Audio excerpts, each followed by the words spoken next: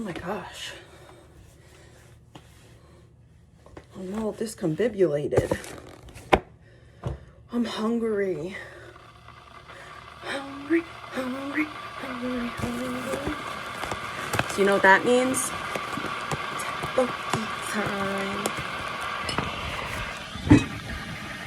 Tteokbokki time. This bra does this weird thing. It like, see that little, what the heck? I don't like that. Can I fix it? What is that? It's weird. You see that? It's weird. I didn't even go to Starbucks today. I just didn't feel like it.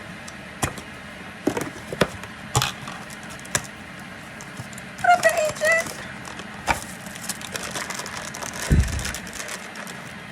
I went to church. And we're going to read the readings for Mass today.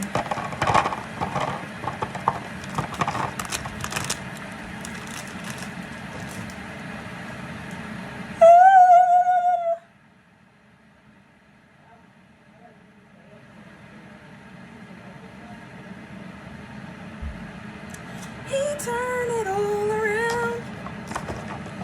My life was saved when I stepped into the water.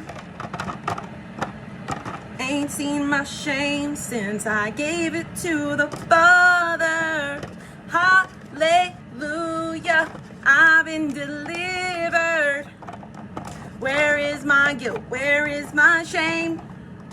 I left it in the river. Oh.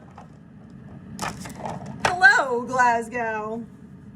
I'm hungry, but I'm nauseous. I'm nauseous and I'm hungry. I gotta take my shot. I gotta do that. Let me get it.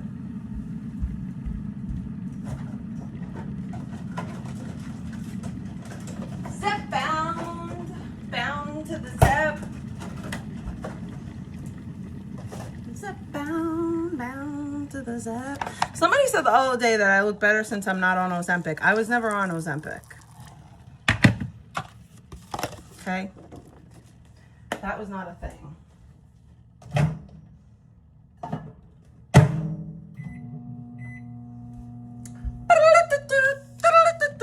While this is in the microwave, let's go change. And we're gonna do clay. Oh, I want to show you guys something that I got for my friend. I have a good friend named Trisha that I love dearly. And she told me how she, and I think her and her daughter are into these things called fugglers. And I was at my store today and I know that she loves Care Bears. So I got her this Care Bears fuggler and I got her this Alley Cats fuggler and I got her this BB Mansions. I don't know, BB Mekins. I don't know. I got this one too. And we're going to open, I got one for me. So we're going to open this one right now on stream. So this is mine. But if I happen to get the Togetherness Bear, no, the Cheer Bear. I think she said that Cheer Bear was her favorite. If I happen to get her favorite, then I'll keep the other one and I'll send her this one. Wish me luck, ladies and gents. Let's open up the fuggler. This is my first fuggler, by the way. It's yellow. It's a yellow one. I really hope that Trisha gets the one that she wants. They also sell these Care Bear baby dolls. I'm going to get them next time I go. So I got a little yellow. It's not going to fit with my Care Bears now, is it? Can I squeeze him in? I squeezed him in. I squeezed him in. I have a little Care Bears collection going, look. So we have this little Care Bear from Pop Mart. We have this little Care Bear from Pop Mart. We have this little Care Bear from Pop Mart and this little Care Bear from Pop Mart. And this is also from Pop Mart. That's Zigga. Zigga, Zigga, Zigga, Zow, Zigga, Zow, Zigga, Zig, Zigga, Zow. That's Zigga. And Zigga is obviously dressed as a Care Bear. And I think I'm gonna, no, the orange one Ellie gave me. That's like a cheapy one that we just got like at a regular place. And this dinosaur just fell, so I'm gonna put him back. And these are all my Labubu babies. Look at that cutie, cutie, cutie, cutie, cutie, cutie. Cuties. And then more cuties. Cuties, cuties in the cuties. Cuties in the patooties. All right, let's change. I don't care what anyone says. I'm literally going to put on that same exact tank top that I had on last night because I only wore it while I streamed and then I took it off. So I feel like that's okay. Tootie, tootie, tootie, tootie, tootie, tootie. Tootie, tootie, tootie, tootie, tootie, tootie, tootie. I will not be wearing the same pantalones though. I'm going to figure out a different pair of pantaloons. I have to take my shot, so I gotta take my shirt off, take my bra off.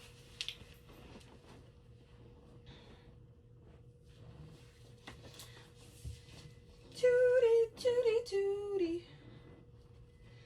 Tootie, tootie, tootie, fruity, booty, tootie, fruity, booty, tootie, looty, tootie, tootie. I don't know why I have so much energy, but you know, ADHD is a mug.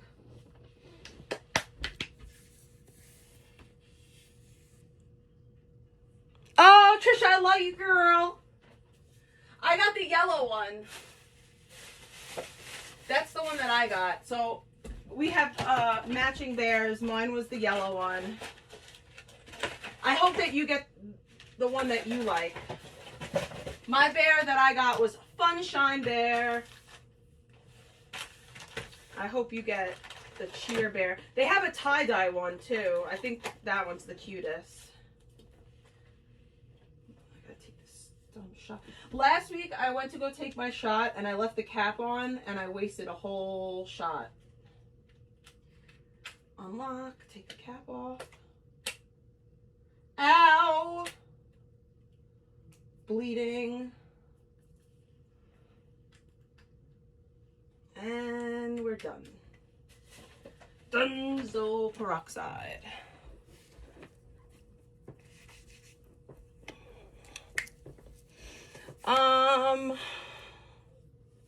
Should I put on, no, because I'm going to be claying around and I don't want to get, clay.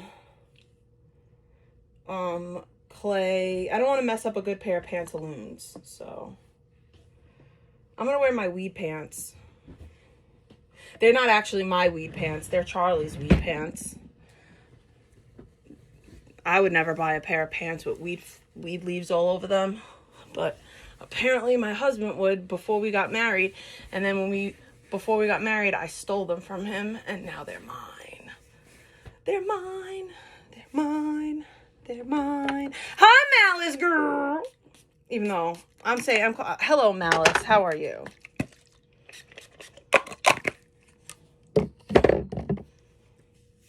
He turned it all around.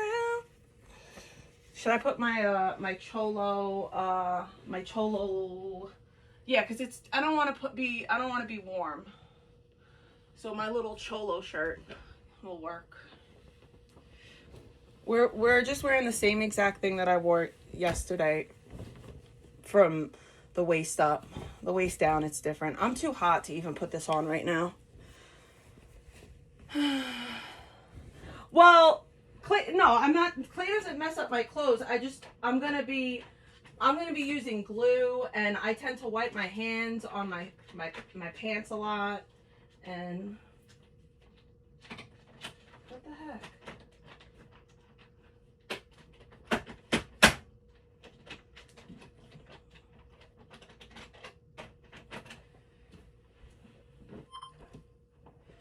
So yeah. I'm gonna have to. So I'm gonna have to put Trisha's stuff in a box. I don't have a box, but I'm gonna have to get one.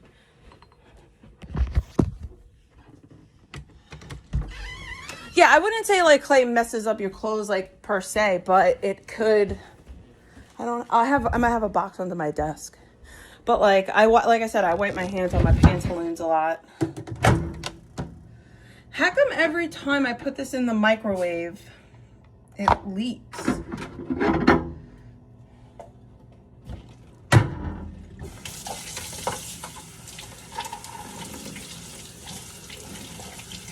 I was just saying girl like a figure of speech. Hey girl. How you doing, girl?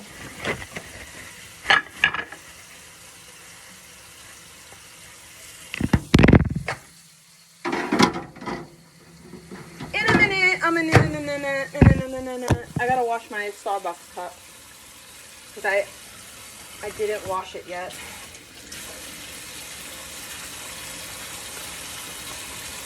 And the black one I left in the car for tomorrow because I didn't get my Starbucks today. I just didn't feel like driving.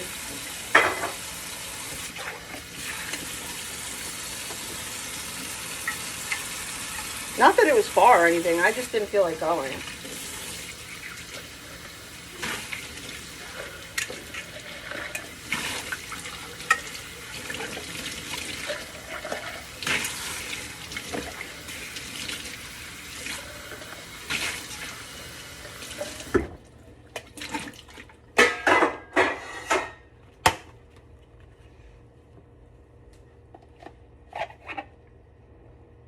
Oh.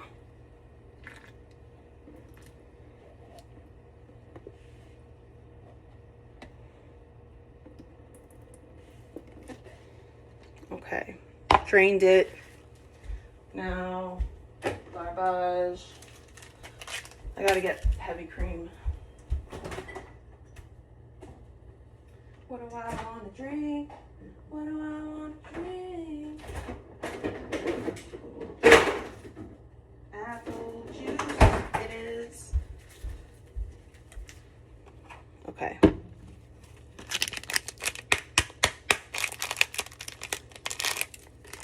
Carbonara sauce powder, and then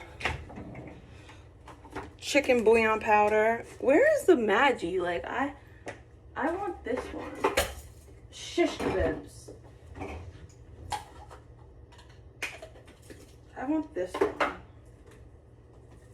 I know that it's open already. I took it in Florida, so I'm gonna use the one that I like. Just a teeny little bit of Maggi. Maggi. I don't know. Somebody made fun of me once upon a time for how I said it, and I don't care. How are you in Italian and you don't know how to say it? Well, I don't know how to say it, girl. Parsley, chives,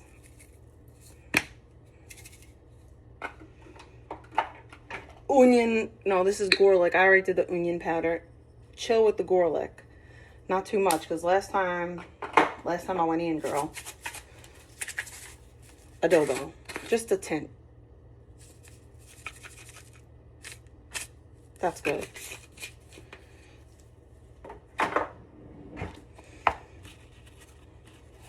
Ugh. The rim is a little starchy. Choppity sticks. Choppity chop chopsticks.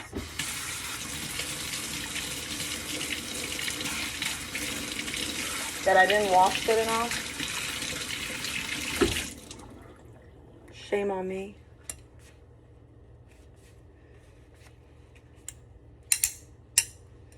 And heavy whipping cream. Eyeballing it. What up, Coral? Coral Coralson? Are you Coral Coralson? We was watching about Coral Coralson yesterday. This is a little thick. We want it a little thinner. Just a tinge thinner. A little bit more creme. Creme de la creme.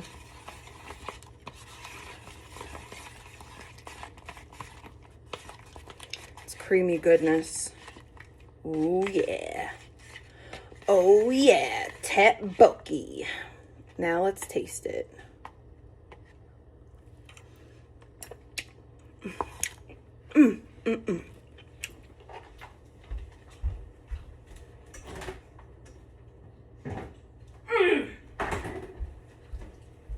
It's so chickeny. I got hair in my mouth. It's so chickeny. Chickeny goodness.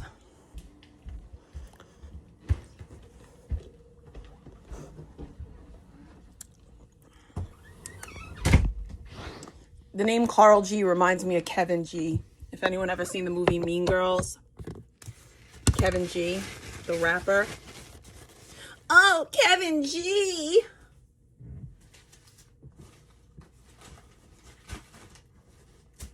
All right, so this is stuff I gotta put front a box for.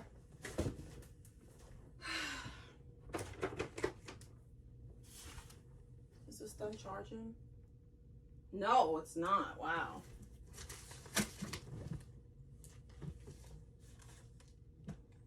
Okay, so I got some things to share with you. So Michael's always has a clearance section, and I always dig my grubby little fingers in there to see what they got. And today, bish, today was the score, because I got 3 liquid clays, 3 of these for less than the price of 1. So that was the score. We got metallic navy. We got peacock.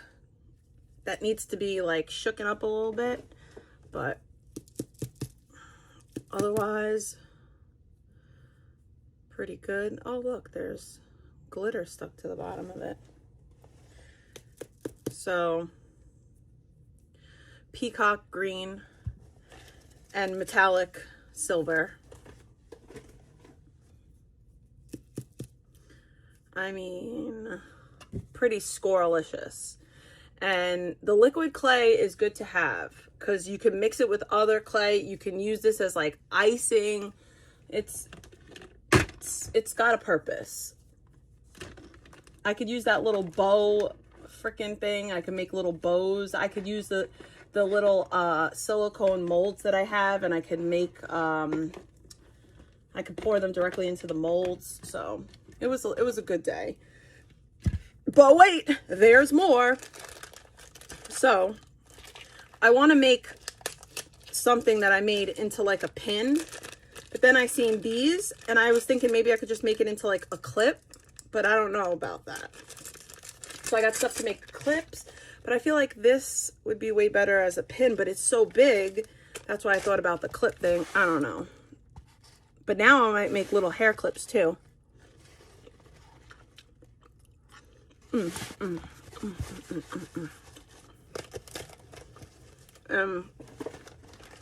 We got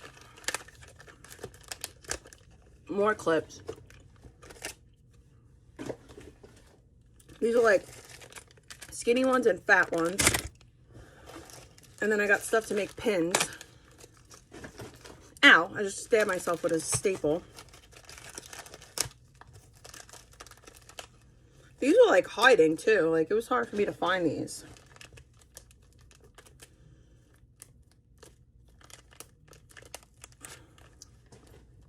So I got gold and silver.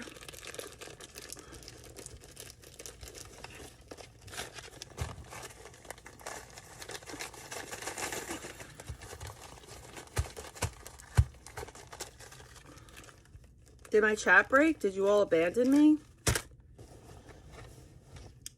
I think I'm just going to glue this onto here and make it a pin. A little pin. What do you think? I was also thinking about making this a little pin, like a little lapel pin or something. But I have a better pin to use for this, I think. I was thinking about making this a little pin. This came out so good. My daughter said it reminds her of Beauty and the Beast. I think it would also be a cute little hair clip.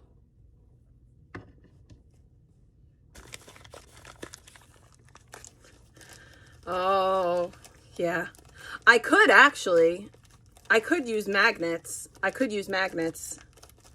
But, oh, speaking of magnets, I got a magnet sheet. So now I could make anything into a magnet. I can make this into a magnet. Just cut a circle out of this big strip. So we got a magnet. It's adhesive magnet strip. So we got that.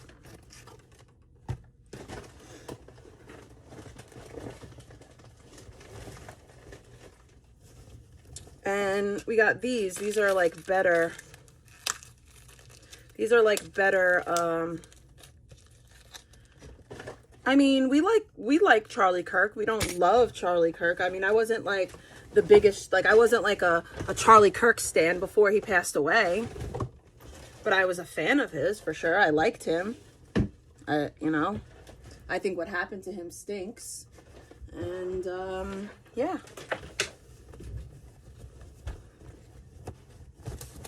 I don't like his wife. She's sus to me. But that's just me. Hello. Yeah, I question, yes, I question his assassination. I don't believe what the government is. I don't believe the government narrative, to say the least. I ain't buying that. I ain't buying what they're selling.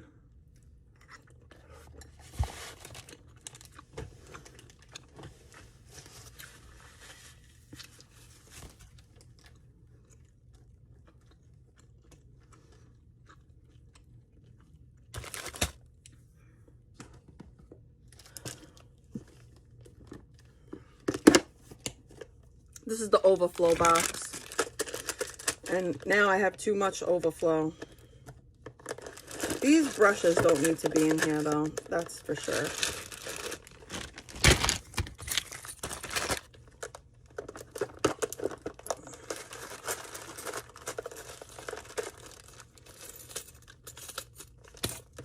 The pins I'm going to put in the other box, but these little clippies I'll put in here.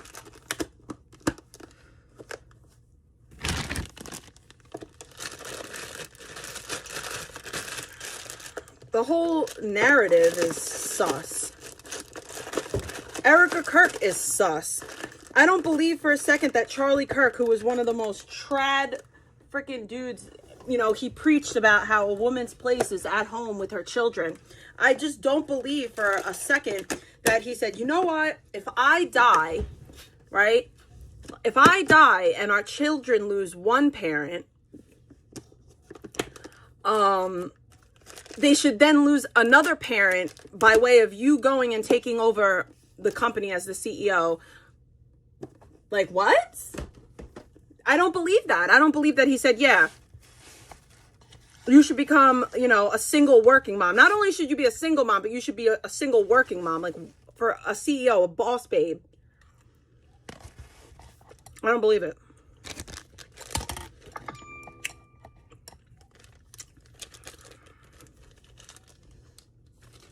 His wife is so sus.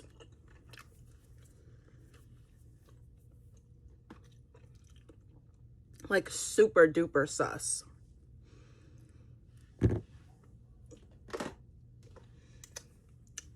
So I made this into a little keychain.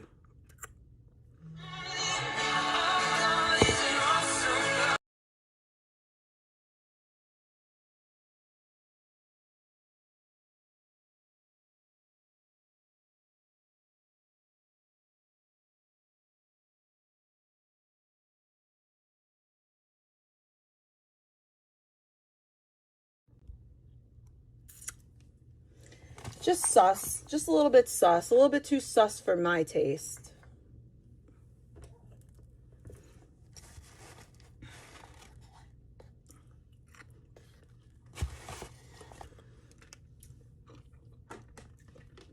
The whole sole provider comment too was crazy to me. But whatever. Like, you're a multi-millionaire, babe. Like, you're a multimillionaire. You didn't have to. You're not the sole, like, stop. I'm the sole provider for my family now. I'm not at we don't have millions to fall back on. I gotta put their hardware on. It's just sussy.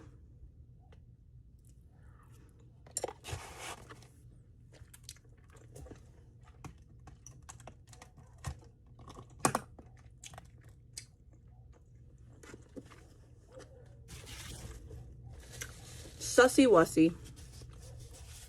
Hello, Viking. Before we get into the claymation, claystation, clay day, claymation, I don't know. Before we get into that,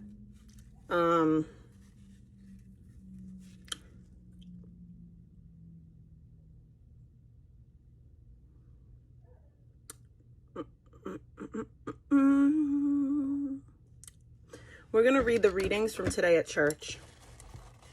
We're going to go over today's Mass.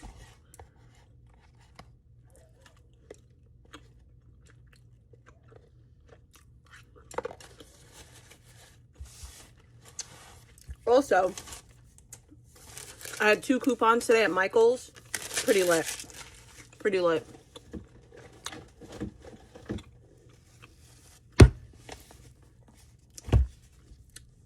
Okay, so today was the 21st Sunday in Ordinary Time. Okay, and the theme of the Mass was to support your bishop.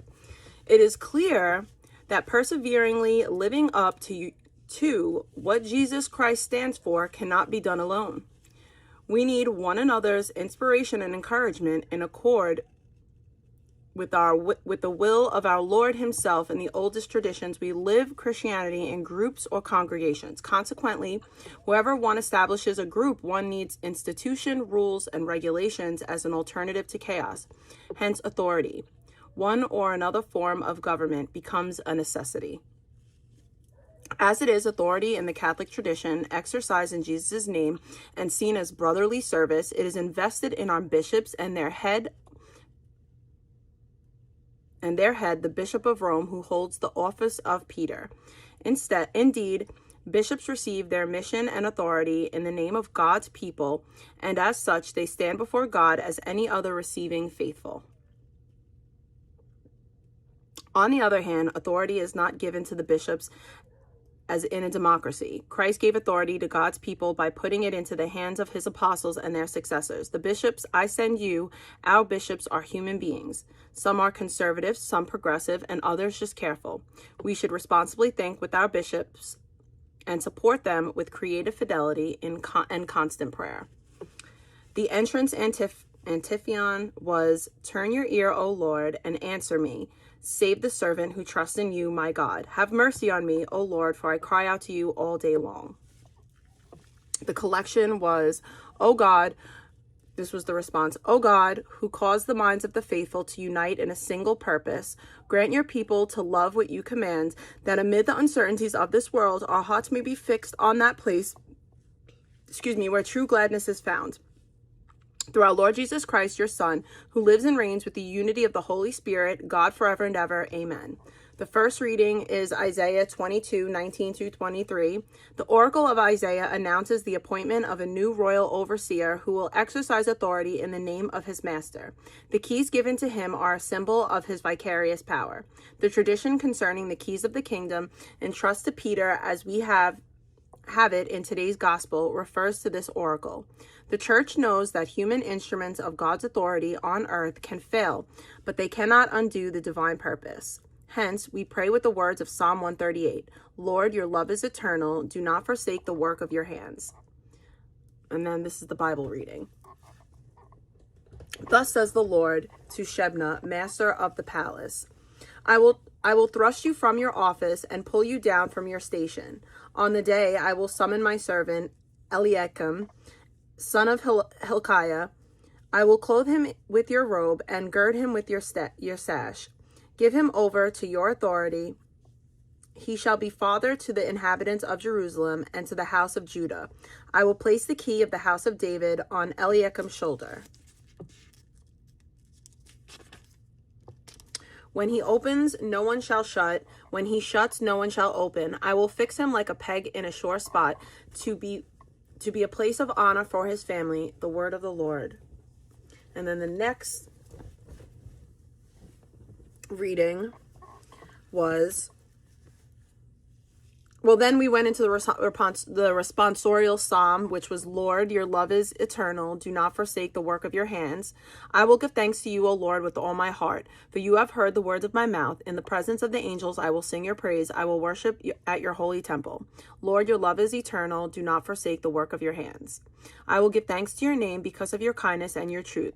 When I called, you answered me. You built up strength within me. Lord, your love is eternal. Do not forsake the work of your hands. The Lord is exalted, yet the lowly he sees, and the proud he knows from afar.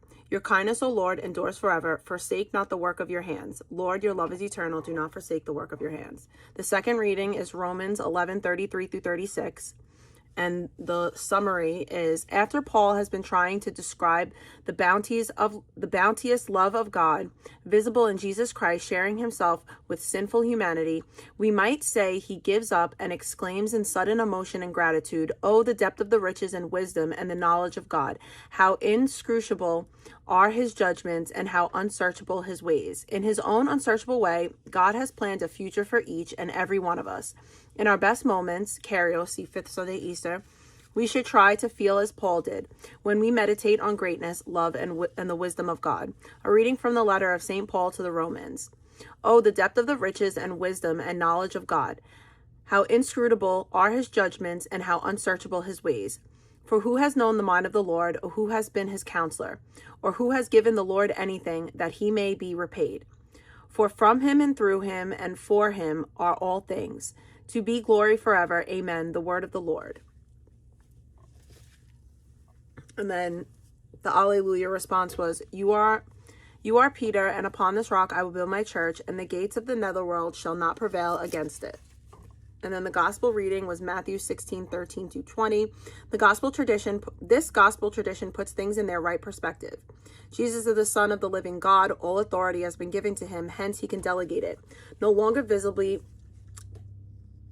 with his people, our Lord gives authority to the church by putting it into the hands of Peter, who rules over God's people together with his fellow apostles. The Lord be with you and with your spirit. A reading from the Holy Gospel according to Matthew. Jesus went into the region of Caesarea Philippi, and he asked his disciples, Who do the people say that the Son of Man is? They replied, Some say John the Baptist, others Elijah, still others Jeremiah or one of the prophets. He said to them, But who do you say that I am? Simon Peter said in reply, You are the Christ, the Son of the living God. Jesus said to him in reply, Blessed are you, Simon, son of Jonah, for flesh and blood has not revealed this to you, but my heavenly Father. And so I say to you, You are Peter, and upon this rock I will build my church, and the gates of the netherworld shall not prevail against it. I will give you the keys to the kingdom of heaven. Whatever you bind on earth shall be bound in heaven, and whatever you loose on earth shall be loosed in heaven. Loose on earth shall be loosed in heaven. Then he strictly ordered his disciples to tell nobody that he was the Christ, the gospel of the world, the word. And then the prayer offering was, O Lord, who gained for yourself a people by adoption through the one sacrifice offered for once and for all, bestow graciously on us, we pray, the gifts of unity and peace in your church. Through Christ our Lord. Amen. And then the prayer that they said before communion was, the earth is replete with fruits of your work, O Lord. You bring forth the bread from the earth and wine wine to cheer the heart. Or, whoever eats my flesh and drinks my blood has eternal life, says the Lord, and I will raise him up on the last day. And then the prayer after communion was, complete within us, O Lord, we pray, the healing work of your mercy, and graciously perfect and sustain us, so that in all things we may please you, through Christ our Lord. Amen. And that was all the Mass readings today. And now we're going to do a little bit of a Bible study. Just a little bit, not a lot, a bit, just a little bit. We're going to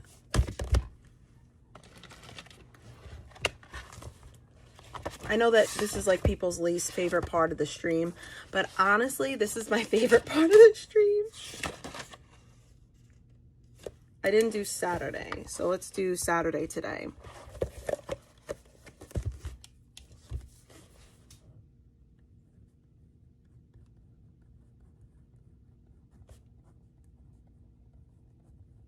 And then I got to do 2 actually.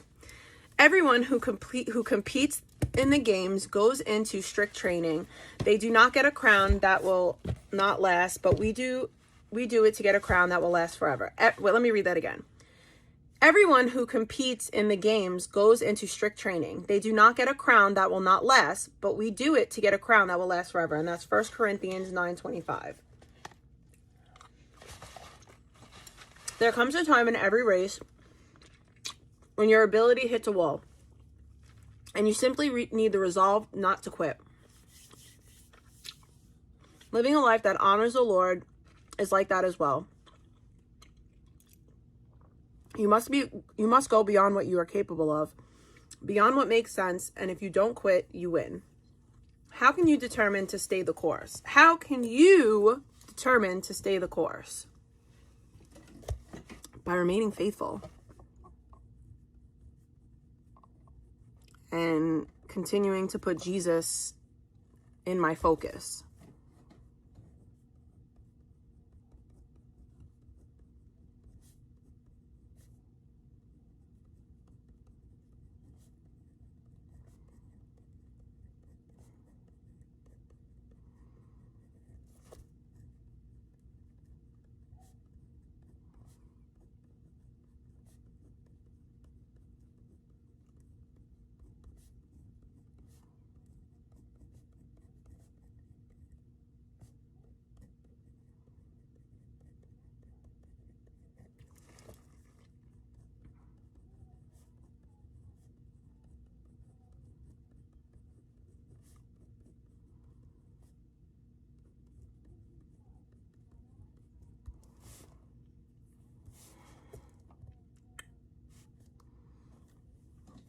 I just have to go back and read what I wrote this week.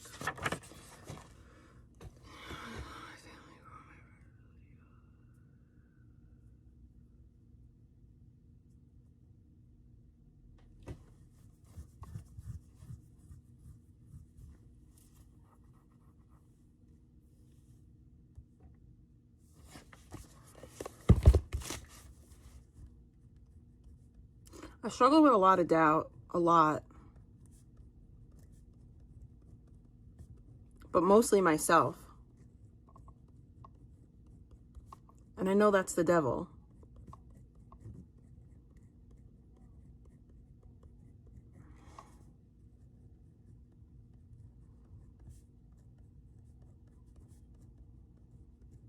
And it's like the devil trying to like tell me like everything that you're doing doesn't matter. You're doing it for no reason. You might as well just give in. You might as well just be mean. You might as well, you know what I mean? Like that type of crap.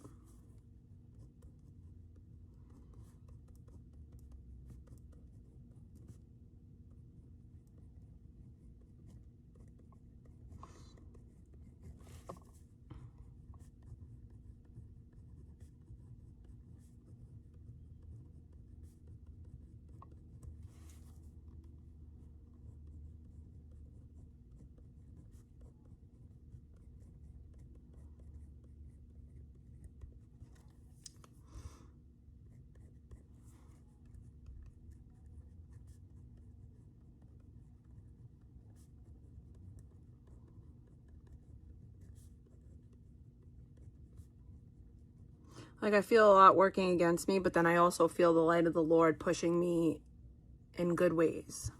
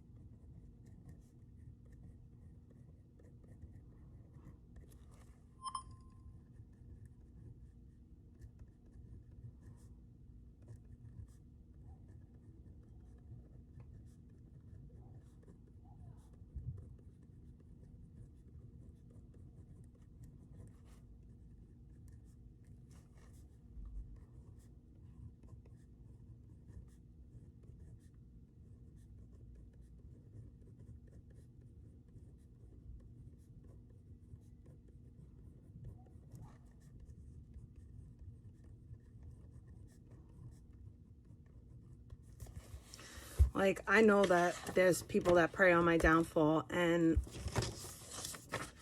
I just do my best to pray for them.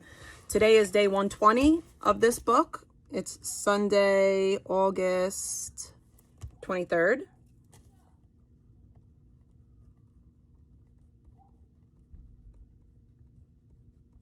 And it says, truth over feelings. When you pass through the waters, I will be with you, and the rivers will not overwhelm you. Do not doubt the truth. God cares for you deeply.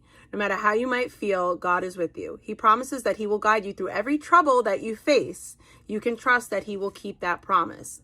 How can you trust the truth over your feelings today? Wasn't I just talking about how the devil's trying to use my feelings against me? Wasn't I just saying that?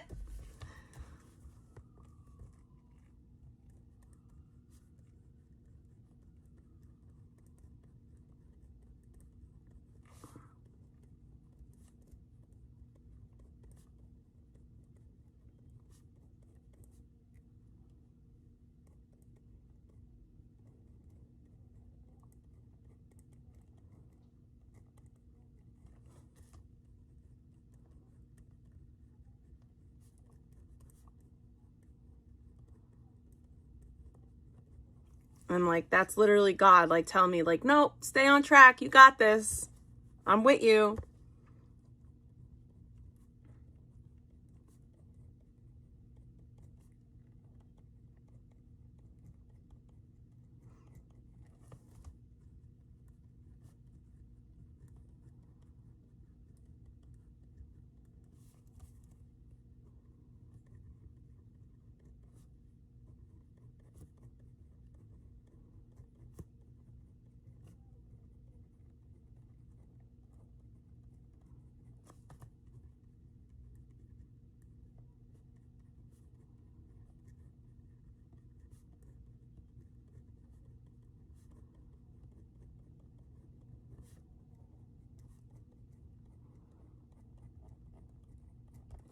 Like, literally.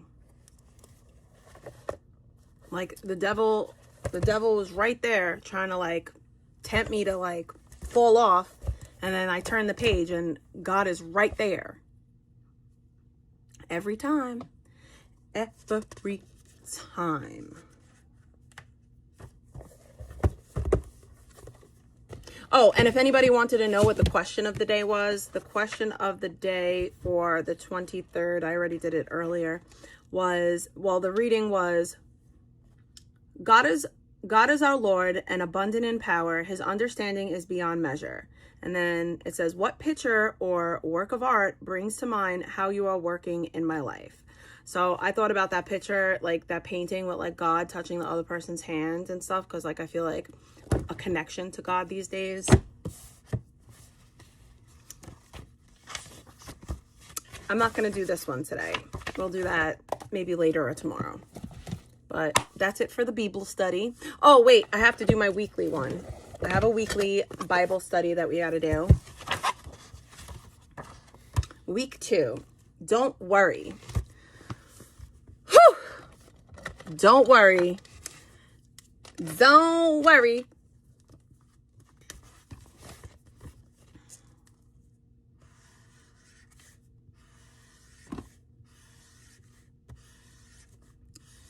It says, it's Philippians 4, 6 through 7. Do not be anxious about anything, but in every situation, by prayer and petition, with thanksgiving, present your requests to God. And the peace of God, which transcends all understanding, will guard your heart and your minds in Christ Jesus. Do you ever stay up late at night playing out scenarios in your head? If this happens, then that might happen. But then what if this happens and that happens? Rather than wasting a lot of time working yourself into a spiral of stress, God wants you to cast your cares on him.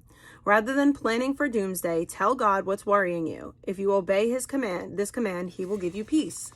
What are you stressing over right now? Oh, girl. Oh, girl. Living in New York.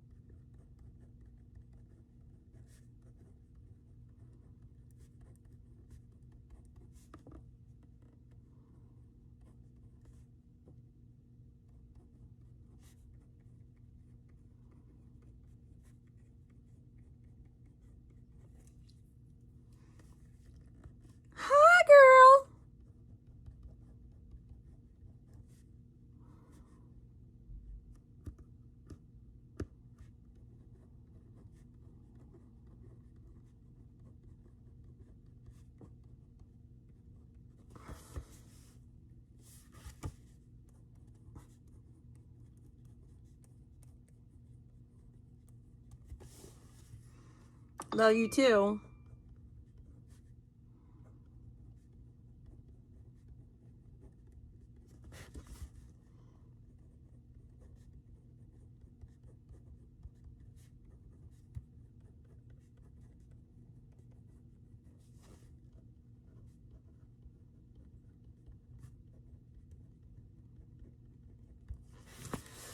And then it says, look up Philippians 4, 6 through 7 in another Bible translation and write out the verse below.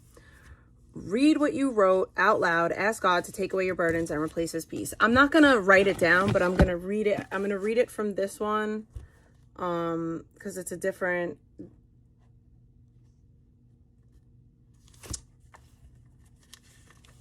And then I'll write how I feel about it. So in the New Life translation and the New Living translation, it says, do not worry, learn to pray about everything, give thanks to God, and ask him for what you need. The peace of God is much greater than the human mind can understand. This peace will keep your hearts and minds through Christ Jesus.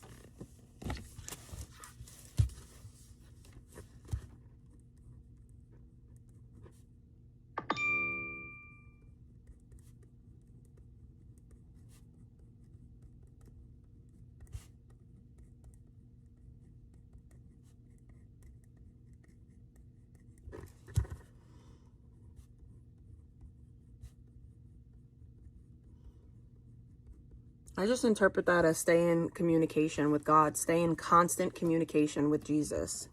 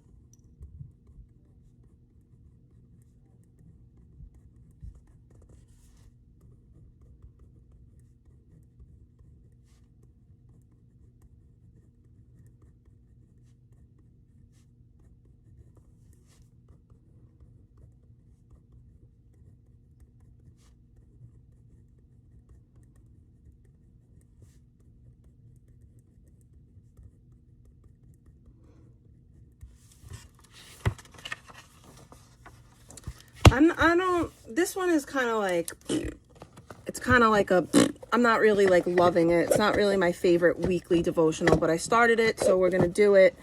And I have another weekly one that I might start next week because I started it in Florida, but then like I fell off. We're going to finish my tteokbokki, and then I'm going to probably smoke, and then we're going to start claying.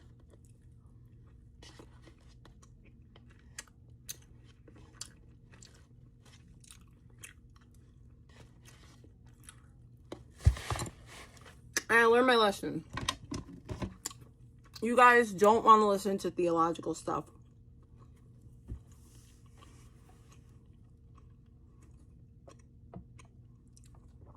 So we'll stick to true crime. Why you guys dug the grave? Why they tried killing them? What happened? Our story begins in the Mojave Desert outside of Boulder City, Nevada. On October 26, 2003, a man and his son saw a coyote digging into the dry lake bed. Curious about what the animal was doing, they waited for it to leave before going to where the coyote was digging. When they arrived, they made a gruesome discovery. They saw a partially revealed body that appeared to be in a grave. The father immediately called 911, and Boulder City Police responded at 10:30 a.m. Officers secured the scene and called for detectives. Detective Jeffrey Lamprey arrived at the scene. Upon exiting his vehicle, he smelled what he described as an extremely disturbing aroma. He saw a portion of the body, the chest, and the face protruding from the ground. Investigators called in an anthropologist to excavate the body while preserving any evidence. With the dirt covering the body removed, Detective Jerry Stone observed 3 large black garbage bags wrapped around the body. Upon closer inspection, they discover significant damage to the victim's head and chest. Detective Lamprey said it was not an ordinary homicide. It was butchery on a corpse. The medical examiner transported the body to the coroner's office. To identify the victim, investigators search for evidence near the scene. They find the remains of a burn pile containing what appeared to be the soles of a pair of shoes and buttons for Wrangler jeans. As they expand their search further from the gravesite, they locate several empty alcohol bottles. A few thousand feet from the scene, investigators discover something perplexing. They found a large hole in the dry lake bed. Detective Lamprey said it was a ginormous 8-foot by 6-foot by 8-foot hole. With the second hole remaining a mystery, their more pressing concern was identifying their victim. Detectives met with the medical examiner at the coroner's office. The body was x-rayed and determined to be a male. The man was naked. A plastic wad of a shotgun shell was found inside the body, meaning the victim sustained a close-range shot. Wad separates pellets or shot from the gunpowder inside of a shotgun shell. Detective Lamprey is an avid shooter, so he immediately recognized it as 20-gauge wadding, which he described as the size of a thumb. Oh, I got bacon. Thank you for the bacon. Thank you for the bacon. Give me 1 second and I'll check. Trauma to the backside of the head. The killer used a blunt object to remove some of the lower face and jaw area. Despite the damage, the victim still had his back teeth. The coroner took DNA swabs, fingerprints, and dental x-rays for future identification of the victim. The coroner estimated the body had been in the desert for 2 weeks. The victim appeared to be a white male in his early 20s. Investigators ran the man's prints through the automated fingerprint identification system. Unfortunately, there was no match. With no other evidence to identify the victim, the case stalls. With each passing month, investigators search through missing persons reports. Detectives discover the report of a missing teen male.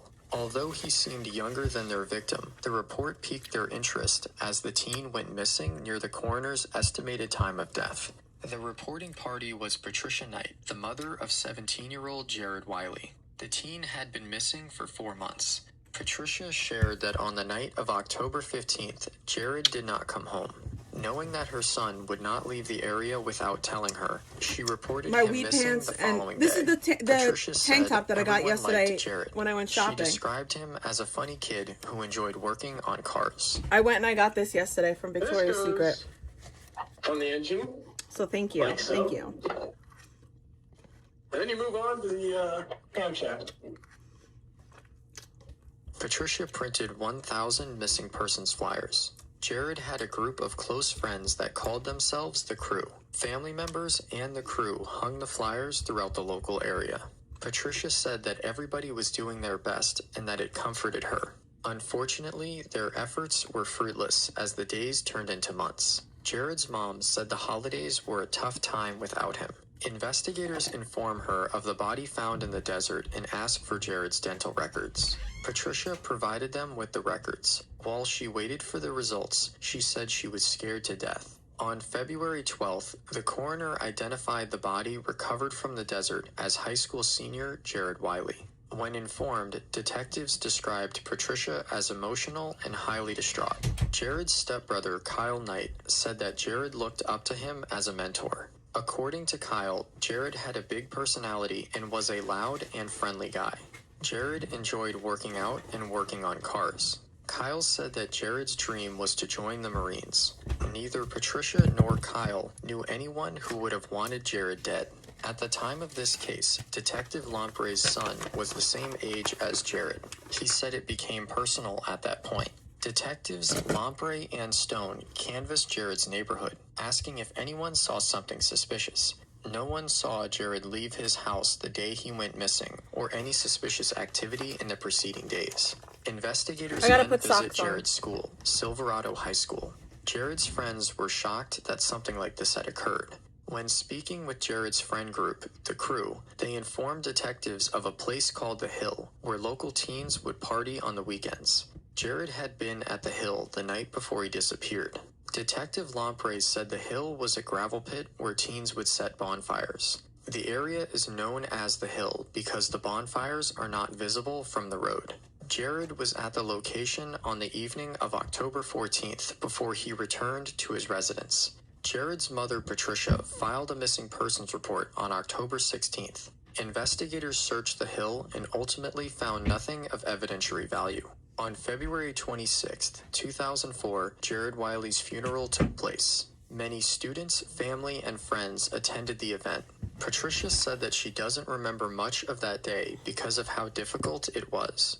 People gave speeches about Jared and played some of his favorite songs. Detective Lampre said Jared's loss was a gut punch to Southern Nevada because he was a bright young man full of future. With very few leads, investigators take a closer look at the friends who last saw Jared the night before he went missing.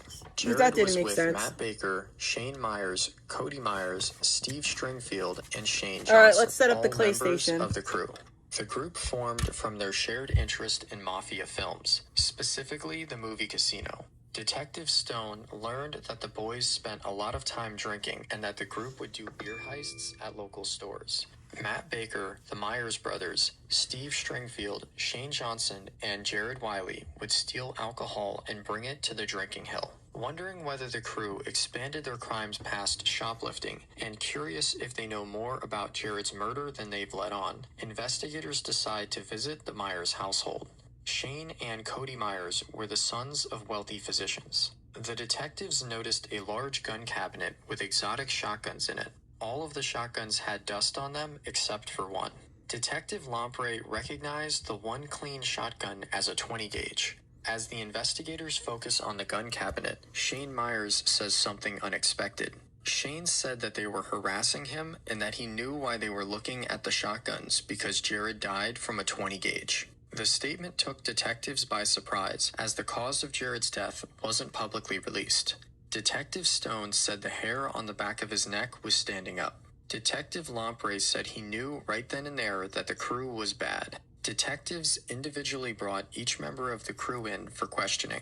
Everyone except Steve Stringfield was steadfast in their claims of not being involved. After applying some pressure and threatening to throw Steve and his friends in jail for the next 25 years, he told investigators the story of Jared's death. Steve's account was secondhand information he had received from Matt Baker. A friend of the Crew named Gerald Wilkes told investigators that he, Matt, the Myers brothers, and Shane dug the large hole originally intended for Jared's grave. The statements from Steve and Gerald were enough to obtain arrest warrants for themselves and every member of the Crew. With all 6 in custody, investigators re-interviewed the 4 members of the Crew who previously denied involvement. Matt Baker and Shane Myers requested attorneys and did not provide statements. Cody Myers and Shane Johnson confessed to their participation in Jared's murder. Here is Shane Johnson's interview. Just a couple seconds, okay, buddy? Okay. You guys want some change? I don't like it jingling around in my pocket. Yeah. Maybe we'll try to change it in dollars for you, whatever. I don't think I have $1. I got like 50 cents. Do that then. Yeah.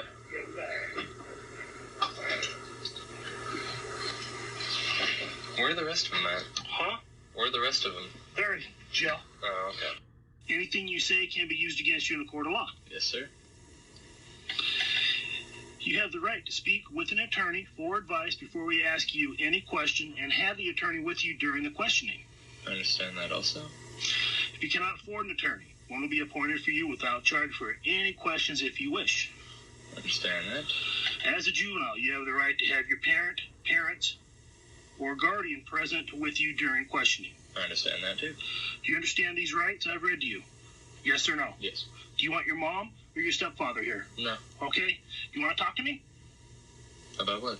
I was going to talk to you anyway. Okay, That's my cool. Questioning. Interviewee, please print your name. The whole name? Yes. Okay. And I need you to sign it. All right. Like you sign it on your driver's license. That took a long time. That took me 4 tries.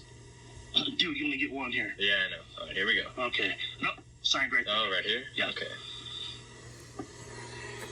You do everything left-handed, bro? Yes, sir. Smiz a You have the lefty. piz. So southpaw. Smiz a Wanna talk to biz. For Riz. My nose. Okay. What happened? What happened? It was like I had moved here and then I had met Shane and them, and then we had gone out and dug the grave. You already know all that stuff. Hold on a second. Okay. From the very beginning, I need to know why you guys dug the grave, why they tried killing them, what happened. Okay, I don't know why they had tried killing him because. You need to start from the very beginning. Okay, well, very beginning, that would be before I'd met them. Okay. I guess that was when they had their business of selling the pot and that stuff. And from what I've heard is he smoked all the product or something like that, and then they tried to put Visine in his drink. And Were you there for that? No. Okay. And then this and that, and I don't know how many other tries they've had or what they've done. But then we had gone out and we dug that grave. Did you know you guys didn't go out and dig a grave? No. And I didn't know who it was for at the time either, just like I said. Who was all there? It was Gerald. I don't think Gerald had known who it was for either. It was Shane, me, and Matt. And Shane who? Myers. I think that was it. I'm not positive on that. I'm trying to remember right now. I have this really crappy memory from alcohol. And it sucks. That's why I stopped drinking. I know Gerald was there because we took his truck. I know Baker was there because he was there. I know Shane was there. Shane. Myers. Okay. That's the only other Shane I know. I'm trying to remember the way there because I remember I was sitting in the back with Matt and we could have squeezed another person up to the front. It might have been Johnny who was there also. I don't remember his last name. The one who had moved to Chicago. I don't remember his last name though. He might have been there. I'm not positive on that, but I know you can fit 3 people in Gerald's truck and you got to kind of cramp in there. And then I remember it was Matt and I laying in the back. Which So you I figured did. that means there must have been 5 people. And then later on, I was informed of who it was for. Who told you? It had been Matt who had told me. And what did Matt inform you of? He said that, at first he was like, we're planning to take somebody out. And I was like, well, why? And he was like, well, this, that, and the other thing. Well, we need to know what this, that, and the other thing means. I think it was for, because he had smoked his product and what else? Because he was a moron or something. They He's said so that he was what? stupid and was just fucking stuff up. And I think that was about it. And me, Like what type of stuff up, man? like, just stupid things, like stupid incidences. Like, I don't know exactly So what he meant you by unalived stuff him up, because he but was stupid? just because I wasn't in the business, so I don't know what he could have up. But my best guess would be opening his mouth when he shouldn't or something like that. Me being a stupid kid, I was like, okay, I'll go for you guys with that. Then we get to that night, and I can explain everything. What night? It was, What night you gonna take us to? well, they said he had disappeared on the 10th, right? Well, it was the night before that because that's when it had happened. He had disappeared on the 15th, which is a Wednesday. Oh, was it the 15th? Yeah. Oh, because in the newspaper it said the 10th. But he had disappeared on the Wednesday. Well, then it was probably the Tuesday before. Okay. Take me through that entire day and that whole evening events. All right. Okay? Okay. Well, let's think. At the beginning of the day... And I need to interrupt you one more time before you get going on this. Okay. I need to know telephone calls, who called who put this whole thing together, everything. Okay. Okay, everything. Okay. Well, Matt had the plan to begin with. When did he come up with the plan? I'm sorry. I'm not sure. When he had informed me of it was like a week after we had dug the grave. Okay, so a week later he told you the plan? Yeah. Okay. You're digging And graves?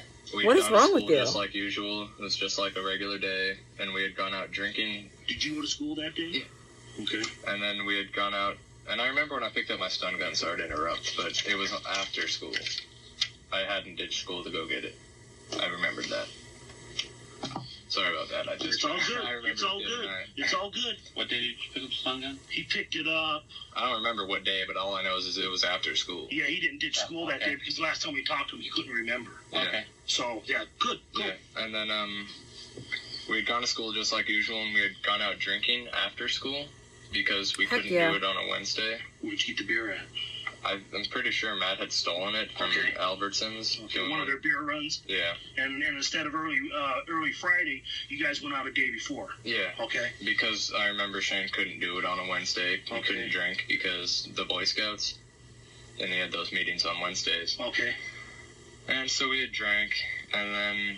Who was all What there up, when you was drinking? Josie? It was me, Shane, Myers, Matt, Jared, Baker, Okay. Jared, and then Cody. Okay. And They Cody's killed last their name? friend. Myers. Okay. The brothers. Okay. And that was it. Wait, no, my ex-girlfriend at the time was there too.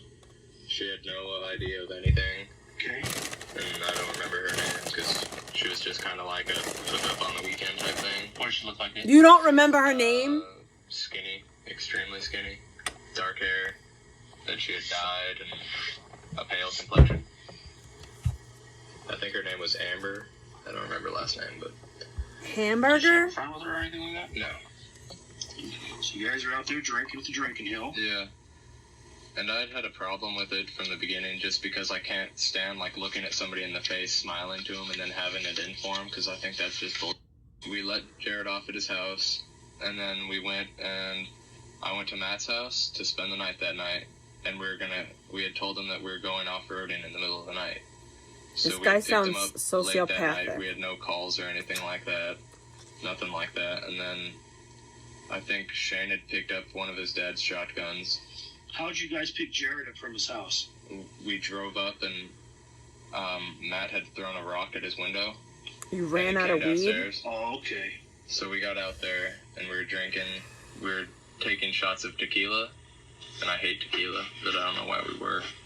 And then I had stun gunned Jared in the chest, but it didn't work because he had a sweater on and it had like some of that plastic stuff, so it didn't even do anything.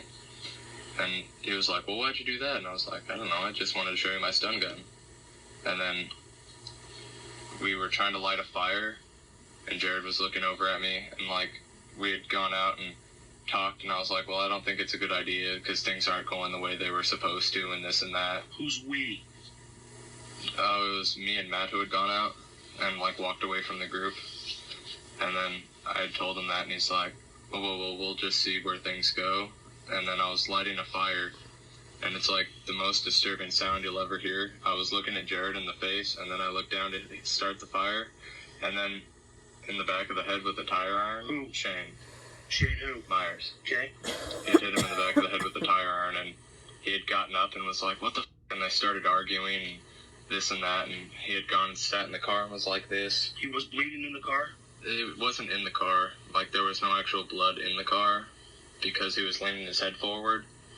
And then Matt had taken the gun out, and all this time Cody, who was there, he was in the car plugging his ears and eyes. And like, Oh, I'm gonna take my vitamins. Jared had walked, like, let's say this. Let me get you a piece of paper to write on. You can draw on? Or? Yeah. Where did he sit in the truck, man? Where did I? No, where did Jared? Right You said front. Jared went into the truck. Right front. You said Cody. Well, was in the back congratulations seat? to your Yeah. cousin. Who all went out that night? It was me, Shane Myers, Cody Myers, Matt Baker, and Jared. Who's Steve? Steve was just a drunk guy. He was just a drunk guy that night? He wasn't even there. Okay. Yeah, I had seen that you guys had picked him up. I was watching the news last night, and I was like, well, Steve didn't do anything. But I guess he had known about it, because I guess Steve had it informed too or something, and Matt told him. And then here's the car. Here's Matt standing with the shotgun on the tailgate. And then here comes Jared walking around. And then I was over here on this side of the car still tending to the fire because it was starting to go out.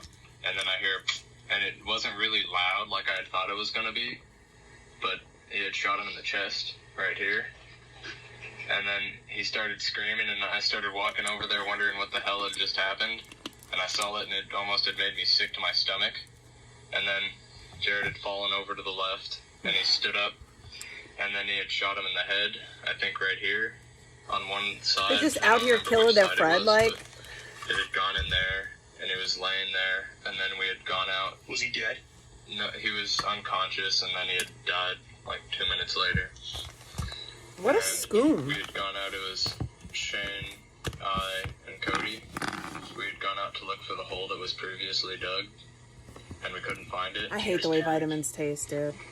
I was already panicked because I didn't think it was going to happen because I just talked to Matt and I thought it was going to stop, but it didn't. And then I we had pierced left the Matt feather, with by the flashlight way. so we could find our way back because it was dark. It's got a piercing. And we had come back and Matt was there and Jared was there and Matt had stripped him down naked. Who did? Matt. That's going to get even more disturbing here That's fine. shortly. It's fine for you guys, but I was there and I didn't like how it was happening at all. And then, like, they had put him in a trash bag before we had gone out because they were trying. Matt and Shane had put him in the trash bag and duct taped the trash bag shut because they were going to try and put him in the car and take him to the hole. But then we couldn't find the hole, so he was still there. And then he was already stripped down naked, and we started digging, and we dug for a long while. And then after we had got done digging, they had tossed him in. It was because Cody was in the car the whole time.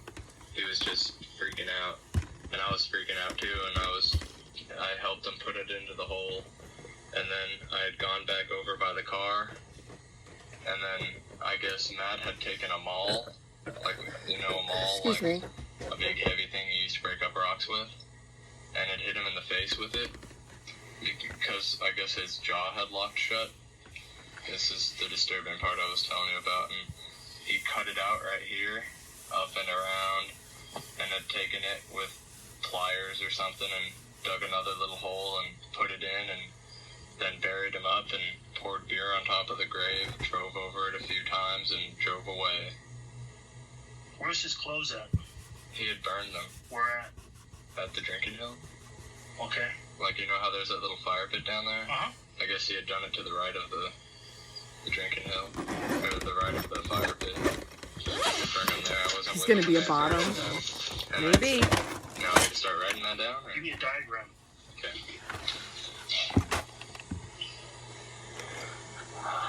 That's a car. That's store number 1. Store number 2. Just go like an E or an engine or something like that for front, something like that.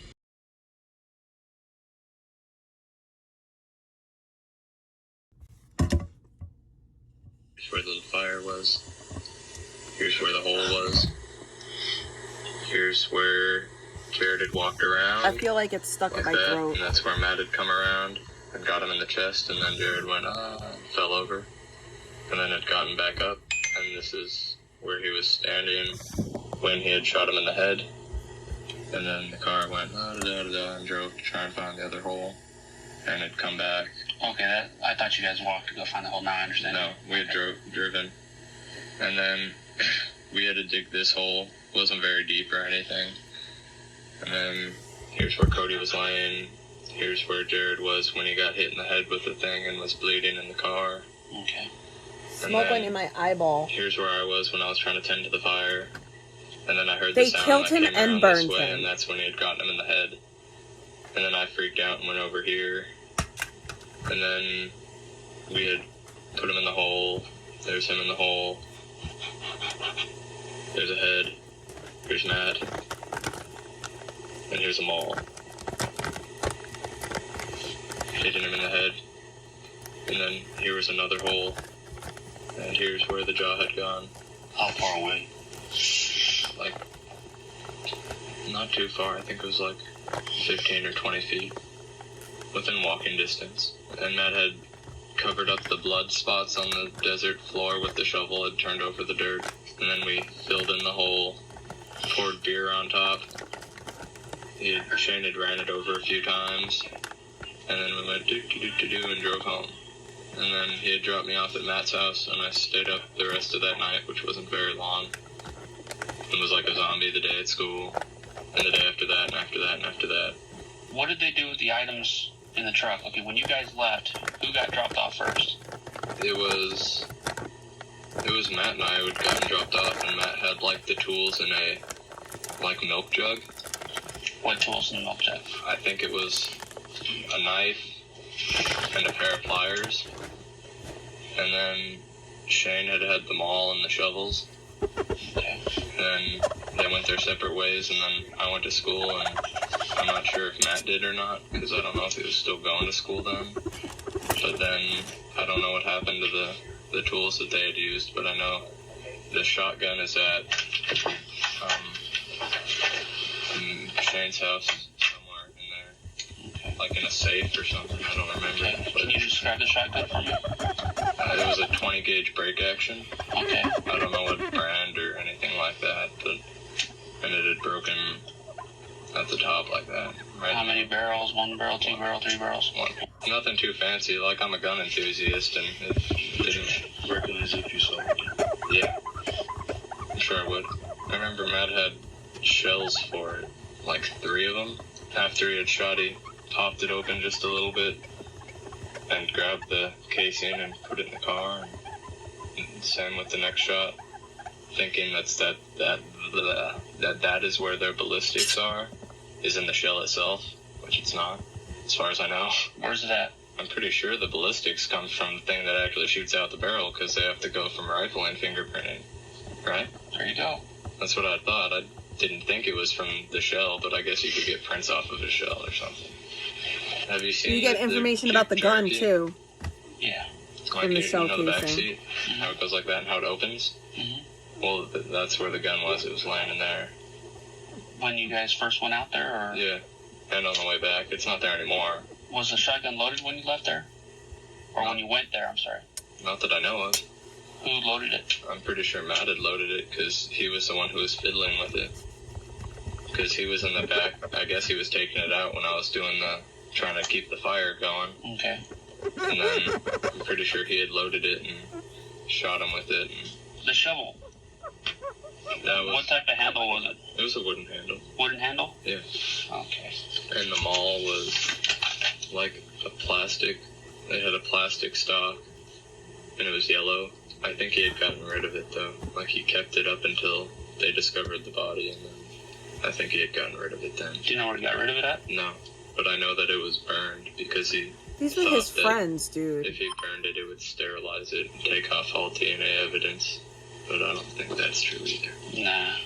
But I know my mom was freaked out yesterday because I guess some trash bags had been stolen out of my garage at about that time because we had gone out for my keg party. Because, yeah. And then, Trash bags You were guys stolen. did a cake party? yeah, my mom did fun.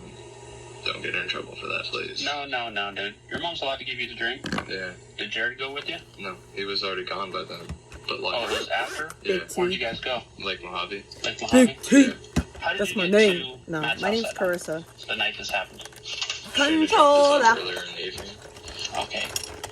Where were the items that he had? Matt had the shotgun at his house. Okay, when did he get the shotgun? I'm not sure. Were you there? What time did you hook up with Matt that day?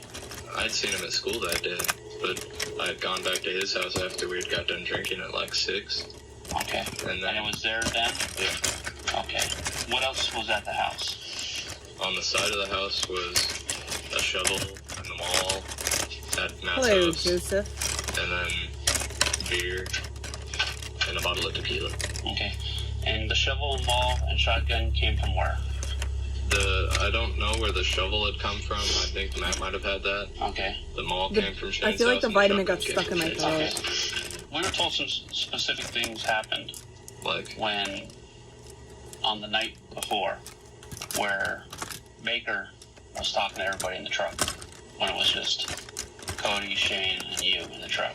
yeah, I think he was saying to, like, make a list of things that they needed or something like that. Okay. And he had the list, and he burned the list in his front yard, this and that, but he was talking about how it was going to work, and this and that, and some half-baked idea, and just something like that. I don't remember exactly what he had said, but it didn't really make too much sense at the time. Okay. Is that double wide? That could be, because I know that the one that he was put in wasn't that big. Yeah, probably. I think that's the one that was previously dug. Because I know the one that had been dug when it actually happened was just barely long enough and like 2 feet deep, maybe. Who all was drinking? I think everybody. How much do you think Jared had drank? Not much. He was bitching about it beer being hot. And I was like, well, it's cold outside, so it's like hot cocoa. Like, Jared and I were talking about it. And now that was a bunch of beer that he drank. Is there a reason to give him that much beer? No. Was it part of the plan to him and drunk? Can you explain what the plan was? Because you keep mentioning the plan, we never really went into that. Well, like, what the plan was from Matt was that we were going to go out there and we were going to go a little bit away from where the hole that we had already dug. And then I was going to stun gun him and it was going to knock him out. And then he was going to shoot him or something. And then we were going to put him into a hole and bury him and drive home. The plan was for double wide. Yeah, but we never found it. Matt had said to pick up everything that might have been dropped and this and that and make sure that nothing This was and left that. behind. Where was Shane standing at when Matt shot him? Like right behind him? Like to the side of him. To the side of him? Yeah. What happened when you guys got back in the truck and were driving back? Was anything Imagine you discussed? get killed by your No, best everybody was friends, really like quiet. your best Cody friend was on the group verge who's of just out puking. here I murking was you. almost on the verge of puking, and Matt was chain smoking and listening to At House of the Rising Sun over and over and over and over again. And then Shane I just just want to wasn't set talking. up my tools. Look out for what? Or anybody coming around where you guys were at when you were going? Nobody really. We didn't think that anybody would go out there. How much beer do you think you had consumed in May? Probably a little under 18 beers. What item was it that Shane Myers struck Jared in the head? A tire iron. Was that the tire iron from the Jeep? Do you know where that came from? The Jeep. Location in the Jeep? Under the driver's seat. You said that Shane and Matt taped him up. Yeah. Can you describe how he was taped up? Matt was like, well, lift his feet up, and I tried to touch him, and it was still warm, and I was all scared, and I went back over by the car, acting like I was trying to take care of Cody, but really I didn't want to be there. And then they had lifted up the feet and put half of a bag, or a full bag on half of him, and full bag on the other half, and duct taped it in between, like that way and that way. Was tape used anywhere else that you saw? Not that I know of. I think they might have tried to tape the hole in his head, maybe. Or on his chest or something, I don't remember. Did you see who did that? Matt was the one who was mostly doing everything. Because I was over by the car with Cody, and then Shane was trying to help, but I think he was pretty freaked out too. And that was the only one who didn't have a problem with it. I remember that when he had stripped him naked, he said something to the effect of, For all the bragging he does about his size, it was sure not well-deserved or something like that. Trying to make humor and it wasn't funny. Where did Shane strike Jared Wheeler in the head with the tire iron? Can you say that a lot, man? Yeah, on the back of the head. He had taken 3 full steps, I think, from what he had said afterwards. Because he had said, wow, I can't believe he didn't go down after that. But I guess he had taken 3 full steps and a wind up and a swing. Jared fall down at all? No. When he got hit, he just shook it off? Or? Yeah, basically. Wow. I know. Bigger man than me. I got hit in the back of the head with a bat and I was out cold. I got hit in the back with actually in the face with a softball and got knocked out. I hit myself in the head with a pipe and got knocked out. That was an accident. So did you guys discuss this any time after this occurrence? No, I preferred not to talk about it at all. Was there any bragging or anything like that going on? No. You want to take us on a field trip to the area? Yeah, didn't we already talk about that? Yeah. Is that cool, though? Yeah. Okay. Should have brought my jacket, but that's okay. We'll get you some. What up, Aldo? No, I'm not mad at you. Why would I be mad at you? Unusual about the duct tape? I love you. Just silver duct tape. You I my remember boo. Matt had picked it up at Home Depot before. He was going there to ask for duct tape, and Matt's not very knowledgeable about anything. And he was like, well, we need to pick up this Why duct would I tape. be And I mad was at you? like, well, that's cloth tape. And Nope. I'd asked the guy, I was like, what duct tape has the highest amount of... When did you buy it? I think it was probably like 2 or 3 days before it had happened. Matt had paid for it. Do you remember how you paid for That it? one's heavy. Money. No, wait, he stole it. I remember now. Yeah, he had stolen it. Tensile strength. That's the word. I'd asked the guy which one has the most tensile strength. And he pointed out that one. Yeah. Picked Jared up on, he had the hill party on Tuesday night, and then you took him back out to Dry Lake down that night. That makes it Tuesday night. Yeah.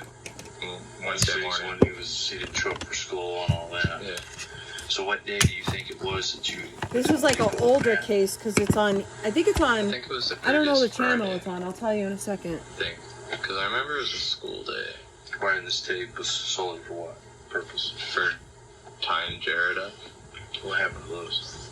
I think Matt had put him in a pile and burned him with tequila, along with all the rest of his clothes. Right beside the grave? Or... Yeah.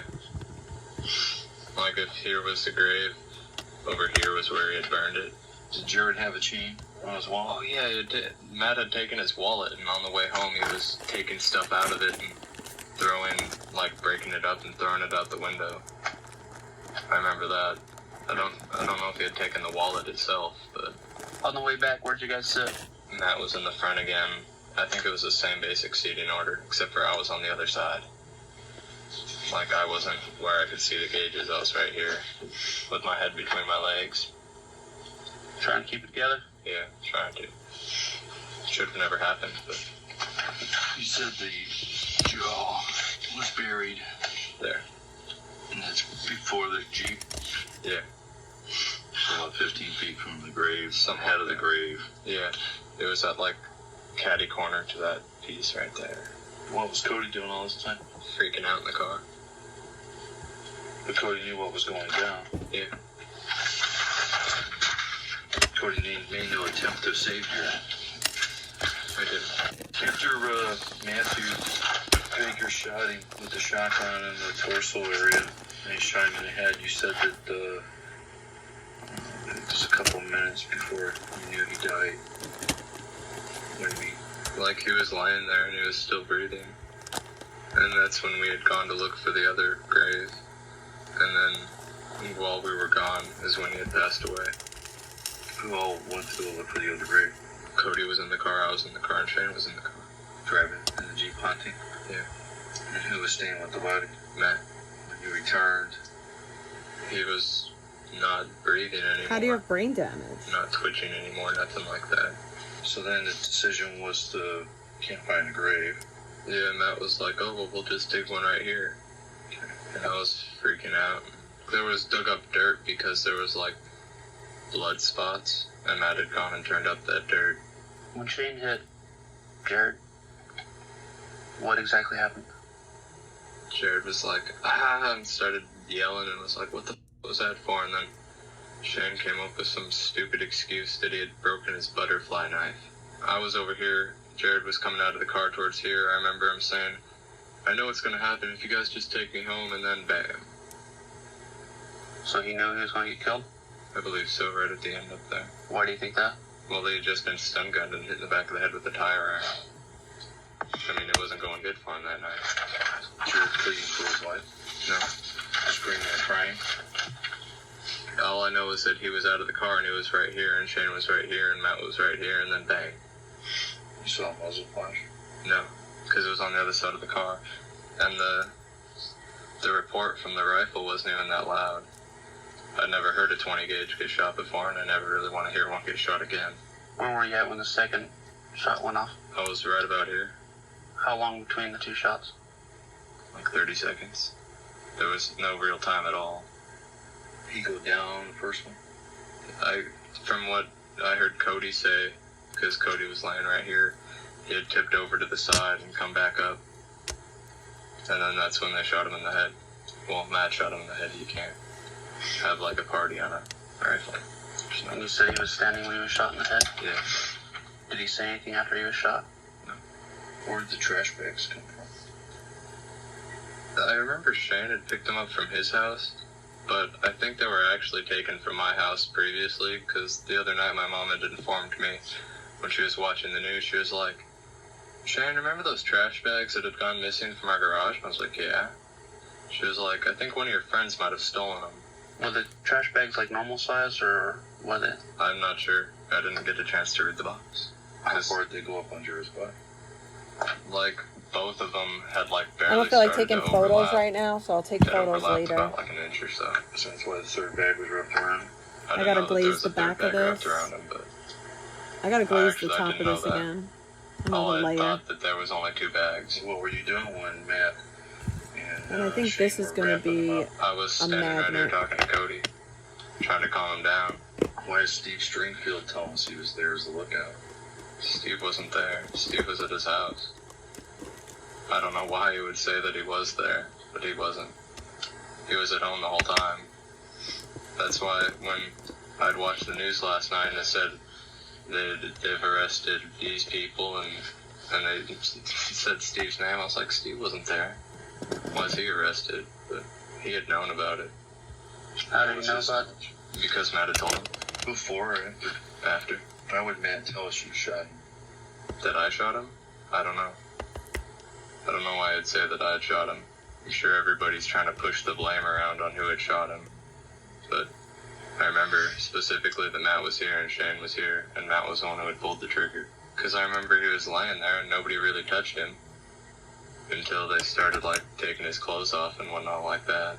Like, they had stripped his clothes down and put him in the bags, and then we went, like, then we had started digging the hole, and then they put him in the hole, No, and then Matt was like, gross. well, this, that, and the other thing in dental records, and tried to open his mouth, but rigor mortis had set in, and his jaw was locked, so he'd taken them all and hit him in the face 2 times or so. And you said that came from Shane's house? Yeah. When you dug double wide, you knew who it was for. No, I didn't. I found out like a week later. Who dug this hole for Jared? It was Shane, me, and then Matt had dug a little bit too. How come so shallow? Because there was no time. We were running out of time because the car had to be back. Because Shane wasn't supposed to go out that night. When you guys were taping him up and stuff like that, he had to be pretty bloody. Not as much as you'd think. Okay. Because I don't think any blood was coming out of his head. And his chest wound was only bleeding a little bit. Okay. And then Matt had gloves on. What type of gloves? Latex gloves. And I had latex gloves on. And I think Shane was the only person who Ew. didn't have gloves Like, on. they and really, that's why I like, was confused planned when, to murder their they all friend? first found it. Because why didn't you just fingerprint the Disgraceful. bag? Because I'm pretty sure he had touched the bag. Where'd you get the latex gloves? Matt had them. I think he had stolen them from a doctor's office or something. How did it make you feel when all this was going on? I was freaking out. And I wish it wasn't happening. And I was like trying to close my eyes and wake up from a bad dream. But I didn't wake up from a bad dream. How come you never called the police? because I was afraid that Matt was gonna call his devil's disciples, or him and Shane might come after me or something like that, because seeing what Matt was capable of, it freaked me out. Were you ever threatened by anybody? No. But I knew if I went and told somebody that would be my demise right there. I didn't really want to go the same way it doesn't that he had say. gone, and I wish he had never gone at all. How come you kept hanging out with Matt? This is How come I Jared kept hanging out Whaley. with him? Just because it was like somebody who had done something with me that we had gone out and done, and then It doesn't say. I don't know why. Like, he was kind of a friend of mine, and I was just weirded out, and I had a feeling if I stopped hanging out with him, he'd be like, well, what the hell is he up to? Is there anything that you're leaving out? Well, that was everything. I can show you where everything happened. Okay, we'll take you to that. What was everyone else's involvement in the planning of it? I don't know, I guess Megan you it. talked to Shane about it, trying to I figure out gotta how take a they photo do of it. that. How I Shane think this did could the be a shotgun pin, and whatnot right? like that. Why would Shane want to do this? I don't know, Right? That could because be he a was pin. pissed off at him because he would What could this be? come over to his house. I think and, I'm just gonna leave it as is not for have any now. respect for anything in the house and break miscellaneous stuff. Stupid reasons. I don't think anybody should lose their life over anything that's stupid. Yeah, I agree. How did Cody get brought into this? I don't know, Cody had wanted to come for some reason. I don't understand anything Cody does. He's kind of a... You talked to Cody, right? I think, oh, okay. Well, he's kind of a... not all there. Like, he's not mentally challenged or anything. He's just very simple. You ever heard Steve talking about wanting to hurt Jared? No, but I heard from the last time I was in here that when they had gone off to Blue Diamond that Steve said he wanted to cut his throat or something like that. But I didn't know him when they had gone out to Blue Diamond. What do you think of Steve? I think he's a drunk. He needs rehabilitation. He's rehab. So what was Matt's beliefs on racism and stuff like that? I don't know. Matt seemed like he would just say whatever he could to get people to follow his way. Like what? Like, he was more of a... like to manipulate people, I've noticed. Because he can manipulate just about anybody. He thinks he has everything I can make it into a hair planned clip out, too. everything working perfectly, but he's actually not very I have smart. the things to make it a hair clip. Like, he thinks that he can come up with perfect plans, but they never work out right because he doesn't think them all the way through. Like this? Yeah. Oh, my life is finally starting to go good. Get it off your chest, huh? Yeah. No, like, I had a job, and I'd actually had 2 jobs. I hadn't gone to jail like my older brother had. I had a girlfriend. I was going to visit my dad in a little while. But I'm glad it's out in the open. Now we can start dealing with it. Yeah.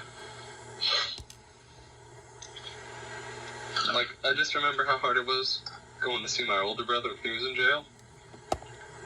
And how, when he had gotten out, things were so much better, and him and I had gotten along a lot better, and this and that, but remember going to visit him was like the hardest thing in the world.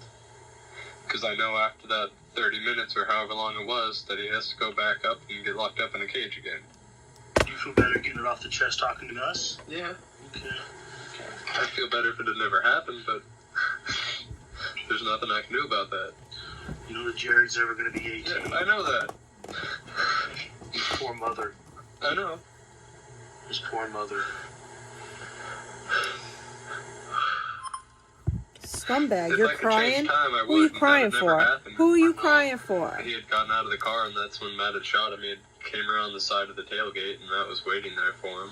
Was he pleading for his life? No, he had, just right before the end, he was like, I know what you guys are going to do. If you just take me home right now, nothing will happen. And then there was the report from the rifle, and So the last thing he said is, take me home, nothing will happen. And then Matt put the gun to his head and shot him. no, it was still a ways away. It was like from that wall to you. Shane, there's some inconsistencies. Okay. Okay. Like? We're going to go back over everything. Okay. Alright. Make sure you don't leave nothing out. Okay. Alright, because there's other people that were involved, and I'm not saying that they tell them that's the truth, or you're telling them Yeah. the truth, but their stories match. Okay. Okay? I want you to go back over this thing, and it's kind of like, the easiest way to explain it, okay? Whenever somebody's in trouble or anything like that, they tend to like step back, try to withdraw themselves from the incident, Yeah. or minimize it, as they Yeah. say. I understood. You're minimizing something. Yeah. Okay? So let's go back over this. Don't minimize. Okay. Don't be afraid to tell us everything. Absolutely everything. Because we know. Yeah. Alright? And I didn't think I was minimizing anything, but I guess I might have been. But I don't remember any hand-to-hand confrontation, anything like that. I remember that I tried to help put him in the bag, and it was still warm, and it had freaked me out. And then, Was he still moving around? no, not at that time. He never really moved around at all. At what point did you know that he was deceased? When we had come back from trying to find the other hole, because he wasn't moving, he wasn't breathing. And then I think either me or Matt had checked his pulse. Did you check? Yeah, it wasn't moving anymore. How'd you check it? Show me. Like that. Okay. We had put him in the hole So vile. after we had dug it, and that was like an hour or so to dig that. Matt had like tore the bag open around his head or something like that to try and open his mouth to take the teeth out, but then he had cut like here, and I was holding the flashlight, and he had cut from like here over to here, and it had taken the entire palate out, and that was after he had dropped them all on his head a few times, and that was really disturbing. I didn't even watch during that. what do you mean palate? His upper palate? Yeah. Palate? He cut, well, what did he cut that out with? It was a knife that he had gotten at the same place that I'd gotten my stun gun.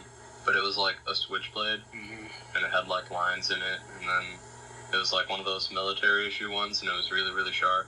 Like you could shave with it. That's what he had used for that. How long did it take to cut the palate out?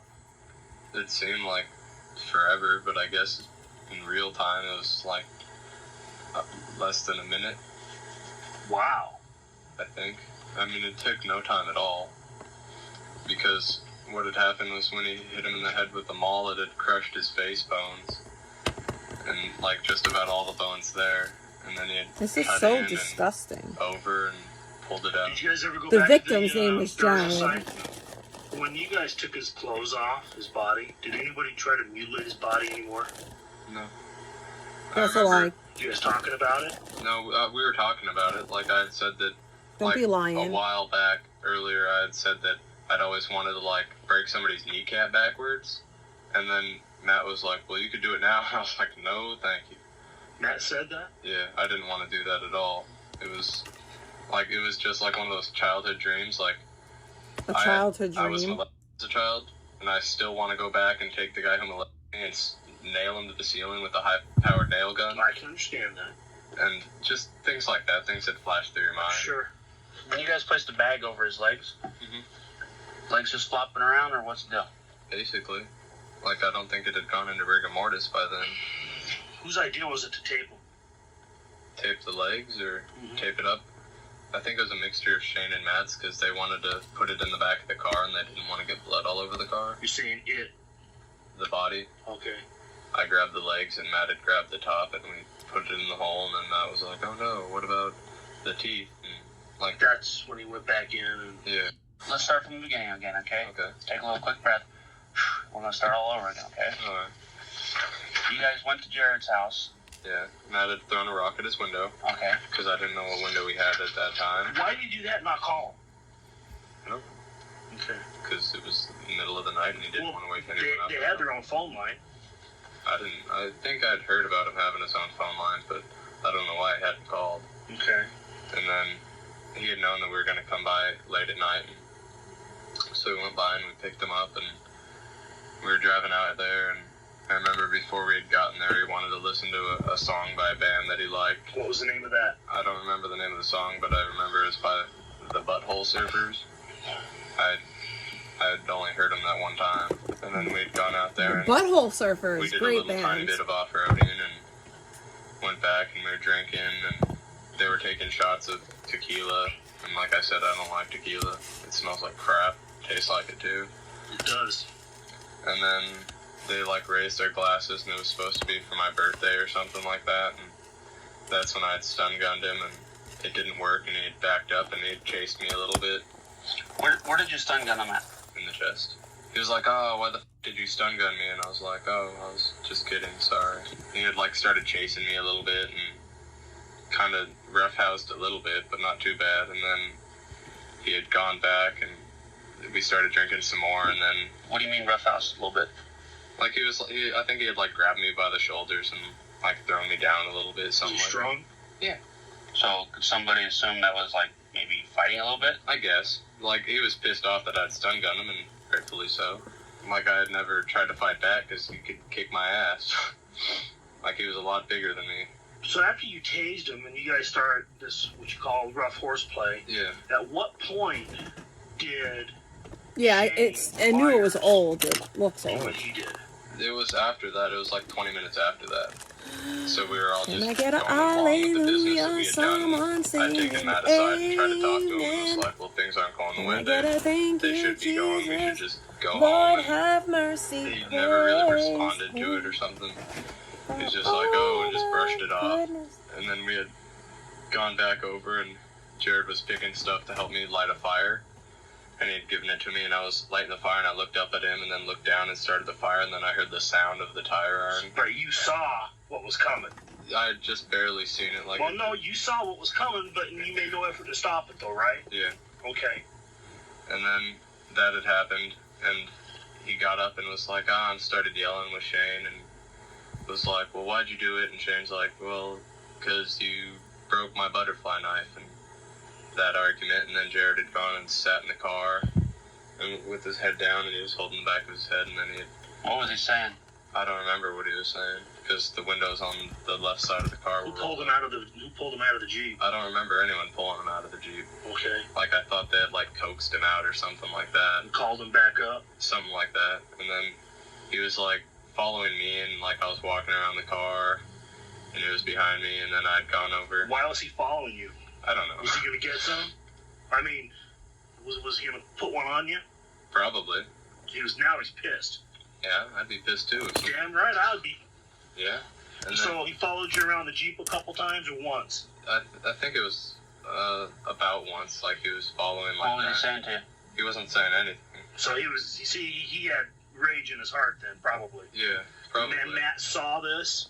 Yeah, I think Matt had seen it, and that was when he had grabbed the shotgun, and I'd gone like this, and Jared was coming around this side just as I was coming towards the fire, and then he had shot him when he had walked around. But I think we were going What the did he other way. say when he got shot? Like before he had gotten shot, he was like, well, I know what you guys are going to do. If you just take me home right now, nothing will happen. And then he got shot, and then I don't think he had said anything after that. I don't remember hearing anything. And then he had fallen to the left, and then he had gotten back up, and then Matt had reloaded and shot him in the head. I think it was over here that it had hit him. Did it drop him immediately? Yeah. Just boom. I don't remember how he had fallen down, but I know that he didn't get back up after that.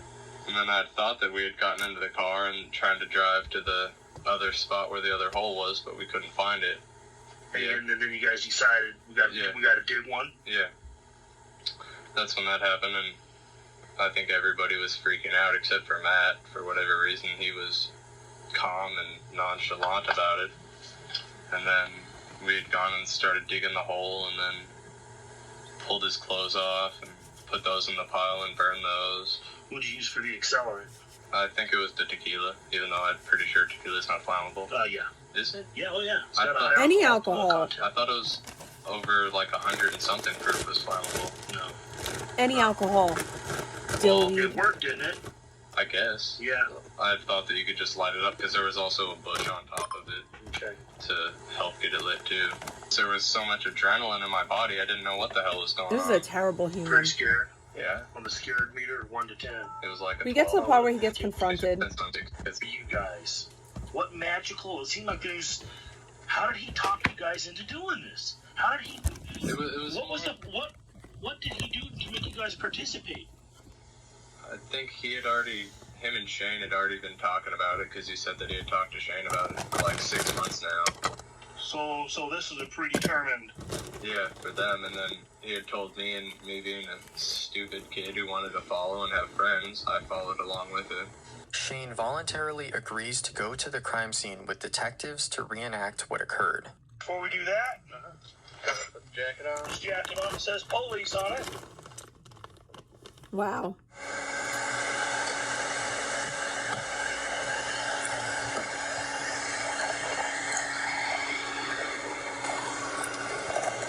Now, you guys were all in the car together. Right. What happened? Well, first we started, like we had off-roaded a little bit, and then we had come out, and we were right about here. We were drinking the beers, and then a little while after that, like 10 minutes, we came to about here. We had shot glasses on the hood of the car. Are you right-handed or left-handed? I'm left-handed. Hello, Derek White. Okay. Alright, and then we had taken the shots, and then I come up here and something like that. Got him in the chest. What was he saying? I got him in the chest. Whether that plastic that I was telling you about, that rubbery stuff. So it had just kind of shocked him a little bit. He stepped back a few stumps, and he like stumbled back a little bit. No, He was like, what the hell was that for? And he was saying at the end, they taste like butter. walked back over the car. Okay. I don't like the spice. Placed a brush right here. We're getting ready to light it. Crouch down. Right here? I'm an And where are anti-spice. you? I was I'll right help here. you. Okay. And no spice for me. And we're No, lighting no, the no, fire. no. Yeah, we're No getting ready to spicy. do UNBANNED. You and who? Me and Jared. Okay. I'm Jared right now. And where is his body positioned in relation to yours? It was just like that. Okay. What knee was he on? I don't remember. Okay. And then we had started to, we were getting ready to light the fire. And then I looked up and Shane was coming through the back of the car there. Towards here. See- Like, yeah. Stand in the back of the car. And like take 3 big steps. Lala has really good Right strawberry lemonade. about there. Then I get hit. I jump up. Yeah. And I, what the f- do that for? Yeah. And then what did Shane Myers do that? Then he had walked around the back of the car. Okay, let's go. What did Jared do? What did I do? Did you just stand there to say what the why Shane walked away? And he was walking towards me. He was walking towards Shane. Okay. Following towards me. Like this. What the f- hit me for like that? Yeah. And Shane got me back to the car. Wiped the tire iron off. Put it back in the back. Okay. What did you wipe it off with? Paper towel. Okay. And then he looked at Jared and said, well, because you broke my butterfly knife. He goes, what the f? Because I broke your butterfly knife? And then Jared walked this way. And he had gone to the front right here. You don't have to Okay, so you got to see. I'm easily lovable. Thank you. Oh, thank you. He had stepped in, sitting like this. Okay, now he's Jared right now. Yeah. So there was blood coming off the back of his head. He was sitting in the passenger front seat, correct? And was he holding his head with Yeah. both hands? I think it was just one hand. Just one hand like this? Yeah, I think it was just his right hand. Okay. And how long was he in the Jeep for? He was in there for about 4 or 5 minutes. And then I was over Pizza here is delicious. trying to make myself look like I was... Extra cheesy. Yeah. For what Extra reason? cheesy Because I didn't want to have to pizzas. talk to him. Did you know what was going to be coming up next? Yes. Yes, sir, I did. And how did you know that? Because we had the shotgun in the back, and that was the only other thing that they hadn't used. And then Jared had come out of the car, Jared's coming out of the car. and he was like trying to follow me. They're trying to follow me. Hold on. Playing this, Jared's now following. playing the run around the car game. I would get that. All right, if we get to the end of this, I want to know what happened.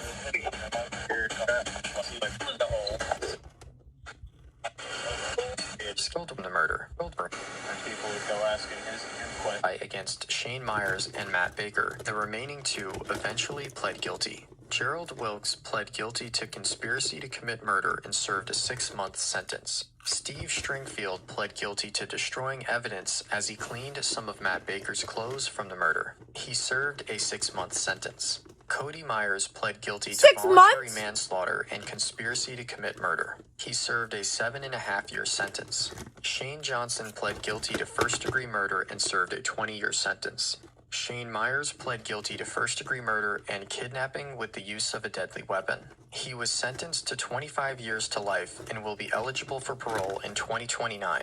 Matt Baker pled guilty to first-degree kidnapping and first-degree murder. He was sentenced to 35 years to life and will be eligible for parole in 2039. Kyle wishes he could have seen what Jared would have become. He said, Jared would have been something great, and it was a shame he didn't get the chance. Patricia is glad about how many years they will spend in prison and believes they should spend the rest of their lives there for taking her son's life. She made a memorial in her backyard where she thinks of Jared and him being there. I know if you Jody never met Arias. him, you probably still be alive. That's true. Yeah, that's because you killed him. I had my photo taken and I haven't done any makeup. I freaking smiled and tilted my head and everything. I know. How dumb. Ew, what does the internet say? It's got your picture on the internet. Does it have my pretty smile? Yes, it has your pretty face on there. I was in the front page yesterday, top of the fold. I'm famous. I'm infamous.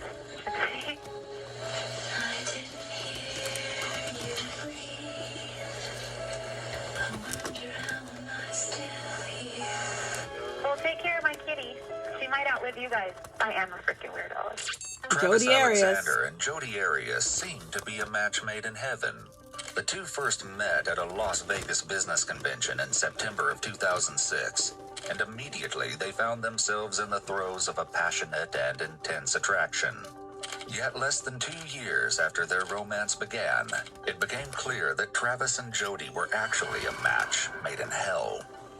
Travis's life met a horribly brutal end.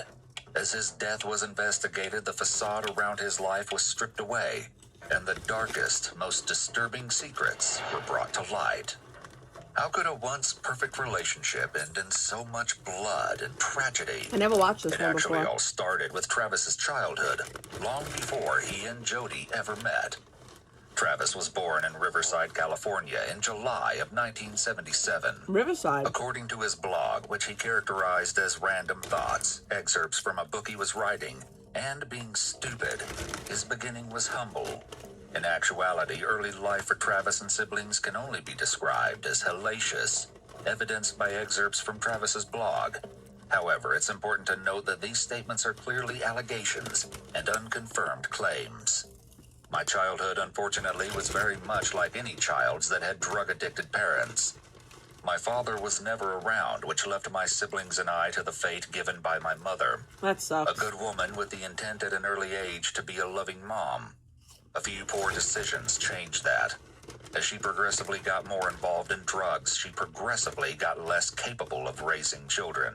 That sucks. According to Travis's blog, he and his sisters allegedly suffered frequent beatings at the hands of his Aw. mother. Damn. You see, when you're high on meth for a week, when you eventually come down, there is a lot of sleep to catch up on. When you sleep for 4 days with a house full of kids, there isn't any food cooked. We would eat what was there, but before long, what was edible would be eaten or rot. Damn, and then son. what was rotten would be eaten too. School wasn't much better. When your clothes are as dirty as the rest of you and you stink and have lice, you don't make a ton of friends. Sadly, as you could That's imagine, I was awful. mocked for my appearance. Chris and Sky Hughes, close friends of Travis, knew how Travis struggled through school, but they also knew how he was able to build himself to a better life. The following footage has been analyzed by a qualified team, including a licensed professional counselor, a licensed attorney, and a former detective, former licensed polygraph examiner, and former hostage negotiation commander and instructor. Well, all through high school, he was total dork. I mean, ate lunch alone in the cafeteria, or no, in the library. Yeah, Had no overweight. friends. Yeah, overweight, big thighs, big butt. And the kids would follow him from behind and go up, down, up, down, up, down. What they're doing is talking about his pants would disappear into his butt crack, you know, and he was poor, so he couldn't afford nice clothes. And so I understand Travis, at least I think I do, a lot when it comes to women, because he was this total dork until he got into business. And then he got this measure of success, And there's like, it's almost like a little world, prepaid legal. You know, like when we go to conventions, people ask for your autograph and stuff. You know, yeah, if you're making over 100,000 or 200,000 or whatever, so you're in this book, you know, and Travis was in the book, and so he had reached like this pseudo celebrity status in the business, even though he wasn't making that much money. You know, his best He was, but he was making 80 his like previously. Although Travis seemed to have newfound success in his working life, his private life was nothing short of tumultuous, and it was no coincidence that this turmoil began shortly after Jody had made her entrance. Jody was born in Salinas, California in July of 1980 to William and Sandra Arias.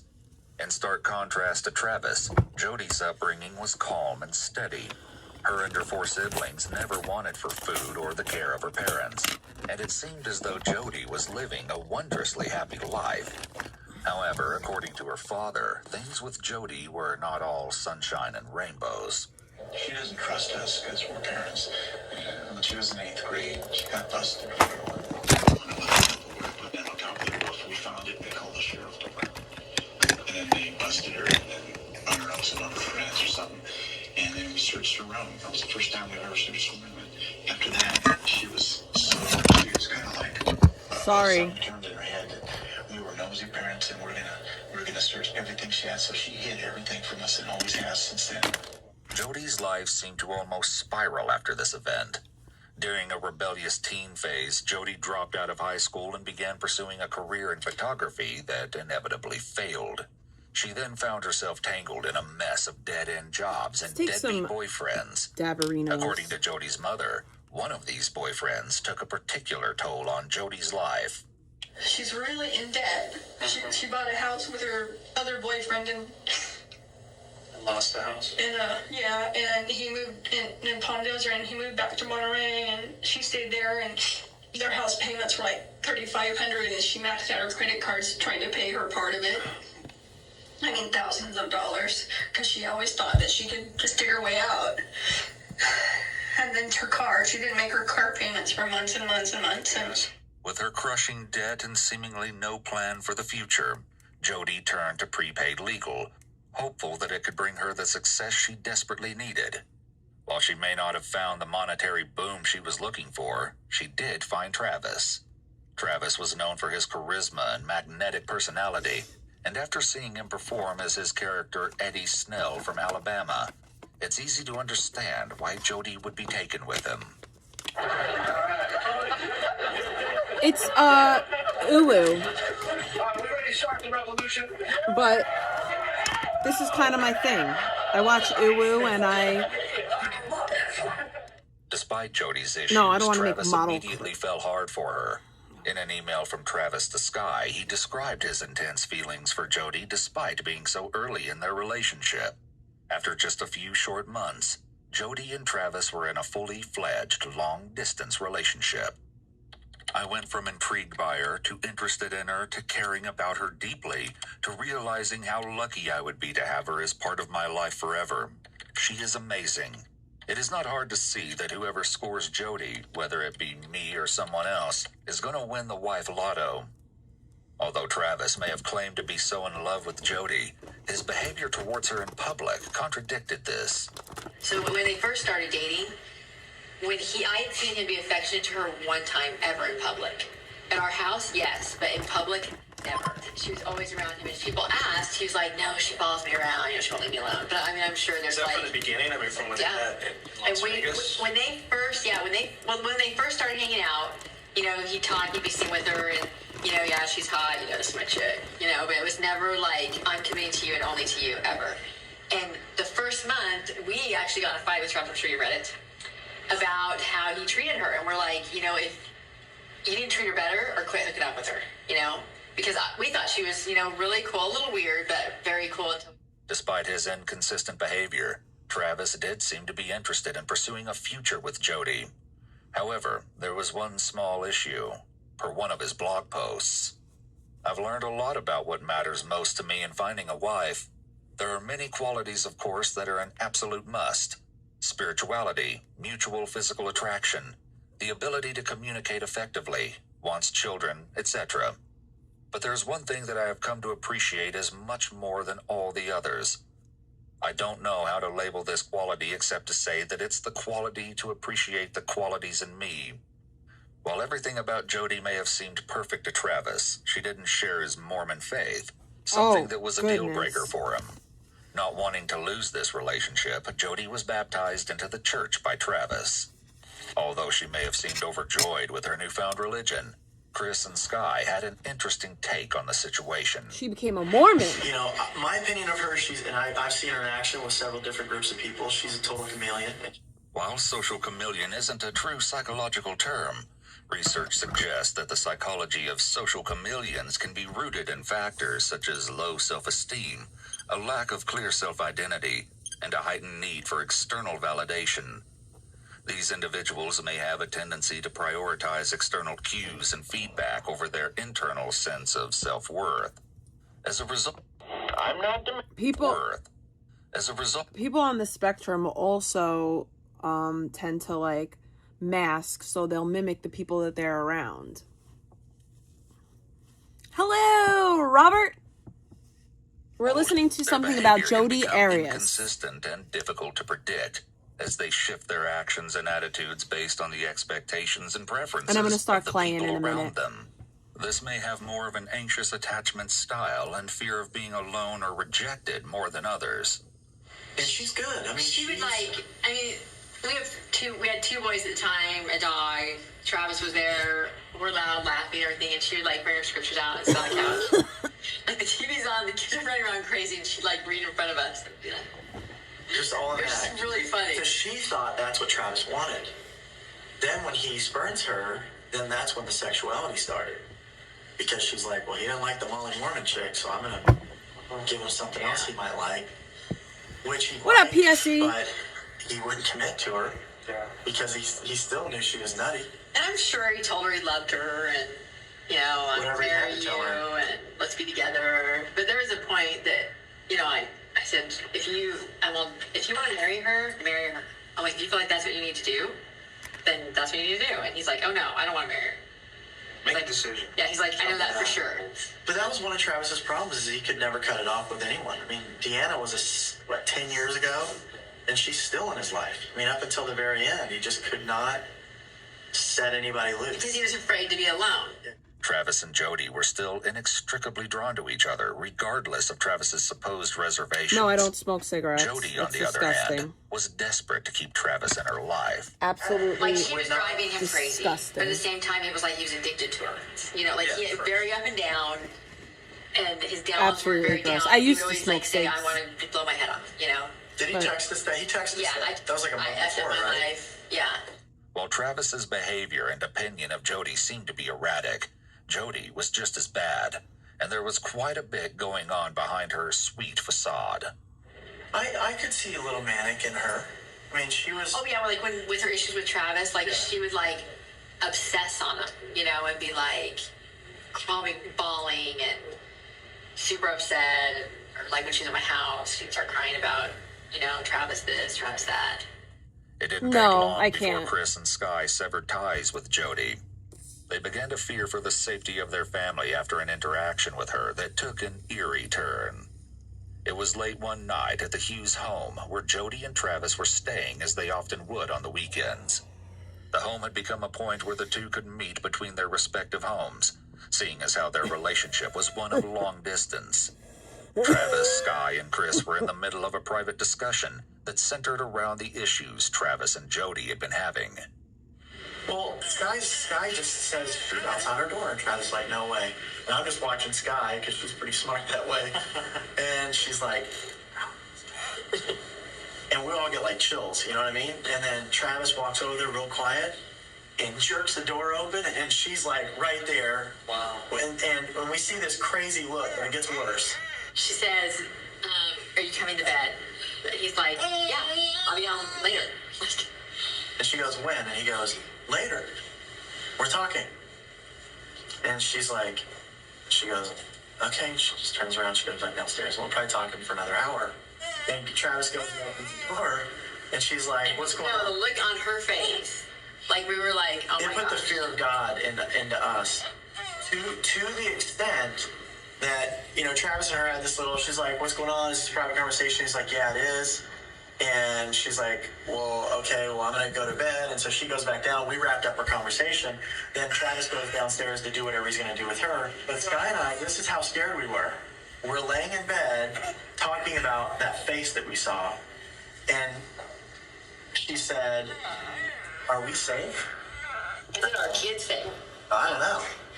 And then she said, should we have our kids and have them sleep in our bedroom tonight? Really? Yeah. Felt that compelled. Oh my gosh. Like chills. Like it chills. was scary. Like when she looked at us, it was like this. I mean, I get chills right now. I do it make was, crap. I've never seen anything like it. It's interesting that Chris and Sky seem to have a very strong sense that Jody was dangerous. This was before Jody had demonstrated any overtly aggressive behaviors. Always but trust still, your gut. Chris and Sky were convinced that Jody was capable of harm. This It's the sense, vibes. also known as a gut feeling or intuition, is believed to be an evolutionary instinct passed down to us by our ancestors.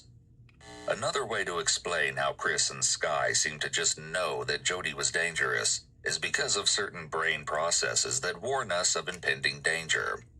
The amygdala, which is the part of the brain that processes emotions, can react to certain situations All these in our scientific environment even before the explanations conscious for mind vibes. really understands it fully.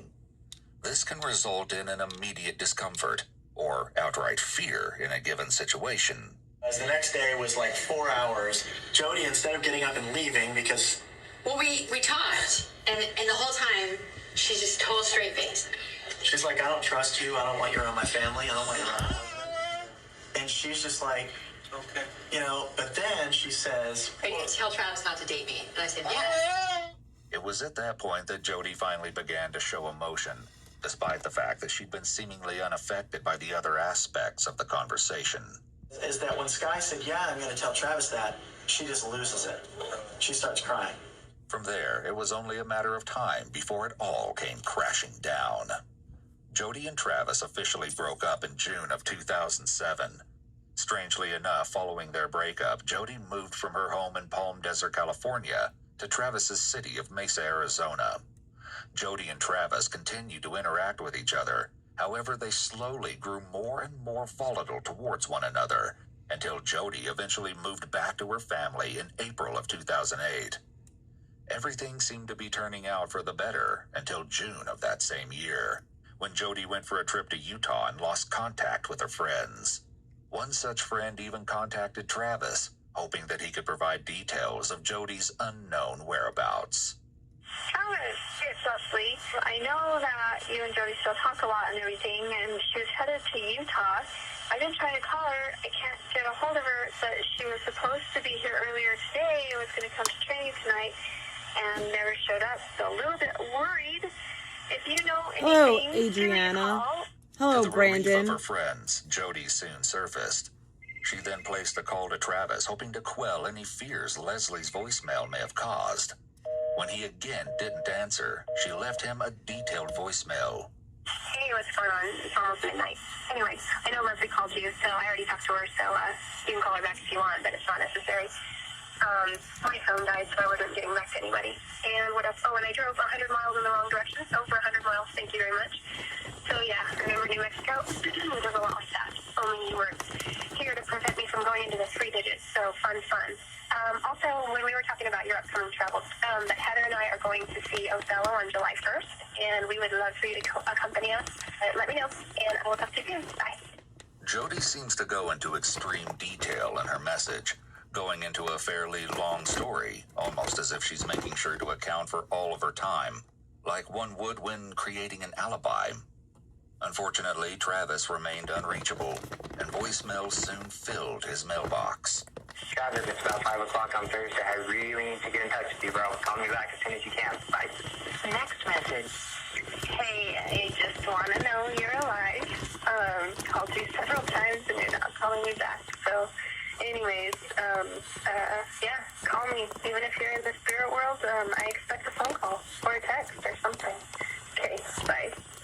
Hey, Travis, I haven't talked to you in a few days, and honestly, I'm really worried about you. So, If you could give me a call back when you get this and at least let me know that you're okay, I would appreciate it. Hope everything is okay. Talk to you soon, hopefully. Bye. Travis, Chris, want to know if you want to go on the Mormon tour of Chichen Itza? So I need to know, like, ASAP.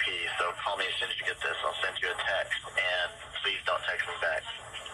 Hey, email me, man. I left you a couple messages on your home line. I've been trying to get a hold of you for days and days and days. The longer Travis was unreachable, the more worried his friends grew. Tragically, however, it wouldn't be long before they found out the awful truth behind his silence. What's going on? A friend of ours was dead in his bedroom. We hadn't heard from him for a while. We think he's dead. His roommate just went in there and said there's lots of blood. I didn't go in, but I can give you the phone to someone who went in there. Yes, please, can you? Hello. Hi, so what's going on? He's dead. He's in his bedroom. Okay. In the shower. How many people are in the house? Just the 5 of us? 5 of us. Okay, I need all of you outside. Okay.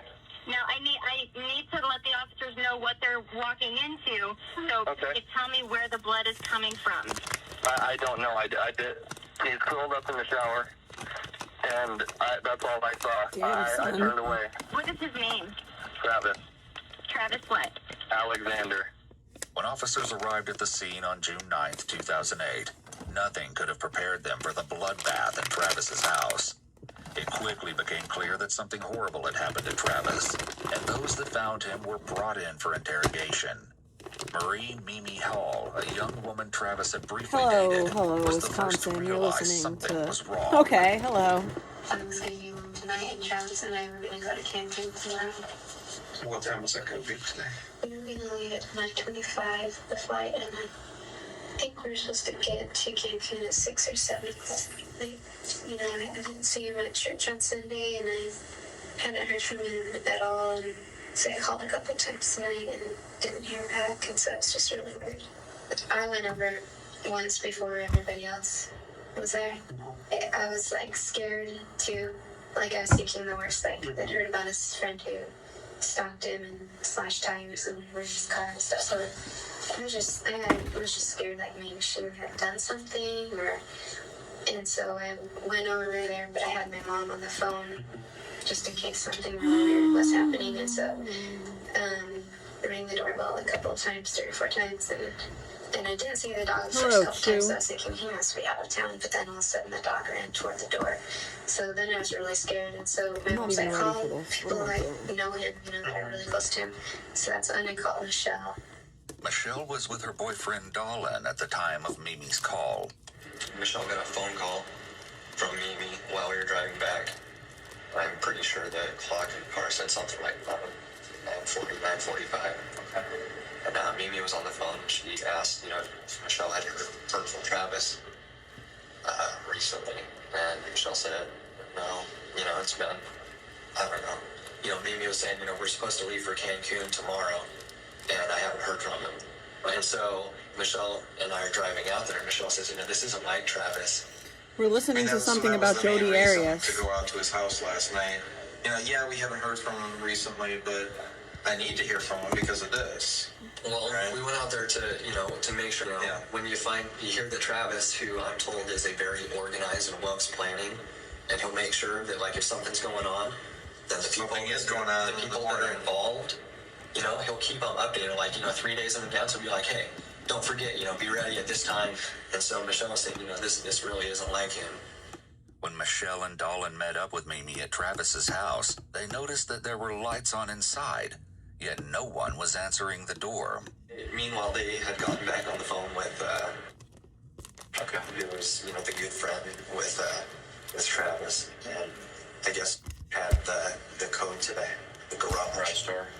He was the one that asked if, Michelle would go over to the house and just, see what was going on, if she wanted to. Michelle said, yeah, we'll stop by. So, says, all right, well, let me give you the code, and you just go in and just, see what's going on. Meantime, they're opening the garage. The garage opens, and there are 2 cars in the garage. Do you remember what cars those were? I know that one was Travis's car, and then there's another car that I don't. Would you be able to describe him at all? Do you remember him? Travis's car is a Prius 2004. It's got, I remember numbers and stuff, and he had like a new plate, or not a new plate, but like a temporary registration, like he had just gotten it. Okay. It was well known that was Travis's car.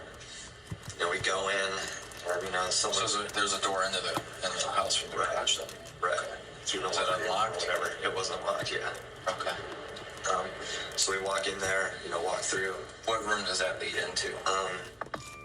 I want to say laundry room. I'm not positive about that. It just seemed like, like a narrow space that led, Did you guys knock on that door? See if you can get anyone? We didn't. Okay. I think we just walked in that one, saw if it was open. So we walked in, and, you go forward, and then, like, all you can do is turn left. And so we turned left, and the lights were out. And so we found some light switches, and we turned on the lights, and, just general looking and seeing if anything weird. Yeah, when you guys went in, what did you see? Did you see his roommates at the time? No, we didn't see his roommates until after we looked around downstairs. We opened his office door, turned on the light in there. Like, we were all pretty cautious and scared. What should I make? And, I'm gonna start with a cross, but I feel like I want to make stuff, different stuff. What should I make, guys? Tell me. The dog came running up to us. It's just playful dog. So then we went upstairs. And should I use this is right at the top of the stairs. blue agate Was the door closed? or aqua? Travis's door was closed, and it was locked. As the group investigated upstairs for any sign of Travis, they heard music coming from one of the other bedrooms. I heard the music coming out of the room, and I knocked on the door, and someone says, hold on just a second, And we're gonna knock at the door. So I have to answer the door. glaze this. Have you heard from Travis? Have you seen him? So no, I haven't seen him. As far as I know, he's been out of town. And they're like, because we've been trying to get a hold of him, just can't get a hold of him. We got worried. And I said, did you knock on his door? Maybe he came back. And they're like, no, we haven't checked his room or anything. So I said, okay, let's go over there. And so I went over there with him. The door was locked, so I went downstairs, and there was a set of keys downstairs, and I said, well, maybe one of these will open it. I tried a few different ones, found one that worked. Again, locks the door, and, he kind of pokes his head in, and I'm kind of right behind him, kind of to the side, also, kind of peeking in, the first thing you see looking in this way is, his bed right here. And it seemed like, it was undone, and it was, it wasn't like nicely made or anything. It was just, Zach, I think his name is, the roomie. Okay. Pokes his head in here, and he looks to the right, and he says, "Oh my God!" And at this point, he says that, and all I'd seen is the bed. And he kind of turns right and walks in a little bit, and I follow him in. I look down, and you can see right here, blood on the carpet.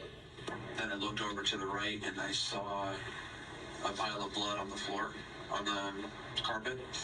Then I looked down the hallway to his bathroom, and I see blood on the floor and the walls and everything. So I went through the closet. I went through his closet to the outside, and I peeked around the corner and saw him laying in the shower. And then I ran out and told him, I said, Travis is dead, call the police. Mimi called 911. Do you remember hearing what she told the operator? I think she said that, I don't know if she said hurt or dead. I don't know what she said. But, I was getting downstairs, and, they're saying, who knows what's going on. And so she handed me the phone because I had been in the phone. And, I get on the phone, and they say, well, did you see any weapons? And I was like, I don't remember seeing a weapon. That's the only question I remember they asked me. And then they said, get everybody out. I want everybody out of the house. So we walk out the front door. At some point, soon after that, Zach is back outside. He's outside.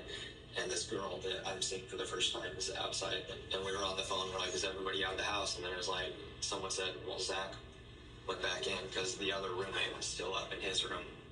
The first officers on scene were quick to secure Travis's room, and the level of brutality inside was startling. Most shocking of all was Travis's body.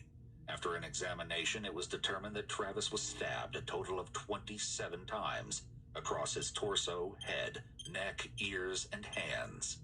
The stab wounds to Travis's hands were determined to have been defensive wounds, meaning he had tried to protect himself from the oncoming attack. Travis then had his throat slit and was later shot in the head sometime after his death. The examiners were also able to determine that he had been dead for several days before he was found, and it was believed that he had died on Wednesday, June 4th, 5 whole days before he was discovered. The crime scene was also filled with several oddities. Travis's bed sheets had been stripped, and when the authorities searched to see if they were in the washing machine, they discovered that a digital camera had been run through a wash cycle with a load of clothes. Although the camera had suffered severe water damage, police still believed they could access the photos on it. Little did they know that the pictures on the camera would blow the case wide open. In the meantime, the authorities were at a loss. Travis's murder was unbelievably brutal, and it was hard to imagine that anyone could have held this much rage towards him. Every person they interviewed said that Travis was loved by everyone and had no enemies. However, there was one crazy name ass that Jody. kept popping up. Has he been threatened by anyone recently? Yes, he has. He has an ex-girlfriend that's been bothering him and following him and slashing tires and things like that. And do you know the ex-girlfriend's name? Her name is Jody. I heard random talk tonight about some crazy girl that I don't know. I've never heard of, but apparently, I mean, I just picked on, random talk about this tonight about, her slashing his tires, breaking into his house, About who? his couch. This some crazy girl. Some girl, but you don't know her name even, or... Jody is what I think of it. Sorry about any issues with this ex-girlfriend, Jody? Jody. I knew Jody actually. What do you know about her? What has he told you about her? When I first moved into the house, she was actually there, and she would come once a week as kind of and she would clean the house. Well, she wasn't living there? No, she wasn't. I know that she had, that they dated. She lived in California. They dated, and then she moved down here after they broke up. Moved into the same area as him. He was helping her out, so he paid her to clean the house. They would argue from time to time. She'd be in the house, and they'd be arguing. He's like, "Why are you over here?" She'd come over just unannounced sometimes. She would call at inappropriate times. Either she would talk to him about it, or not necessarily inappropriate things, but just like she would call up asking for advice when he couldn't give advice at all, and he'd tell her. I got a lot of trouble with it. I know that I woke up a few mornings, and he'd come up and he's like, "Did you hear anything this morning?" I'm like, "What?" He's all like, "Oh, we were arguing in the room." And this, completely after they'd been broken up, but he would just be like, "Why are you here? You moved down here after the fact. I can understand if you want to try to make it down here. I'll help you, but..." Why would he let her in the house? Or she would just kind of come in on her own? I'm really not sure. He has a little opening for the dog to get in and out, and that's how this... A little doggy door? Yeah. There's the ex-stalker girlfriend. She would sneak into his house through that. With so many people mentioning Jody's strange and volatile relationship with Travis, she quickly became suspect number one. However, the police weren't confident that she was their killer. Not only was she incredibly cooperative with the investigation, but she was on a trip with some friends in Utah on the day Travis was murdered, and was deemed to be too small to inflict the damage done to Travis. Despite their reservations about Jody being responsible, the interviews they conducted continued to point the finger at her. This is Clancy. Hi, Damn. This is Detective Steve Flores with the Mesa, Arizona Police Department. I received a message to give you a call that you might have some pertinent information. One of the girls that I know was affiliated with Travis. He broke up with her. She came through Utah. Her name's Jody. And we all work the same business. We all are associates with Prepaid Legal.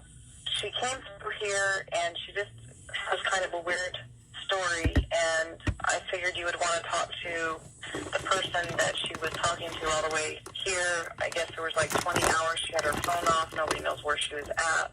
It just doesn't make any sense. She took over 20 hours to get here. It's just weird. Now, when did you take this trip? Tuesday, supposedly. She didn't get here till Thursday. So she took a trip, leaving on Tuesday? Mm-hmm. Where was she leaving? Supposedly California, but I don't know. And for what reason was she taking this trip? We're not really sure. When she called Ryan, she said that she was coming through Utah and she just gave him a call so that she could stop by and see him when she was passing through. But she told other people that she was coming here to see him. He didn't know that.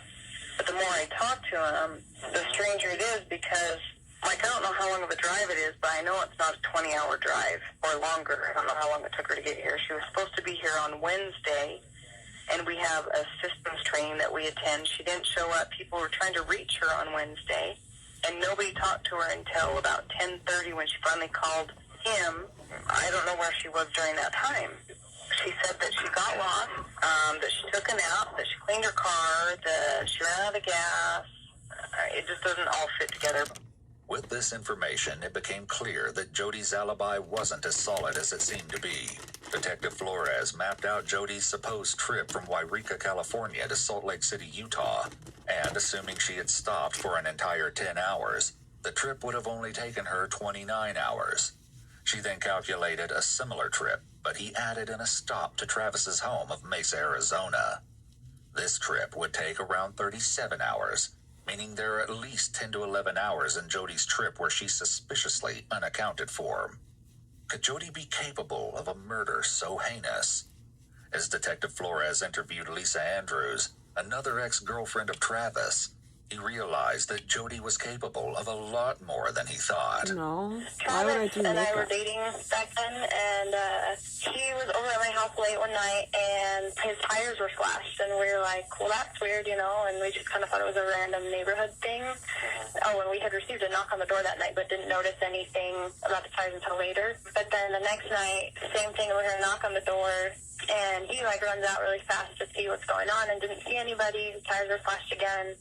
And then the next morning, I have this email just kind of calling me and all these terrible things. So that's when we knew it had to be, you know, we were definitely targeted.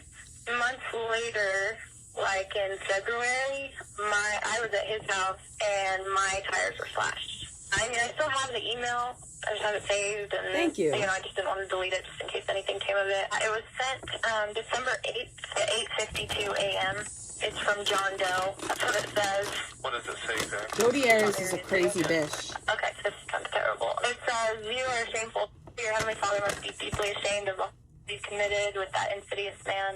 If you let him stay in your bed one more time or even sleep under the same roof as him, you will be giving the appearance of evil. You are driving away the Holy Ghost and you are wasting your time. You're also compromising your salvation and breaking your baptismal covenants. All the commandments to break, committing acts of one of the most displeasing in the eyes of the Lord. You cannot be ashamed enough of yourself. You're filthy, and you need to repent and become clean in the eyes of God. Think about your future husband and how you disrespect not only yourself, but him, as well as the Lord and Savior Jesus Christ. Is that what you want for yourself? Your future, your salvation, your posterity is resting on your choices and actions. You are a daughter of God, and you have been a shameful example. Be thou clean, sin no more. Heavenly Father loves you and wants you to make the right choices. I know you're strong enough to choose the right. Your Father in heaven is pulling for you. Don't ignore the promptings you receive because they are vital to your spiritual well-being. Sour Skittles. Jody's religious rant may represent more than just her using religion to manipulate others. I like my sour In her email Skittles. to Lisa Andrews, Jody shows signs of religious preoccupation, which can be typical of individuals with personality disorders, psychotic disorders, and/or bipolar disorder. In religious preoccupation, the person can come off as being completely detached from reality. The contents of Jody's rant-like email to Lisa seemed like an indication of mental illness. It's possible that Jody may think she's chosen for some type of divine purpose of spreading the teachings of God. It was immediately clear to Detective Flores that this email came from Jody, and he started to get a sinking feeling. If Jody was willing to threaten and slash the tires of a woman just for dating Travis, what exactly would she be willing to do to the man himself? As evidence at the crime scene was processed, more and more was starting to stack against Jody. I really like this. It this. was clear that she was somehow involved. On July 14th, 2008, a handful of Arizona detectives flew to Jody's home of Wairika, California, with the intent of arresting her for Travis's murder. When Jody was finally located by the police at her grandparents' house, she was observed packing clothes. I think that's into a Amazon. suitcase I'm gonna as though go she was check. taking a trip. However, before she could leave, there was an officer on her doorstep with handcuffs and an arrest warrant. Jody's parents accompanied her to the police station and were able to give Detective Flores some crucial insight into Jody's behavior. Jody has mental problems. Jody would freak out all the time. I've had quite a few of her friends call me and tell me that I needed to get her some help. She would just totally flip out on me. And I had one of her friends call me in the middle of the night, call us one night and say, you need to get Jody some help. What do you mean she would flip out on you with? Just like, call me 1 minute happy and the next minute in tears. Like she was a total different person. Feel like you wanted to help her, but she wouldn't let you, kind of. Yeah, and she wouldn't ever tell me what she was crying about. But it was like a total, like something would snap and she would all of a sudden be in tears and call me back. Jody's mom is describing sudden shifts in mood that are a common feature of someone with bipolar 1 disorder. People with this disorder go through manic episodes whereby they may seem to be happy about something, often even very excited about plans they're making or things they want to do. But then the slightest issue can set them off into uncontrolled emotion, such as anger, rage, or sobbing. Their moments of happiness or excitement are excessive because these individuals often display very high energy, to the point of agitation. Now she was a strange person because she left the house. She just kind of got a little strange. She's really, sometimes she'll call me real sweet. Now she'll kind of get calm and rage. I got little finger gloves, which I'm glad I got those. For the last year and a half, she was doing that a lot. Jody would call me. I got latex and nitrile. I don't, because latex might bother my hands. Anna told me about the relationship, And she would call me in the morning all happy and call me an hour or two later in tears, crying and sobbing about something she didn't want to talk about. And that happened constantly. Jody's very sensitive. Jody it's the way she is. Jody's dad was also able to provide Detective Flores with information on the trip Jody was packing for at the time of her arrest. you know, working as a bartender still, or she was. Yeah. Well, I don't know. So- Did you call her yesterday or the day before? No, it wasn't. Somebody called her, and then So, she just got a little hysterical. Chat Last night after she came back, when I guess she was bought on her way this back, for she me. called me. Ooh, this is heavy. 7:30 in the morning to take her to Ooh, it's weighty. place so she could be down. And I thought it was going to be forbidden. Can it go on this Yeah, one? I'm thinking. And then when I took her, she goes, "Oh, don't worry, Dad. I'm only going to be gone for 3 days." She didn't say where she was going or anything. She didn't tell me nothing. Did she ever have any access to any firearms or Let's put anything? it on this one. What kind of gun is I that? don't know. Was it recent? Yeah, she's got it. Oh, you know what she mentioned? She mentioned a Glock or something. I don't know. She just told me she got a gun. I said, "What do you need a gun for?" She goes, "Where I'm going, I might need one." Oh, okay. And I goes, "Oh, where are you going?" "I can't tell you." I said, "I just want to feel safe where I go." With a better understanding of Jody's behavior and mindset, Okay. it's finally time for Detective Flores to How confront does her it with the stay truth. on, though? So you remember me? Of course I do. Jody seems to be employing the romancer strategy in lying, similar to that of Ted Bundy. Jody is likely trying to please the detective so he will question whether she is truly guilty.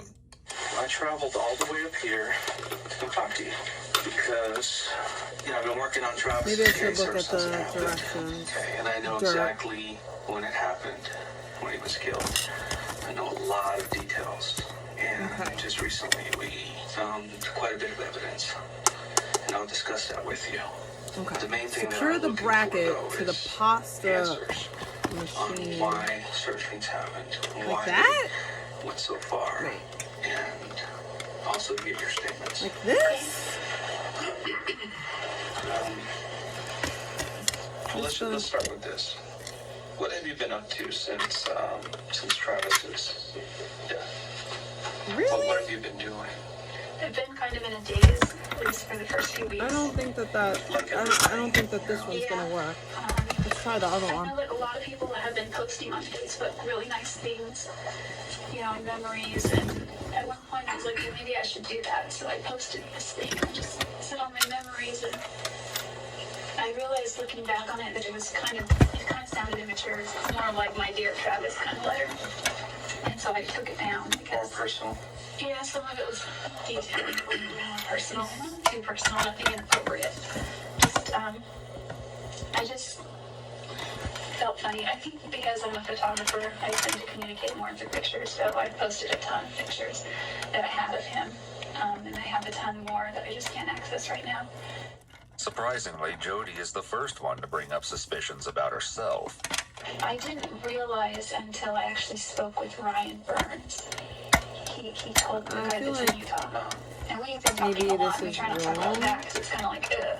And plus, Travis is my ex-boyfriend, but at the same time, he's my friend. So while I'm warning my friend, how do you talk to your new potential, possible, maybe person that you might start dating about your friend, even though he was your ex-boyfriend? So it's kind of a gray area.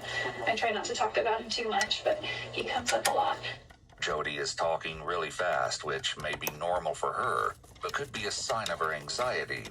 She's also groomed her hair and touched her nose a fair amount already. The grooming specifically could be a sign that Jody wants to be liked by the detective.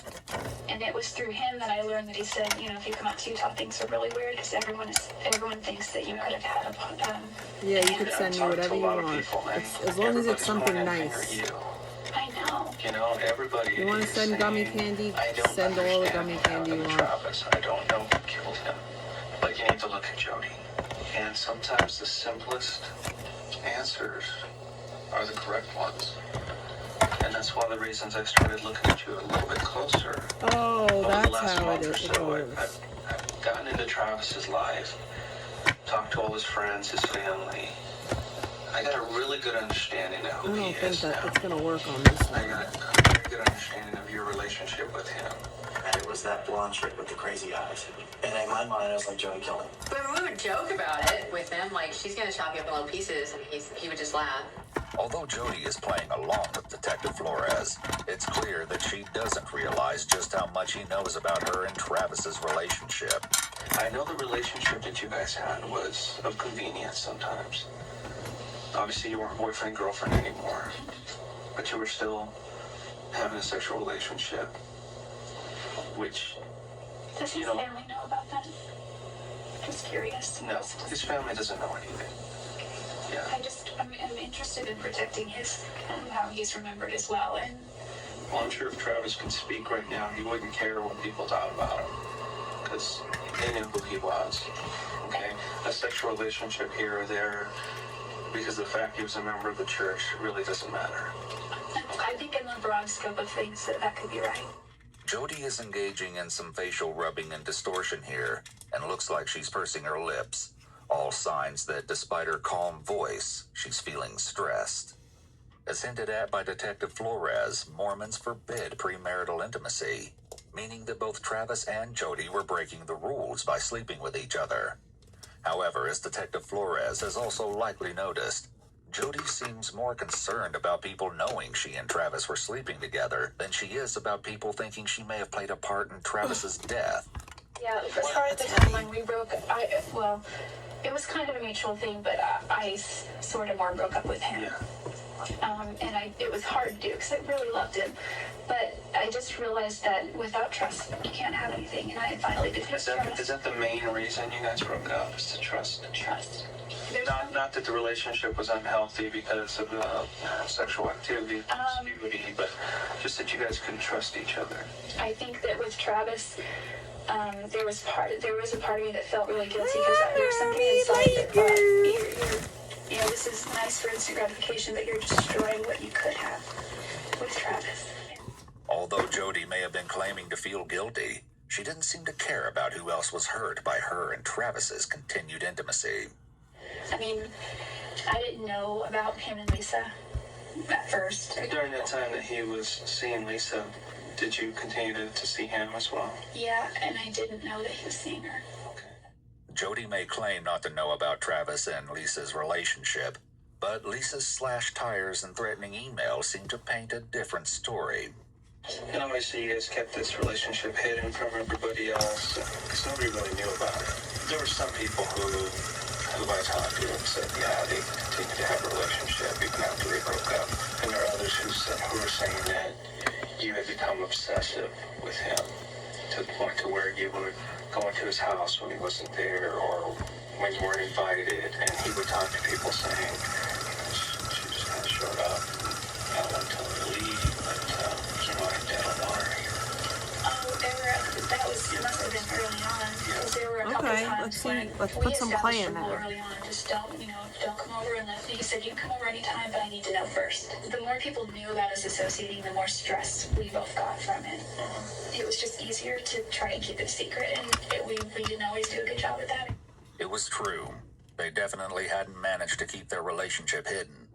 Amanda McBrien, the girlfriend of Zach, Travis's roommate, was also at the home when Mimi placed the 911 call.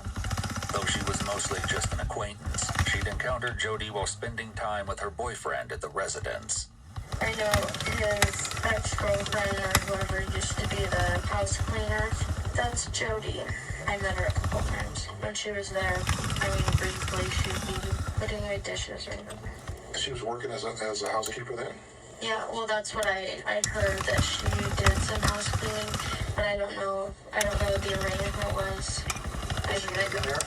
I mean, But she was there like all the time. it's okay. I mean, like, falling out. The motor is good. It's just the way that it fits on the. I don't know. I just heard. And it's not struggling the way the other one I just know struggles. that It's just the other one fits on better. I guess, he wanted to move on and live a life, and she'd always be hanging around, and he tried to tell her that, she can't keep scaring off, everyone else. But he kept saying, Jody, I want to go date other people, and I guess he was even dating someone else. The girl ended it because she didn't like that Jody was always there. Jody can partially explain her odd behavior towards Travis, but Detective Flores knows something isn't adding up with her.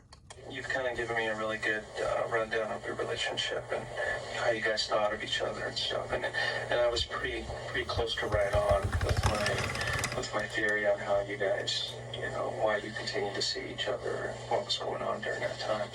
I think there's some other things that you're not telling me. I think the jealousy probably continued even after the fact that you moved away. Well, the first week of June, you took a trip to Salt Lake City. You had left, I think it was Monday. I don't like hot Cheetos, but my kid does, so that's on you. I won't eat them, but Ellie will. I went to Santa Cruz first. And I stayed the night in Monterey. And the next day I drove to Pasadena. Waiting for Laura to Give call me all back. the chicken heads from For a while, I was Pasadena to lost, Medina. And I'm not above sleeping in the car, so I slept for a while. I looked at the map, and I'm pretty sure you know where I went. Can I drive you out? Sure. Jody tries to describe the supposed route that she took, but Detective Flores isn't fooled. So you took this trip and you left on, was it Monday the 2nd? And you didn't get to Utah until Thursday, and that's the 5th. It's like 48 hours there. Okay, this motor works way better. This trip. I've gone over this trip over and over in my mind. I'm not gonna pump fake like it works way better. But I just gotta figure out how to put it on here that it's not moving around so much. Did I tell you that I got stranded?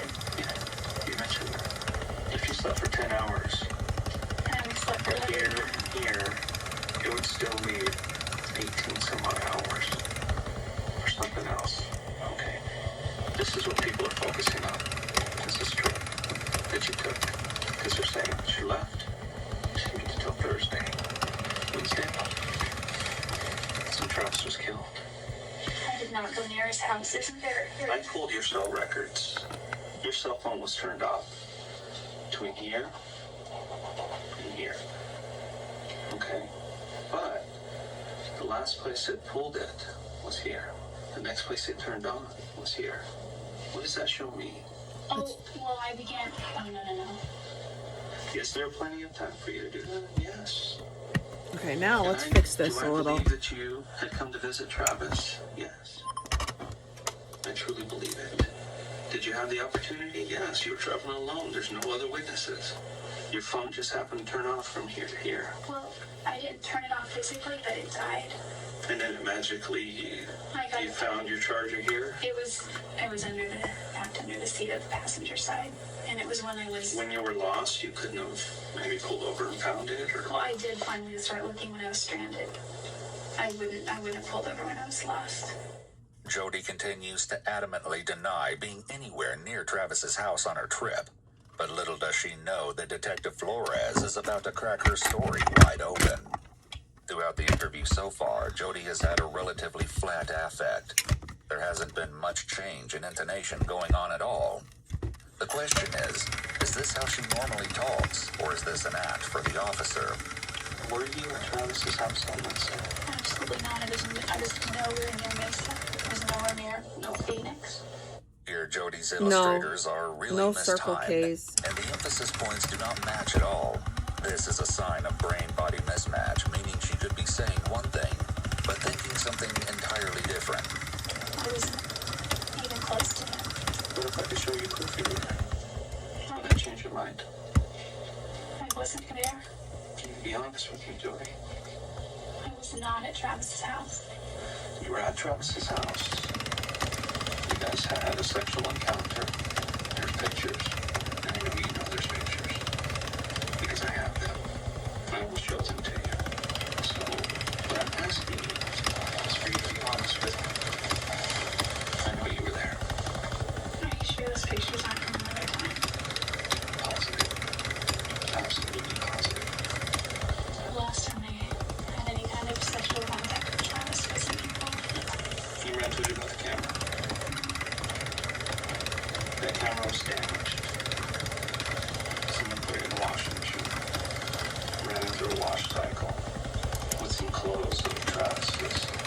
But the card's intact. Remember I told you that card was destroyed? I didn't want to tell you the truth because I wanted to make sure those photos were accurate.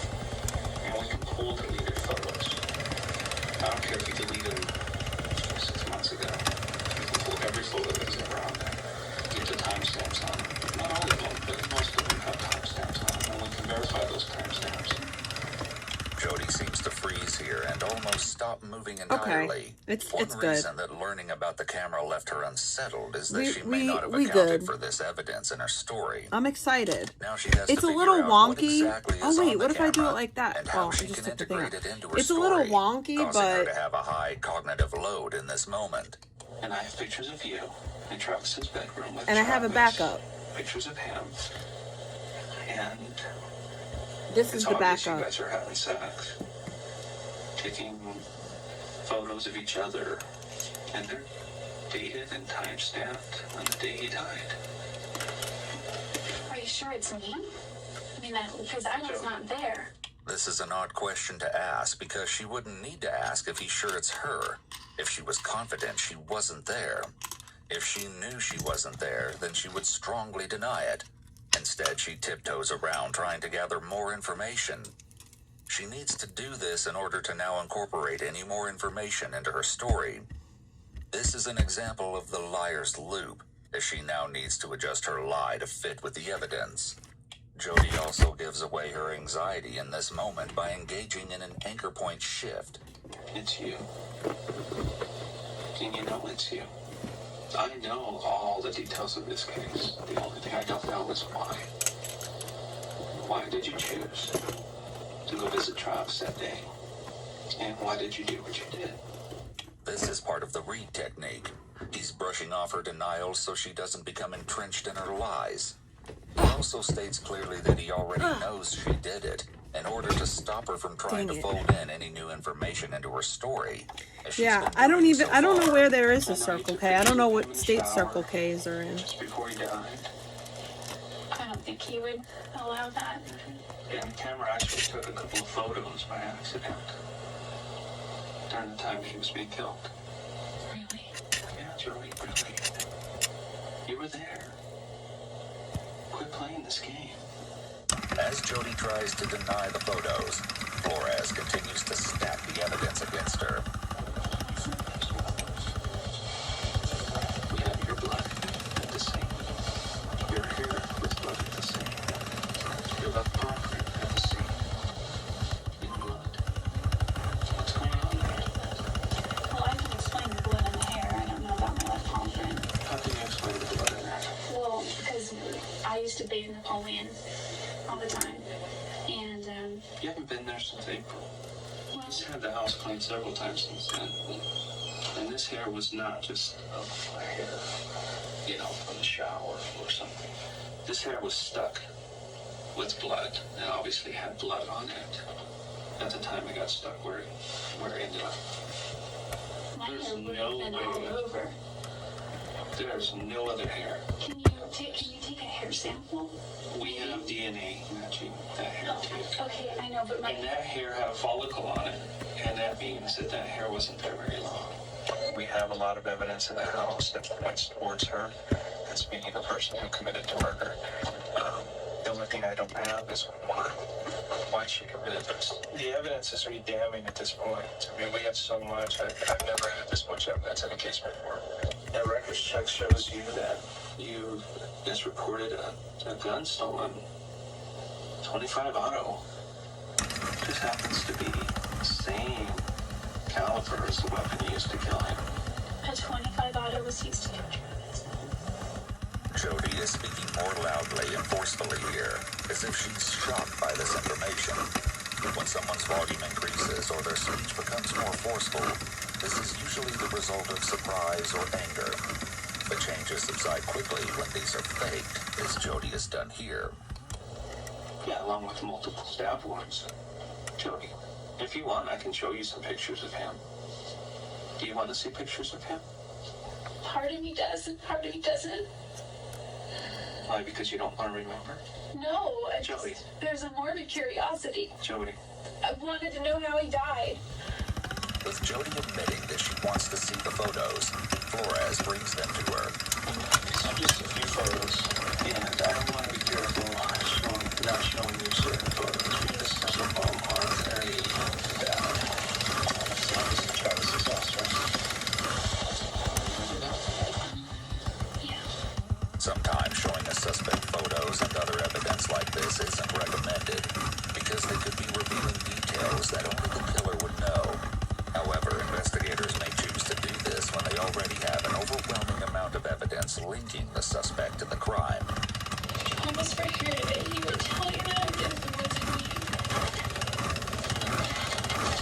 My job is to speak for Travis right now, and everything Travis is telling me is that Jody did this to me. Have you ever shot that 25 out? Have you ever touched it? I've never seen it.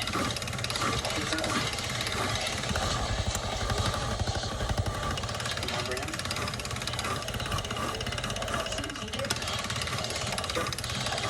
Detective Flores likely chose to show Jody this haunting photo of Travis because it was the one taken of him just moments before he was brutally attacked and murdered.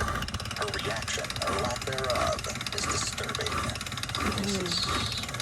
Travis would never go for that. Soon after you had sex on his bed. That couldn't have been too soon after. An hour or so. The last time 2 hours. it was an 8. That's you. I wanted to cover you up because that's you. All of you. That looks like me. That is you. Right there, yeah, on your face. You can look at the rest of it if you want. There's a few of them. And there's a few more. This one I don't know if I should show you, but nothing bad. I don't know if this needs softener or not. But it's just one. I feel like it does. But before I do that, I want to put this on the other clay machine really quickly and see. That's your foot, Joey. These are your pants. No, it's off color because we had to enhance it and the color kind of changes a little. I'll just leave it. That is not my foot. These are your pants. It's a different color, like I said, because we had to enhance it and the color changes. The zipper back. I had both of those pants at home. If these are the same one, though. I don't have a zipper there, though. There. See that? That spot? See the spots here? They look a different color because we used a chemical to enhance this. That right there, blood. It's a mixture of yours and his. And that's your palm print. Every little palm. Did you have anything to do with the death of Travis? I don't think I had anything directly to do with it, but I feel responsible someone for it. Despite this there's truly undeniable evidence, Jody continues to state that she wasn't involved with the murder. It appears as though she does a downward yes head shake while tripping over her words, and does a self-soothing leg rub in the midst of saying, I don't think I have anything directly to do with it, but I feel responsible somewhat for it. Even this skilled liar struggles with her nonverbals and a straight lie the first time. She uses all manner of qualifying statements to not I don't know if it needs softener. I think it does. Just a little. Flores is forced to be direct with Jody, and her response is shocking. Where did I put it? What can you tell me about his death? You know a lot more about it than I do. When I say I feel responsible, it's because I wasn't planning to go there at all, and he really wanted me to go. And I told him no, and I would have if it weren't for Ryan. And there's nothing really with Ryan and I. In fact, he has been very hesitant to move anything forward because he's not sure about me. He said a lot of people are talking. I'll just tell you that right now. I really wish this would get solved so that we can just put it behind us. Maybe that's a good thing because he's not an active church member anyway. But the reason I feel is because if it weren't for Ryan, I would have folded and I would have just scrapped all my plans and spent all of my days there. But I didn't, and I stood strong, and he got mad and got sad, and he guilted me. He didn't get really mad, he just kind of guilted me.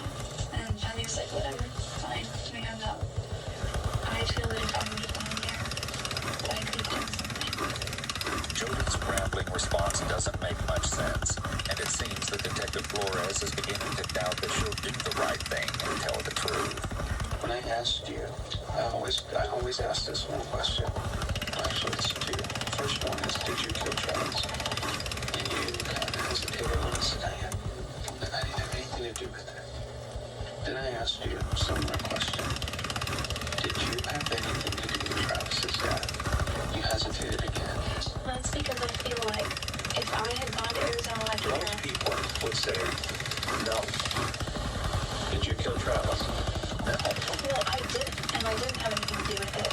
Now, do I feel responsible? I've been carrying around guilt since I heard about it. Jody's anchor point shift, combined with shaking her head yes, fit the description of a cluster and indicate that she's being deceptive. Why do you feel responsible? If you felt responsible, it means you know something else. No, because your actions led to his death. Because he always was guilty. Jody begins testing the waters and painting herself as a victim.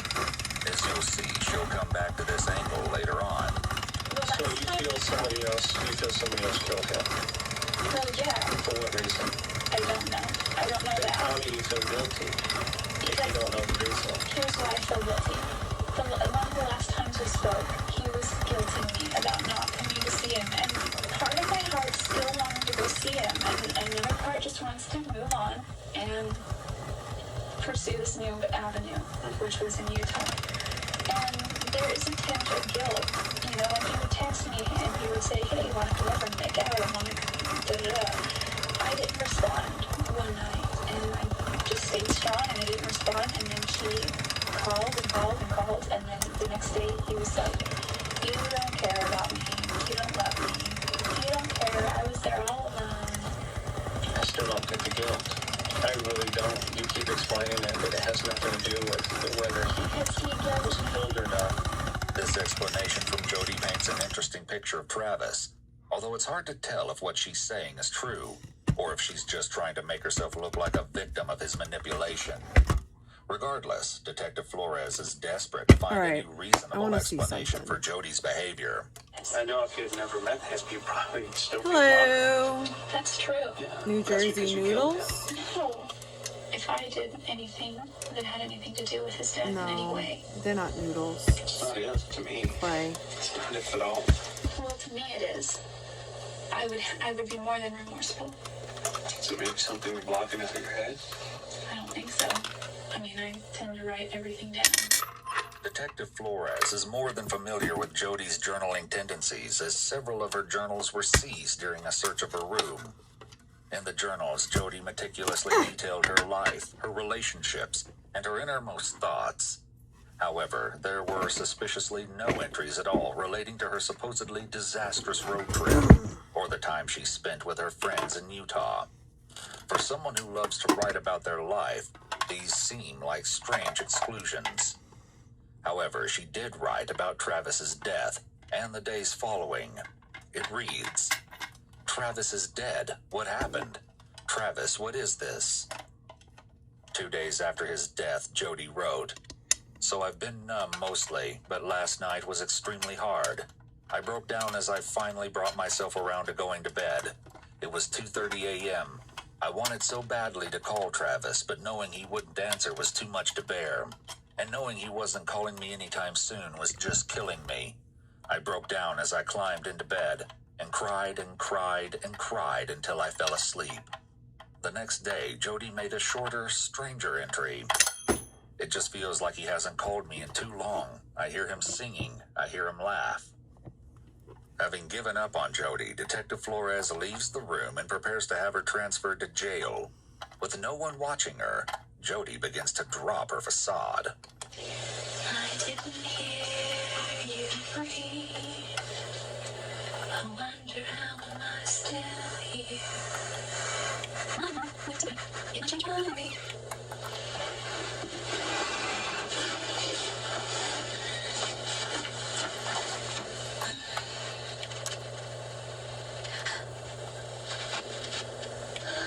The stars are brightly shining. This is the day of our dear Savior's return. Is she for real? This bizarre behavior in the interrogation room seems to be a sign of her lack of impulse control. Most people would recognize doing a handstand is not appropriate given the setting, but she seems to be highly impulse-driven. Sitting in silence with her thoughts would probably be too stressful. There's no one here giving her attention any longer, and she has to do something to fill her time. Someone with pathological narcissism craves attention. It's a need for her, so without current attention, perhaps she's also doing things to gain attention. Only Jody really knows, and she probably wouldn't tell the truth about what's driving her. Though her laugh may not be a psychotic laugh, it's definitely very bizarre. It seems like she paused and looked upward as if thinking of something, and then laughed.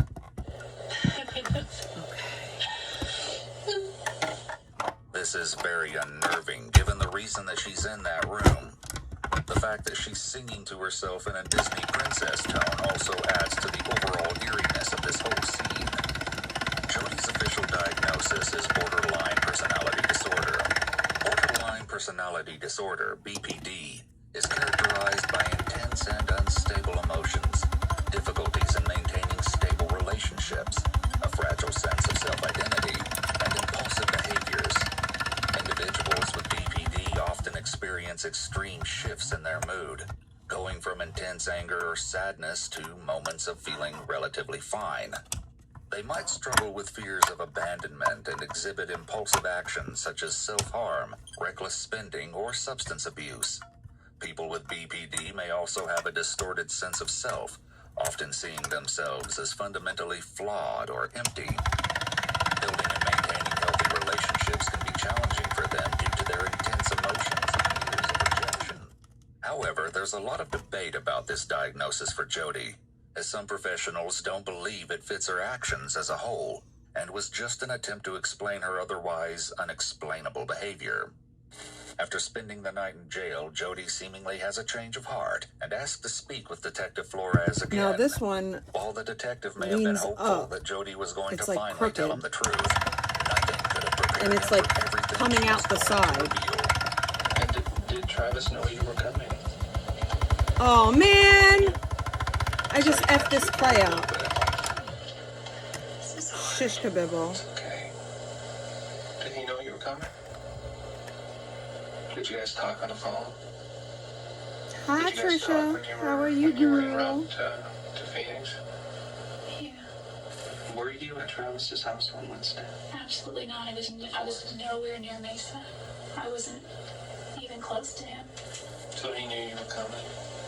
He was expecting you. Now, obviously, you guys had, a little encounter. And is that when those pictures were taken? Do you remember what time you rolled in?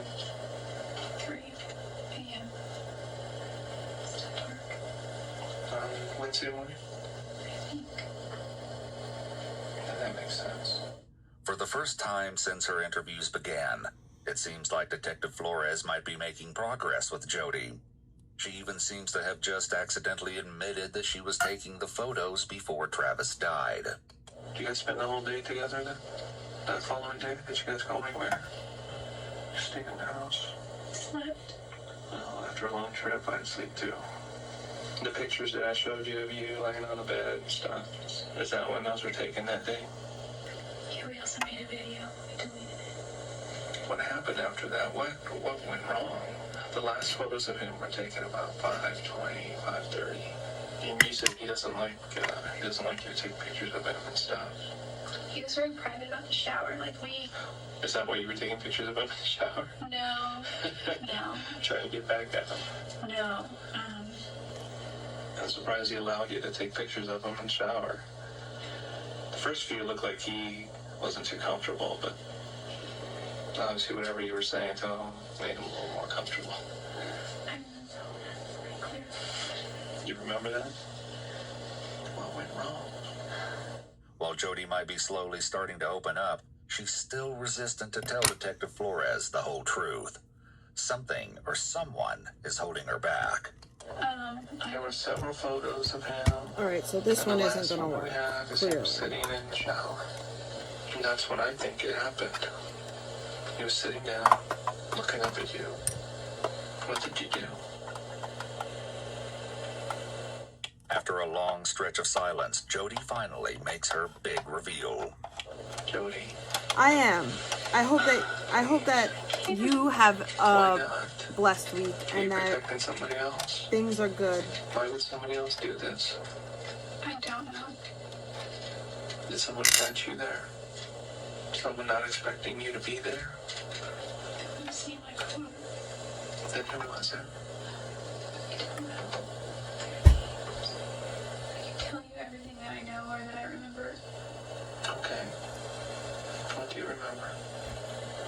From the time you were taking pictures to the time you left. What happened? Jody seems to use her hair to cover her face here, trying to not give anything away with this newer story. I don't know who they were. They know where I live. Or they know where my parents are. Or I don't know if they know where my grandparents are, but they got my address. And they know where my family is. So you're trying to say you're doing this to protect your family? Why would someone do this to you and to him? I don't think they really intended to do anything to me. You're saying somebody followed you all the way to Arizona from here? I think I was an element of surprise for them. You were an element of surprise? So they didn't expect you to be? Definitely. I don't think so. I'll hit you up when I get off, either when I get off stream later or probably later. You tell me this, but you give me no reason. They didn't discuss much. They just argued. About what? About whether or not to kill me. For what reason? Because I'm a witness. A witness of what? Yeah. Of Travis. Of Travis's murder. Yeah, but I didn't really witness it. Didn't see much. You need to make this believable because it is not believable to me right now.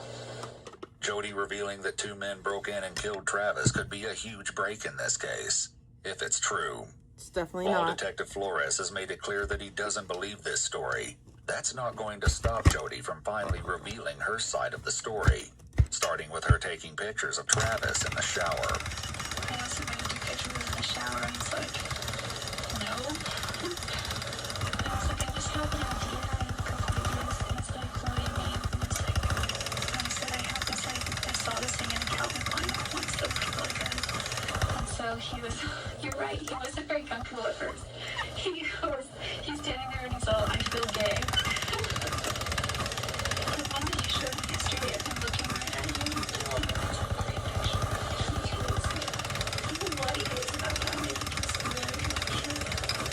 With deception, often people have to tell their stories from the beginning to get everything in the order that they want it. Answering questions doesn't allow them to get the lie out properly. Here she has to control the telling of the story in order to tell it how she wants. What happened when the last picture was taken?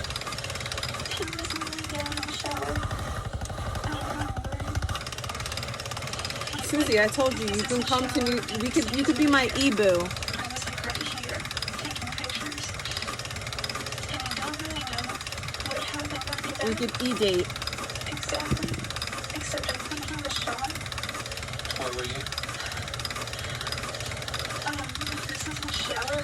He's sitting here. I was like, no, this is his shower. He's sitting here. I was like right here on my knees in his bath. I was right here and I was taking him here. And I was just going through the pictures and I heard this loud scream. I don't really remember except Travis was screaming. I think I got knocked out, but I don't think it was that long.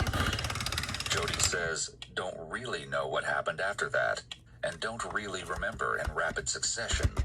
These are selective memory statements which allow her to answer while leaving room for her to adjust her story later on. These are huge red flags, but so is how she's positioned right now. She's completely closed off here with her feet awkwardly up in the chair. Immediately, Detective Flores has issues with this story, starting with the fact that Travis was shot post-mortem, so there's no way that was the first injury he sustained, as Jody is claiming. Still, Flores lets her continue digging herself No, into it's a hole. Clay. So what'd you say?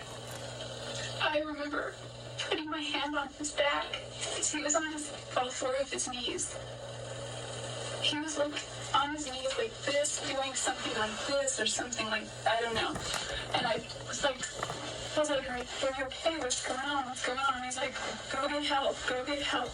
And I said, okay. And I turned around. There were two people there. One was a guy, one was a girl. Yeah, it's cheese. What words did you hear? Who was that? I thought he was by himself or alone or something. And he was like, shut up, just finish it. And Then what happened? well, as soon as he said go get help, and I turned around and they were there and Where were they? they were in the bathroom. The girl was in the hallway. There was a The guy girl? was more toward in the bedroom, but like still in the bathroom. He started coming in toward the bathroom too, and I. What'd you do? What happened? What happened, Jody? What did you see? I turned around like a little. I ran, and he stopped me, but Wow, so I didn't know she was such an and actress. Travis, he was still like conscious and still alive, and You just left them there. no, I ran into the closet because like there's two doors, and they were sort of in the hallway already, and he stopped me. He didn't touch me. He was just held the gun to my head, and he was like, "You don't go Yep. anywhere." Smells like moldy ass. You got I told him me. to go finish it. I didn't see. He told me to stay there and not to move. And where was that, in the closet? No, it was like this. He was walking this way, and she was already right here. And then he stopped me here, and he said, "Don't move." He left the room for a minute, and I didn't have my stupid phone because it wasn't charged. And Travis's phone was downstairs, and I didn't know. His roommates, I didn't think were home at the time. So, like, I was just trying to think if there's any way I could call 911 or call or get out of the house. There's no way out except downstairs. She was over him, and I just rushed her, and I pushed her. Travis was bleeding everywhere. What was she doing to him?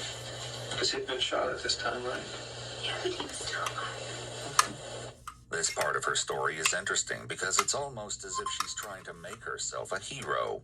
Yet there are a lot of signs of her uncertainty as she tells this version, such as her stumbling speech and misspoken men versus man and woman. He was on all four of his knees. I could call 911 or call or get out of the house. It's clear that this story is not nearly as well thought out as some of her later versions. And what happened? Oh, it didn't really deter her. Did she have any weapons on her at all? Yeah. What'd she have? I thought she was the one with the gun, but maybe she had the gun, but he had a gun. So maybe there were two guns or one gun, I don't know. But she's the one who shot him, though, right? I would think so, because, I mean, I don't know. I got hit here somewhere. Although Detective Flores' questions seem to be throwing her for a loop, Jody continues to stumble through her story. So what happened after your first day? I got Travis, and he wasn't, like, standing up. He was starting to just get weaker and weaker. And this guy came back in, and she said that they needed to do me too, because he was there. And it's like, no, that's not why we're here. How was she gonna get you? Did she have a weapon? She had a knife. You said she had a gun before. I know that he had a gun. I don't know if she had a gun or not. Why didn't they kill you? He said that's not what we're here for. But it was obviously right for him. They didn't say why. No way. Did you see them hurt him anymore? Other than a gunshot? She had a knife, and I don't know. It's hard to imagine that Jody wouldn't have noticed Travis being stabbed 27 times. She rushed me afterward. Or she came back. I rushed her, but she kind of came back at me. Why didn't you? Travis and I were right about here, maybe? I don't know. Halfway, I don't know. And there was a little bit of a struggle with her and I. I was so scared. I'm not a person who fights. By stating that she's not a person who fights, she's trying to make herself seem meek. Earlier, she was trying to be a hero or savior, but now she's creating an image of herself where she couldn't possibly have been the killer. So I wasn't sure. I just knew I had to hold on to her hands because she had a knife. It was certainly a feat of strength for Jody to come out of a knife fight with no injuries, so it seems odd that she would give Detective Flores so few details about the struggle. He grabbed my wallet, and he was looking through it. He just did the cash, put it in his pocket. He got my registration out of my wallet, and he said, "You must be that from California."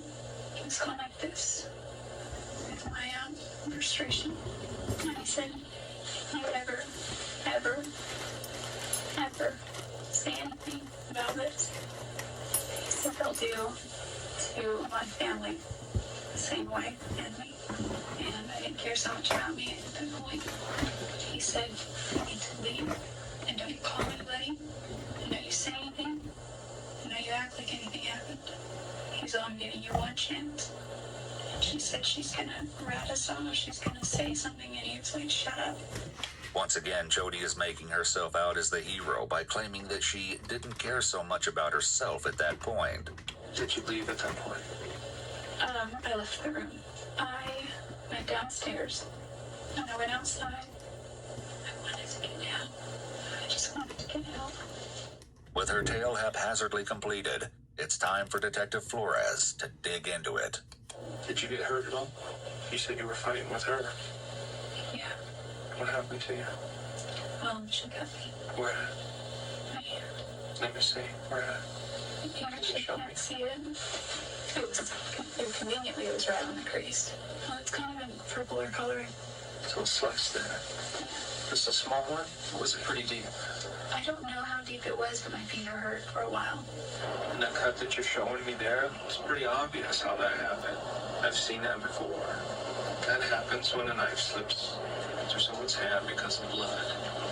It's slippery. And it cuts. That's what that is. I've done this for a long time. And this is the most far-fetched story I've ever heard. And it's not going to help you.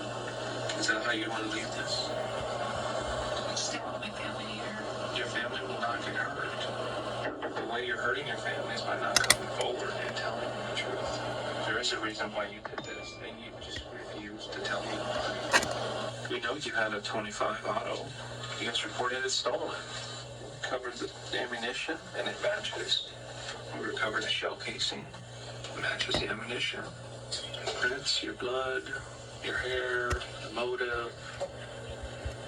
You were there. He was probably standing above him when he was in the shower, and you shot him in the head. Despite his pleading, Jody has no intention of telling Detective Flores her motive. Determined to figure out what Jody's still hiding, he sends in Detective Blaney. hopeful that she might be able to pry the truth from I'm gonna do Jody. the inverse of the other one that I made. I'm gonna do a blue cross with yellow flowers. I have been privy to the investigation. I want to smack. All of the evidence in this case. Even though I smacked a little bit already, I'm gonna continue to smack because it's Sunday. Yesterday, it's obvious to me that you're not our typical suspect. You know, you come from a good home, a good family. Your parents obviously care about you. Since Travis's death, she has been the best relationship we've had in our whole life. And I said, maybe this death has made her see that life is short and you have to, you know, you can't be this way, and it's changing her. The last few weeks I talked to her more than I have ever talked to her since she left the house at 18. And you're a bright girl, probably more intelligent than you were letting on yesterday. There's no question in my mind or any of the other investigators' mind that you were the person that took Travis's life. The detective keeps complimenting Jody, which is likely her attempt to play good cop. She's hoping that appealing to Jody's more self-serving and perhaps narcissistic tendencies might get a more believable story out of her. What I'd like to know is determine whether you're a cold-blooded. I never listened to all this stuff about Jodi Arias. She really is a crazy beast. Circumstances. Like, holy heck. I wasn't sure if she did it herself, or she had help with somebody, but she would not tell me. She absolutely just refused. And she's continuing to say that, you know, had nothing to do with that, and she's completely cold about it. Like, no emotion whatsoever. This is your opportunity to help yourself out. When the jury looks at it, those are the things that they're going to be mulling around in their mind when they decide what type of sentence to hand out, or when they make a recommendation to the judge. Those are How the you sorts of doing, things that are in a girl? jury. The juries sometimes can be fickle, but I've never seen a case with so much concrete, hard evidence. We don't need you to tell us anything. I'm doing this. I got finger condoms. Because I'm sick of my thumb getting crusted. They've got a rock solid case. So what you say is basically irrelevant to their case. It's not going to make it any better for them, but it certainly can help you out. How can it help me? I mean, how can what I tell you today affect the media? You take control of the situation as much as you can and paint whatever kind of picture you want to paint of yourself. You may be wondering why an interrogation is necessary if law enforcement truly has all the evidence they need, as the detective has just claimed. This He's really concerns off two finger different condoms. aspects of criminal law. First, because detectives can generally lie during an interrogation, they may state that they have all the evidence when, in fact, they don't. Perhaps they have an incomplete picture of the motive. Or maybe they have all the information they need, with the exception of a murder weapon that hasn't yet been located. Lying to get information is one tactic.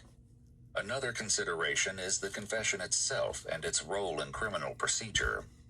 There is a concept known as corpus delicti, which means the body of the crime. In criminal law, a bare confession alone is not enough to convict. Additional evidence is needed to prove the defendant actually committed the crime.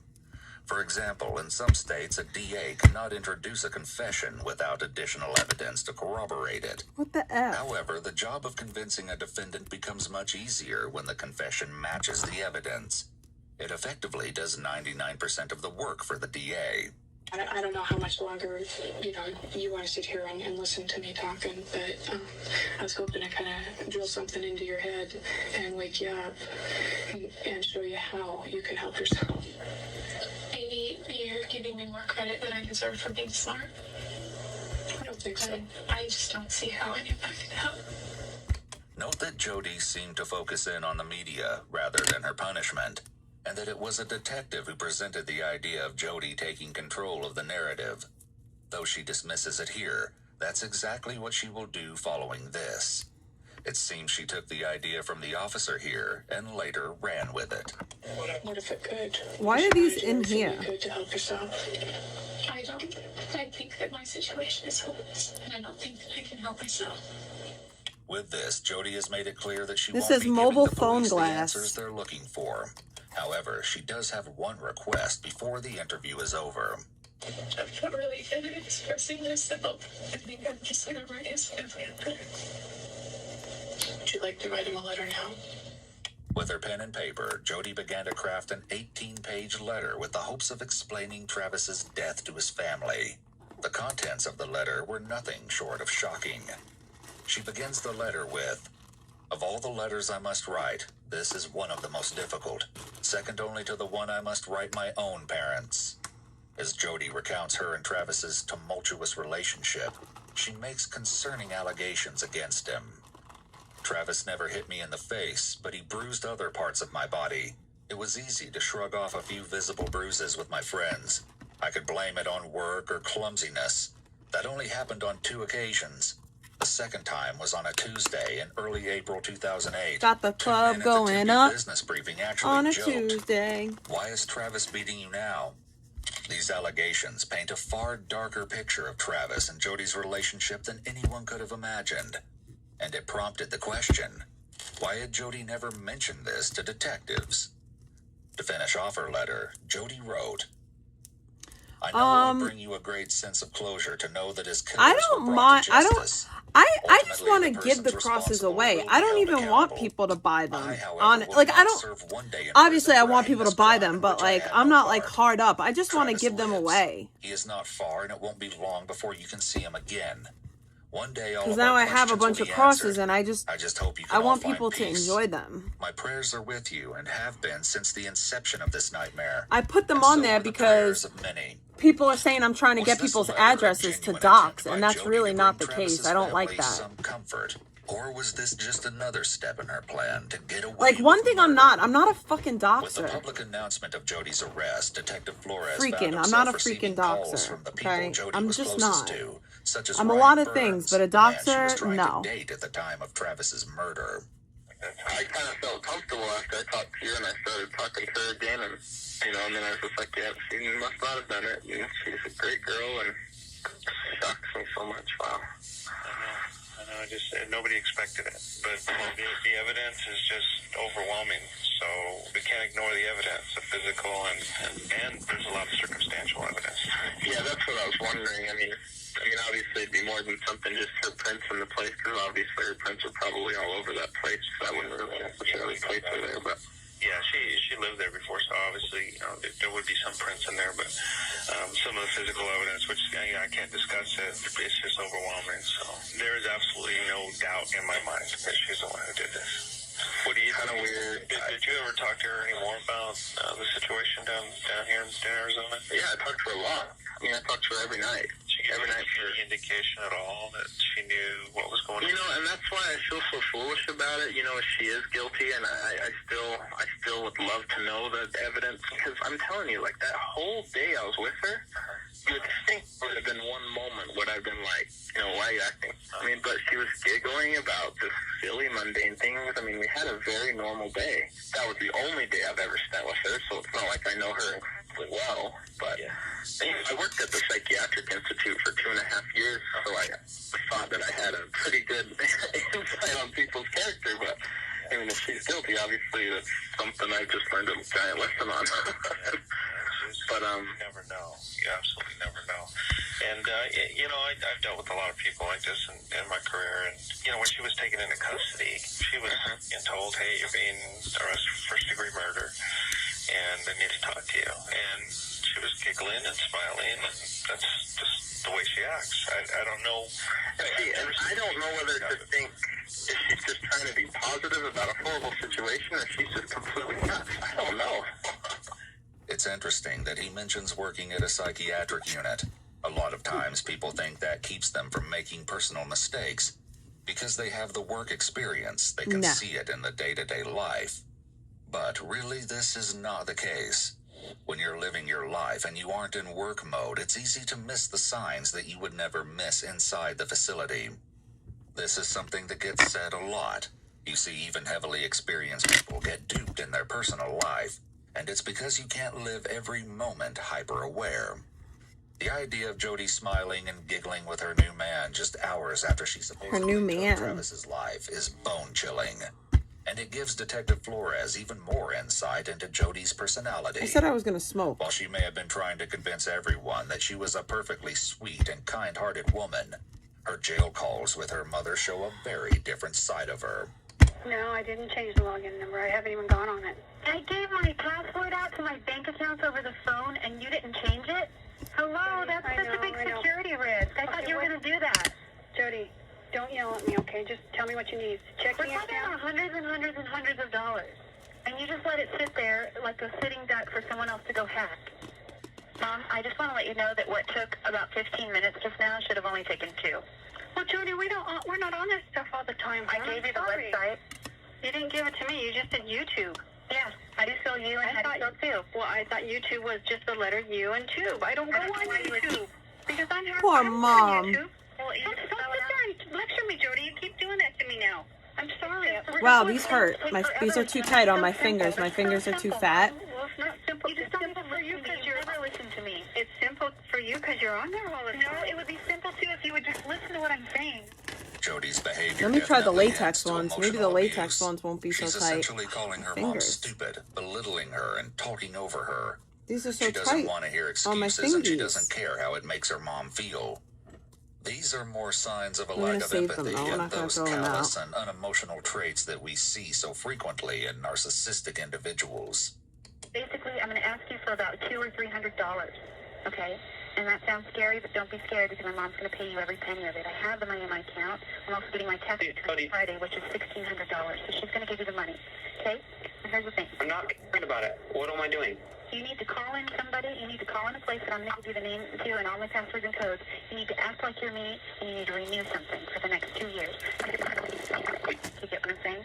Yeah, I'll just tell them it's me, and I'll tell them I'm making a payment on your account. They don't care as long as I get... For me. No, you can't talk to them for me. It has to be me that they talk to because I'm the only authorized user on my account.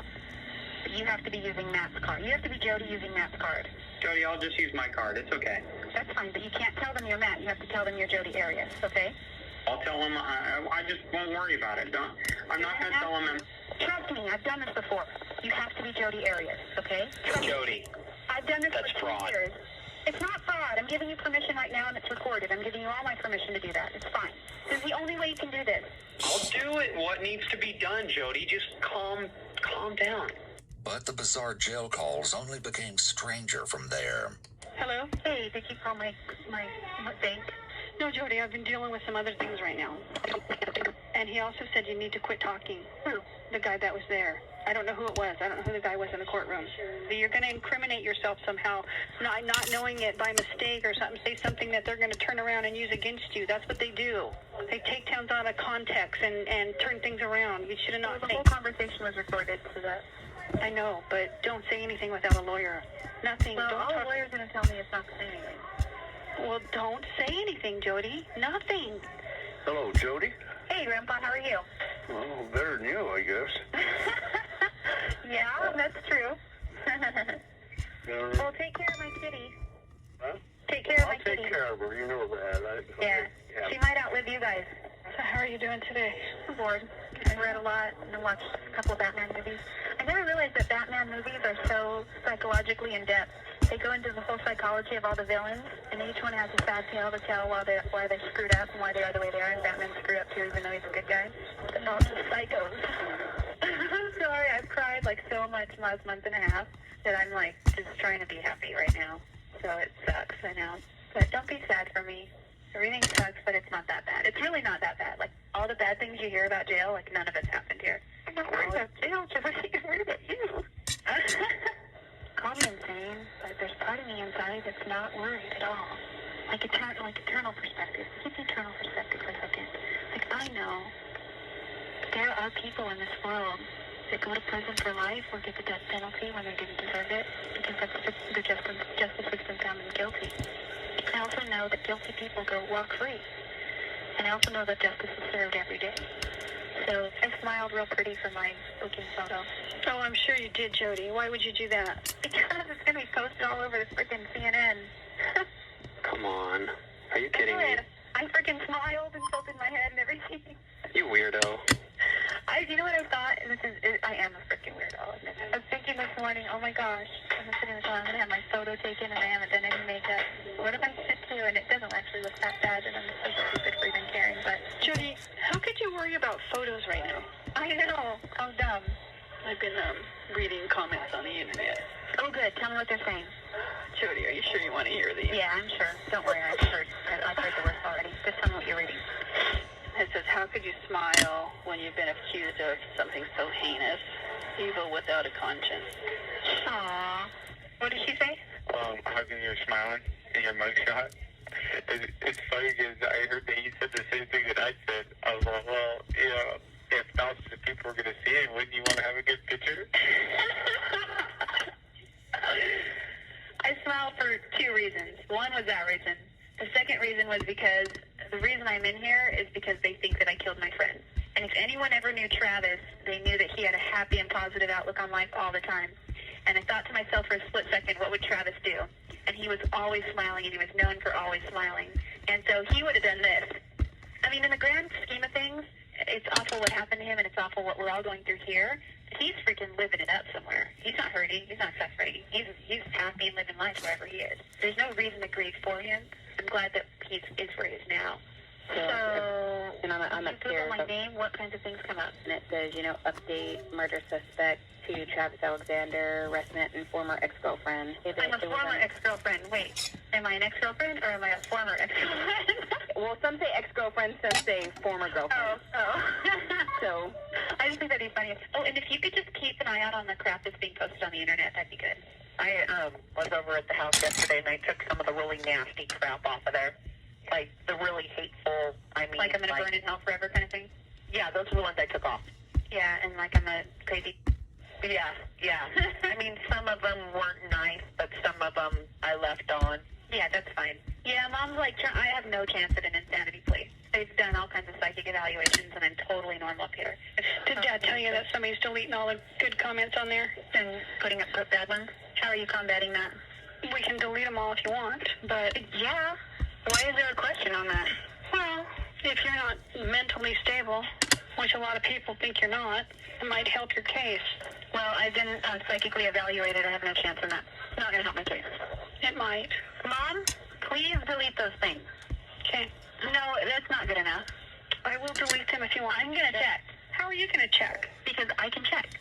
While these audio clips display the petty and ungrateful side of Jody that she tried to keep hidden from everyone else, they're still not as shocking as the calls between Jody and her grandmother. I was going to say your picture is in the paper today. Oh, is it a big picture or a little picture? It's a little picture. Oh, under bookings? Yeah, no, it's on the front page. No way! I'm on the front page news of the 60 Daily News. Are you serious? Yeah, I'm serious. What does it say? Well, it says evidence revealed that Alexander had suffered a gunshot wound and multiple stab wounds to his body. The release states that Jody Ann Arias, 28 of Wairika, is currently in the Siskiyou County Jail awaiting extradition proceedings. Physical evidence has linked Arias to Alexander's death, and the release said that the investigation showed What up, Sauce a Man? relationship with Alexander, and that's what it says. I'm famous. I'm infamous, I should say. Jody almost sounds as though she's celebrating about being on the front page. In her mind, maybe the old cliche is true. No such thing as bad PR, as long as she's getting attention. Is it at the top or the bottom of the page? Your picture? Uh-huh. It's at the top of the page. And then the article continues on to the second page. Can you read me the rest of the article? That's it. Oh, okay. Well, that's exciting. It's disturbing to hear Jody's excitement at the media coverage of her heinous crimes. Why would someone who is supposedly innocent be overjoyed at being labeled a murder suspect with their name and face in the paper? The feather came out really good. I'll show it to you. Give me one moment. Then she was in for a treat once her trial started. Jody's trial began in January of 2013 and was highly publicized due to the intimate and violent nature of Travis's murder. In an unprecedented move, Jody took the stand for a total of 18 days to testify in her own defense. At one point, when confronted about continually saying that she didn't remember details, Jody stated that she couldn't remember because the prosecution was making my brain scramble. The prosecution responded, "The problem is not you, it's the prosecutor, right? You can't even remember what you just said." Jody's response was, "I think I'm more focused on your posture, your tone, and your anger." In a reveal that would change the face of her trial, Jody once These again things changed are her a little story. too tight on my fingers. Much to everyone's shock, Jody disclosed that she had, in fact, murdered Travis on that Shush, fateful Gibbs. night in 2008. Jody alleged that Travis was incredibly emotionally and physically abusive over the course of their relationship, with his aggression towards her only growing the longer they were Here's the together. feathers. In her third and final account of the night of Travis's murder, Jody claims she dropped his camera while taking photos of him in the shower, causing Travis to fly into a rage. He supposedly body slammed her against the bathroom tiles, telling her that a 5-year-old could hold a camera better than she could. She claimed that she ran to his closet but heard him follow her, so she grabbed the gun. On the stand, she stated, "I pointed it at him with both of my hands. I thought that would stop him, but he just kept running. He got like a linebacker. He got low and grabbed my waist, and as he was lunging at me, the gun went off. I didn't mean to shoot. I didn't even think I was holding the trigger. But he lunged at me, and we fell really hard toward the tile wall. So at this point, I didn't even know if he'd been shot. I didn't see anything different. We were struggling, wrestling. He's a wrestler. So he's grabbing at my clothes, and I got up, and he's screaming angry. And after, I broke away from him. He said, 'Kill you.'" Fearing for her life, Jody then said that she killed Travis in self-defense. This admission was unexpected and alarming, but so was the fact that just 24 hours after killing Travis, Jody was cuddled up with her new boyfriend. She explained, I don't know, I felt safe right there. I figured if I don't kiss him at all, I just wanted to seem normal." Little did everyone know that even more drama was about to erupt in court. On February 25th, the prosecutor stunned the jury when he revealed that Jody had been caught allegedly sending a secret coded message to one of her friends through 2 magazines. Ooh. While in jail, Jody had attempted to send 2 magazines to her friend, Ann Campbell. One magazine was an issue of Star, and the other was an issue of Digital Photo Pro. While doing a routine check on the magazines, guards discovered that a string of numbers had been written on the bottom of a page in the Star magazine. These numbers all correlated to a particular page in Digital Photo Pro, with each page containing part of the message. When put together, the message read, "You f***ed up what you told my attorney the next day. Directly contradicts what I've been saying for over a year. Get down here ASAP and see me before you talk to them again, and before you testify so we can fix this. Interview is excellent. Must talk ASAP."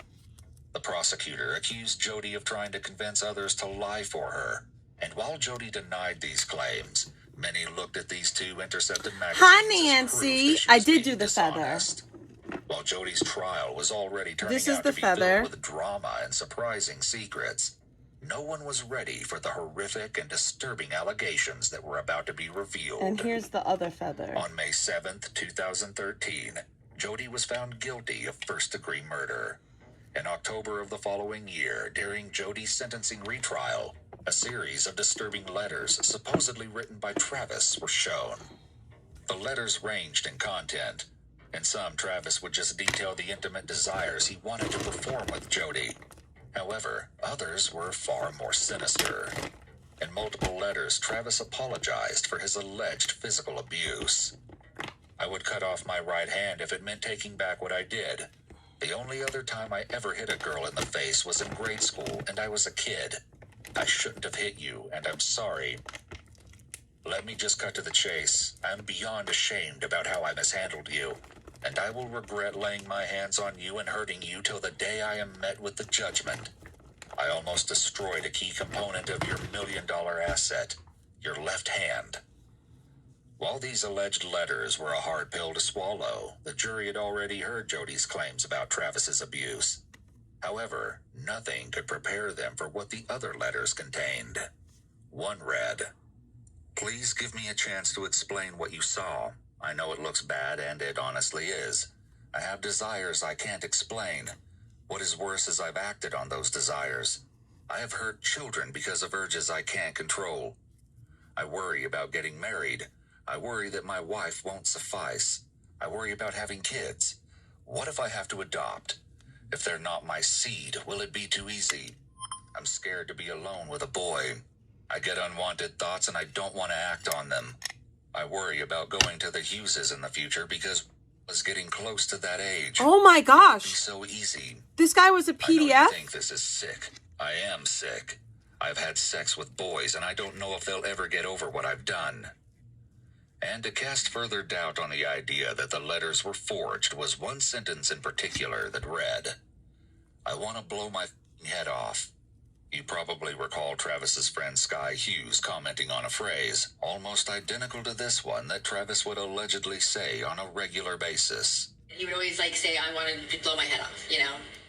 If the claims within the letters were true, then it would shine a new light on Travis's character and private life.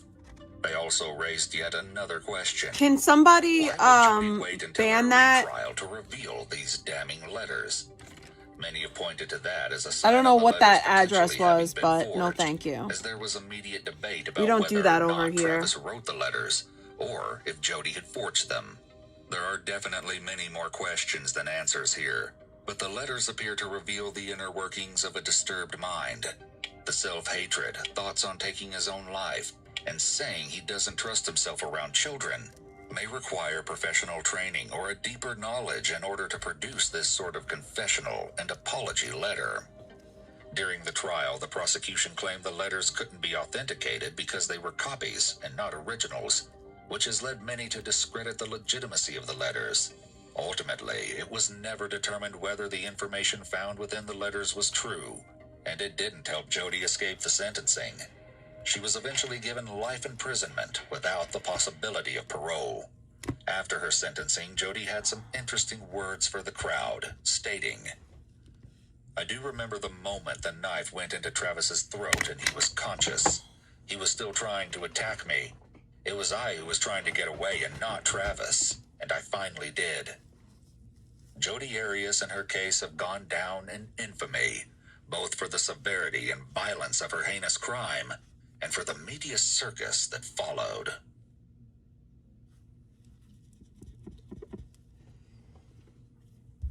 Now I understand why everyone compares someone to her. I had a bad feeling about her leaving, especially like around like almost 11 o'clock at night and going with somebody I I have don't nice trust. We've had toes. 7 homicides Well, in St. Joe within the past year. I just don't like At feet. least that you found a body for. Well, who said anything about a homicide? So you're back there. I like that. You'll just see images of yourself stabbing someone or something like it's a memory, but you didn't do it. No, I want to know the whole story. That's what I want to know. Are you scared right now? Mm-mm. I would be. The terror begins in St. Joseph, Missouri, when a chilling discovery is made in a local park. A young woman has been stripped, stabbed, and left in the woods.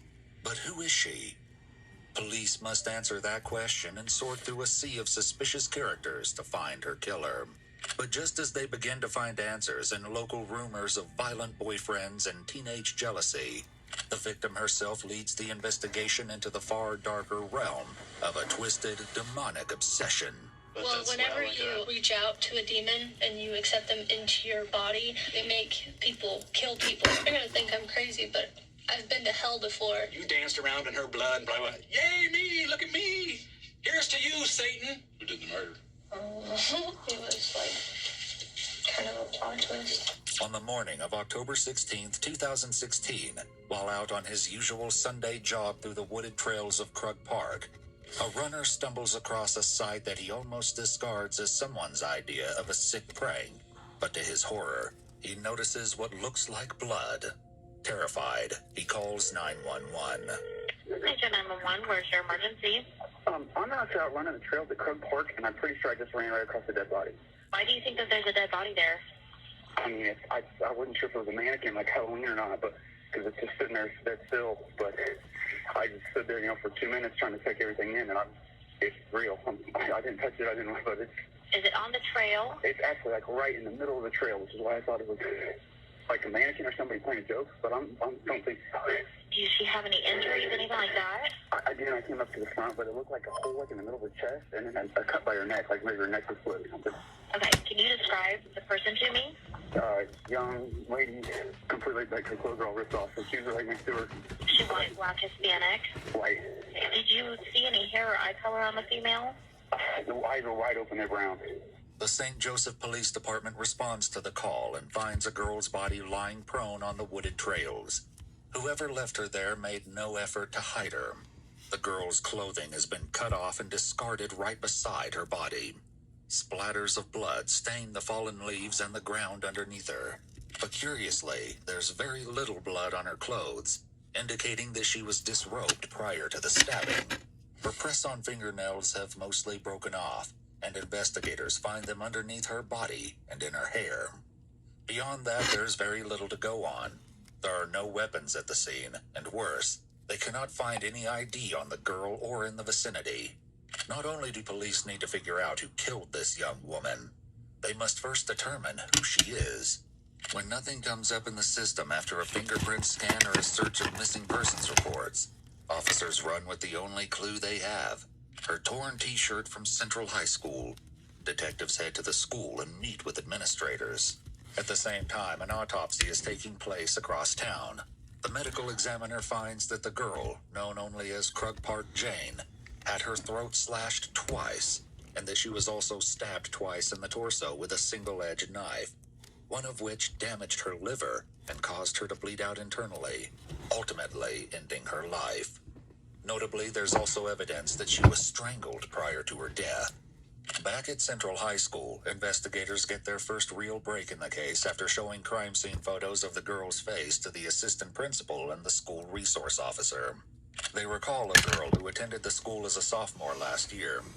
When they pull up the girl's picture in the system, police finally have a positive ID. The dead girl in the woods is no longer Krug Park Jane.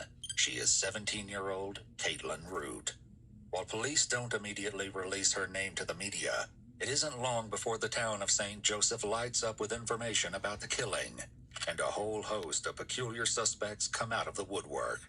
Detectives realize right away that it won't be easy to find the killer, but they have no idea what strange demonic twists await them. To get started, police turn to Facebook, which will become an unusually valuable source of information in this case. Starting with Caitlin's page, they're able to track down the people she's been staying with, none of whom are her actual family members. As it turned out, Caitlin lived with her friend Crystal and Crystal's grandmother Sheila. Police speak to them at the house and also with the woman next door, Sheila's daughter Tabitha. And it is in talking to her that police stumble across their first good lead, a young man named Kevin who Caitlin accused of hitting her just a couple of days prior.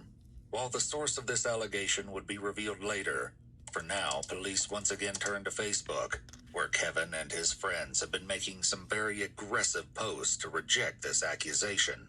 It started when Kevin posted 2 days before, on Saturday, tagging Caitlin and insisting that he never laid a hand on her, saying, "I don't hit women." This sparks social media chaos that spills into Sunday, with Kevin and his supporters assailing Caitlin's character and reputation, even as Tabitha informs them in real time on Monday that Caitlin is dead and the police are at her house. Kevin responds, telling Tabitha at one point, "Take me to court because the truth will come out." Detectives are stunned by the bizarre drama surrounding their murder victim. Suspicion only grows when they later speak to a girl who claims to have seen a car associated with Kevin at Krug Park at 10:30 p.m. on the night of the murder. With Kevin looking more like a viable suspect, police bring him in for questioning. They notice quickly that he's collected some minor injuries in recent days. So you got a little scratch or anything where that's from? Yes, I do. Sitting on my buddy Derek's trailer. He has a metal bar. Went to lift my arm up and I caught the edge of it. Got me. Okay, cool. I guess slide your boots off for me. Oh, shoot. This is kickstarting dirt bike. Yeah. But before they can determine if Kevin's cuts and bruises are as casual as he makes them out to be, they need to know more about his relationship with Caitlin. He tells them he's only hung out with her a couple of times, the latest of which was Thursday, 2 days before her murder. Kevin says his friend was with him when he picked her up. Chris still with you? Okay. He stayed with me from the time I picked her up all the way until the time I dropped her off. I mean, we've literally been with each other all day, every day for like the past month. Did she stay the night that night? Mm-hmm. Okay. Anything go on that night? Did When we you were back at the house? Okay. Kevin tells the detectives that Caitlin was fine when he dropped her back home the next day. It wasn't until Saturday morning, 2 days later, that he got a strange phone call. Saturday, 689 number called me saying that I was a woman beater or whatever. If I was going to beat a woman, I needed to go beat on him or whatever. And I was like, I don't know what you're talking about. And I hung up on him, and then I called Caitlin, and I was like, what the hell's going on? She's like, you know what you did. You gave me 2 bloody noses or whatever, and she hung up on me. I haven't talked to her since then. Kevin tells the detectives that Caitlin's ex-boyfriends have reached out to him since his Facebook post, saying she's been known to play these games in the past. He also gives a full accounting of how he spent Saturday, the day of the murder, and names a few people who can back up his alibi. Police track those people down in the coming hours, and they find that Kevin's story is airtight. But if he isn't responsible for Caitlin's death, then who is? Perhaps the answer lies in a guy named Adam that Caitlin spoke about Thursday night. What exactly did she tell you about Adam? That this guy has the biggest crush on her. She don't want to be with him. He keeps messing her. Blah, blah, blah. There was one on there, whenever I went on like earlier, and it said something about hello. Whenever people disappear, they disappear, and he tagged her in it. Police already know the name Adam. He was one of the last people to see Caitlin alive. As detectives begin looking into this new person of interest, another squad of police continues the investigation out at Krug Park. On Monday morning, they come upon a promising site in the woods. It's the back of a ZTE cell phone. Nearby, on the north side of the same trail, they locate a phone battery. Unfortunately, the search for the main part of the phone, the part that could give them valuable insight into what Caitlin was doing the night she was killed and who she might have been with, concludes without success. For the moment, it looks like another dead end without answers. But before the week is through, it will provide their biggest lead yet. In the meantime, perhaps an inquiry into Adam can shed some light. Police hear that Caitlin was apparently with Adam at a party Saturday night, the very night she was killed. According to the story, Caitlin left the party with Adam and 2 other guys. Their destination, Krug Park. After parking the car, Adam and Caitlin walked off into the woods together. Not long after, only Adam returned, telling the other 2 that she'd gone off by herself. As with Kevin, Adam reportedly made some Facebook posts that alarmed some of those following his feed. In one, he allegedly wrote, he wished he would have never have done that. But police can't go on rumors and teenage gossip. They need the facts. They bring Adam down to the station for questioning, hoping that something about his story will shed light on this mysterious tragedy. I ask you this, you might be pissed off at me for asking this, but I gotta ask it. Go ahead. Do you have anything to do with anything that happened to Caitlin? No, I'm not. You're drunk, You understand Susie? what I gotta ask? Yes. Adam tells the police he was hanging out at Caitlin's house on Saturday night, but it wasn't long before she became distracted. What's the relationship between her and Amanda? My palm is itchy. Does that mean someone's going to send me money? Yeah. Okay. Please send me money. Before, or? No, but I've had my I doubts appreciate about it. Amanda, and I don't really trust her. So basically, yeah, they were texting on Facebook, and then about 20 minutes after we got back from meeting up with Tab, that's whenever she was like, I gotta hurry up and get down here. She's about to pull up and everything. I'm like, oh, you should not go. Did she say what she was gonna go do? Yeah, she said that they were gonna go sit at Hyde Park, and they were gonna basically be hanging out and everything else. Just basically doing girl stuff. So let's back up just a little bit. What made you feel like she shouldn't go? I mean, what instinct was it? Was it because you don't like that, or was it? I had a bad feeling about her leaving, especially like around like almost 11 o'clock at night and going with somebody that I don't trust. She didn't listen. She went down to the corner on 15th and Olive, got into a car that I couldn't even actually recognize. It looked like a SUV, and that's the last I heard from her. The others at the house that night back up Adam's story, including the detail that matters the most, that she was messaging Amanda and making plans to meet up with her. The investigators know who they must talk to next. What do you think happened? Personally, I believe that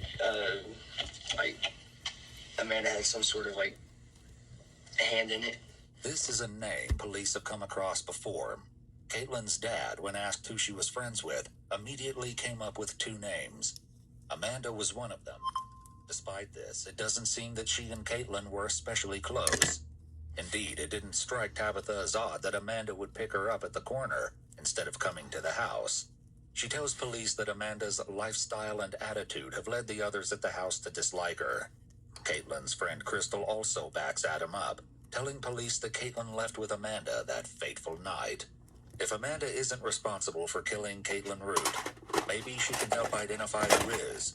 They arrest her on an outstanding and unrelated warrant and bring her to the interrogation room to see what she knows about Caitlin's final hours. A girl by the name of Caitlin Root. Yes. How do you know her? Do I have to say all this? Well, I'm just asking questions. I'm just curious. How do you know her? Well, she's your best friend. Oh, she's your best friend? It's Tippy. I don't hang out with her anymore. Can I ask what this is about? I'm asking about Caitlin. Okay, so why? Well, she's missing. What? She's missing. Yeah. When did she go missing? The other day. I'm not quite sure what day. When's the last time you saw her? I just seen her. I went to I don't know what day it was, but it was some day last week. Like how many? Like a whole week ago? I don't know. I went to the people that she was living with, and I asked for a ride. Amanda seems confused as to why her name would have come up in this investigation, and she walks the detectives through her movements on Saturday, none of which had anything to do with Caitlin. When the detective presses her, her confusion turns to irritation. Somebody said that you guys talked the other day on Facebook. Is that not true? That's not true. I haven't talked to Caitlin on Facebook. Or Messenger or something Nothing like that. I don't even have her number. It's been changed to, and I know her. But you don't need a number. I can get on my Facebook and show you. I think I'm going to do stars on this one. Should I do stars or should I do hearts? Stars? I think stars. Detective Ogdell uses the opportunity to look Amanda up on Facebook. Maybe flowers. But he scrolls I'm for a kind of long sick of time before flowers realizing right now. that many people use the screen name Amanda Panda on the site. Interestingly, though, he only mentions one out loud. Amanda Panda Double? No. The detective keeps scrolling without a second thought, having no way of knowing that the individual behind that particular Facebook account will soon become one of the most important pieces of this twisted puzzle. I just feel like there's something you're just not quite telling me. I promise you I'm not keeping anything from you. I'm gonna be honest, we talked with somebody, said that you were with her Saturday night. Are you serious? Yeah.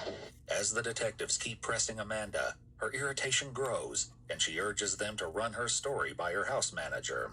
You can actually, I wish you call Tina right now, please, if you would.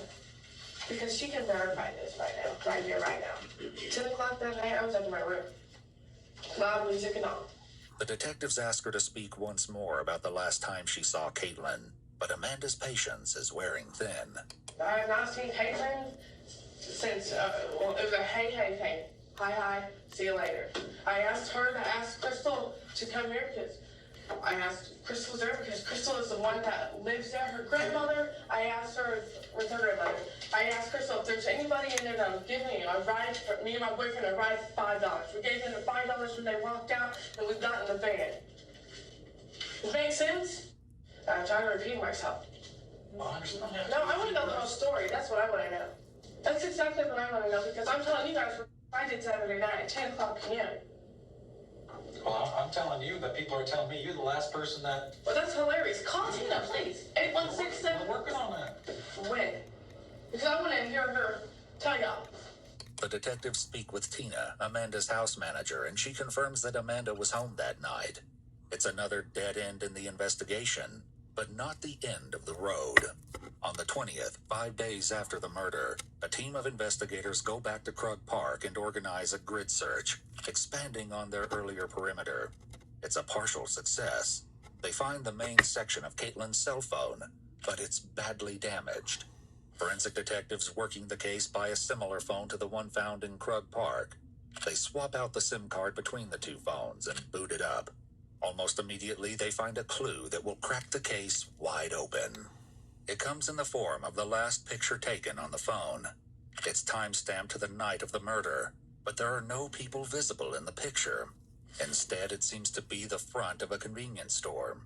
Detectives go in search of a store like the one in the picture, while analysts use Celebrite to begin extracting data from the phone. Neither set of detectives knows that what they are about to uncover would send the investigation into a valley of demons and darkness. Police find the convenience store shown in Caitlin's last photograph roughly 4 miles from her house. Surveillance footage from the night of the murder shows that around the timestamp marked on the photograph, a young man in a green Hyundai Santa Fe arrives at the store. He goes in, buys a couple of snacks, and returns to the car. They don't have a license plate, they don't see the driver of the vehicle, and they don't see Caitlin. For now, however, this is the best lead they have. But that's about to change. With the extraction of Caitlin's phone complete, police are able to look deeply into her digital life. They find what they're looking for right away. At 9:30 on the night of the murder, Caitlin got a message from a girl calling herself Amanda Panda on Facebook Messenger. Amanda Panda Dowell? No. However, this is a different person and not the Amanda they spoke to on Monday. In the messages, she asks Caitlin to come hang out and smoke with her and her boyfriend. Furthermore, she gives Caitlin an instruction that sends a chill down the spines of the investigators. You don't tell anyone it's me, and you get free weed. The last message is from Caitlin, telling Amanda that she's walking down the street to meet her. It's the final message she will ever send. Looking through Amanda Panda's Facebook page, they quickly identify her. She's 17-year-old Amanda Bennett, currently in a relationship with Sebastian Dowell, an 18-year-old high school dropout who works at McDonald's. It only takes a quick glance at Sebastian's online profile to identify him as the one in the convenience store footage. And when investigators take a drive past the pair's house on King Hill Avenue, only a short distance from the store, they see something that provides even more confirmation. There in the alley behind the house is a green Hyundai Santa Fe, identical to the one in the video. On Saturday the 22nd, exactly 1 week after Caitlin Root's murder, police make their move. Detectives and officers descend on the couple at a local parade, cuff them, and embark on what they hope will be the final stage of this winding investigation. They take Amanda Bennett almost immediately into an interrogation room at the law enforcement center. But if they expect to question a terrified teenage girl ready to spill her guts about what happened last Saturday night, they instead find themselves across from a calm, almost jovial young woman. It's just the first of many surprises in store for the detectives. You're 17? Mm-hmm. Okay. What was Today. Today? Happy birthday. Any idea why you're here? Mm-mm. I'll be honest, I find it hard to believe you don't know why you're here. We have a lot of information. We have a lot of evidence. We have recovered a lot of things. And I know you know why you're here. When do I ask for a lawyer? You can ask for a lawyer anytime you want, if that's what you want to do. Well, you guys think I did something, so I Well, what do you think we think you did? I don't know. Then I would think you would want to find out what you think we did, you know? Well, I thought you were supposed to tell me what you think I did. Well, here's the thing. Obviously something bad, because I was in handcuffs. Well, honey, everybody that comes here gets in handcuffs. I mean, everybody, we don't have a choice in that matter. It's policy. Everybody has to come in handcuffs. Did we think you were a big threat to us? No. But it's just policy. It's what we have to do. But, I mean, obviously, there's an issue here. You've been arrested. You know, you're sitting in a room with 2 detectives. It's obviously serious. Yeah. The detectives ask Amanda about her movements on Friday the 14th, 1 day before the murder, and she launches into a detailed story about what she and Sebastian did that night. It started, she tells them, when they went to the late movie, leaving their 2-month-old baby, Siler, in the care of Amanda's mother. But we watched The Girl in the Train. We were gonna go see that. Siler? No. Most scary movies. I've seen this one before. But Was he laying here in bed and he moved over off the ground? and when I got up,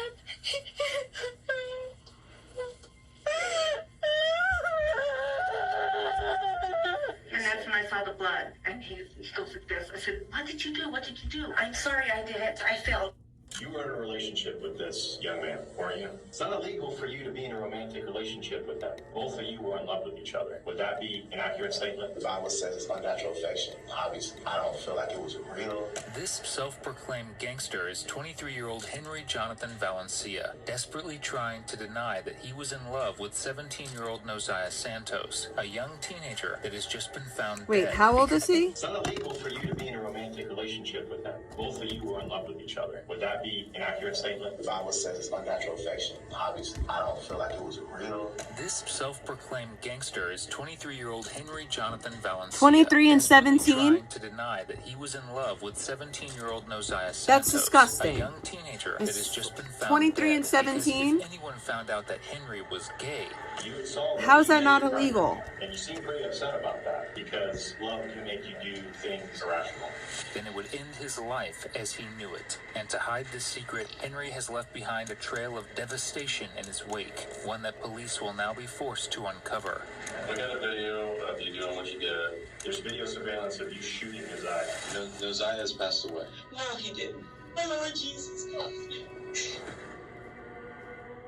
At 2:24 p.m. on May 30th, 2025, deputies were called to reports of a shooting in Marion County, Florida.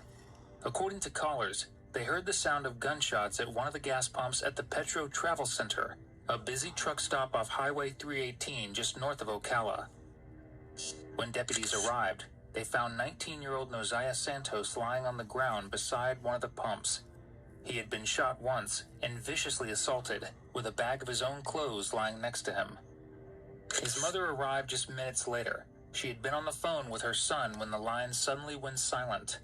A bystander handed the deputies a cell phone video showing a man in a white shirt sprinting to a car and speeding off toward Jacksonville, nearly 2 hours away from there. Nozaya was rushed to a hospital in Gainesville, where he was pronounced dead that same afternoon. I know where Gainesville And is. by that girl. evening, police in Jacksonville were watching a man who matched the cell phone video loading bags into 2 vehicles outside his grandfather's house, as if he were preparing to be gone for a long time. Suddenly, the search became a race against the clock. If he drove off and disappeared, the trail could go cold. So officers moved in as he pulled away from the house and headed through Jacksonville traffic. And by a stroke of luck, then came their chance.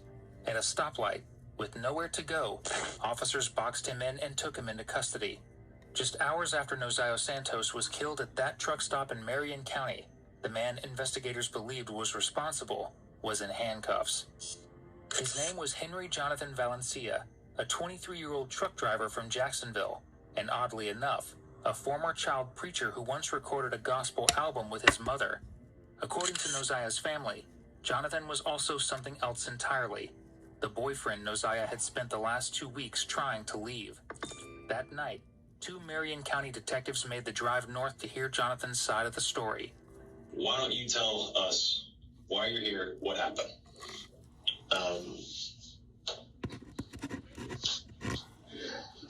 I've been trying to ask people since I got here why I've been here, and they told me that when I came here that you guys were going to tell me why I'm here. Okay. I've been asking for them since. The detectives take a soft approach and simply ask him to walk through his day. Jonathan describes working an overnight trucking shift, hitting the gym on no sleep, and then driving down to Ocala to spend the afternoon at someone's house. And when they ask whose house that was, he delivers the first major lie of the investigation. Did you go to that? Well, I went to my friend's house, and we all were chilling and doing whatever. Everybody was having a good time over there. Okay. What friend's house did you go to? Nozaya. Nozaya? Mm-hmm. You know his last name? Santos. Okay. Yeah. Who is he to you? Just a friend. Okay. Yeah. I just went to a friend's house. I know his people, and everything like that. How many people were there? A lot. The mom, stepdad, brother. I think the brother was their sister, maybe the other sister, the kids, and then some other guys coming for tattoos. Okay. Was it like a family gathering or like a party or? I guess it was just everybody just hanging out. Okay. And then obviously you left there at some point because you ended up in Jacksonville. So after you left there, what happened after that? Well, I don't want to go too much in detail because you know how the law is. Well, it ain't nothing. I'll tell you this, and this is what I tell everybody. I want to be honest. I don't want to double talk. I don't want to lie. I don't want my word to be uncredible or not credible. Right. So I'll respect that. So yeah, I want to do things right to my ability. I can tell you this: I don't have money for a lawyer. I don't have money for anything. I've been paying off credit card debt. Trying to make it on my own and live on my own. I'm so sorry to hear that, man. Yeah. Just a friend. That's how Jonathan describes Nosiah, the boy he had been dating for months, someone whose family he'd spent entire weekends around. But Jonathan is desperate to convince these detectives that Nosiah really was just a friend and not his boyfriend. Oh, baby, so he keeps leaning on that word to hide the fact that he's gay. Yeah, I just don't want to get too into it right now. It's been a lot. Just trying to keep it together. I haven't gotten any sleep, just like my mother, and hearing her cry, I heard, whatever. It just... Okay. Absolutely. It's extremely stressful to hear your mother cry. I understand that. Okay. So, do you know, how long have you known Nosiah? For a little bit, like maybe 3-4 months, whatever like that. Okay. Now, how did you meet him? Did you meet him in Jacksonville? No. Okay. How'd you meet him? Sorry. Well, I'd rather not go into too much details. Yeah. Okay. Yeah. Okay, so, but you mentioned that you went to Nosiah. Hello, Nosiah's James. place. You went to Nosiah's place and you met some of his family. I've been knowing the family for a minute, but we just over there just relaxing. Since he's been your friend? I'm sorry. Yeah. Okay. So you know his family. Who all from his family was there? Well, I said already, his mother, stepdad, sister, the kids, and some clients going to the sister for, I guess, tattoos. What do you know any of the clients or what's his I'm not from Ocala. I'm just no problem. Yeah, just chilled. I just got off work. I was there for a good time. That was it. Yes, sir. Okay. Do you know his mom's name or his sister's or anything like that? Heck yeah. I'm not good with names. I don't know. That's okay. Would they tell us that you were there? That you actually were there earlier today? Anything I say is gonna be true. Okay, thank you. Long story short, it was some problems between those guys and me while I was there. Okay. And I wanted to leave, and while I'm leaving, I was just expressing my concern to Nosiah, like, I don't like these people. I have a funny feeling, I don't know what's going on. His stepdad had brought me to the room, was showing me guns and stuff, so I was already real nervous, you know what I'm saying? And I carry, he carries, and it's a Jonathan, thing. I'm so sorry, and I don't mean to interrupt you or be rude or anything like that. It's just sometimes I may cut you off just for slight clarification. So when you mention his stepdad, whose stepdad are you talking about? Are you talking about one of the people you're having a problem with? Or? No, that's his stepdad. His meaning? The boyfriend of the mother. Okay. She has a boyfriend. You don't remember their names. Okay, but you just know his stepdad. Yeah. Okay. And it's Nosiah's stepdad? I get, that's... Okay. Yeah. But that's all I was trying to clarify. I'm so sorry. So please continue. Yeah, no, and, breathing the concern and words led to, another, and I'm trying to, of course, diffuse the situation, and there's, threats and stuff. According to him, Nosiah's stepfather, 41-year-old Juan Rivera, had led him into a room and showed him a rack of guns, even pumping a sawed-off shotgun in front of him. He's painting a very specific picture, a menacing household full of armed strangers that he had spent the whole day trying to escape. Keep that armed household in mind, because when detectives actually start checking this story against the evidence, not a single piece of it will hold up. Tried to leave and things were still escalating. And at this point, you know, he was driving my car. I let him, you know, whatever. We just chilling. And the things continue to escalate. I'm trying to de-escalate it. And then there's threats. I'm not going to go into details why. I'll let whoever elaborate more on that. You know, let other people get a chance to say whatever. But the facts are the facts. And it was a constant whatever. I didn't pull over the car. Didn't tell nobody to pull over the car or anything. It was, that was his decision because of the same threats or what. I don't like to keep you saying the same word for vocabulary purposes, but just with the threats and stuff, and I'm trying to calm down, I'm getting nervous, you know, because he have something on him and I do too. And when you're not in law enforcement, military, you don't have that boldness to know when or where or how to even use whatever. I'm scared. I have it on me, but I'm scared with it on me. And one thing led to another. I'm still trying to diffuse the situation because I like him as a person. And I want the day just to go back to normal. I wanted the day just to go back to normal. You know, and he was saying people were on the way to come up there. He already showed me a whole thing of guns. And I'm sitting here, I'm battling my mind to leave or to continue to see if I can, you know, calm it down because I know, you know, he has a good heart. And, you know, things just led one to another. And I was just very scared. I told my mom that on the phone. My auntie, anybody, I was scared the whole time. Nervous. I drive trucks, that's all I do. Okay. Apart from that, I've been driving trucks for almost 3 years. Now listen, Jonathan, I really appreciate you telling us this. And you're kind of telling us a lot of things at once, and I'm like trying to take it all in. But I unfortunately had to interrupt you when you were going. I just need some clarification. So when you go back to, say, who was driving the car? Was it? He was. Okay, Naziah was? Okay. And then, so was he driving your car from where the residence was? Where his residence was? Did you guys leave that residence? Yeah. Okay. So, I don't know if I'm the only one that is confused, but you said the stepdad brought you into a room? Or Naziah? While I was there, the stepdad brought me into the room and showed me a rack of guns. Okay, and you said it was threatening? It wasn't threatening. It was more weird than anything. Maybe, we could speculate on that. We both can speculate. Maybe it was that he was showing it to brag or to show me he had a collection. I can't tell you that. Okay. Or his intentions, I don't know why, but I know that I was already a little nervous because of it. He had like you ever seen those chiseled shotguns? And, you know, he was pumping it, and then I was like, oh my God, like, is there anything in there?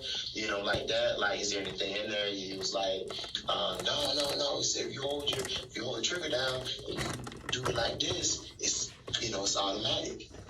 And I was like, okay. And, you know, all the time I was nervous, but, you know, I'm not trying to show, of course, no fear, because people feed off your fear. So I'm just trying to, you know, be nice about it and stuff. But there was a lot that was weird that day, but I don't, you know, want to go too much in detail because I'm shaking up today. Now, you mentioned that you had gone there to have a good time. Did he invite you there to come and you know, spend time with him? Okay. Now, you guys left together in that vehicle, and it sounds like he was driving the car. Tell me more about that. What happened? So it was basically, like I told you, I was just talking about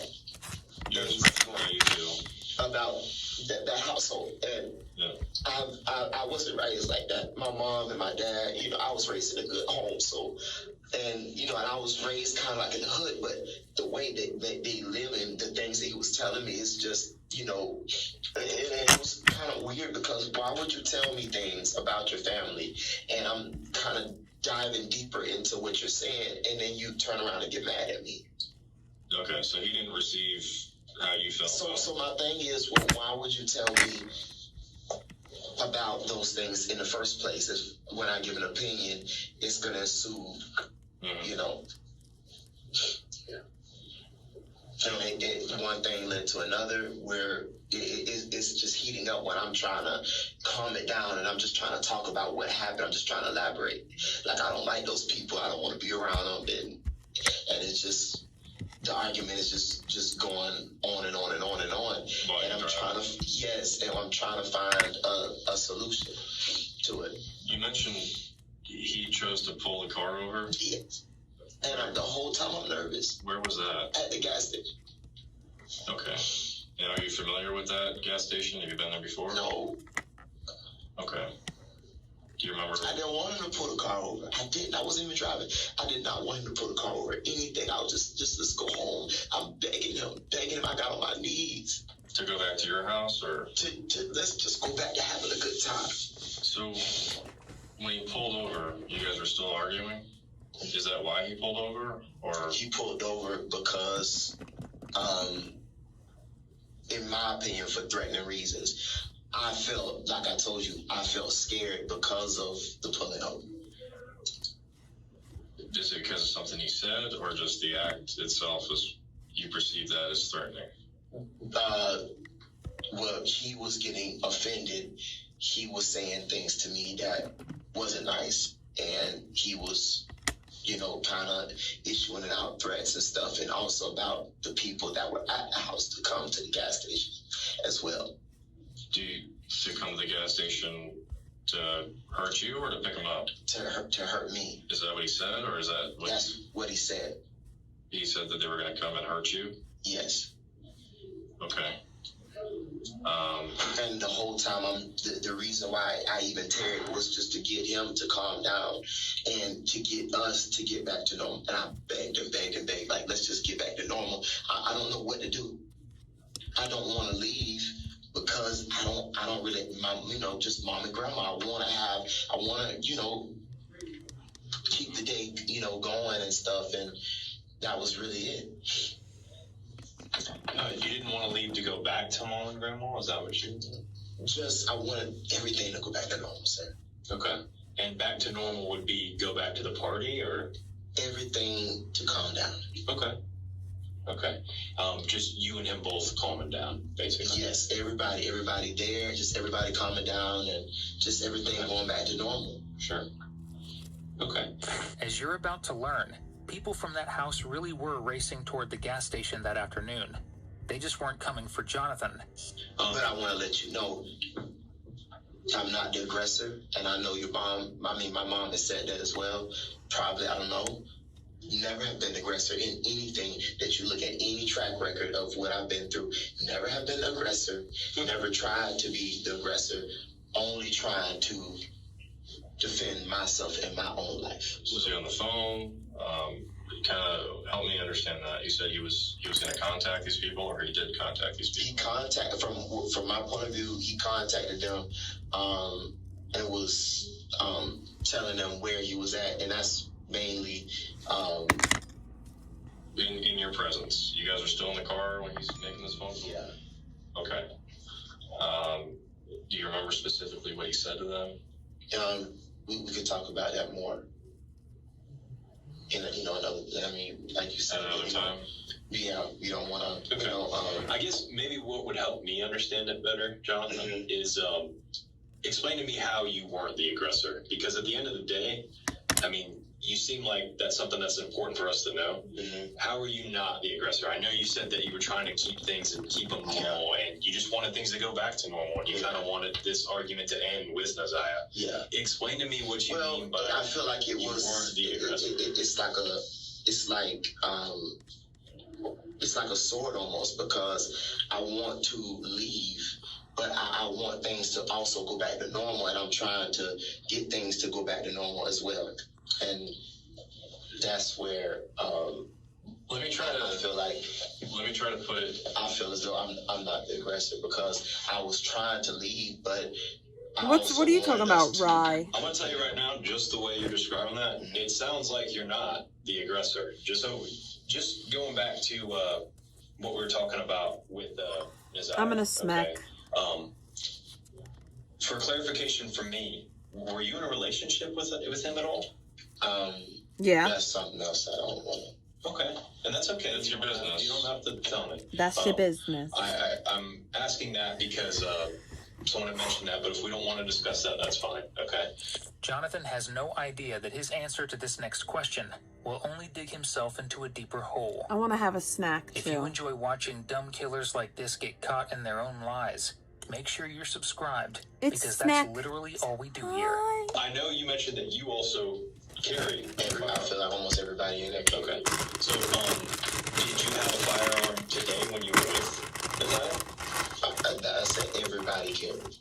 Okay, so you did. Yes. Okay. Now, when you left with Isaiah, what was the plan? Where were you guys gonna go? I know he ended up. Okay. Well, you guys said you bathed her, right? Right. Yeah. Right before you. Right, but my hands didn't touch this. No hands touched that. No hands touched her.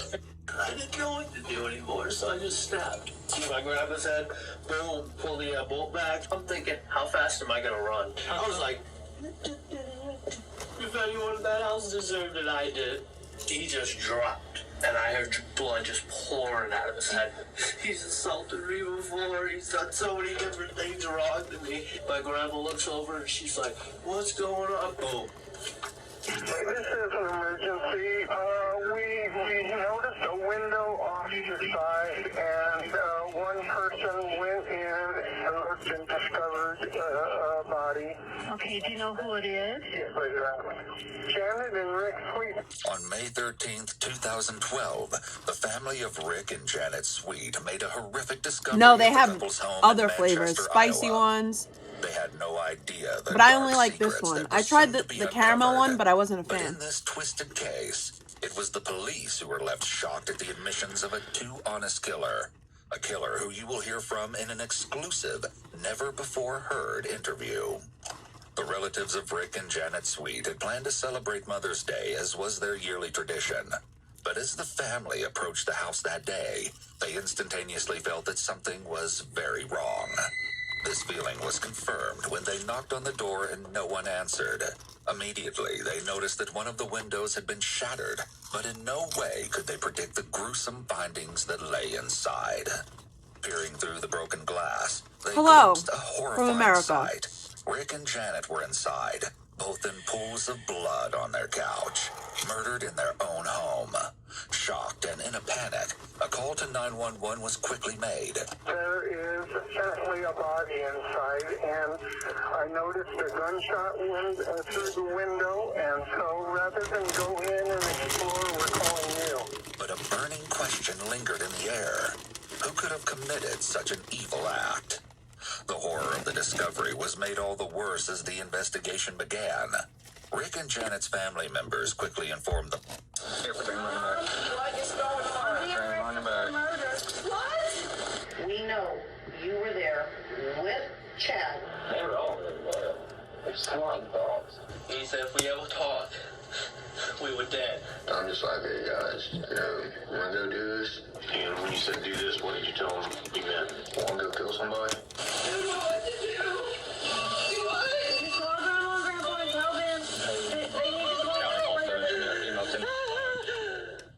Marred by a history of mental health struggles and attempts at taking her own life, a young teenage girl's family fears the worst when she goes missing in Pinckneyville, Illinois. But in a textbook example of reality being stranger than fiction, the Stevens family couldn't have dreamed of a worse scenario than the one that was about to unfold, even under those circumstances. 15-year-old Sydney Stevens was a bright girl who enjoyed fishing, four-wheeling, and hanging out with her friends and older sister, 18-year-old Dakota Wall. From the outside looking in, it appeared that Sydney was living a rather normal life. But underneath the surface, things were anything but ordinary. Tracy Stevens and her daughter Sydney had a great relationship, for a long time at least. However, in recent months, they'd been fighting. Not only that, but Sydney and Dakota had been engaging in fights of their own. Tracy's husband, Tim Wall, told police that Sydney and Dakota used to be very close, but had recently grown apart. In addition, Tracy's divorce from Tim was not something that Sydney took well. It left another void in her failing support system, especially when she found out that Tim was not her biological father. With the heaviness of everything weighing down on her, Sydney began to engage in behavior that was previously very out of character. I know your struggle, there were times girl. she'd run away. Even worse were a series of attempts she'd made to end her own life. When she went missing on July 19th, 2010, Tracy filed a missing persons report, just as she had the previous month, an occasion where Sydney had chosen to disappear. While it seems certain Sydney had run off yet again, hours turned to days, and Sydney still hadn't returned. Then a horrifying development came on July 25th. For a place that proclaims itself the friendly little city, it was anything but that on the fateful day. Two fishermen found the lifeless body of Sydney face down in the local Buku Creek. Detectives were stumped as there was little information to go on initially. But as the investigation immediately got underway, details quickly emerged. Law enforcement would eventually unravel a tangled web of lies and uncover a shocking revelation that could only be described as the ultimate betrayal. Let's begin now with an acquaintance of Sydney and our first person of interest, 18-year-old Carl Dane, who authorities have called into question just 3 days after Sydney's body was recovered. I guess you know what we want to talk to you about the situation with Sydney. No, Sydney's not going to return. What do you know about Sydney gone. About Ed or her, that whole situation, or just in general her? We don't know what you know about what happened with Sydney. I don't know anything. Do you remember where you were on Sunday night, what was that, 18th? I was sitting at home. It's a pretty quick answer. How do you know where you were that long ago? I just remembered, I remember what I'm doing, every once in a while. Most people who are being honest have a reasonable memory. When suspects have a memory of extremes, detectives will see that as a red flag for deception. For example, if a suspect remembers what they were doing on an ordinary day 2 months ago, that is unusual. Going for the other extreme, if a suspect can't remember what they did yesterday, that's also unusual. Sydney's older sister, Dakota, is brought in almost 2 weeks after Carl's interview to talk about the tragic event. While getting settled, the detective, Janice Barber, informs Dakota that she's from Chester, Illinois, and relays that it isn't unusual for her to help out with major cases from other towns. Can you tell me about your and Sydney's relationship? Well, we got along great till puberty. Then it was the don't touch my stuff, I hate you, fall off the face of the earth kind of thing. Typical teenage sister. Yeah. Things. But, we got along great unless I was on my period or she was on her period. Then we absolutely did not want to be around each other. Sure. But other than that, we got along great unless she was trying to take my stuff and we were fighting about chores or something. So let's talk about Sydney and her disappearance. Her disappearance is what everybody originally thought it was. Mm-hmm.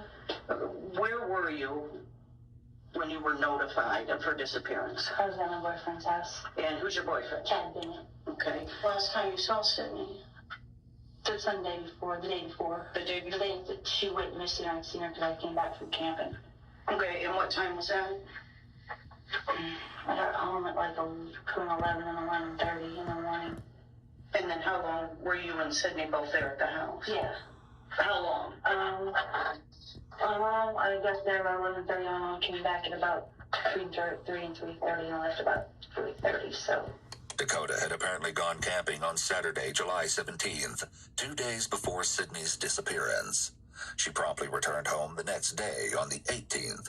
Along with Dakota, her 20-year-old boyfriend, Chad Bennett, had spent a couple of hours at the girl's home before the pair departed for Chad's house later that afternoon. According to Dakota, this was the last time she saw her sister. Shortly thereafter, something unexpectedly sinister was carried out, and things would never be the same. 2 days after Dakota's interview, we meet Chad, who may possess salient details regarding Sydney's tragic final moments. The detective begins by shaking Chad's hand, a gesture of respect, likely aimed at building a positive rapport. Chad sits slumped over with his legs spread apart, coming across as unaffected by the circumstances. Then again, this may be a comfortable position.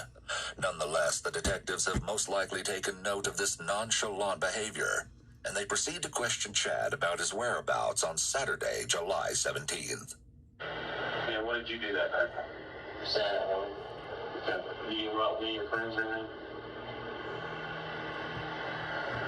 Maybe Friday or Saturday, you know, at the Carl's house. Okay. But you don't know which one it was? And, so when was it the next time you saw Dakota? The day after. So Sunday? Yeah. And what was on Sunday you saw Dakota? I think it was Sunday, yeah. Right, but what time? I think Morning or afternoon? it wasn't morning until you can sleep. Oh, you sleep there? Yeah, so it'd be like probably in the afternoon, probably after like 1. So how long do you think you stayed there? A couple hours. A couple hours? Where did you stay at in the house? Cody's room.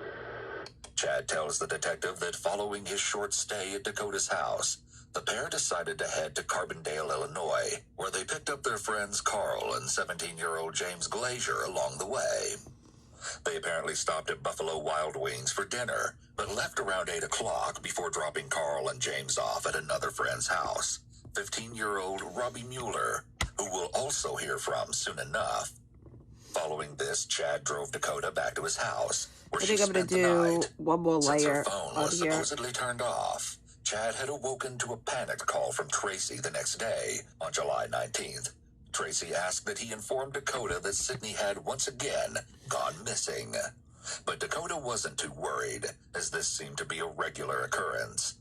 However, when she returned home from Chad's shortly thereafter, it was clear that something was horribly wrong. We pick up where Dakota is detailing what happened on that unexpectedly harrowing day.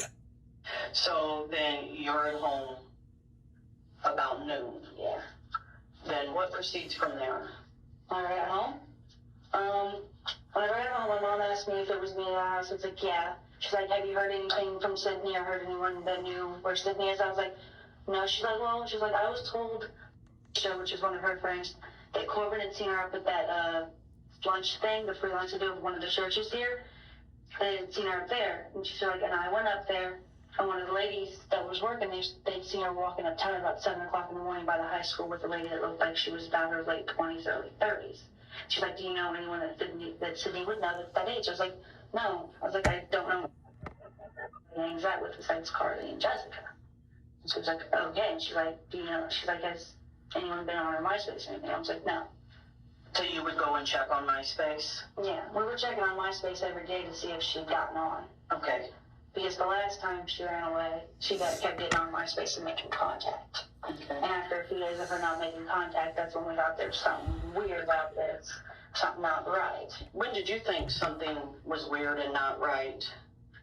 Probably about Wednesday. Unfortunately, this gut instinct will prove to be terribly correct, though her family could not have foreseen the unimaginable circumstances of Sydney's last moments.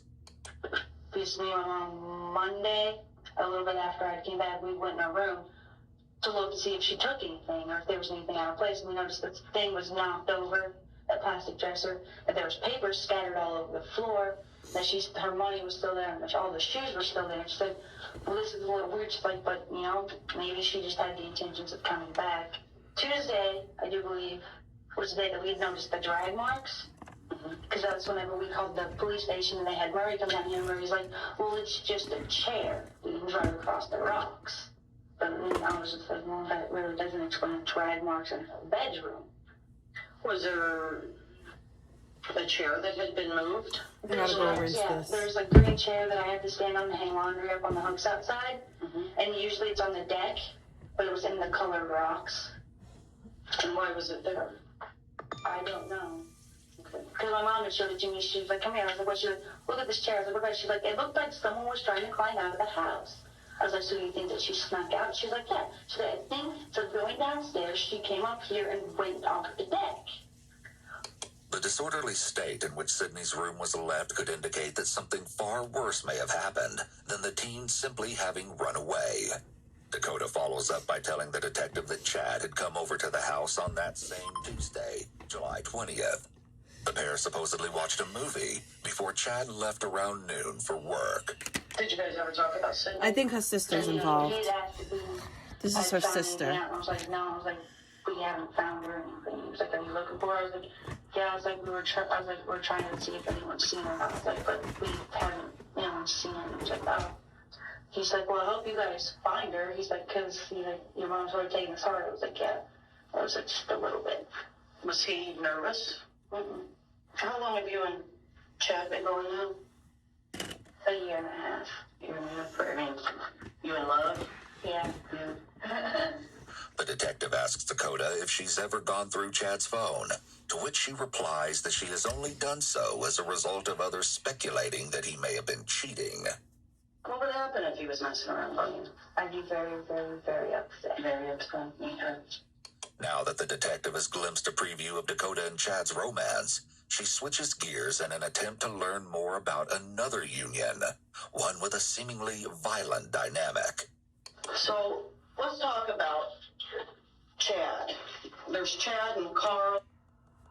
Well, there's Carl and Robbie. And what's the other boy's name? James. I gotta put tape on that. Chad's pretty good friends with these three boys. I know he's good friends with Carl, but James, he just met.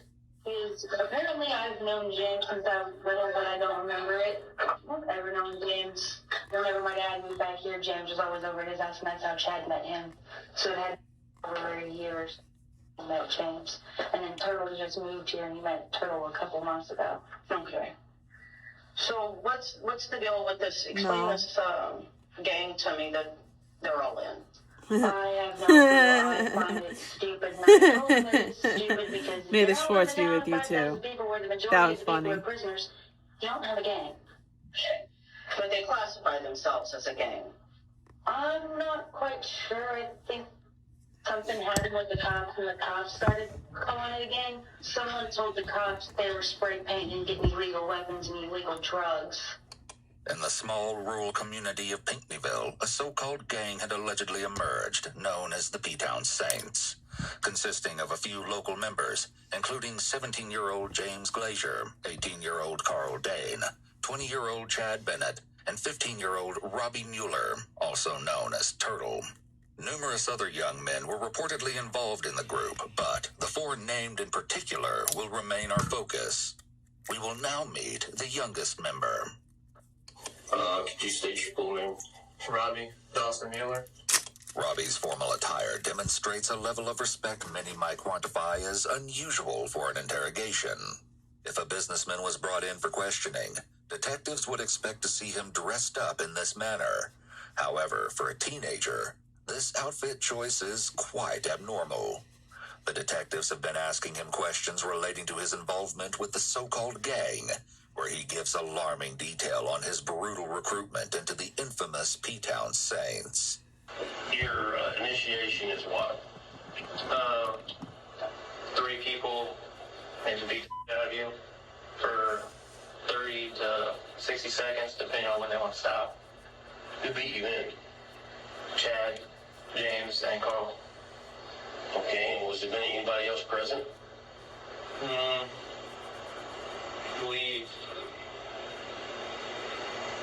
Dakota might have been present. Did they give you a set of rules that you had to follow? I remember getting a paper or whatever that you were supposed to memorize. I can't remember it. Well, that's okay. I'm just saying, did you get a set of rules? Yeah, you're not supposed to talk about stuff with the phone. Not supposed to associate with Sydney, which I would. You couldn't talk to certain people. And one of them was Sydney. Yeah. These types of initiations are often an indication of antisocial behavior. The fact that this group can stomach the beating of someone in such a way isn't just horribly cruel, but also shows that these individuals likely derive pleasure from inflicting pain and suffering on another person. Additionally, the comment Robbie made about Sydney shows that they likely had a grudge against her. Or maybe it was just Dakota that had an issue with her sister and didn't want her boyfriend and his friends associating with her. These indications of Chad being considered the dictator or commander demonstrate that Chad may possess characteristics such as grandiosity and narcissism. It's very common among people with antisocial personality disorder to have strong narcissistic traits, as they will often exploit others without hesitation or remorse to ensure that their needs are met, no matter the cost. Additionally, Robbie alleges Chad is the dictator who ordered his henchmen to carry out all of his horrible intentions. But could he have gone so far as to plan the ultimate crime? Let's hear from the so-called commander himself. But, I mean, with the whole Saints thing, I'm out. Let's talk about the Saints for just a minute, okay? Because this is something we got to talk about. I understand. How long has there been a Saints? Not very long. How long? A couple months, maybe. Just a couple of months. In recovered texts, Chad, codenamed Chuckles, had recited the official Saints pledge. For my fellow Saints, I hereby pledge my life to my brothers, and will do whatever is in my power to help them. If need be, I will die for my fellow Saints, just as they would die for me. This sort of unconditional devotion to the wannabe gang is typical among these delinquent groups. Human beings have innate desires to belong and to be accepted, which drive us to be a part of one or more social groups. Yep. We need to get together. That's why people want to fit in so bad online. And, you know, that was just... It's just human nature. Ganja cases just went away. So originally you were And I'm not sorry. Apparently, before the not-so-well-known Peace Saints came to life, a group of young men had previously formed what was known as the Ganja Kings, although they were supposedly no longer active at this time. It started out with a bunch of us, and we had a setup of how it would go. What's the setup? Like, it's so hard to explain. There'd be us, and there'd be 3 people that were up above the rest. And when you say us, who would be the us and the 3 people that are above the rest? Me, Carl, and James were the 3. And so is that 1, 2, and 3? Yeah. You're number 1, but you're the OG. I started it, right. Yeah. And then after me came Carl, and after Carl came James. So the order would be 1, 2, and 3 then? Yeah. Top, bottom. Yeah. And now, does anybody else have a tattoo like you got there with Saints on it? No, but that's going to be gone. It's what? It's going to be gone. Why is that? Because that was nothing but a big mistake. Chad's ominous hand tattoo, showcasing a cross and skulls, is supposedly part of the gang initiation process, although it's not reported that Carl, James, or Robbie have the same one. This initiation system can be seen among various gangs across the world as a notable indication of one's allegiance to Northwest their group. Florida. But along with this, new members may be required to undergo a physical beating, such as the one described by Robbie. Like you say, it did turn into a gang. Oh, yeah. And you were the leader of the gang. You were the OG. Yeah, I know. And some of your guys... The OG. They were all really loyal. Right. I mean, I hate to say it, but it's kind of like dogs, to be honest. I mean, they were... Like what? Like dogs. You can tell them to do something, they'll do it. But I never did. But that's the point, though. At that point of the game, you're the leader. You have your soldiers or people that below you. Mm-hmm. And if you tell them to do something, it's just like in the army. They're supposed to do it. Is that right? Gosh, yeah. And Carl was really into that, wasn't he? Yeah, I guess you could say that. And James was really into it. Oh, yeah. Oh, God. James is probably the most loyal person we had. People who have antisocial personality disorder with narcissistic traits have an excessive need for admiration. They'll often seek out people who will worship them to satisfy their grandiose sense of self-importance and preoccupation with power and control. Having these loyal young boys around him means that Chad was likely able to use them however he saw fit, even if it meant committing a crime or harming other people. Along with this, Chad's demeaning reference to the other members as dogs may be yet another indication of possible narcissism. People with antisocial personality disorder don't fully trust anyone in their lives. They're very cynical and often anticipate that others want to do them harm or betray them, even those closest to them. I guess I don't know what you would call these guys. Would you guys trust Carl and James to be truthful to you? Why? Just something I trust them, don't trust them. So what do you mean by they trust them? You mean before all this happened, you would have... I dropped you guys. I'm so sorry. The detectives with an additional tool of manipulation they can use against Chad later on. For example, to foster doubt surrounding his trust in Dakota and their relationship. So, since this deal with Sydney, what has changed where you're concerned that you don't trust him? Just the fact that you go out and do something and then try to throw me in the middle of it just because he It's not going to go away until the end. And you might be feeling pretty bad the last 2 or 3 weeks. You've had to have a load of stress on your shoulders with this whole situation. And do you realize that that's not going to go away until it all comes out? And it will come out, because a lot of it already has. How do I grease it? Unbeknownst to Chad, the detectives are in possession of what the young man has been unable to provide: the truth. Because I don't know how to do that. Learn from more than one person, the unthinkable incident that took place on one fateful night is almost too graphic to tell. Before we get to that, though, let's hear from none other than the gang's second in command, Carl. So James and Robbie were both at your grandpa's house. And what did you tell them, or what did they tell you they wanted to do? I knew the sister was involved. I'm just like, hey guys, you want to go do this? And when you said do this, what did you tell them you meant? Told them, want to go kill somebody? And then, did you already tell them who that somebody was? Yeah, right after I got off from Chad. And what time do you think that was? Like I said, around 11 or 12. Well before Sydney's disappearance, the P-Town Saints were having a usual get-together when Chad how do I allegedly take gave the Carl a sides off? 22 Ruger You know what? semi-automatic pistol. I have a screwdriver. I'll figure it out. Was evil beyond measure, and participants in the sick and twisted ploy were not limited to just Chad and Carl, as you'll soon see. For now, we're introduced to James, third in command of the gang, and he is audibly shaken. It seems he's making no effort to hide anything. So, James, when you saw your mother, is that when you decided you wanted to go ahead and talk to the police? Yes. Okay. I can't do this with my mom. I love you. I love you, baby.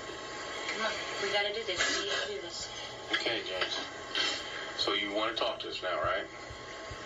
Is there any, I do, but... He's scared. You either want to talk to us, or you don't want to talk to us, okay? Talk. You know, what we want is 100% of the truth, okay? Well... No matter how difficult it is. That's why I've already tried to protect him once. I'm done. Okay. And when you say try to protect him, what are you talking about? Carl. Okay. You 100% sure when you say when you say Carl, what do you mean? No. Carl Day. Not. Did you hear his question? No. 100% sure he's in jail. He can't harm me. Yes, I mean, he's in jail. He's in jail. And he can't hurt it. Okay. He's in isolation. It appears that James has finally grasped the severity of the situation, but only so when his freedom is on the line. Stars or hearts? Hearts or stars? Right? Yeah, Sunday the 18th. The whole day I've been drinking wine that I had left at home, and I got a little bit of tequila. Hearts or left, so stars, I've been drinking all day. guys? Who were you with? Me and Carl. That night Robbie came over. And whose house are you at? Carl's grandpa's. Out in the country? Yes. Okay. And Carl was Stars? He asked me if I wanted to Is feel that the something. I said answer? yes, and Robbie came too. And he told us on the way. I just did stars, actually. We're gonna do hearts. I just realized. Sorry. I just realized I What just he did say? He told stars you what we were gonna do. What did he say? He told like us 2 that days we were ago. going to take Sydney I Joe. apologize. He told us we were going to. And he had the gun down his pants, a .22 pistol. Although James is emotional and sounds very distressed as he's describing the series of events that transpired that night, it's unknown if he was really forced to go with Carl to commit this crime, or if he's just saying this now because they've all been caught. By telling the truth, he may even believe that this will lessen his responsibility for what happened. He sounds very emotional, Where's but the it's other important heart? to remember that while his tears could be due to feelings of remorse, they could also be a result of him being afraid for himself and what is going to happen to him now. We went to the house, checked the doors, they were both locked. So who all went to the house? Me, all of us, me and Robbie. Okay. Robbie was to look at Carl said. Robbie and Carl lifted me up and made me unlock the doors and wake up said. So lifted you up to where? The patio. And where'd you go once you got on the patio? I unlocked the door, the front door. Okay, so how'd you unlock the front door? The patio was unlocked. Oh, so it's unlocked. Are you talking about a regular door or a sliding door? The sliding door was the patio. Yeah, so it was unlocked. Yes, and then I went downstairs and unlocked the downstairs basement door with the Sydney's room. It's rather suspicious that the patio door to Sydney's room had already been unlocked, and given that this intrusion happened in the middle of the night, it might not be a coincidence. I grabbed us so Tracy didn't wake up because if Tracy woke up, Carl was going to shoot her. I wanted to kill Tracy. How did you know that Carl was going to shoot Tracy? He told us before we walked in. He said, leave no witnesses. So you're in the house and you go down and let them in. And what happens next? Carl points a gun at him and makes me wake her up. At first, she asked me what I was doing, and she knew who me and Carl were both because she goes, James and Carl. She said our names, and she's trying to yell for Tracy. I didn't want Tracy to wake up because if Tracy woke up and came downstairs, Carl was going to shoot her. So what happened to stop that from happening? I jumped on her so she'll be quiet and put my arm out, and then Robbie came over and helped me. Is she on the bed or where? Yes, she's on the couch thing. Okay. I asked her to be quiet. She started walking.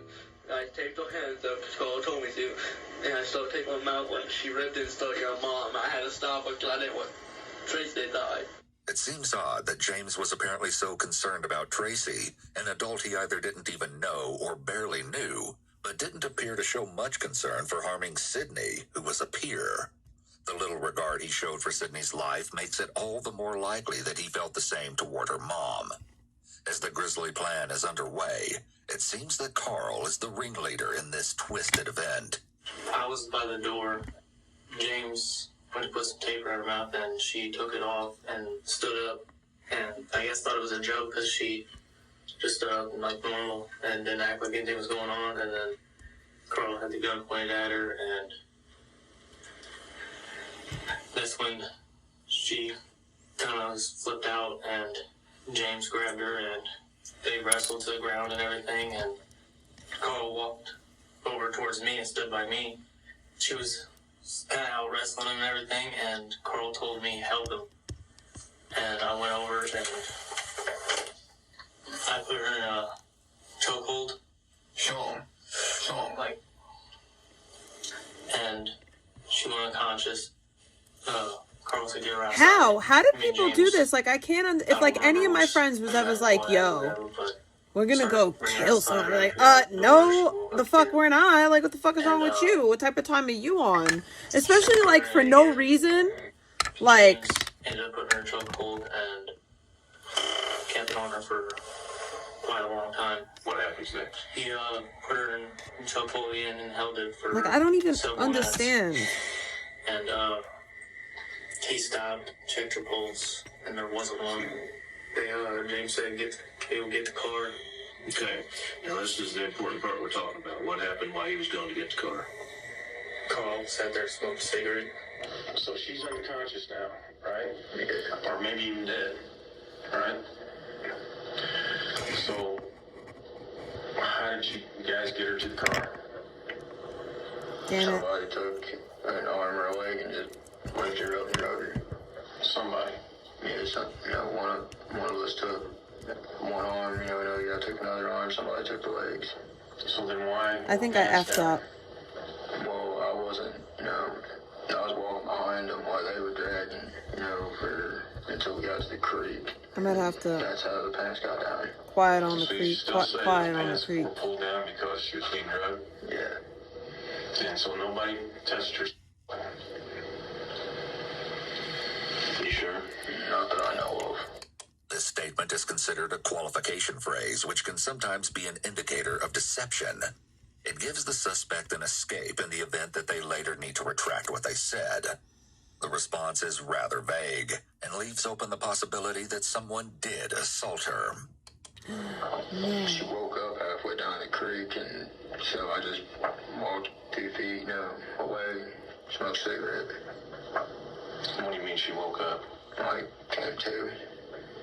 Okay, so she woke up halfway down the creek. And why did you walk away from that? Okay. Because See how many of these I could get to work. Somebody, Blue showed her, finger. so I just walked. I didn't think I went.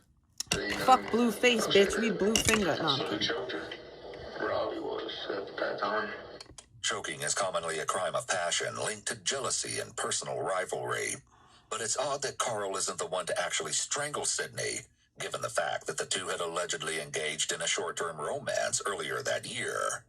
Supposedly, the relationship lasted for only a week, ending over another boy. In the past, Carl had allegedly vowed to take revenge upon all of the women that had scorned him, but no one would have thought he would take it this far. And did anybody shoot her out there? No. Okay, and when you choked her this time, did she stay choked? Never woke up again? No. How do you know it was Robbie that was choking her, not James? Because it was dark, wasn't it? Because I could tell the trench coat from all clothes. Who had the trench coat on? James. Just sat up, and I'm like, hey guys, get back to it. This comment is especially indicative of Carl's total indifference to the fact that this is a human life, and not just any human life, but a girl he knew and even had a brief romance with. Carl's behavior is very typical of individuals with antisocial personality disorder. As he sits there with a slouched posture, practically motionless, it's very evident that he is completely void of any empathy or remorse. When law enforcement recovered Sydney's body on July 25, 2010, she was unrecognizable and needed to be identified. In a meeting with detectives, Sydney's mother was asked if her daughter wore a specific type of necklace with a dangling music charm. Tracy confirmed it was Sydney's, and with the heartbreaking revelation, Tracy came to the terrible realization that her daughter was dead. 10 o'clock that night, you called Chad the next day. Is that right? Yeah. And why did you call Chad? What did you tell him? Just to see what's up. No. Come on, Carl. We're all Did you tell him the mission's accomplished? Told him the job's done. Told him the job's done. And how did you know what job you had because of the phone call you made ahead of time? Told him I wanted to go kill somebody. And did you already tell him who that somebody was? Yeah. Right after I got off the phone chatting. So when you called him before you went to Sydney's, you told him what you were going to do. And you wanted to make sure that he had got the code out of there? Yeah. Is that right, or yeah, was that the plan? Yeah, just wanted to make sure Dakota was out the house. And he understood why Dakota was going to be out the house. So you and him had talked about this, planning to do this. Yeah. To Sydney. Carl's voice has become weaker and his words are short and prematurely cut off. He sounds defeated, and for good reason, as we'll soon learn. They are. It was late at night, it was dark, whatever, and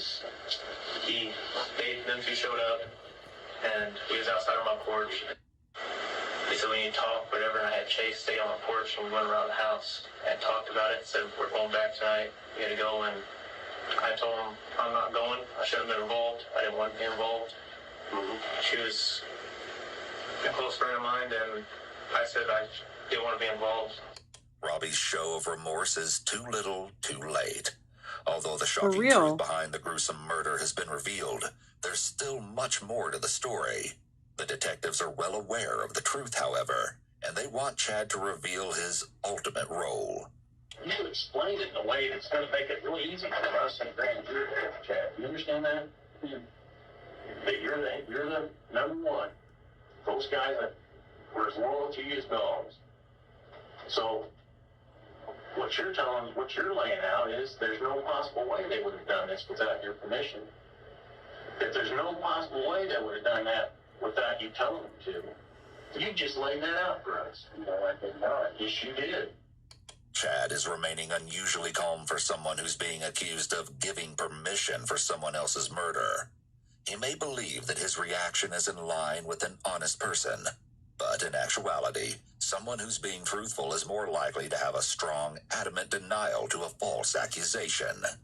A truthful individual may even become hostile if their denial is not accepted. Evil people. On the other hand, someone who's being deceptive is more likely to offer vague denials or use a weak tone of voice, as Chad is doing now. I have a hard time believing that you would order the murder of your girlfriend's sister. I have a hard time believing that. But you know what? You're making me believe it. The detective is trying to shake Chad's confidence so that he'll slip up and admit to something. Once they can get him to confess to having knowledge of the attack, it will be easier to later prove that he was much more involved. In an exclusive, never-before-seen interview with Dakota's childhood best friend and Chad's ex-girlfriend, Jerica Coupling, she reveals exactly who Chad really was. Whatever Chad wanted, Chad got. I do feel, and I do think, he is capable of being that person to be in charge. He's done it before. I didn't know anything except what I was being told from the Dakota and her mom. That's all I know. Let me ask you this. Carl had a 22 Ruger. You've seen it, you've shot it, right? He claims it came from you. No way. How did you get it, Carl? Doesn't have any money. I can't even be around guns. You know, let alone guns. You have, but you have been around guns. Yeah. You're not supposed to be around guns, so that's not really an excuse. I mean, it's just like... As we already know, Chad allegedly supplied the gun to Carl. Him potentially lying about it takes away any credibility that he may have previously had, although that might have been slim to none. Don't tell what's going on. See, if I was in their position and say someone did something, right? Mm-hmm. Yeah, and they got off in that, I'd be pretty pissed. We've got at least 5 other people telling very important things about what took place. And they're all asked bunches of questions, and they all match up, and they all make sense. And it's just not going to be good in the end. Chad likely feels torn here. If he believes that the others have turned on him, as the detective is claiming, he may be worried that he will face a worse punishment for lying, not appearing remorseful, and being seen as uncooperative. However, if it's all a lie and his friends haven't mentioned his involvement, there may not be enough evidence to convict him. Without being able to communicate with them, he's faced with a decision dilemma. Rather than admit to anything, Chad maintains his innocence, but the question is still lingering in the air. Why was Sydney murdered? There's one other person who has yet to give answers, someone unexpected but undoubtedly close to Sydney, though not by choice. Again, we're met with the lively Dakota, who, up until this point, hasn't been a person of interest. When we pick up, the detective leaves no room for small talk and jumps right into the most critical of information. Is there a reason Carl, James, and Robbie did not like Sydney? Robbie, I do believe, never knew Sydney.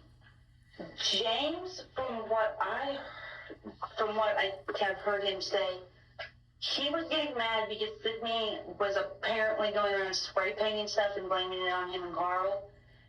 And Carl, him and Sydney dated during spring break, which... This year? Yeah, which I think would have been The first weekend in April. As you'll see, the next question that the detective asks will come as a total shock. Which one of these warrants murder? Spray painting? See? No. Let's answer my question. We got to stay on track here. Notice how Dakota begins to touch her nose here, possibly indicating that she feels uncomfortable and is trying to soothe her nervous energy. Why would these three... I dated her for 2 weeks. Her sister is She involved. accused me of spray painting. What and a I don't know her at scumbag. all. Why does that warrant someone being murdered? I don't know. I think because they're dumb, probably. Because honestly, I think Carl threatened Robbie. Has Chad had any issues with Sydney? Not that I know of. Dakota is using a qualification phrase here, possibly to cover herself if it's later revealed that Chad did have an issue with Sydney. The detective has now changed her position, moving closer in proximity to Dakota to assert a pressure-building tactic, specifically promoted in the Reed interrogation technique. Listen, this has got to stop right here and right now, Dakota. Let's switch this around. Sydney is sitting in this chair. And you are the one that your mother just buried. What would you want Sydney to do for you? As we have previously heard, there had been a rift between Dakota and Sydney well before her death, but it was never clear on how tumultuous their relationship was until now. Dakota did not like her sister. She would always talk about how she did not like Sydney hanging out with us. She hated Sydney bothering us when she had us over. She would always yell at her and tell her to go the away and all this other stuff. And I'm just like, dude, like, you need to relax. Stop being mean to your sister. That's your sister. I got back a hold of her. I was like, dude, what's going on? Where's your sister? Have you heard anything? This and that. She was just so nonchalant and was just like, oh, she probably just ran away again, da-da-da. And I was just like, okay, well, when Sydney died, I went to the funeral service because Tracy talked to me about it. So I showed up, and Thank you. What bothered me and made me question about everything was the fact that Dakota was acting her normal self. Smiling, bouncing around, just casually talking to everybody like it was no big deal. What would you want Sydney to do for you? You know what? I've got 2 sisters. Growing up in a household, let me talk. Growing up, there's going to be a lot of argument, okay? I argued with my sisters. I still do. We love each other very much. Sydney loved you very much. Don't you think she was scared that night? Yeah. You've got to tell us what happened. You know a lot more to this. Dakota is backed into a corner, both literally and figuratively, and the detective has easily gotten her to break. I can tell you some things that I heard in and out of. Okay, what did you hear in and out of, hon? There was one day, it was me, Chad, Carl, and James on the car. Me and Chad were in the back seat. What day was this? Wednesday night? Okay. 21st. Okay. Me and Chad, we were in the back seat. Me and him were talking because the 31st would have been a year ago that my dog died. Okay. So I was talking, I was like, yeah. I was like, do you want to go with me to put flowers on Nikki's grave? Mm-hmm. And he was like, yeah, sure, I can do that. And I was like, okay. And then I could hear Carl call me. You heard who talking? James and Carl in the front seat, because I don't think Chad has been thinking you Chad was on the conversation. I was listening there. And I heard Carl say, what did you do to her? And at first I thought they were talking about someone that James had been with. And I was like, I can only hear bits and pieces. What bits and pieces were you hearing? I heard James say, tied around the only thing of feet. Okay. And then I heard Carl say, not good. He said something before that, and he was like, not good. And James was like, if someone finds her, they can call the cops, and then we get caught. And this was Wednesday. Yeah, and I had no clue what they were talking about because I was going to think, I was like, what are they talking about? On Wednesday, July 21st, the group was heading to Nashville, Illinois to pick up some K2, a synthetic cannabinoid, when Dakota allegedly overheard the chilling conversation. Thank you. But did she really just hear these things, or did she actually take part in the discussion? I want you to ask me one thing. I don't want you to answer me very honestly. Why did Chad order the murder of your sister, Sydney? He ordered it? Why did he order that? Why did he want her killed? He ordered it? Why did he want her killed? I don't know. Did he? Why did he want her killed? I didn't even know that he wanted her killed. Answer my question, Dakota. I really don't know. Repeating the question can be a possible indication of deception. There are two purposes to this. One, the suspect doesn't want there to be an uncomfortable silence after a loaded question, as it may look suspicious. And two, they need time to think as they're likely unprepared and don't know how to answer. It's also a red flag that Dakota does not adamantly deny that Chad was capable of doing this, but instead offers vague answers like, I don't know. It should be pretty upsetting to find out that your boyfriend ordered the murder of your little sister. But Dakota doesn't show any strong reaction to the news. And despite her persistent claims that she was unaware, Dakota says that Friday, July 23rd, the P-Town Saints had gathered at Carl's grandpa's house, where she states another exchange of words had occurred. What was discussed about Sydney out there? Nothing was said about Sydney. Really? That I know of. Again, Dakota is using a qualification phrase to cover her tracks, although this doesn't really help her case. Nobody said anything about Sydney. I think Carl kept asking if we were looking for her and if we had found her yet. Because he was like, we found Sydney yet? We found Sydney yet? Where are you looking at? Where are you looking at? Okay, what if I told you that the people who you named off were out there that we have interviewed, and you guys all discussed Sydney? I do not remember. Let's don't go there, Dakota. Let's don't go there. Okay? It's time you start being honest. I'm tired of this. It's warm in here. You've got to start being honest with me. You guys discussed Sydney that night. Dakota likely feels very stressed, which may explain her sudden increase in fidgeting with her hands. Her mind is likely racing as she tries to decide on what to say. The conversation between you guys. I'm trying to think if somebody else would remember. What was that? The only thing I can remember was Carl saying something about a gun and how he shot someone. Okay. It's the only thing I can remember. And what did Chad say? I can't remember. No, you do remember what Chad said, and that's what we need to discuss. What did Chad say about Sydney and the police? I can't remember what Chad said. Yeah, you can. Yes, you can. I know it's hard for you. I know it's hard. Because all I remember was Carl told me that he said that if you tell anybody anything we talk about, I'll kill you and make it look like Chad did it.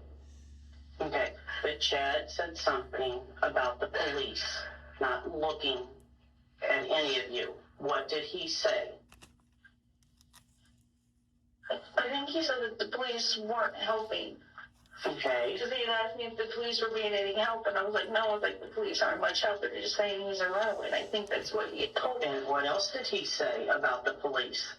I can't remember what else he said. That he said the police were not looking at them. I don't remember that. You got to think. I'm trying to think, but you think right now.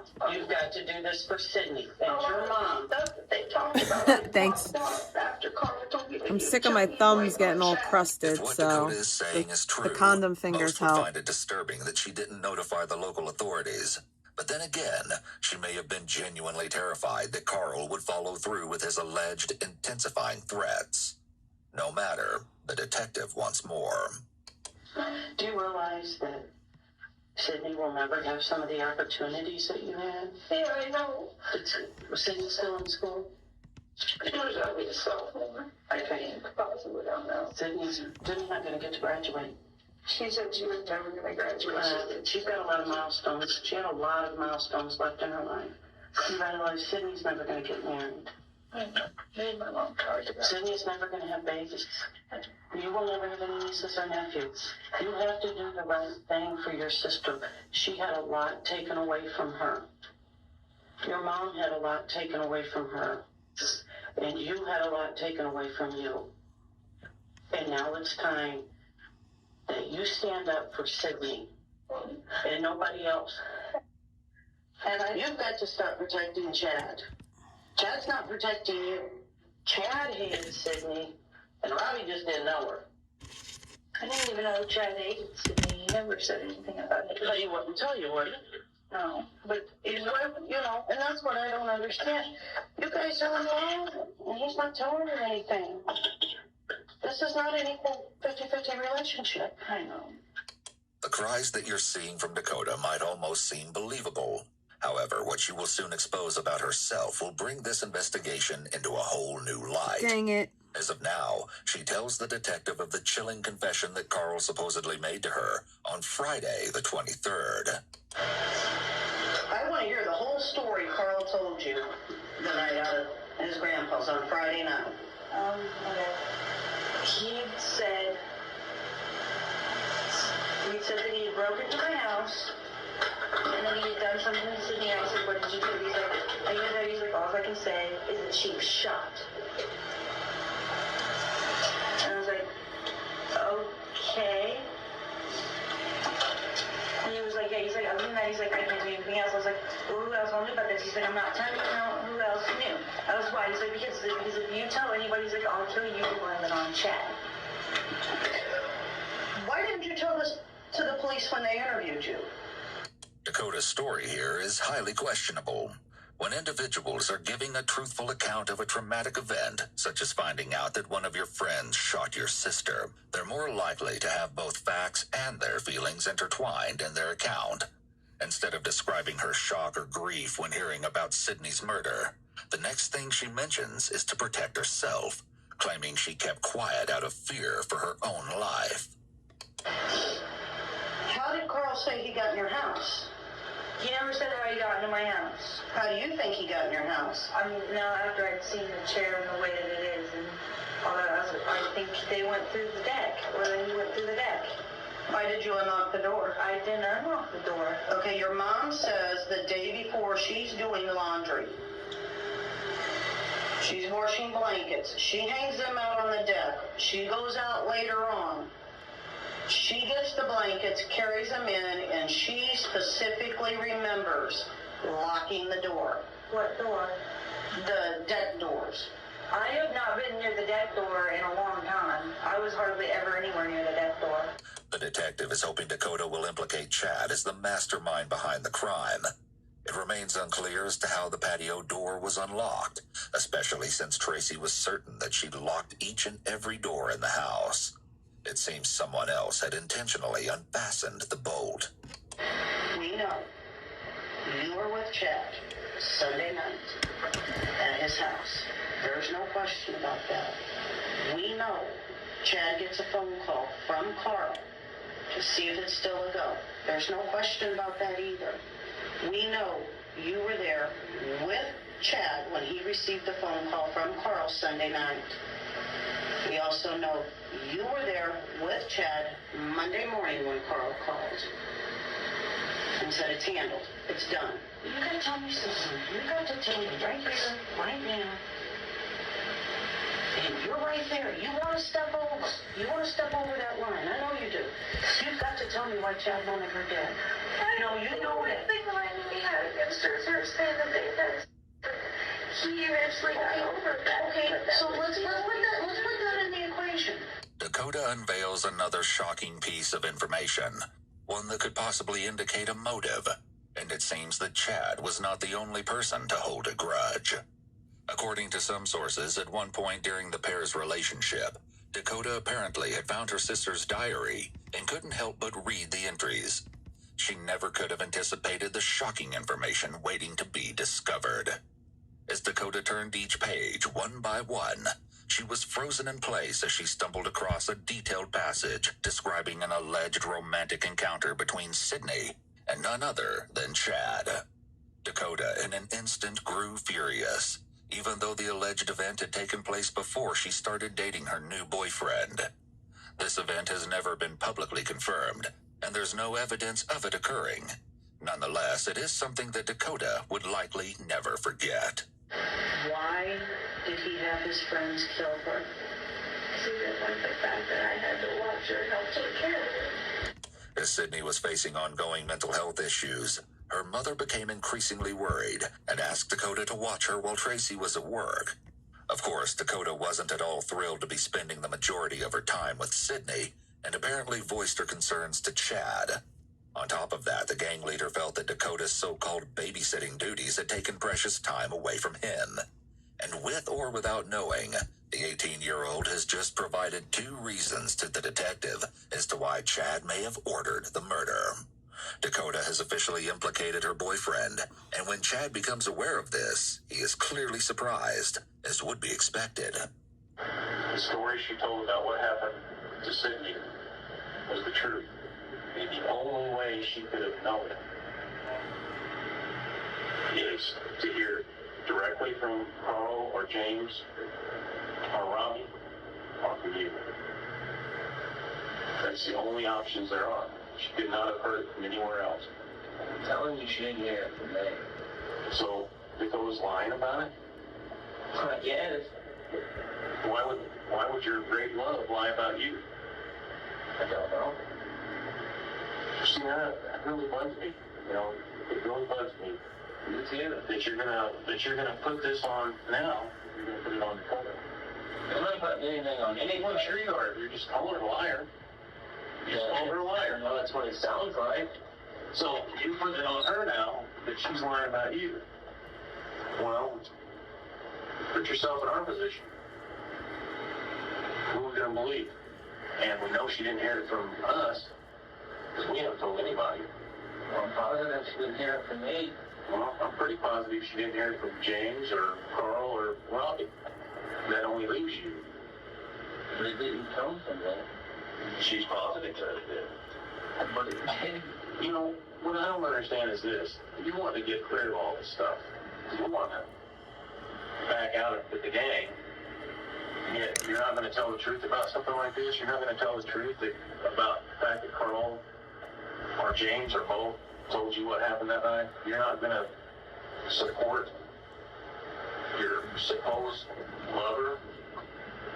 You know, here you are. You're so worried about yourself that you won't even tell the truth when it comes down to something that as serious as murder. You know, what kind of standing up is that for anything? The detectives have cleverly pitted Dakota and Chad against one another, but the P-Town leader holds steady on his position that he did not have any involvement in the murder. Although he did showcase some unusual behavior following Sydney's death, especially at her funeral.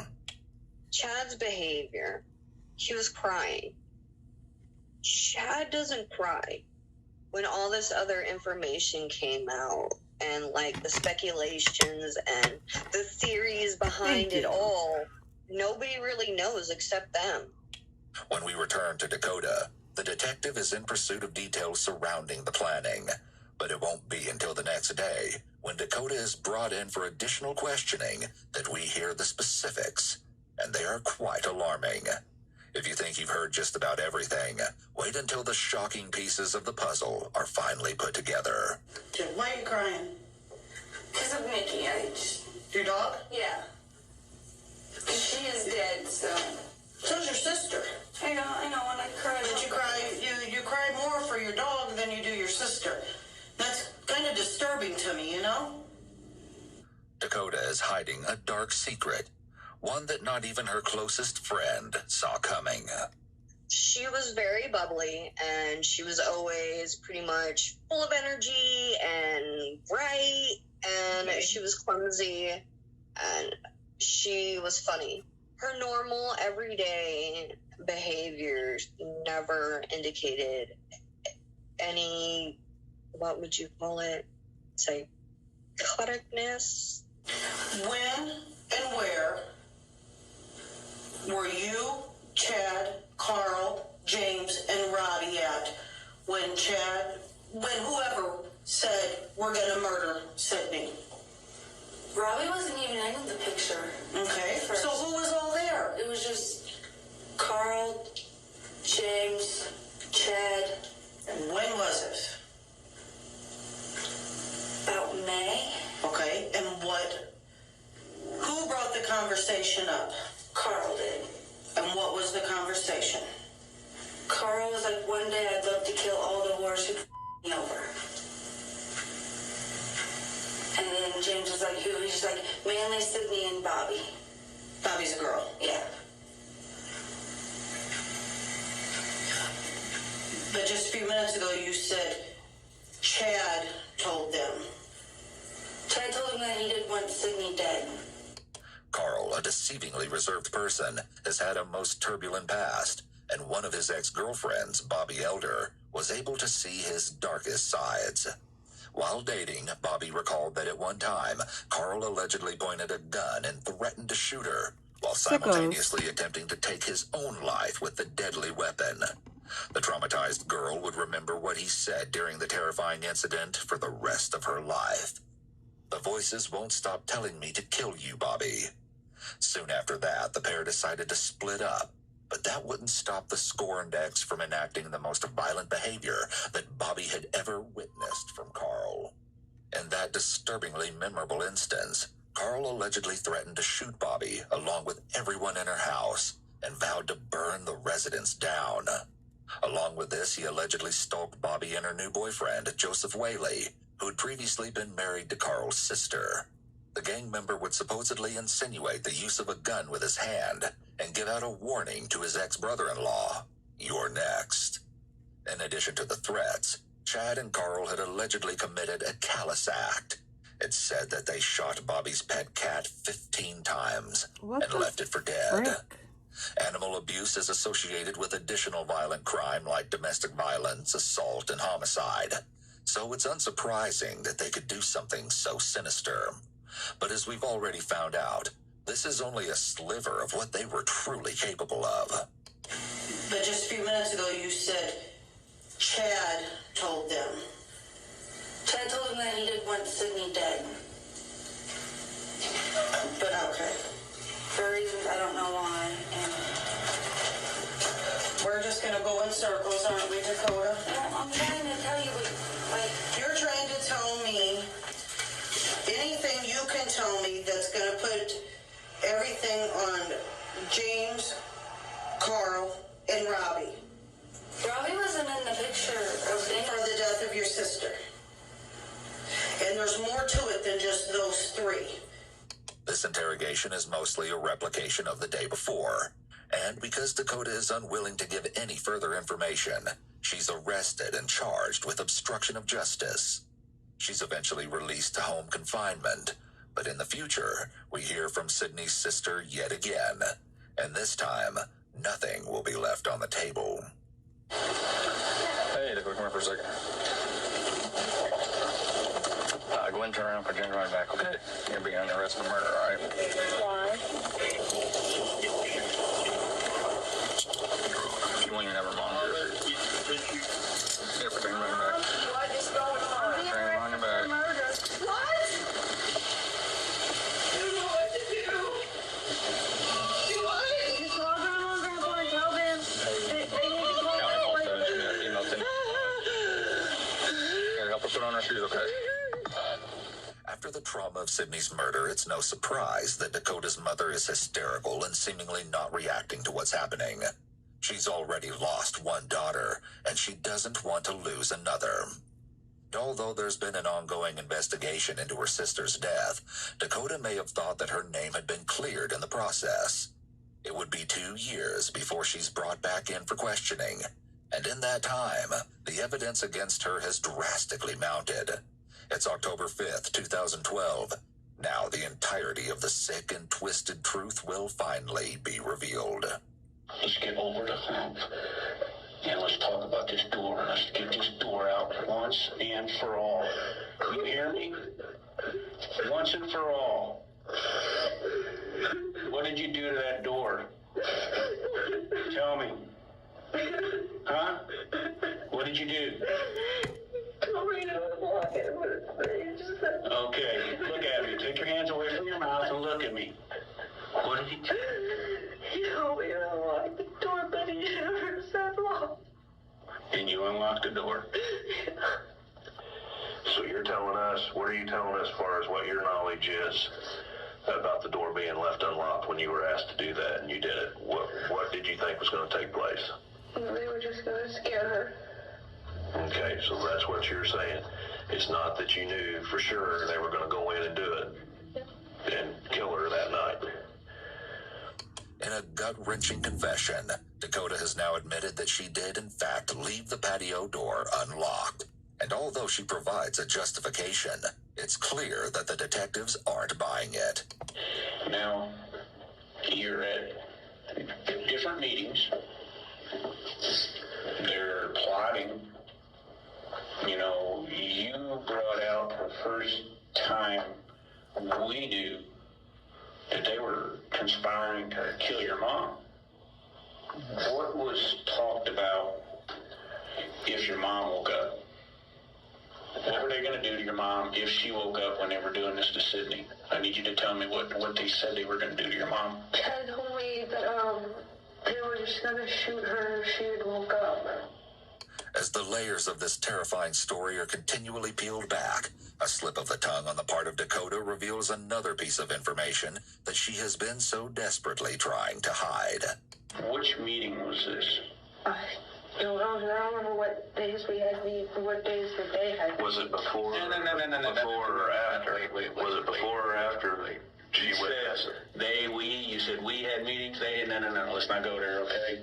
Every day I wasn't. Yeah, but you said we had meetings, and you've been at these meetings, correct? Yeah. Dakota knew exactly what was going to take place. She knew that her sister was going to be murdered, and she did nothing to stop it. And when it was done, she apparently shared in the appalling triumph. And you say to celebrate. What was to celebrate about? That it was done. That's what Chris they was referring to. And Carl's the one that said celebrating. He said it several times and put up toasts and stuff. What did you toast to? That it's done. So the whole time was Dakota knew all about this. That's what you're saying. She knew what you guys were toasting. She knew why. She was smiling all cheerful and everything and toasted with it. The group seemed to be quite happy with their organized murder, to the point that James was supposedly laughing when he viewed the tragic news segment on TV. Although, as we heard in his previous confession, his laughter had been replaced by hysterical cries. These would not be for Sydney, but rather for himself. James knew that he'd been caught, and his freedom was about to be stripped away. Nevertheless, it couldn't possibly compare to the way in which he brutally took hers. Following the crime on August 18, 2010, one of the group had written a note to Sydney's mother, apologizing for their unthinkable actions. Part of it read, "I just wanted to say how sorry I am. I'm not a bad person, and my life is getting taken away because of what happened. It seems like no one will believe me. I hope you do, and forgive me. I'm sorry from the bottom of my heart, and wish you the best." The writer's reference to their life being taken away is extremely self-centered, considering their punishment is the result of them choosing to end another person's life.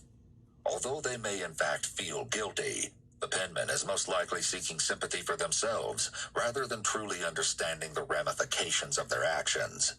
It has People not are been sick. reported as to who the letter is from, nor if Tracy ever responded.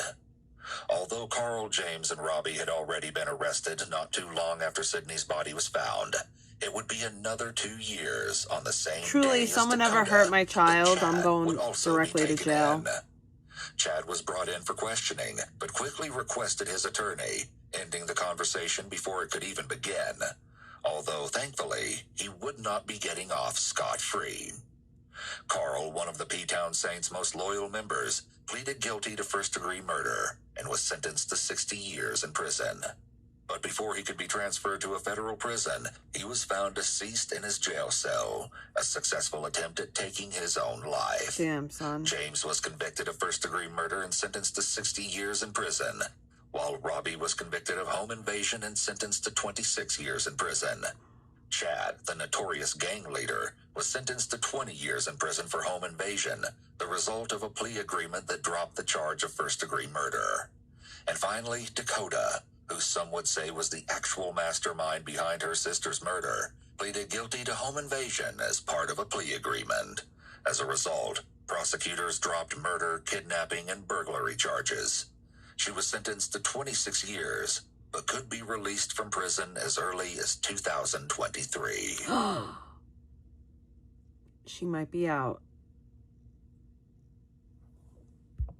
And 25 years ago, the murder of 3 young boys in West Memphis shocked the Mid-South and the nation. Terry Hobbs says that's why he wrote this book. His stepsons, Stevie Branch, Michael Moore, and Chris Byers were all murdered in West Memphis. The goal is to find the real killers in this case. This video contains the deposition of Terry Hobbs, the father of Stevie Branch, who along with 2 of his friends was murdered in 1993. On May 5th, 1993, 3 8-year-old boys, Steve Branch, Michael Moore, and Christopher Byers, were reported missing in West Memphis, Arkansas. Initial police searches made that night were limited. Friends and neighbors also conducted a search that night, which included a cursory visit to the location where the bodies were later found. A more thorough police search for the children began around 8 a.m. on May 6th. Searchers canvassed all of West Memphis, but focused primarily on Robin Hood Hills, where the boys were reported last seen. Despite a shoulder-to-shoulder search of Robin Hood Hills by a human chain, I don't know if I said searchers hello. found no sign of the missing boys. Around How are you, my 1:45 p.m., friend? Juvenile Patrol Officer Steve Jones spotted a boy's black shoe floating in a muddy creek that led to a major drainage canal in Robin Hood Hills. A subsequent search of the ditch revealed the bodies of 3 boys. They had been stripped naked and were hogtied with their own shoelaces, their right ankles tied to their right wrists behind their backs, the same way with their left arms and legs. The autopsies indicated that Byers died Trying to of make multiple sure, like, injuries, these while are Moore all and Branch died of multiple secure. injuries with drowning. Jesse Miskelly Jr., Jason Baldwin, and Damian Eccles were soon arrested for the crime, although there was little evidence to tie the 3 teens to the crime. However, emotions were running high, and some attest that the case was not handled properly, which resulted in all 3 being convicted. There was a growing belief among the public that the boys, the West Memphis 3 as they came to be called, had been wrongfully convicted, and there was a large push for a retrial. Among those voicing their support was a wide range of celebrities, including members of the Dixie Chicks. Terry Hobbs, the father of Terry Branch, believed that the Dixie Chicks were targeting him and accusing him of the crime. You have a list of, you said you've got a list of folks in your mind that you want to sue. Give me the list. Everybody who brought my name up about suspecting me as a suspect, I feel like should be dealt with in the courts. Okay. Do you, other than just a general category, do you have a list of specific folks that you want to sue? Everyone who brought my name up. My question is, do you have specific individuals or entities in mind? Oh, I'd love to sue that defense team. Okay. And that would be Mr. Reardon and those folks? All his clowns. Okay, all his clowns. Who else? Everybody else that brought my name up. I'm asking for specific, did you have any specific names, Mr. Hobbs? Mark Byers. You want to sue Mark? Why do you want to sue Mark Byers? For calling me a child killer. When did he do that? On TV. Ask him. My question is, when did he call you a child killer on TV? On Larry King. When did he do that? Whenever they done the Larry King live show. All right. Well, why hadn't you sued him? Well, he might be on the list. Okay. Well, my question is, if he came on TV and called you a child killer, and I'm assuming you didn't do it, did you do it? Did you kill those 3 little boys? I can't believe you. Well, sir, my question is you've sued my folks for a lot of bad things, and one of the things is just basically saying that that they were wrongfully convicted, and the killer of the 3 little boys is still at large.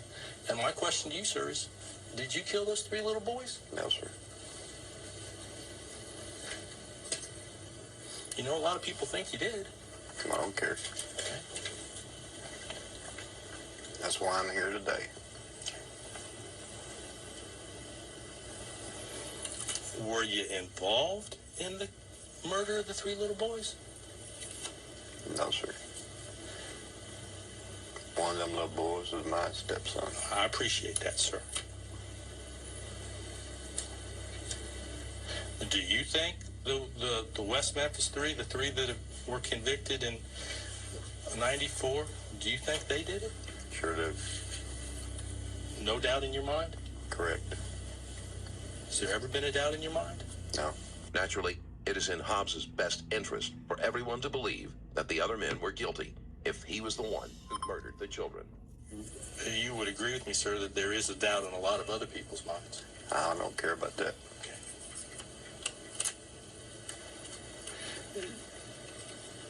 You don't want them to get a new trial, do you? Justice has taken its toll, and I appreciate the justice system. My question, sir, is you don't want the West Memphis 3 to get a new trial, do you? They don't deserve one. I take it that you don't want them to get a new trial. Exactly. And the reason is? They killed 3 little boys. If there's a doubt that they killed the 3 little boys, do you think they deserve a new trial? There's never been a doubt proven. Not in your mind? Nor in the mind of the justice system. And you realize that those appeals are still underway? I don't care. But you understand that? I do. Okay. We need to change the tape, so let's go off. And then I just got about 5 minutes, then we'll take a break. It'll be a good time for a break, but I want to ask one set of questions. So off the record. We're going off record to change tapes at 9:59 a.m. And we are now back on record after a tape change at 10:02 a.m. Mr. Hobbs, you understand that you're still under oath? I do. Okay. I have, I'll be honest, as part of this lawsuit, I have learned more about the events of May the 5th than I ever knew about. And I will also be honest in that in reading these materials, looking at your police interview, reading your journal, listening to what other people said, it's still unclear to me as to what happened that night. So I wanted you to tell the ladies and gentlemen of the jury, in your own words, what happened that night and what you did from when you got off work until the 3 little boys were found. I want you to tell us in your own words what happened.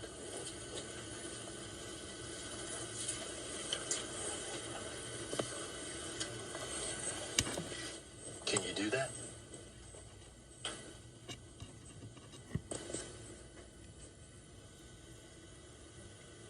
I can. Please do. But I'd rather not. Well, I appreciate that you'd rather not, but I need you to. You've brought this to lawsuit. relive something like this. Mr. Hobbs, you've brought the lawsuit. You chose to relive it.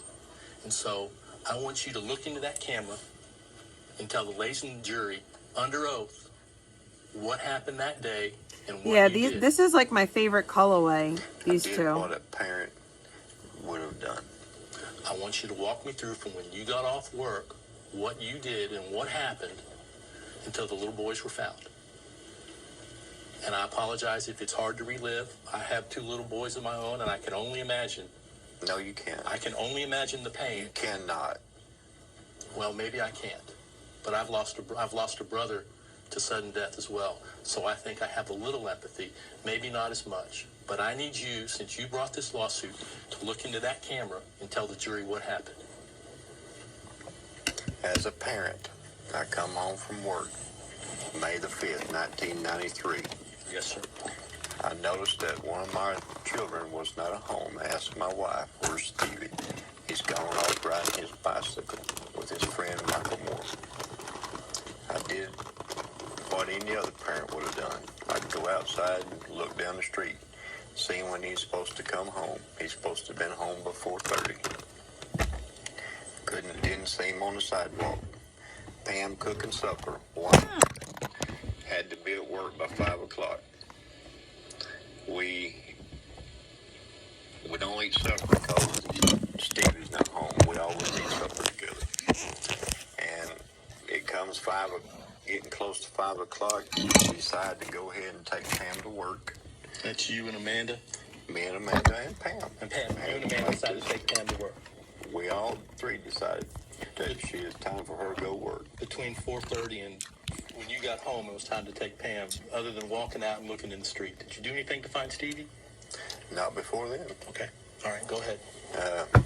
We take Pam to work by 5 o'clock. We stopped over at the Moore's house. Pam worked where? At Catfish Island Restaurant. Okay. In West Memphis. At this point, none of the parents were overly concerned. Each assumed that the boys had lost track of time, or with one of the other families. How long did it take you to get from your house to the Catfish place?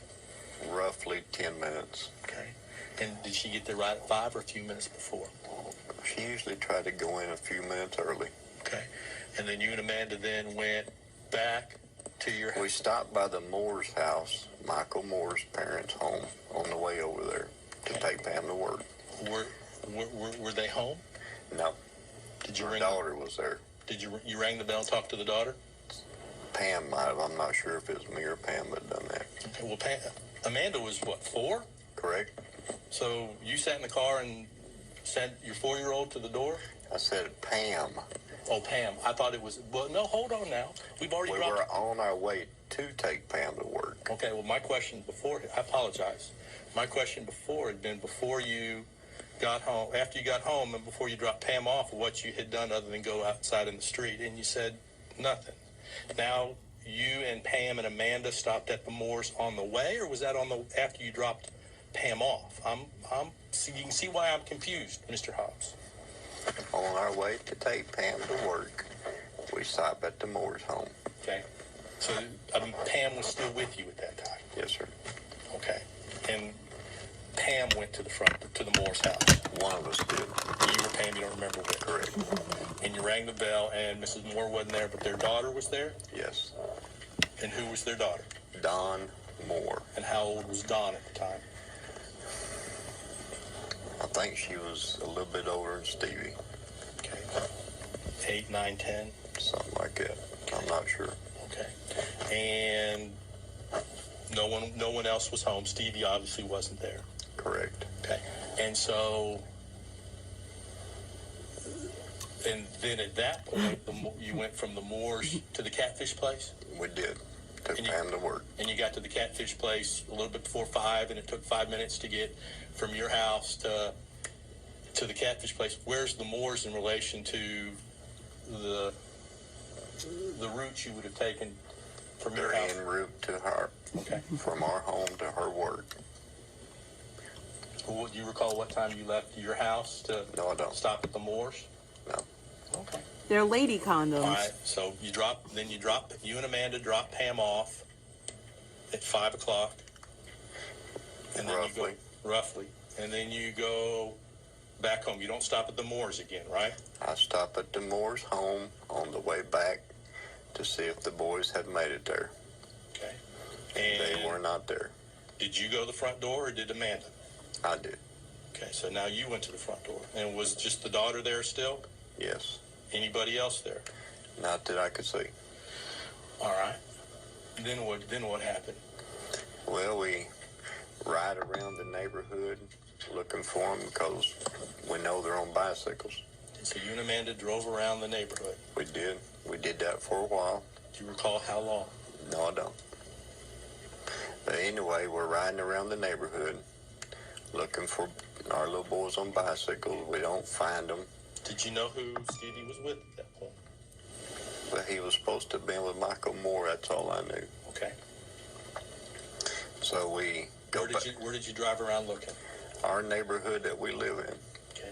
West Memphis. All over West Memphis. In our neighborhood. Does the neighborhood have a? It does not. What would be the boundaries of the area in which you searched then, Mr. Hobbs? From our home to his home. To the Moore's home. Correct. And where is the Robin Hood area? Where's that in relation to that? Robin Hood was behind the Moores and Byers home. Okay. Okay. So you stop at the Moores, no one except the daughter's there. You drive around with your 4-year-old daughter for a while. Right. Then what happened? And we go to back to our home, and we park the car, and me and Amanda walk around the neighborhood. Do you recall about what time that is, sir? No, I don't. Was it before 6 or after 6? I don't recall. Okay. But we're riding around the neighborhood, or walking around at this point, seeing if we could hear them, see them or something, and we don't. So we go back to our house, and Don Moore's pulls up in my driveway. You know about what time you went back to your house? No, I don't. Do you have any sense? 7 o'clock, 6:30, 7, 8, 9? No, I don't. Was it light? It was still daylight. Okay. So you went back to your house, and Miss Moore then came to your house. And she pulls up in our driveway. Okay. And she asked us if Michael Moore's at our house, and I said, no, it's Stevie, it's yours. As the parents began to make contact, the panic began to set in. The boys were only 8 years old, and this was beyond a reasonable amount of time for them to be late. Right now, you can watch another incredibly intense case on my Patreon. Discover the disturbing story of the Ken and Barbie killers, a terrifying tale about a couple obsessed with violence. Dive into their dark journey as they become immersed in unimaginable horrors. Watch this shocking video. And we're standing in her front yard, talking, and here comes John Mark Byers walking across the street. That's the first time I met John Mark Byers. Do you recall about what time this was, sir? No, I don't. And he asked, is Christopher over at the Moore's home? And we, Don or Dana speaks up and tells him no. And it might have been when we figure out they all three might have been together. Mr. Hobbs, I hate to interrupt, but you're covering your microphone there. Thank you. Thank you, sir. How long were you at the Moores before Mr. Byers showed I'm not up? sure. 5 minutes, 10 minutes, a half hour? I'm not sure. Was it a short period of time or a long period of time? I'm not sure. How long were you at the Moore's house? Wasn't that long, but I don't know how long. Wasn't long. Okay. All right, so then when Mr. Byers shows up, you looking for his son, right? Correct. Then what happened? We just split up and start looking for him. Okay. Dawn stays at the home and says she'll wait by the phone in case somebody called. I take my daughter over to a friend's home. Who's that? And David Jacoby and his wife Bobby. They had little kids also. David goes with me, and we start riding around looking for the little boys. At the same time, the Byers, Mark and Melissa, are riding around looking for their boy. And we continue this for all the way up to the next morning. Okay. I need to fill in a few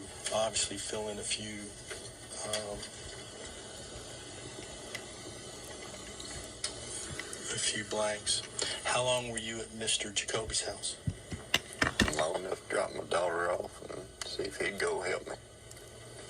Okay, and did he go help you? He went around with me, and we rode around looking. He sure did. I don't think I want to put any charms on this one. I kind of just want to leave it as is. Let's back up. So what time, do you recall what time you left Amanda in Mr. Jacoby's house? EB.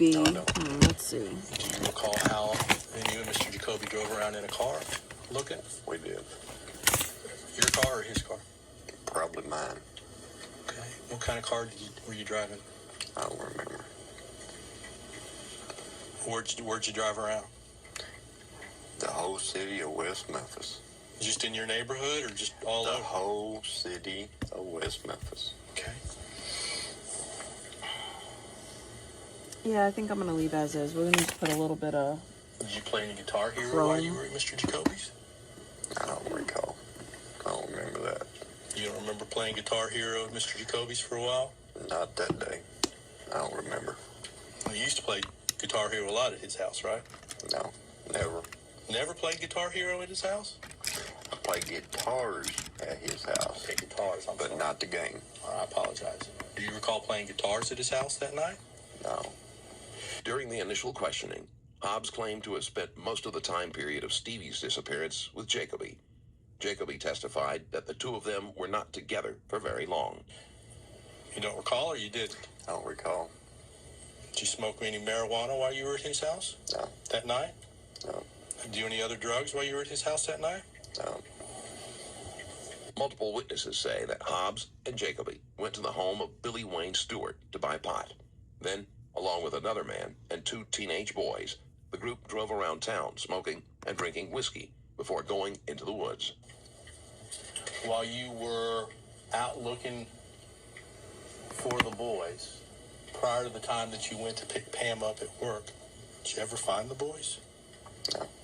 If somebody testifies that they saw you with the boys that night. Do what? If somebody testified that they saw you and the boys, would they be lying? Mm-hmm. They would be lying. Because you never found the boys? No, I never found them. Never found them alive? Never found them at all. Okay. So if someone were to testify that they saw the three little boys standing behind you on the evening of May the 5th, prior to the time that you went to pick up Pam, they'd be mistaken. And most definitely. I can't wait to hear that one.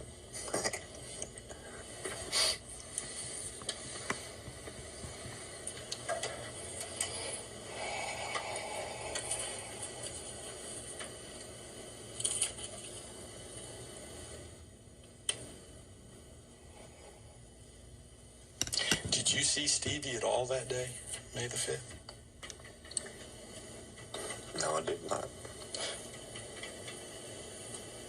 Did you see any of the three boys that day? No, I did not. So you didn't give Stevie... What time was Stevie supposed to be home? You said 4:30? Pam told me 4:30. Okay. You never gave Stevie permission to stay out later that night? And I never seen Stevie that day. Okay. Did you talk to Stevie that day? No. Did you have a phone in your house? Uh-huh. Did you have to answer out loud? Was it working? Sure. Okay.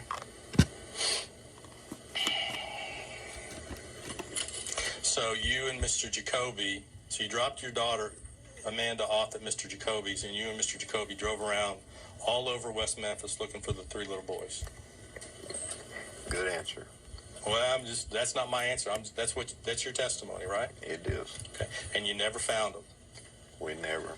You never saw them? Never. At some point, then what time did you stop looking with Mr. Jacoby? David had to be at work May the 6th, roughly early a.m., May the 6th. Okay. When did you call the police to report that your son was missing? When we picked Pam up from work. Susie tells the 9 truth. p.m. May the 5th. 9/11, exactly. Correct. Okay. We love Susie Does that around sound about here. right that you made the call? I gotta go throw this in the I know oven. we called from Catfish Island when I picked her up at work. And at that point, Stevie was 4.5 hours late? 4:30 to 9. Why didn't you call the police sooner?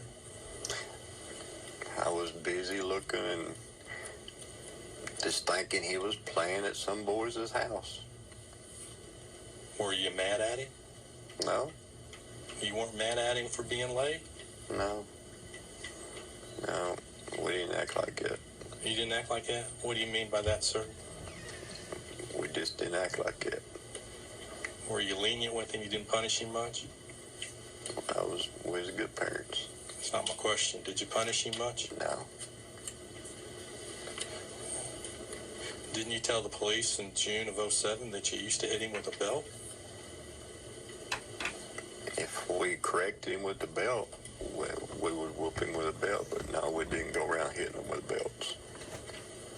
Hobbs had a history of being violent with women and children, but he will hardly admit that here, unless forced to do so. Well, so you did when you got mad at him, you would hit him with the belt. I don't think that's punish him easy. with the belt. No. No? So you were lying to the police then? No, sure wouldn't. Well, what is it? When you would punish him, would you hit him with the belt or not? There was other forms of punishment besides whooping him with belts. I understand that, but would you whoop him with a belt? I have. Okay. And you used to leave marks on him, didn't you? Not that I ever seen. Did you lose your temper very often? No. Pretty even keel guy? Try to be. You ever hit your wife? Slapped her once. Only Wow. once? You have to answer out loud. Yes. Okay.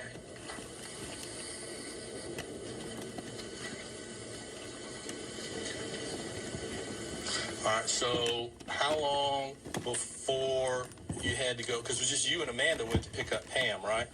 Correct. So at some point you had to go back to Mr. Jacoby's house to get your daughter. Yes. At what point did you go back to Mr. Jacoby's house to get your daughter? Before I went and picked Pam up. Understand that. How long? I don't know. Did you spend any time at Mr. Jacoby's house after you were out looking and you came back to get Amanda before you went to pick up Pam? Or was it, come on, Amanda, we got to go?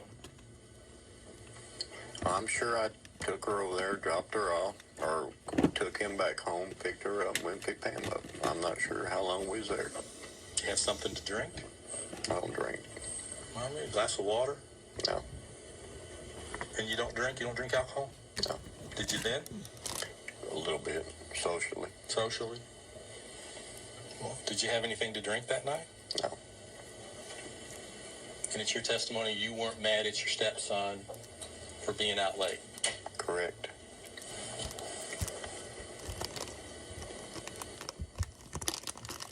When you and Mr. Jacoby were driving around looking for Stevie prior to 9 o'clock, did you get out of the car? I'm about Sure. 170 at this station. My Different game. places in West Memphis. Do you We recall? we pulled up into this wooded place, walked I don't down a want to lose path any under a more weight bridge. though. What wooded place? I don't know what It's called. 7:53. I gotta We put didn't know what we was looking for. We were just looking. So you were just walking around in the woods? pajamas on. At different times, yes. Did you ever I end have up pajamas walking around on. in what's referred to as Robin Hill? We done that. So you and Mr. Jacoby I mean, got I'm out, not walked little around in T, the but Robin 170 Hood Hills is area prior to the time you picked Pam up, looking for the little boys. Well, I'm not Where sure I'm if we at went to these Robin Hood, days. but we was all over West Memphis looking for My our question boys. to you, sir, is time for the Jimmy when you and Mr. Jacoby Jams.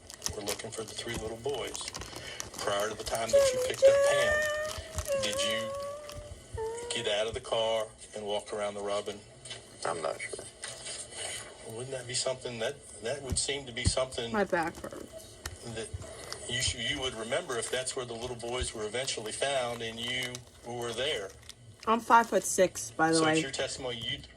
You So can't it's not like recall I'm like if you super short searched the area and where the fat. three little boys were actually found. Correct. I'm a fairly tall female. I'm sorry.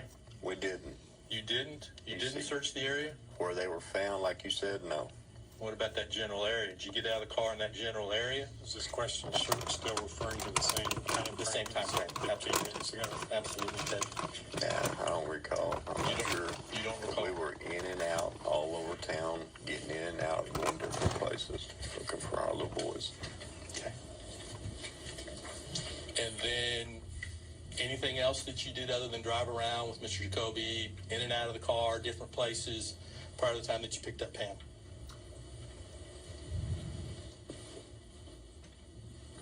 Not that I recall.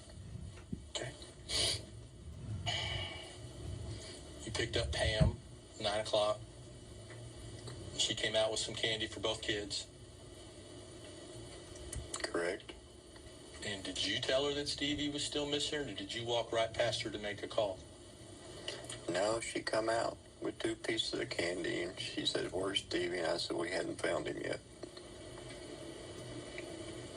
And then what did she say? "He's dead." And what'd you say? "Don't say that." If Hobbs were guilty, he would have tried to cover that up by pretending to remain hopeful that the boys would be found alive. Before we move forward, I want to extend my thanks for watching. This video today has no sponsor, so if you're enjoying it, subscribing helps the channel grow. You can also check out my second channel, Stranger Crimes, after this video. Then what happened? One of us went and called the police. Who? I don't know.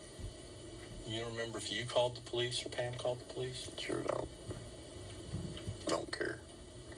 You called the police, didn't you? Couldn't tell you. You don't know? Don't know. Do you know what the police were told when they were called at 9/11? Mm-mm. You have to answer out loud. No. Do you know what the police response was? They came out and took a police report. Came out where? To Catfish Island. We were still there when they came. And how long did it take for them to get to Catfish Island? I'm not sure. Wasn't long. Half hour? 5 minutes? An hour? Not sure. What's not long in that sense of time, Mr. Hobbs? I'm not sure. We called the police. They showed up. No one timed them. And who was looking for Stevie at this time while you were waiting at Catfish Island for the police to show up? Well, I don't know who was looking for Stevie. I don't know. To your knowledge, was anybody? I don't know if there was anyone out there looking for Stevie. Was anybody looking for the other 2 boys as well? You would hope. But you don't know that? Correct.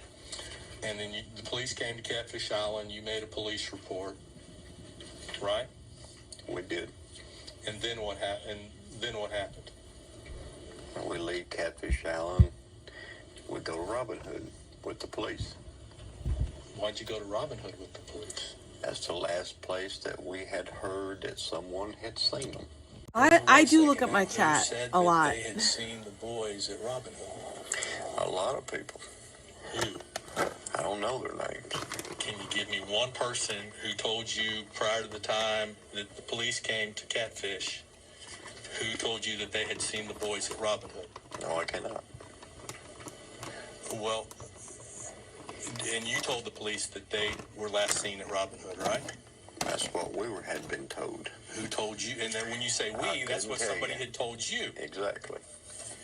And who had told you that the boys were last seen at Robin Hood? I'm not sure of their names. Well, local.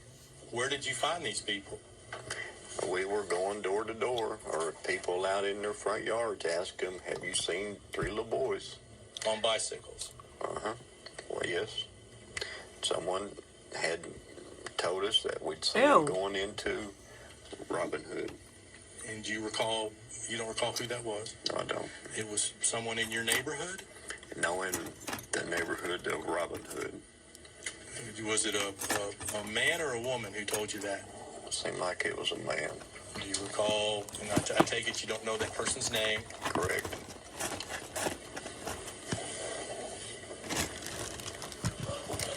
Do you know how old that person was? No. He don't know nothing. Teenager? An elderly person? He don't know Nathan. Kind of old like me or old like my grandfather?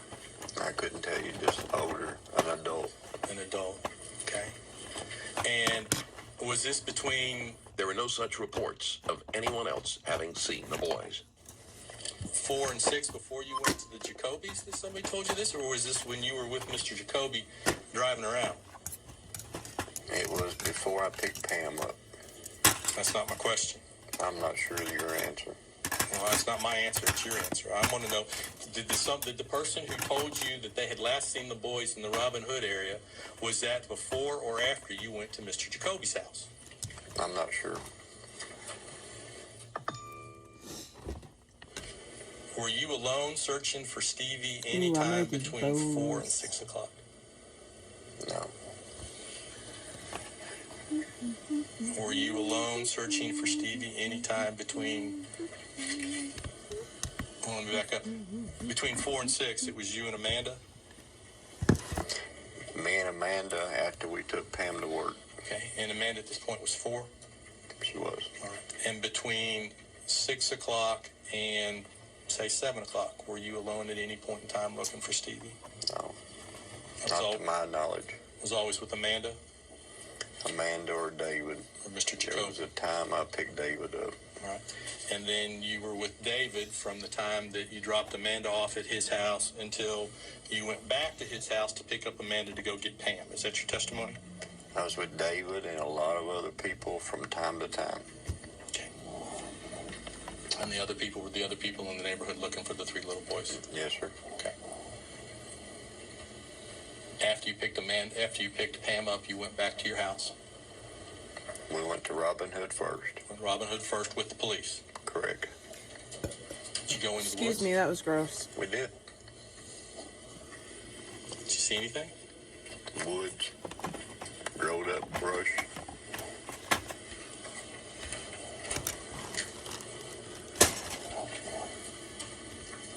How long were you at Robin Hood with the police? I don't recall. Long time or short time? Short time because it was coming up on their shift change. Okay. Do you recall when the shift change was? No, I don't. All right. And how many police officers were with you and Pam and Amanda and looking in the Robin Hoods area? Well, first of all, Amanda wasn't there. Well, I thought you went straight from Catfish to... But I think she sat in the car. I don't think she got out. Okay, but she was with you in the car but didn't get out. Okay. And then you and Pam and the police officer got out. Mm-hmm. How many police officers were there? 1. And do you recall who that was? Regina Meeks. Okay. And how long, you don't recall how long you spent there? No, but it wasn't long. 5 minutes? Maybe that or a little longer. Okay. And then after that you went home? I believe we did. Okay. And what'd you do when you got home? Do you recall what time you got home? No, sir. Approximate? No. Do you have any idea, a sense of how long between the time Pam had gotten off work until the time you got home? No, I don't. What happened when you got home? Well, we changed clothes and went back out. Pam changed clothes out of her work clothes? She did. And you changed clothes? Probably, I don't remember. Why would you have changed clothes? I said probably, I don't remember. Okay. If you changed clothes, why would you have changed clothes? Because I wanted to. Why? I don't have a why. You just did? Hobbs becomes sharp and defensive. At one point, his sister-in-law accused him of washing his clothing that night, which was not his usual habit. If I did, it's because I wanted to. I might have had on nicer clothes, wanted to put on something that wasn't so nice, being out there in the woods. Okay. And how long were you at home before you and Pam then went back out? I'm not sure. And did you and Pam then go out together? We did. Who was watching Amanda? It's a little tiny mold and I'm testing it out. Probably the Jacobys. I mean, I tested it out the other day, but now I'm like testing it out. Did you take Amanda to the Jacobys, or were the Jacobys at your house? No, we probably took them back over there. Okay, so you took Amanda. I'm just trying to figure out what happened. So then you and Pam changed. You took Amanda to the Jacobys. We did. You and Pam took Amanda to the Jacobys, dropped her off, and then went and searched some more. Yes, sir. Where'd you go? And just you and Pam at that point? David might have went with us. Matter of fact, David did go with us. Walking or driving? Driving. Your car or it's his a car? little bow. Probably ours. Okay. So yeah, that one you works. Recall what car? I'm trying to sort out which ones are okay and which ones aren't okay. No, I don't. Okay. Where'd you go look? Some are better than others. Well, it was kind of hard to get your focus off of Robin Hood because we were told that they were last seen going into Robin Hood. I mean, and not knowing what Robin Hood was. That's not that when bad. you go out there and look at it, it was a place that you didn't want to see your kids hanging out at. So we went back to Robin Hood. Direct off from the Jacobys. Oh, I'm not going to say direct. But that was where you were. That's where you ended up. It was. You recall about what time you got to Robin Hood with you and Mr. Jacoby and Pam? No, I don't. Did you get out of the car? Did you guys get out of the car? We did. Did you walk back in the woods? Yeah. We did. Were there areas of the woods that you just didn't go back in because you didn't like the feeling? You just didn't. We didn't know what was out there. That's not my question. My question was, were there parts of the woods that you have It's said that you a just little got a bad feeling and you rose. didn't So want to this go one's back? okay. Yeah. This one's okay. That's an describe okay that one. It's not great. Well, This it's one is dark. shallow. You don't know what's out there, so you just don't want to go out there. But your stepson's out there. We didn't know that. You know he's somewhere. We didn't know he was out there. You knew he was out there missing. We knew he was last seen going. Someone said they had last seen him going in there. We did not know he was out there. And did you say, I'm not going back in there? I don't recall that. Did you say, I had a bad feeling about this place, I'm not going back there? Well, it was a part of it. And I might have said that too. Who would you have told that to? I got a bad feeling about this place, I'm not going back there. David and my father-in-law, Jackie Hicks Sr. Well, Jackie was with you now too? He was. Who else was with you? Well, there was different people at different times. How many people? When did your father-in-law hook up with you after you went to the Jacobys? Pam called him. My question was, when did he hook up with you as part of the search? Because when we left the Jacobys, it was you and Mr. Jacoby and Amanda. and Pam in the car. So I'm trying to figure out when all these other people joined up. It's working. This one's an okay one. Stayed at the Jacoby. Okay. Exactly. And it was you and Pam and Mr. Jacoby. And her dad and Try mother this little flower were en one. route from Blytheville to West Memphis. Okay. And how did they know to end up at Robin Hood? We met up with them somewhere. Where? I couldn't tell you. When? Couldn't tell you. Is that before or after you'd been to Robin Hood the first time? Probably after. Well, I know it was. Well, the first time was with the police. Right. Hobbs doesn't give much thought to his answers, rapidly replying that he doesn't know or doesn't remember. And then first time might have been before the police, when was in the neighborhood with you and David and some of the neighborhood locals. Okay, and then you went back with the police. No, like a mold, like Pam. a push mold. And then you and Mr. Jacoby and Pam. Was that just the three of you? And then you went back a fourth time, or did you have your father-in-law and a bunch of other folks there? We were in and out of Robin Hood all night long. Okay. Okay. And at one point, Mr. Jacoby had to go home because he had to be at work the next day, right? Nice. Now, what time was that? Did Mr. A.M., early a.m. No, what time did you take Mr. Jacoby back to his house? I'm not sure. Before midnight or after midnight? After. Before 2 or after 2? I'm not sure. Wow, that's teensy Sometime weensy. between midnight and 2? Before daylight. It's not my question. I'm not sure. Before 2? Not sure. After you dropped Mr. Jacoby off at his house, you and Pam went back to your house? Seemed like we might have.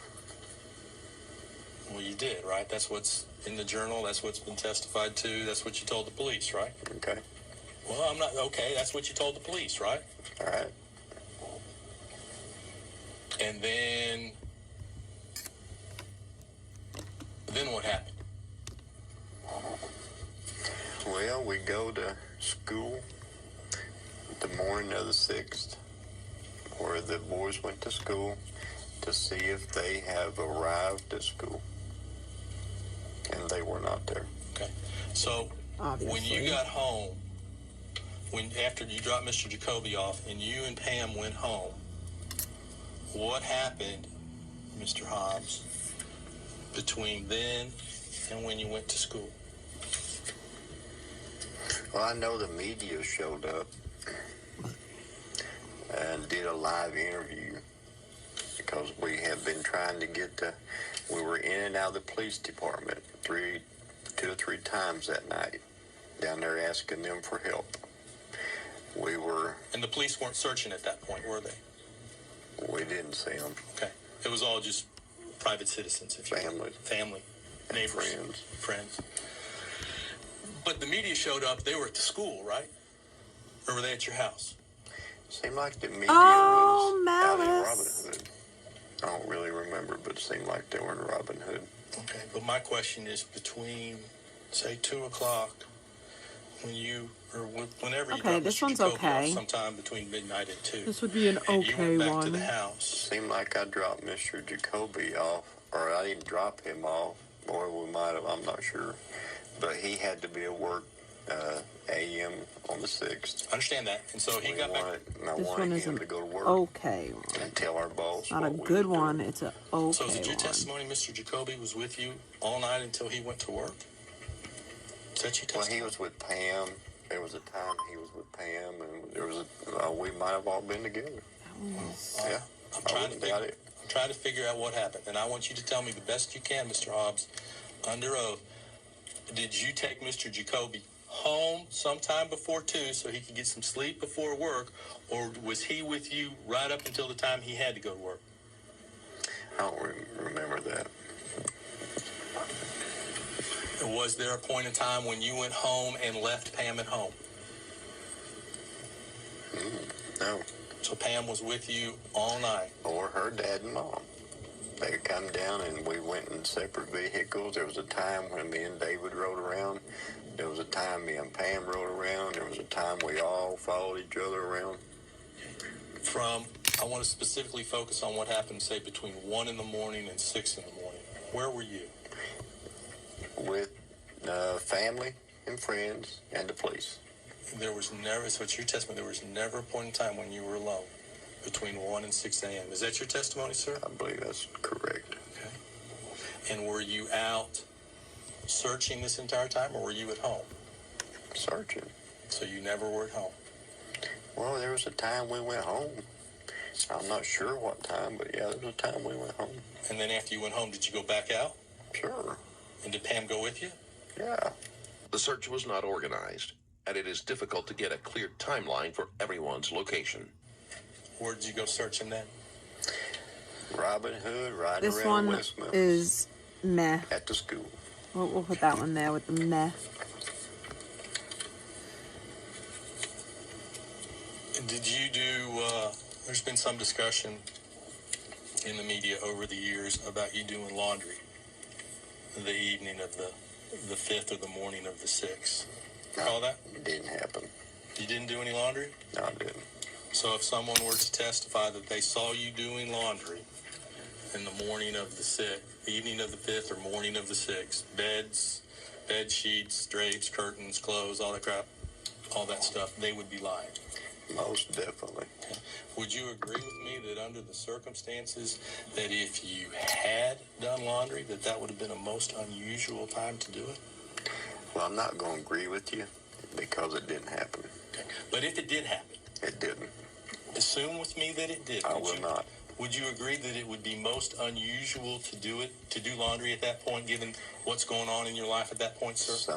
Well, it didn't happen in my life, so I don't know how to answer that. If Pam would have done laundry, would you have agreed that would have been a most unusual time to do laundry? We don't have a schedule for doing things. We just done them. That's not my question. Would you agree that if someone's child has been missing, is missing, and that a police report has been filed, and that family and friends are out searching the night and searching the woods, that it would be most unusual for a parent of one of those missing children to do laundry? If it happened, it probably would be. Would be most unusual. I would think. Did you speak with the media on the morning of the 6th? I'm not sure.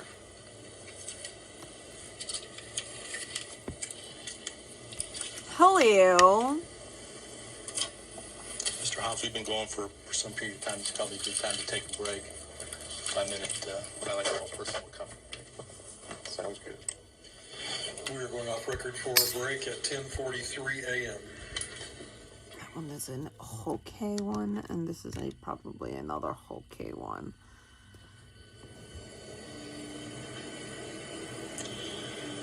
And we are now back on record after a break at 10:58 a.m. Thank you. Mr. Hobbs, you understand you're still under oath? Yes, sir. All right. These are Why like do you those think little the boys ladies' were killed? faces things. Don't know why. You think it was something that got out of hand? Or you think it was planned? I don't know. Do you ever tell anybody that you thought it was something that got out of hand? I don't remember that. You ever telling anybody that didn't think the people could handle the truth of what happened? I don't recall that. You don't recall that? If somebody testified that you said that, would they be lying? I'm not sure. In your journal, you said that the boys were overkilled. What do you mean by that? The medical examiner made that statement. I was just repeating him. Okay. So it's okay to repeat things that are said in court? I did mine. I'm sorry? I did mine. I still didn't hear you. I'm sorry. I did You repeat did. his statement. And that's okay. That doesn't. There's nothing wrong with that, is there? I don't know. Well, you didn't think you did anything wrong when you repeated what the medical examiner said in court, did you? That's what he said. Well, did you think you were saying or doing anything wrong when you repeated what was said in court? No. Okay. After you divorced Pam, or maybe even before you divorced Pam, you had a girlfriend, didn't you? That would have been after. Okay. After you divorced Pam, you had a girlfriend, right? I had a lady friend. What was her name? One of them, Sharon Nelson. When did you start dating Mrs. Nelson? I couldn't tell you. Is she an honest lady? Well, you might want to ask her. I'm asking you, do you have an opinion as to whether or not she's an honest and truthful lady? I don't know. Do you have any reason to doubt anything that she says? I sure do. Why? Because of the statement that she made to somebody. Well, what statement are you referring to? The one that you have a copy of. You don't know what statements I have. What statement? I do too. What statement are you referring to? The one you have a copy of, made by Miss Sharon Nelson. Well, what did she say that causes you to question whether or not she's an honest and truthful woman? She made the statement that I told her that I discovered the boy's body before the police. Several people have made the claim that Hobbs knew where the bodies were before they were discovered, although there has never been anything that could be admissible as proof. What else did she say? I couldn't tell you. All right, so I think the best way to do these is to smush the clay in. Did you do drugs when you were in her? You smush the clay in, You didn't do any and drugs when you were then around her? No. you take Do the any drinking when you were blade around her? Is that still when you were drinking? and you try to get the blade, If I did, it'd been a beer. get Just the a beer? excess So you're off, If I did or not. And at what time was she your and then you pop Not it girlfriend, out woman because friend? it's you can't cut it off. lady friend? Then you pop it out, You and said then you what have a time? perfect little During mold. what time frame? I'm not after I divorced Pam. When did you divorce Pam? Yes, beach. Let's see if the harder Seemed ones like can I was could in do that way.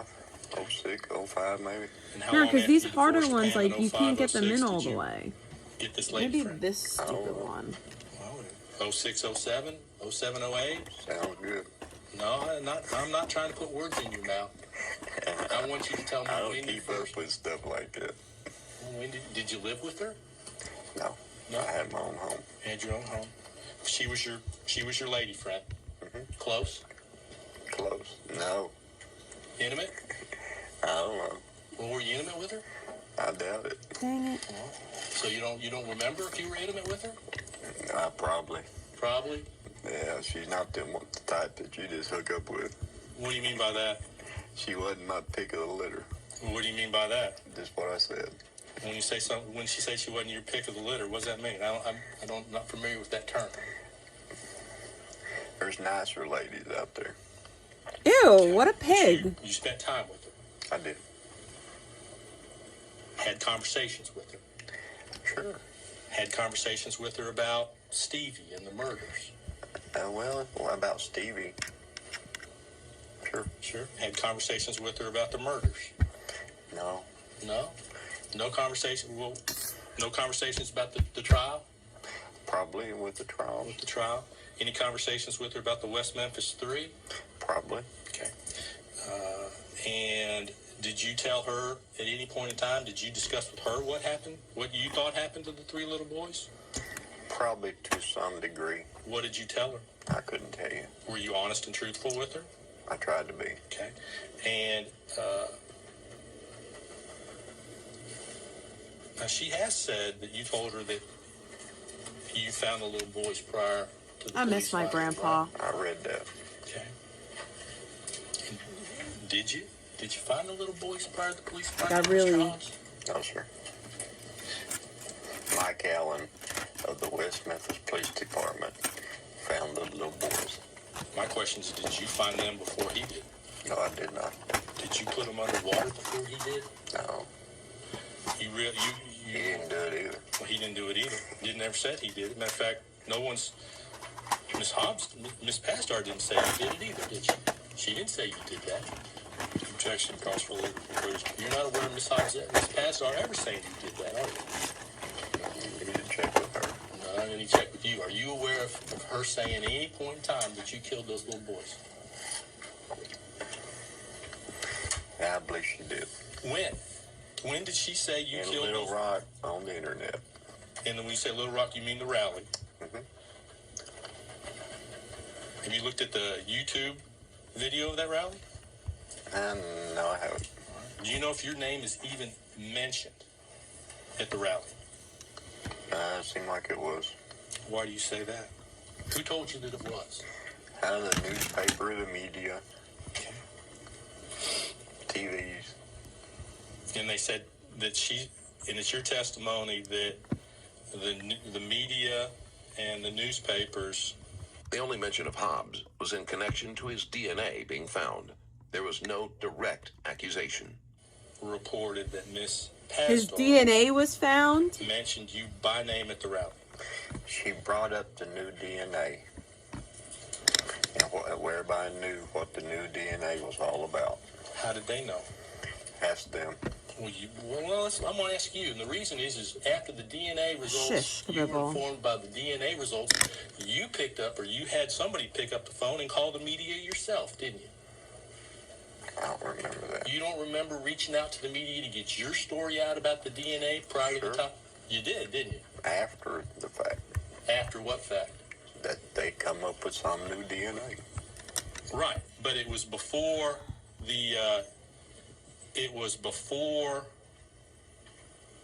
you were interviewed by the police that you reached out to the media, isn't it? I'm not sure.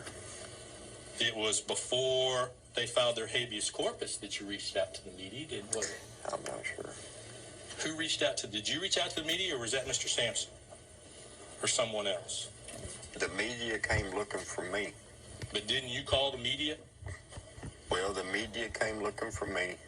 I went and got a hold of Mr. 70 Sampson years, and asked him that's if he would talk to the media. amazing. Because I was tired of them.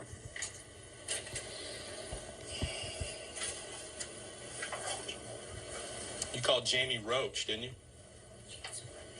Janice Broach. You called Janice Broach, didn't you? I've called Janice several times. Who was Janice Broach? She's Janice Broach. She's a reporter. For who? Channel 5 in Memphis. Channel 5. Is that one of the networks? A local TV station. Do they have a network affiliation? Like I'm NBC over this guy. or He's a douche canoe.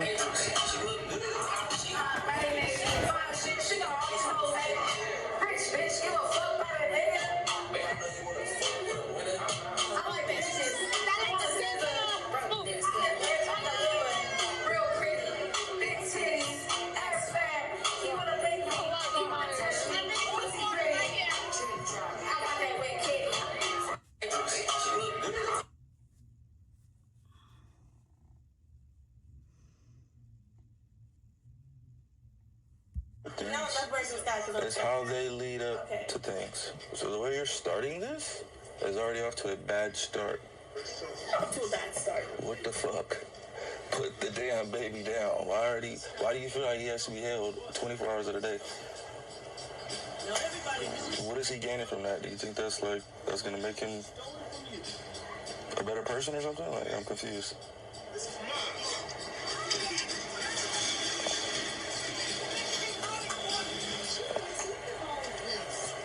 Yeah, you're not, like, what is wrong with you? You're really strange. You're really strange. I see what you're trying to do, and I'm telling you it's not going to work. You trying to get me to hold him every time you need to do something is not going to work. It's not going to keep me here. I don't want to keep you here, you dumbass. So you should learn how to put the motherfucker down. Your ugly ass is here. And do what you need to do. Help me out. That's how simple it is. Help you what? Hold the motherfucker? I mean, you need help holding the baby? Hold the bitch in while you can't hold the baby. You go outside. I hold him when it's time to hold him. I want to go get my food. Okay, you're gonna go hold him while you get your food. No, I'm throwing this fucking diaper away. Oh my god.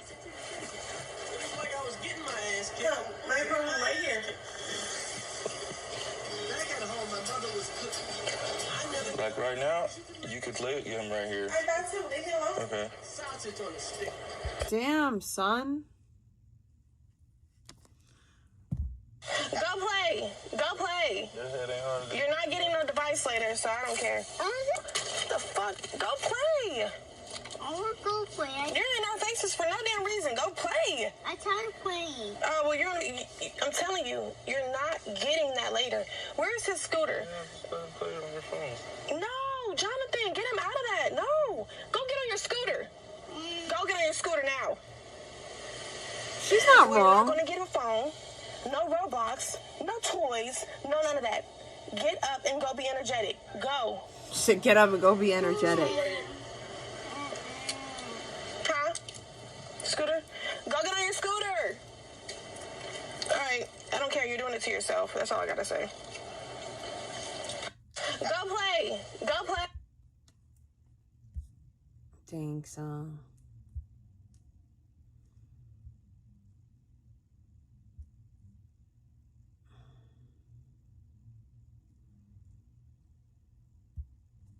He was like, What should I make? Should I make something else? Let's make something. This is Heather McCall, a 26-year-old pregnant woman who just shot her boyfriend in the chest. Damn, son. And while he fights for his life at the hospital, Heather tries to play the whole thing off as an accident. I did not know your gun was like a poker.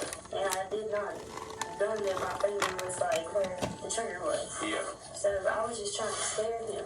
But that accident requires a hammer to be caught, a trigger to be pulled, and an aim that hits center mass. Not exactly an oopsie moment. And now, Heather will have to confront the reality of her mistake.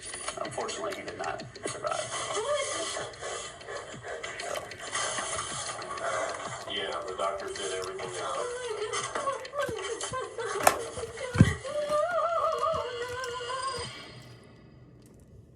On the morning of June 12, 2024, police in Athens, Georgia, responded to a 911 call reporting a shooting at a residence on Forest Heights Drive. When officers arrived, they found 26-year-old Jeremy lying in the front yard with a gunshot wound to the chest. His pregnant girlfriend, Heather McCall, was applying pressure to the wound while repeatedly saying, "I'm sorry, I didn't mean to." Jeremy and Heather had been in a volatile on-again, off-again relationship since September of 2023. Their relationship was marked by homelessness, drug use, and domestic violence. Just 2 days before the shooting, Heather had broken up with Jeremy after he allegedly put his hands on her and admitted to cheating. She blocked his number. But in the early morning hours of June 12, Jeremy showed up uninvited at the house where Heather was staying with her roommate, Blake. Like, I still love him. Like, I was just mad. I didn't mean to shoot him. I was just trying to scare him just to get him to get out of the house because at the time, like, I blocked him. He kept blowing my phone up, and he come here unannounced, and he wouldn't leave. And in the past, like, he's beaten me before, so I was like, you know, I thought he was gonna beat me or something. But I don't want him to get in trouble for that either. Like, According to Heather, Jeremy barged in, demanding his Social Security card. She panicked, fearing he would hit her again. So she grabbed a pistol from her roommate's dresser to scare him into leaving. The gun went off. An accident, she insists. Her body just tensed up. But here's what Heather doesn't know. Guns don't just go off when you tense up. They require deliberate action. Yeah. And detectives are about to pick apart her story piece by piece, starting with the basics of how You gotta cock firearms it, no? actually work. Okay. So I guess why don't we just start with who all lives in the house there? Blake Allen. Okay. He's my friend / roommate. Okay. Is that B-L-L-E-U? And then Blake is spelled B-L-A-K-E. And you know what his birthday is, or? Okay. Or did they bring? December 1st. Okay. They bring him over here. Is that? He was at work. He worked third shift. Okay. Oh, so he wasn't even there today. No. Okay, I got you. You don't miss phone number off the top of your head? Is that all right? They have my phone though. Okay, I'm sure we can look it up, or worst case, I'm sure maybe the neighbors will call the reference, all the ambulances and blue lights and whatnot. Where does he work? Hubert in Commerce. Oh. The tree place. Okay. All right, well that's fine if he wasn't there. So you and Blake live there. And then who was there this morning then? My friend / co-worker. His name's Jeremy too, but it's spelled different. Oh, okay. How's he spelled? It's weird. I call him Jeremy. Okay. That's how it's spelled. Okay, I guess it's probably sort of like Jerami. Okay. So this morning it was you, Jeremy, and that was it, just inside. Well, I had Jeremy. Jeremy woke me up. Okay. He knocked on the door, and because I was asleep, and he woke me up. Okay. And he was just saying, hey, you know, what's up? Because I just started working with him. He's a maintenance man, and I just help him out, like, after pregnant, so I couldn't do baby stuff, but I clean up a little bit. Okay. Yeah. And, so he was a witness. He was there. Can I get a I was witness? fixing me something to drink. And, Let's get down to business. and I don't got no time to play around. What is this? that night, Must be a circus in town. boyfriend. I know it's Eminem. I just. Like the day before, but not Hell yeah. Just because I was just tired of him. Like, no, I say this, and I don't want him to get in trouble for this. Like, sometimes, like, he would put his hands on me. Okay. And, so we got in a bad argument. It was in, like, Kroger Park or something in my car, like 2 days ago, or 2 nights ago, night before last. And,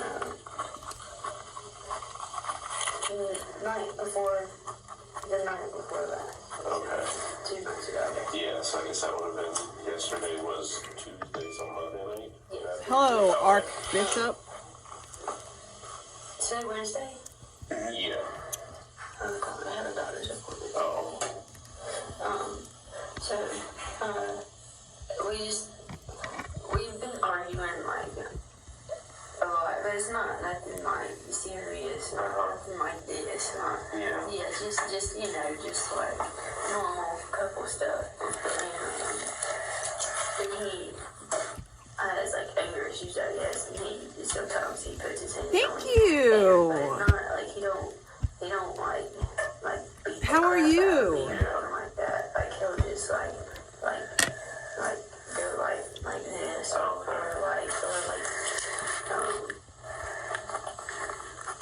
I mean, he's, like, punched me before, but I'm not pressing charges. I don't want to be over that. That's fine. But I I wanted it to stop because I was pregnant. Yeah. And we was arguing, and then he said that he cheated on me. Okay. And so I was like, well, you know, I want to break up with you. Get out of my car. He wouldn't get out of my car. He don't have this thing where, like, he says stuff like he'll say, like, just like, you know, throughout the time we're together. Yeah. He'll be like, pull over, let me out. And I'll pull over, and then he won't even get out. Oh, okay. And then he'll be like, no, he'll be like, drive. Like, well, why did you just say pull over and let you out, you know? Yeah. So Excuse me. something like that. And, I forgot where I was. I guess, It was arguing, and then I broke up with him, and then I told him to get out. He wouldn't. So I drove him to where he had been staying, and he still wouldn't get out, so I just had to, like, scream at him, like, get out, get out, get out, get out, get out. And he finally got out. and this is all Monday night, right? Okay. Yeah. And then, so then I went home, and then the next day I went to work with Jeremy, and I haven't blocked, Jeremy, because he wouldn't stop, like, blowing me up, and I unblocked him, because, you know, I didn't want to break up with him forever, like, I love him. When your relationship has so many red flags, maybe grabbing a loaded firearm isn't the solution. But Heather's already painting herself as the victim here, emphasizing the abuse, the manipulation, the cheating. Classic setup for a self-defense claim. Except there's one tiny problem with that strategy. Jeremy never touched her that morning. He just walked in asking for his Social Security card. I hadn't heard from him, and then late last night, probably like, it's on my phone, probably like 1 or 2 o'clock, I guess. He texted me, I think he texted me from a different number, too, and I said, who is this? Yeah. And but I figured it was him. Then he started texting his number, and he was like, can you come get me? I miss you, da-da-da. And then I was like, tell me who you cheated on me with. Yeah. And he was like, I didn't really cheat on you. I just said it to make you mad. And I was like, no, you cheated on me. And I was just like, tell me your name, tell me your name, tell me your name. And then he wouldn't. And, because his Facebook is logged in on my phone, so I went and messaged, and there was a message for Nicole, and it says, like, hey baby, I miss you, pull up, da-da-da. So that's how, like, I figured, like, he was lying. Yeah. Yeah, pretty obvious. Yeah. And so I was like, tell me your name. And he just wouldn't tell me your name. And so then I blocked him again. And then I went back to sleep. And then that's when Jeremy got there, probably like, I guess like 6:30-ish. Oh, okay. So fairly early. Yeah. And he knocked on the door, woke me up. And he was just saying, hey, he was saying hey to my dog. And I got up and I was fixing something to drink. And we have like an electric trash can. Like you just like wave your hand over it and it opens up. Oh, okay, yeah. So the batteries died in it. Yeah. And since he's a maintenance man, he was like, well, I'll fix it. Yeah. And so he took the top off and he was looking at the batteries. He was like, you have any AA batteries? And I was like, yeah, there's some in the bedroom, in Blake's bedroom. And that's where I slept last night because he worked first shift. And that's where like take his bathroom is where I like take showers and stuff. So I was tired and I didn't even fall asleep in there. I just laid down on the bed. Yeah. And then I'm falling asleep. Which Blake don't care about sleeping in his bed. He kind of likes me and wants me to sleep in his bed, but he knows that I'm with Jeremy and stuff. Yeah. But so anyways, I went and I was getting the batteries, and then when I was walking back in the kitchen, Jeremy was standing like near the door, and I didn't even know the door had like open. And he was like, "What's up, man?" And I was like, "Who are you talking to?" And then Jeremy walks in. Yeah. And Jeremy thought Jeremy was Blake. Oh, okay. Yeah, he thought he was the guy who lived there. Yeah. And I was like, that's not Blake. I was like, that he's not supposed to be here because Jeremy had been over there one time before, and Blake found out when he came home from work early and seen him there, and was like later on he told me, he was like, he's not allowed back in my house. I don't want him back in my house. If he's back in my house, then you have to leave. You're gonna get out. I do not want him back in my house. And because he found this drug bowl thing, and he was like, I don't want. He was like, I know that's not yours. So it's obviously his, and he brought drugs in my house. So I really don't want, him in my house again. And I told Jeremy that. So Jeremy knew that. And so I don't know why he walked over there. And so when I seen it was him, I was like, you're not supposed to be here. Get out. Then he wouldn't. He was like, give me my stuff. And I was like, what stuff? What are you talking about? And he was like, Social Security card, which I don't even know how I got his Social Security card. He puts his stuff, he's not stable, he doesn't have a stable place to live, so sometimes he puts his stuff in my purse or something like that. So let me get this straight. Her roommate banned her abusive ex from the house, threatening to evict her if he showed up. Jeremy knew this, yet he walked right in anyway. And instead of calling the police, the thing you do when someone violates a boundary and you fear for your safety, Heather grabs a gun that she claims to know nothing about. Well, that's your Smart First move, Amendment pregnant right. lady. That's her. I mean, not her First Amendment. What is it? Which amendment is it? It's amendment. It's an amendment. The right to bear arms. And then I was like, get out. She has a right to protect herself. And then he wouldn't get out. And then so I started yelling. And still wouldn't Unless get out. she wasn't And I actually was afraid protecting that herself. He was gonna hit me again. So I remember that. I'm making a Blake said, silver "Here's all these cross." guns." He was like, you can go to your room if you want to, which I didn't want to because I'm not familiar with guns like that.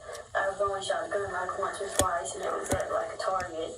And I thought the gun was unloaded. I did not know the gun was loaded. Okay. And I did not know that my finger was where the trigger was. Yeah. So I was just trying to scare him. And so I went and got the gun out of Blake's room, and I was not pointing it at him, I was pointing it at the floor. I was like, get out, get out. And he still didn't get out. And then I just started yelling, and I guess when you're mad and you're yelling, your body might tense up or something. Yeah. And my hand squeezed it on accident. I did not mean to do that at all. I've been in here crazy. And he if he dies, I'm never gonna forgive myself. Okay. Yeah, we'll check on his condition in a little bit. Do you think he's gonna be okay? I don't really know how. They said it went all the way through. Okay. Sometimes that's good news. You never know. They got good doctors at the hospital, so I'm sure they're going to do the absolute best they can. So as soon as I realized what happened, my ears was ringing and everything, and he was like, he shot me. So I think I just put the gun on the ground, or I put it on the counter, I can't remember. And then I ran over to him, and I was hugging him and saying, I'm sorry. And then, so then Jeremy said, call 911, call 911. So I was looking for my phone, and I called 911, and then, I don't remember how Jeremy, got outside. I guess, Jeremy told him to go out there because the ambulance would be coming. Okay. Yeah, I guess. I think we heard the ambulance, so he went out there, and he was laying on the ground, and I was I remember seeing movies Prime Pressure, so I was taking his shirt and applying pressure, on his head, and I was like, look at me, look at me, look at me, look at me, look at me. And at first he was I thought he was dark, he was his eyes were closed, he was making that noise. Yeah. And then I was like, look, Jeremy, please look at me, please look at me, please look at me. I was I love telling him I love him and everything. And then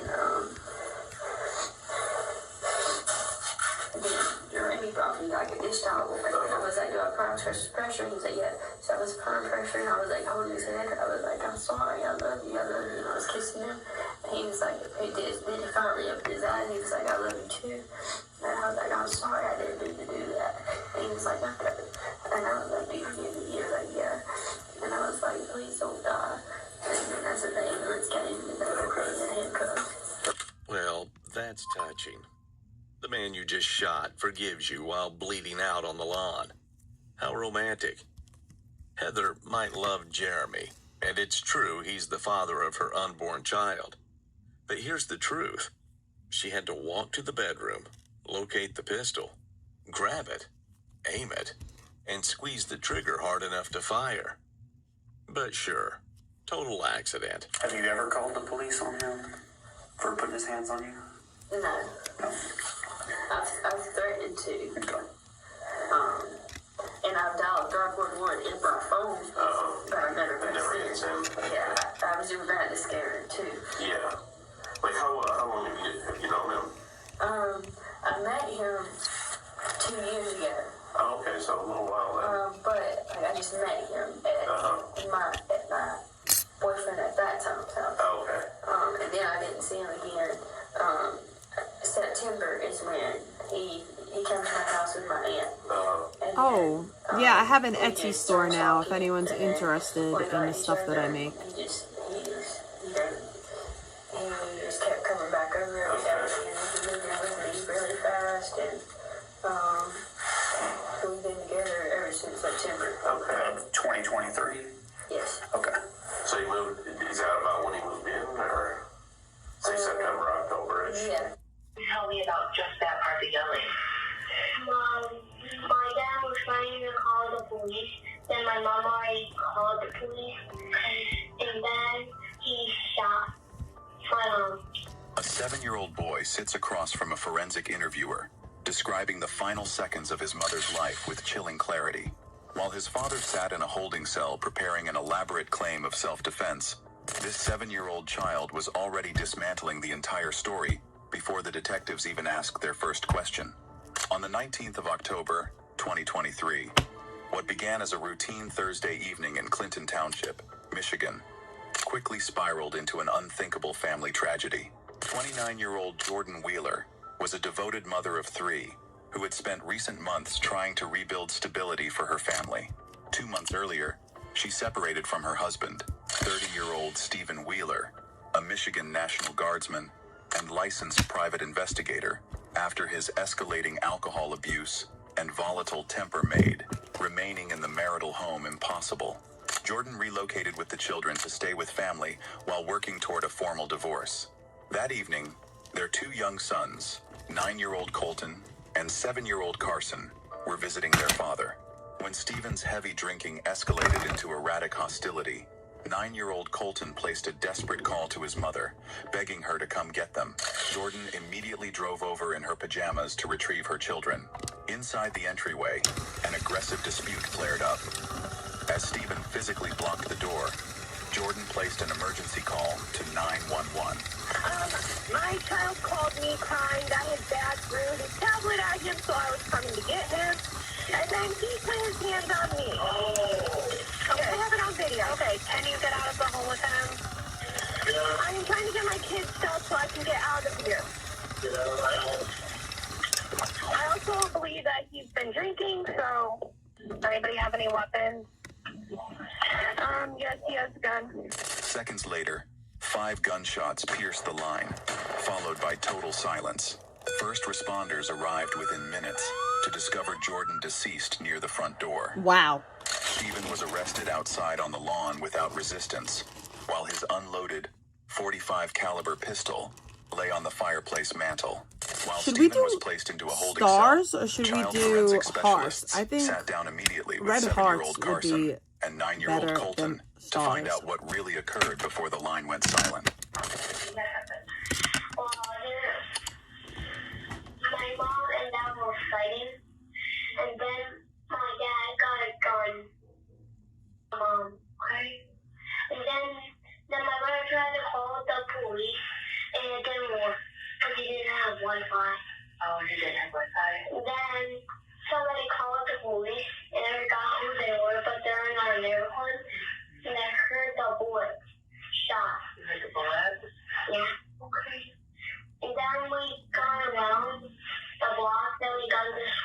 alone, and the cops were on the wrong street. Gotcha. Okay, who wanted to call Mama? My mother. Your brother. Okay, so And I was actually not there because she was at our teacher's house. Gotcha. Okay, so your brother wanted to call Mama. And I let him. And then a few minutes later, she comes. She came a few minutes later, and right when she got there, a few minutes later, what was the first thing that happened? And you were yelling at each other. You were yelling at each other? Tell me about just that part of yelling. My dad was trying to call the police. Then my mom already called the police. And then he shot my mom.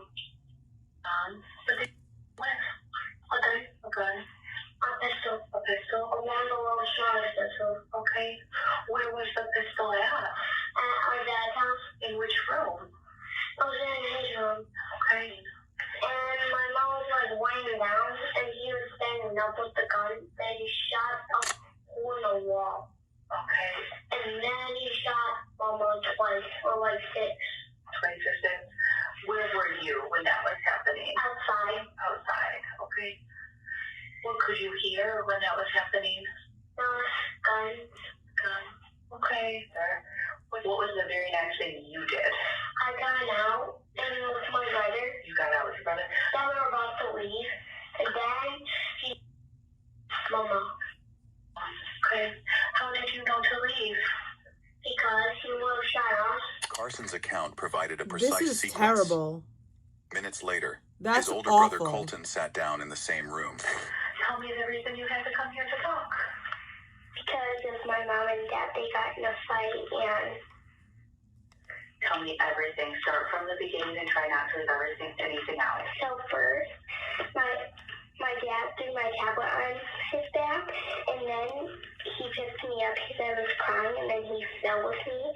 And then I called my mom. I was talking on the phone, well, on my tablet before all that happened. And then my dad took it and hung up. And then after all of that, I said, she came. And then my dad kept on saying, get out of my house a bunch of times. And then my mom called the police. And then he ran. And me and my brother were all dressed. And then we lived on Woodward Street, and there's this yellow car. We ran down a few houses, and we hid behind in their backyard. And then as soon as we started to run, we heard gunshots. I want to hear more about the gun, but I want to make sure I get everything right first. It's like a pistol. Okay. Did you see the gun with your These own eyes? poor kids. He shows us it sometimes, but we didn't see it because we ran out of the house before our mom got shot. And my mom kept on saying, where's the alcohol? Is it in the fridge, freezer? Oh, I bet it's in your room. Okay. And then he called the police, and then a minute after that or two, he kept on saying, get out of my house right now. And then when he ran and he hit a hole in the wall, that's when me and my brother ran to safety. That's when you and your brother ran to safety? We learned about that in school. Oh, thank you for telling me that. Is there any other reason you decided to run for safety? Because we didn't want to get shot. Okay. Was somebody talking about, No. Got it. But we know how he ran. We knew he was going to go get his gun. And then me and my brother, we ran into somebody's backyard. And then we thought he was driving in his truck to try and find us. But it was our neighbors. And she kept on yelling, Colton, Carson, where are you? Okay. And then we hopped in her truck. Gotcha.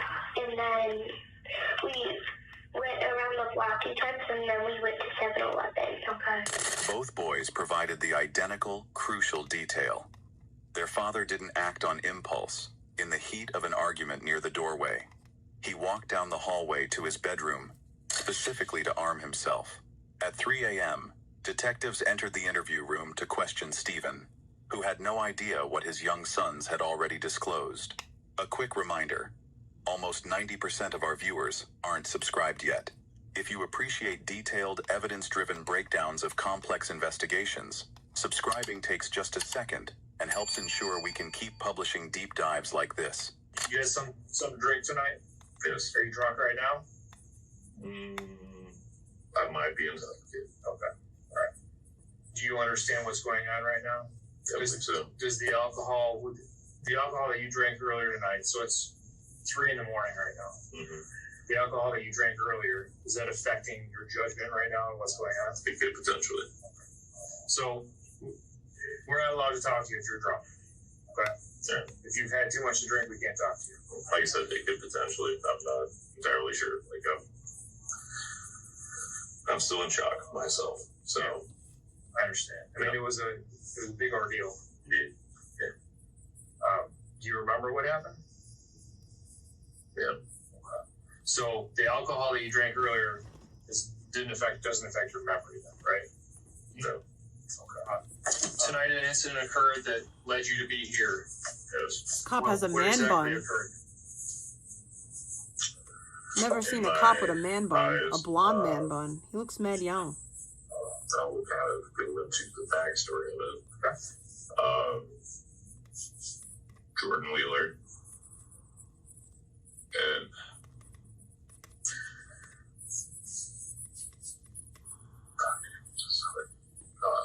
Jordan, throughout the process of the divorce, she lost all rights to the house that we had a set address because she was kind of using it to stop in and check on as borderline fuck stalking. And yesterday, she broke a court order that she signed. I've never been a violent person. I don't really know what else I should speak on regarding what happened. Well, how about this? You're saying that she violated some court order. What do you mean by that? So, I had what's it called? Like the right, I'm trying to remember exactly what it's called, but basically the right to have privacy in the marital home. Okay. And obviously, if two lawyers freaking agree to let the husband have the rights of privacy in his own house, it's because someone was definitely kind of crapping on, him, or crapping on her, whatever. So are you saying she was allowed to come to your house? Yes, without my express written consent. Okay. Stephen doesn't mention the confrontation, his drinking, or the children. Instead, he attempts to steer the interview toward legal technicalities and property boundaries. So you have her coming to your house without your permission in the past. And I just heard you say that she came to your house at 9 o'clock last night without your permission. Yes. Is that right? Yes. So she showed up without you knowing that she was going to show up? Yes. What was she doing there? Why did she come over? So I honestly don't really know her intent with her arriving at the house. I had my children with me. Well, 2 out of 3 of my children, my boys, and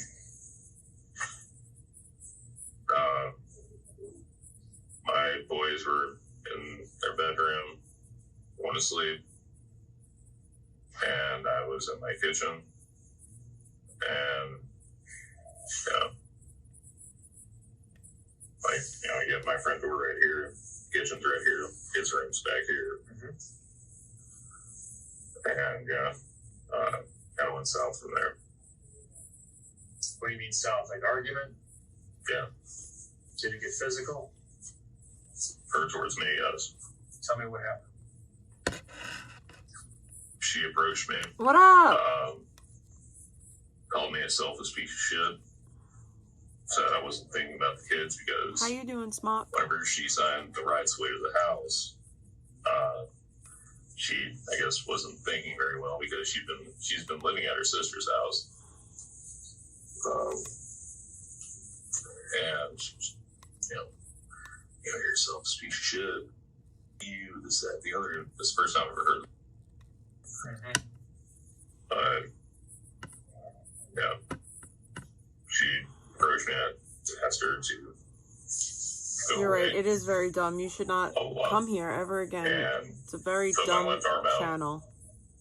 Reinforced her wanting to go away, or me wanting her to go away.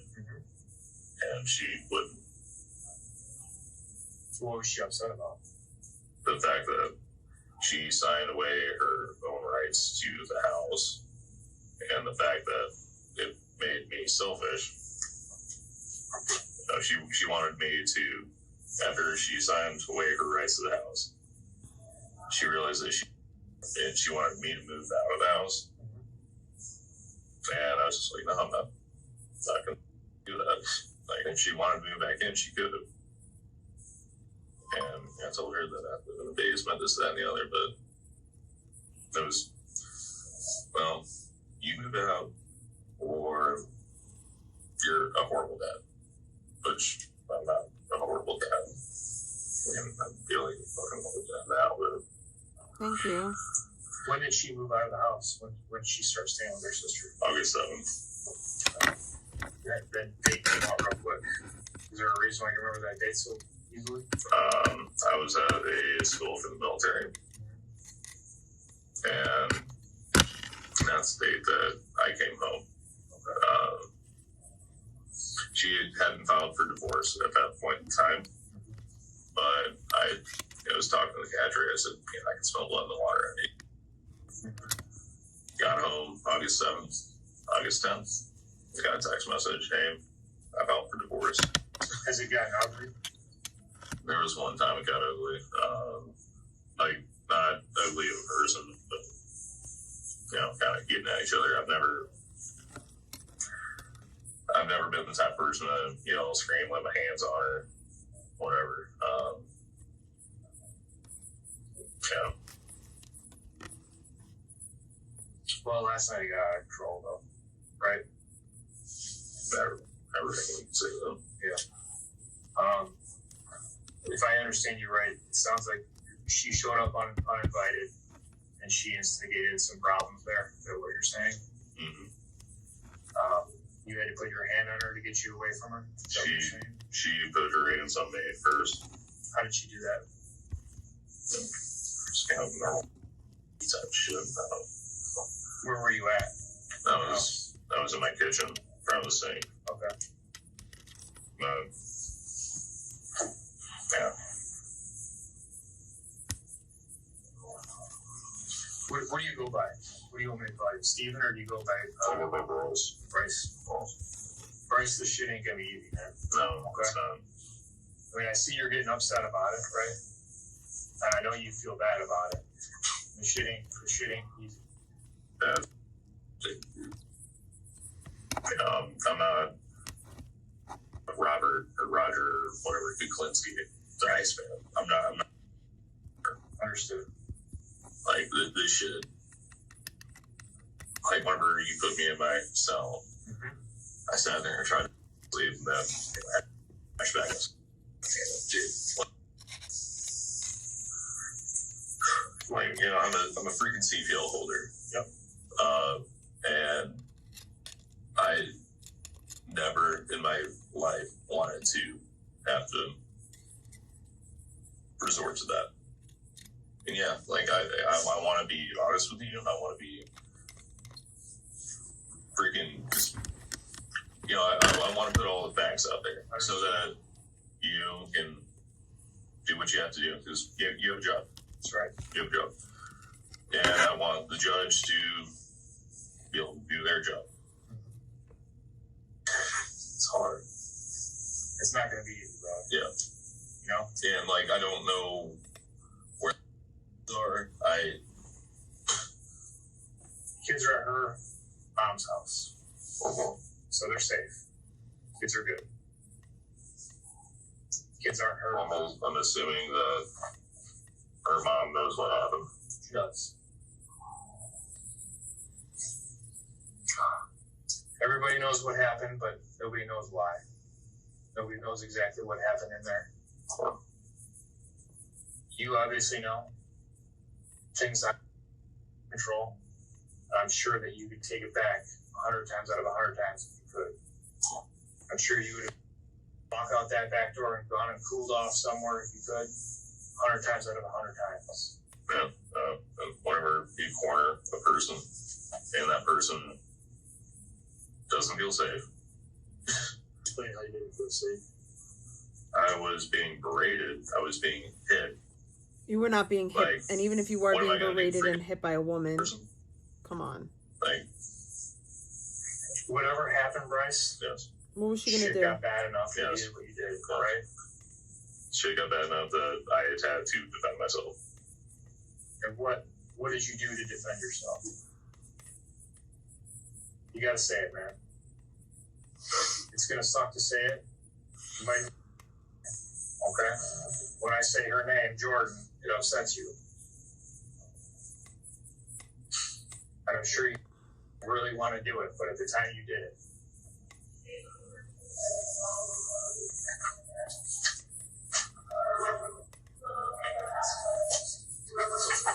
So, I walked away from my kitchen sink. Jordan and I kept on having a heated exchange near the front door.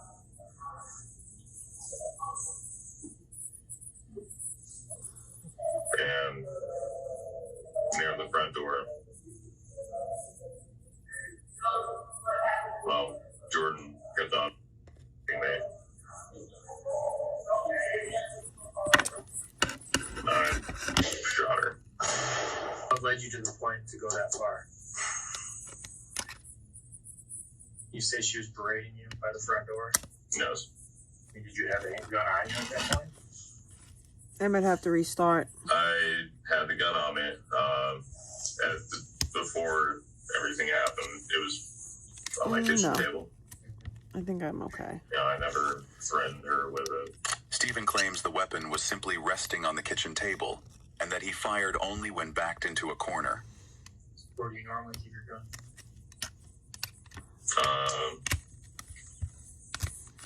Depends on the day, time of day. You know, kitchen table, next to the front door, nightstand. Even with the kids in the house? With kids in the house, typically I keep it unloaded. The pistol itself on top of the dresser with a magazine inside the underwear drawer. But tonight, you had it on the kitchen table? Yeah. Jordan shows up? Yeah. You guys get into an argument?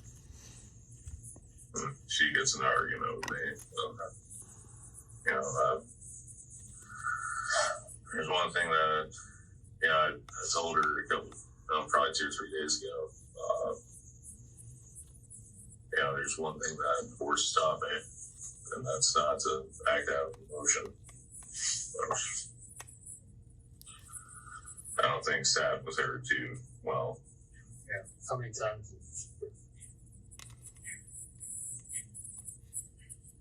Not sure. More than once. What were your intentions when you were shooting her? What were you trying to do? What kind of question is that? It's a question we had to ask. If you're shooting someone, you're intending to kill them. Yep. And it's something Scouts teach you. Right. Were you Boy Scout? Yeah. Yep. So the boys didn't call Jordan?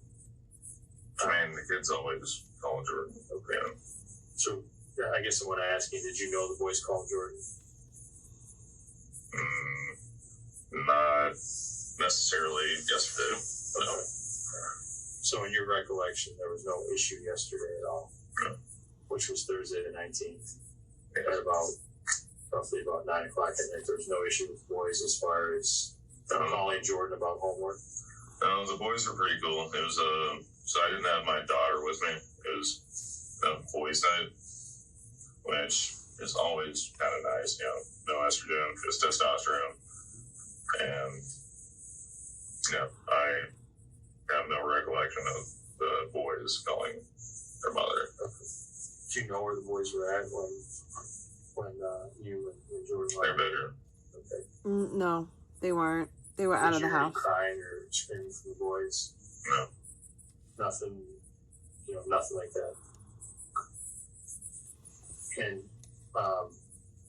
as you stated, after you shot her, we think maybe a couple times. Did you check on the boys after that? Do you know where they were?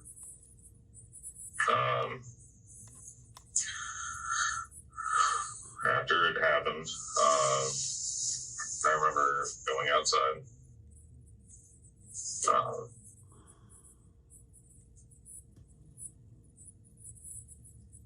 Crying to my neighbors, saying, "Hey, make sure my kids are okay."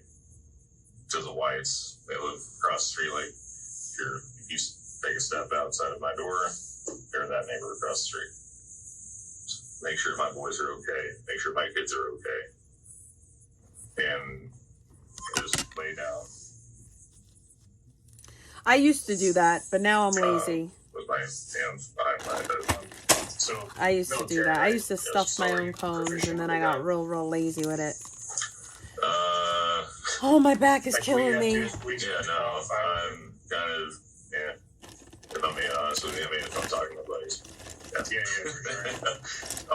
I'll talk shit. But my eyesight's not the greatest. Right. And so when do you shoot it? Do you go to the range or do you just shoot it? I think I'm gonna do the diamonds. Maybe we'll see. Okay. So what do you have the gun for? Self-protection. I'm a PI. Okay. So do you carry it when you work? Yes. All right. You're saying that you had to put your hands on her because she was being, what was the word you said? I don't know. Hearts. Grumpy. Okay. Hearts But might she was be the getting in your best. face, right? Yes. All right. It was enough that I had to redirect my attention from doing dishes and whatnot, cleaning off countertops. And I was just like, oh, I have to talk to this woman. I have to interact with her. Okay. And so, yeah, I had to turn around and meet the threat. Okay. And where did you meet the threat at? I would say probably about right here. Okay. And what was threatening about her? She was like 5 foot nothing, right? Her intonation, and she's threatened me so many times throughout the pendency of this divorce. Like, give me what I want, or else do this, or else. Or else what? I don't know what else means. You know, has she ever been violent with you before?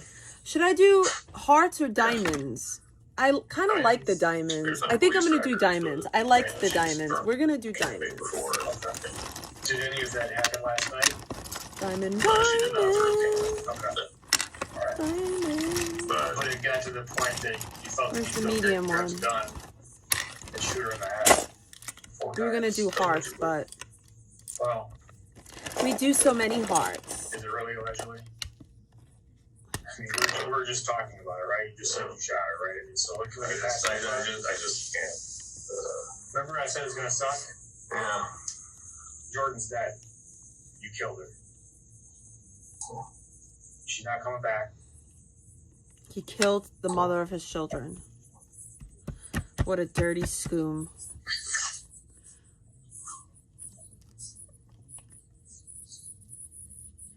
Self-defense is... Do you know that she was on the phone with 911 when it happened? Yeah. So I'm trying to figure out where the self-defense is when she's on the phone talking to the 911. Yeah, like where is the I'm just self-defense? trying to hear you out here, okay? I'm trying to give you your chance to explain what happened here. Because I can tell you the 911 call sure as hell didn't sound like that she was fighting yet. She was trying to get the kids out of the house. I want to hear you out. No, I understand. You tell me. Because I listened to the call, okay? And she called 911. I don't know if she's being truthful, but she said that I need the police out here because we're having an argument and it's getting physical. Okay? It's getting physical because of her. And maybe it was, right? Maybe it was getting physical because of her. But then while she's on the phone, I don't hear her. Oh. It's hard to hear something that is happening physically. What was happening? Explain, just so that I know. Her getting into my box. Okay. Her walking up to me. Her. No. Walking up to you? She walked up to you? So, you've got you at 5'9", 194 pounds. She's 4'11", 94 pounds. You said she's in your box and in your space. How did it escalate to where you retrieved the gun and shot her 4 times?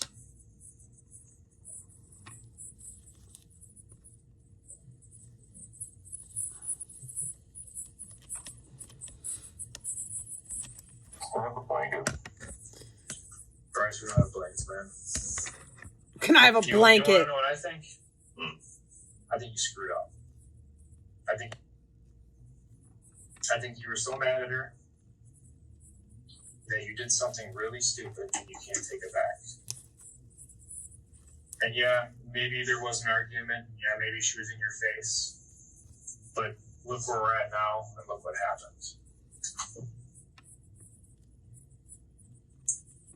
And I just think at some point, Bryce, you need to deal with it.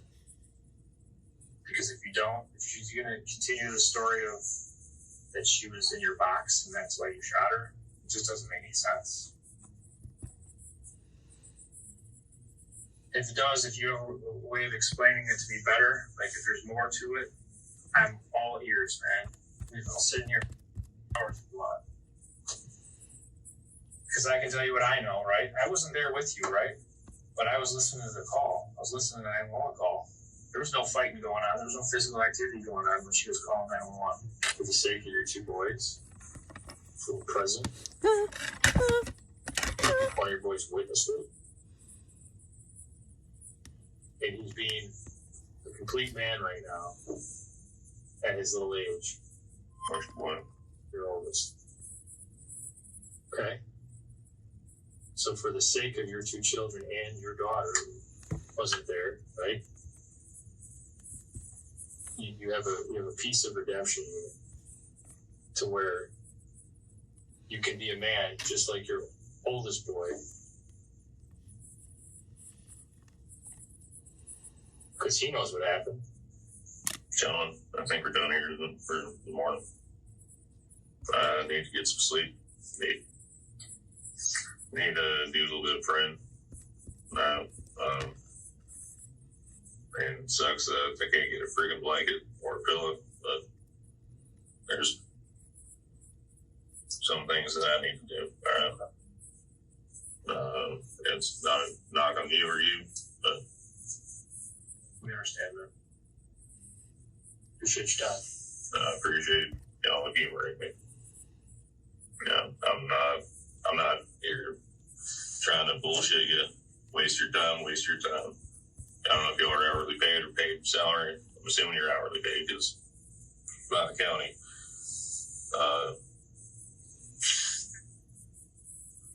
Shit. I mean, I know it sounds stupid as hell, but a blanket sounds like a creature can take right down. Understood.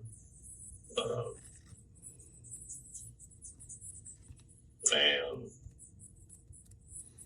yeah.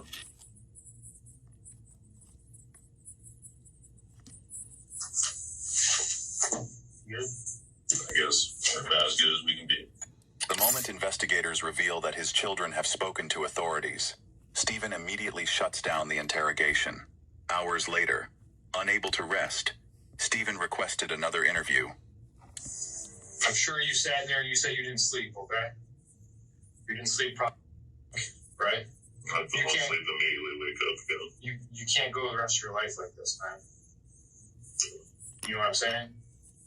You have to get past this. This is one of the steps. You know what I'm saying? It's not good. It's not easy. Remember when I said that earlier? This is going to suck.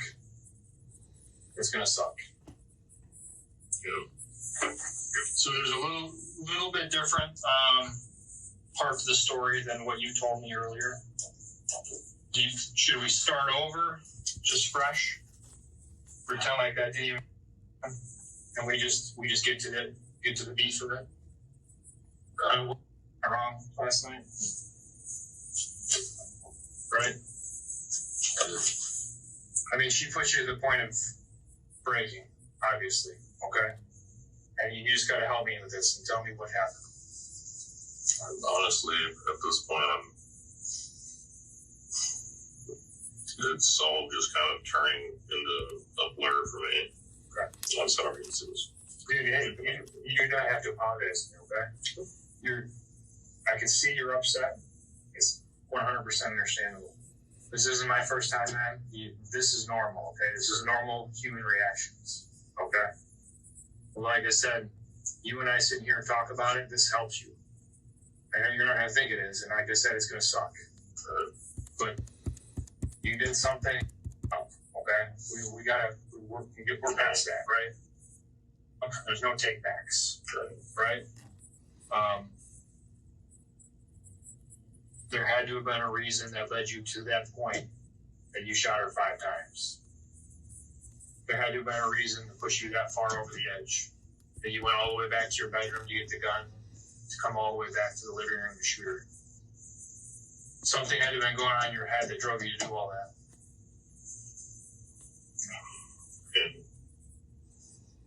And the way that she'd been talking to me for days and weeks, talking about, I'm going to take the kids, I'm going to move to Ohio. You know, her trying to, get me to leave the house and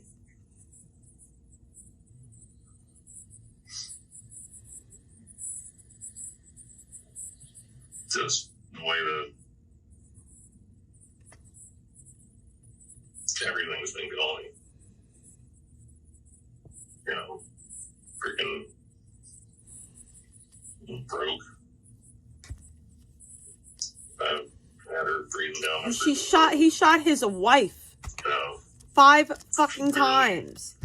Afford to pay for my freaking divorce attorney. She was being so mean to me, and I can't afford my divorce attorney, and I shot her because I'm I feel bad for me. So all these things were building upon themselves. Yeah.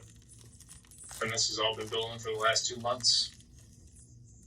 So when you're in Pennsylvania, she's talking about leaving you, losing your mind, right? Am I getting close? It's not an unusual thing, man. Okay, love her, right? I like this diamond design. You don't want to let her go. I'm not gonna lie. No, I didn't. Didn't want to let her go. You didn't want to see her with any other men. You wanted the family back together. You wanted it to be like it was when you were having your dates. These are all normal things, dude. These are all normal things.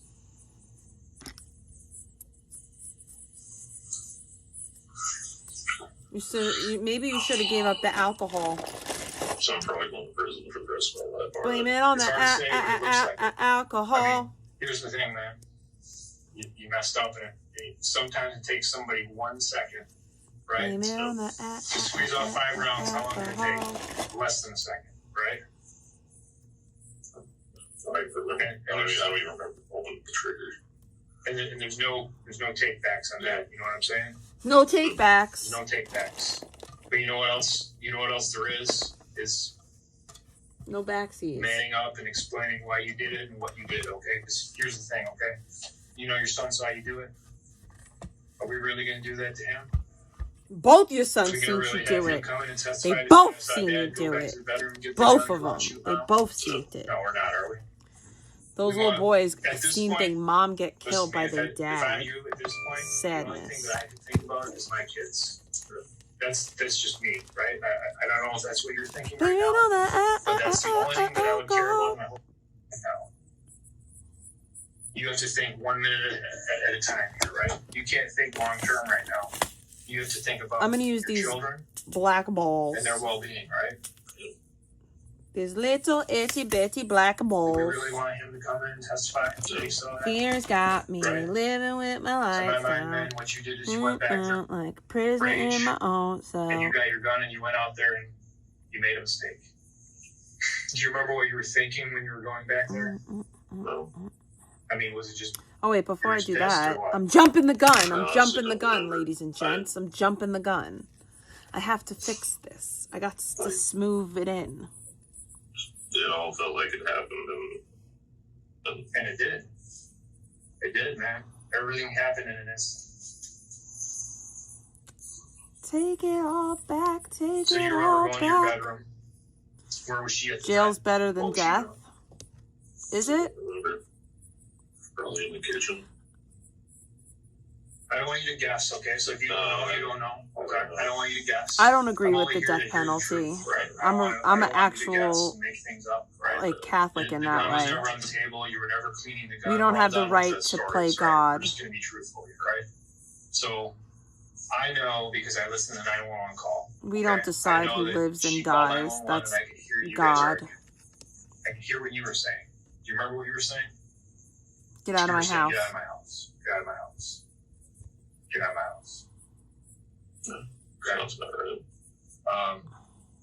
She's on the phone talking to the dispatcher. She said she told the dispatcher you have a handgun.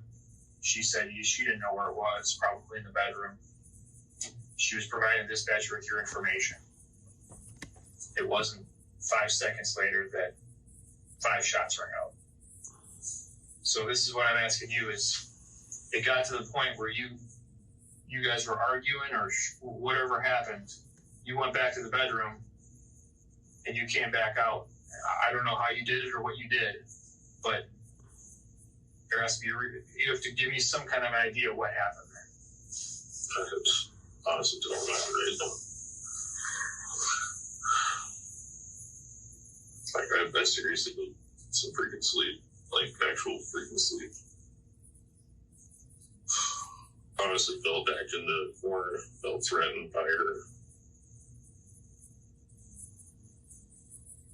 And I felt threatened by her for weeks, months.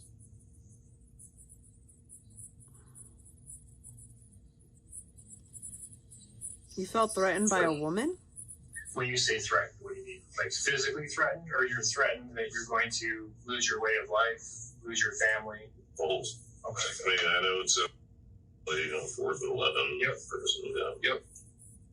But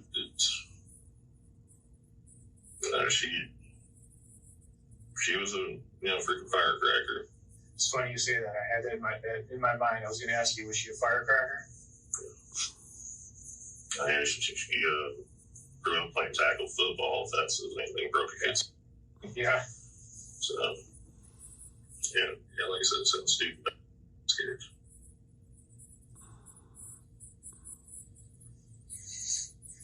But it's so yeah.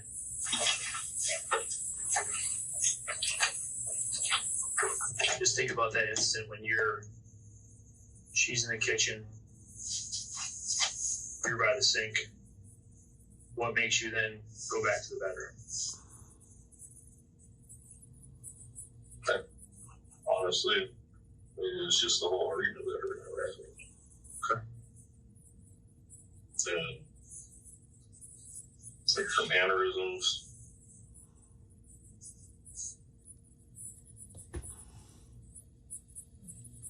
What button was she pushing at that point? Do you remember? You know what I mean by that when I say that? I was shit about the kids. And about the kids? How I'm a selfish piece of shit because I wouldn't move it out. Yeah. Let me ask you a ridiculous question. If we could rewind back to 9 o'clock last night, right? Mm-hmm. Would you do that again? No. No. I would. Yeah. I mean, no, it's a ridiculous question. Well, here's the thing. If you would have answered it differently, which I expect you to answer the way you did, right? If you'd have answered it differently, then I would have thought completely different of it, right? Right now, I feel like you made a mistake. If you would have said, yeah, or she deserved it, okay, we're done here, right? Does that make sense? Does that make sense why I asked that question like that now? Yeah, I guess so.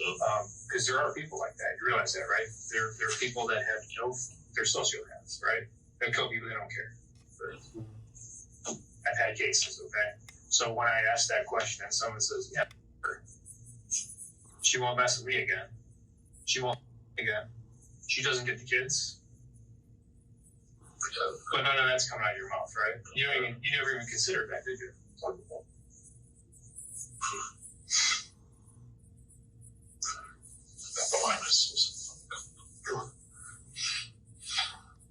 Do you remember what you were aiming at?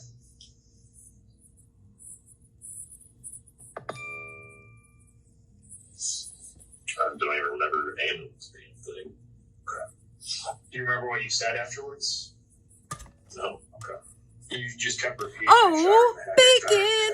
Thank you for the bacon. Thank you for the baby bacon. I appreciate it so freaking much. Thank you for the bacon. Thank you for the bacon. Yep. Thank you for the bacon.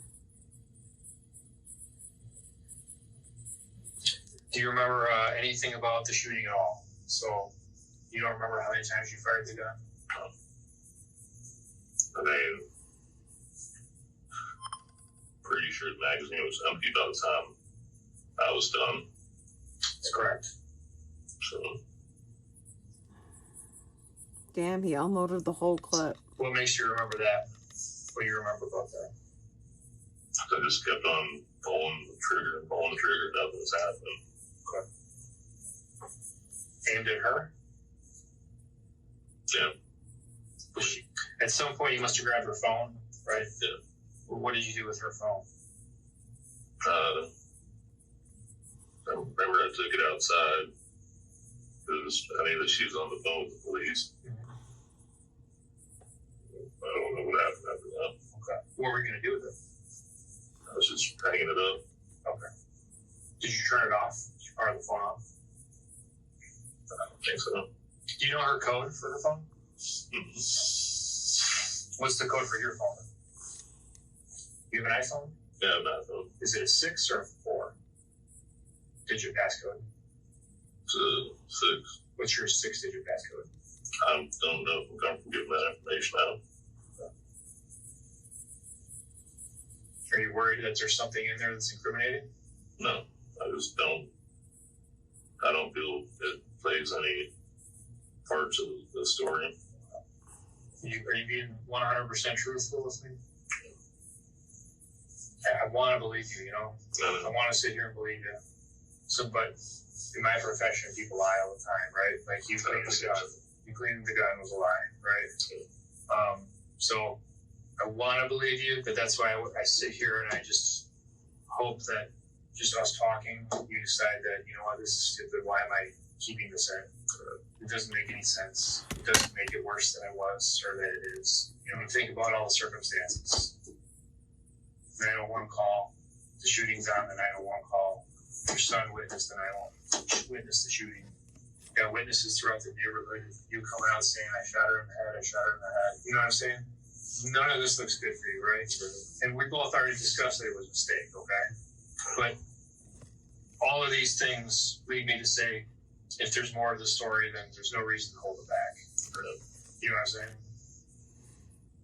But you knew what you were doing. You know what a gun does when you pull the trigger. Do you think he pre-planned this? You know what a gun does when you pull the trigger 5 times pointing at somebody. Right? Did you approach her? Go at her and shoot her? Get closer to her? Or did you stay still? Stood my ground. Because here's we collected evidence, right? The shell casings, right? You're familiar with how shell casings work, right? Yeah. You know where they all were? On the couch. The couch. Yep. So that's why I'm having a hard time believing you were back by the table shooting. Because they're not going to go all the way over on the couch. You know, like, so picture you're walking in your front door, right? No, Couch to your left. You're on that first cushion. You know what that tells me? That you were standing way closer to her, and she was probably standing right there by the door. When detectives confronted him with forensic ballistics, showing every single spent casing landed So across she was the right by the cushions of door. She living wasn't room even couch, fully in his right where house. Jordan stood, the fabricated defense collapsed completely. I don't remember it being like that, being honest with you. Okay. I'm going with what makes sense, but I'm not going to try and convince you. You know what I mean? If you don't remember it that way, you don't remember it that way. So the shell casings that came out of your gun were all on that first cushion. I don't. You know it was wrong, right? What you did. Mm-hmm. You knew it was wrong when you did it.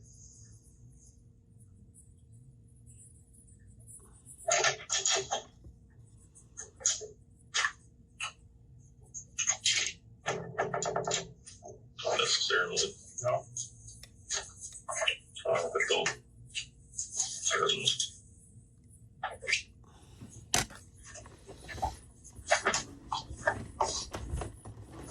That was probably for sure, like you said, going to be the last one. I can't speak for it. I don't know. The prosecutor has to authorize on it. Okay. My body's killing me, guys. I'm in a pain. I'm in a pain and a pain and a pain. Pleasure in Texas. Yeah, at least get enough on it. The Macomb County Prosecutor's Office charged Stephen Bryce Wheeler with first-degree premeditated murder and felony firearm possession. During the 6-day criminal trial, the prosecution presented the recorded 911 call, forensic trajectory evidence, and the brave, consistent statements provided by his young children. The jury deliberated briefly before delivering guilty verdicts on both charges. The judge sentenced Stephen Wheeler to life in prison without the possibility of parole. Damn, those kids lost both their parents. What makes this case unforgettable is not the suspect's excuses, but the courage of 2 young boys. Long before forensic ballistics or dispatch logs could be fully compiled, a 7-year-old child spoke the unvarnished truth, ensuring justice was served for his mother. Looking back at the interview room footage, at what point do you think Stephen realized his story had completely failed? Was it when detectives challenged his physical self-defense claim, or the exact second they revealed his son had witnessed it all?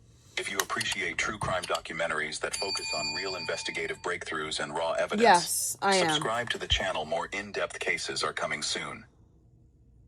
Well, hey, if we take that makes you feel better. No. All right. I'm a trans. When I see what you guys have for me, it's okay. I can see what you guys are like. Ow, I just stabbed myself with this sharp ass freaking thing. You've been under arrest for some time. Yeah. You're gonna go to jail. Yeah, but at this point, you just want to go ahead and cuff me up.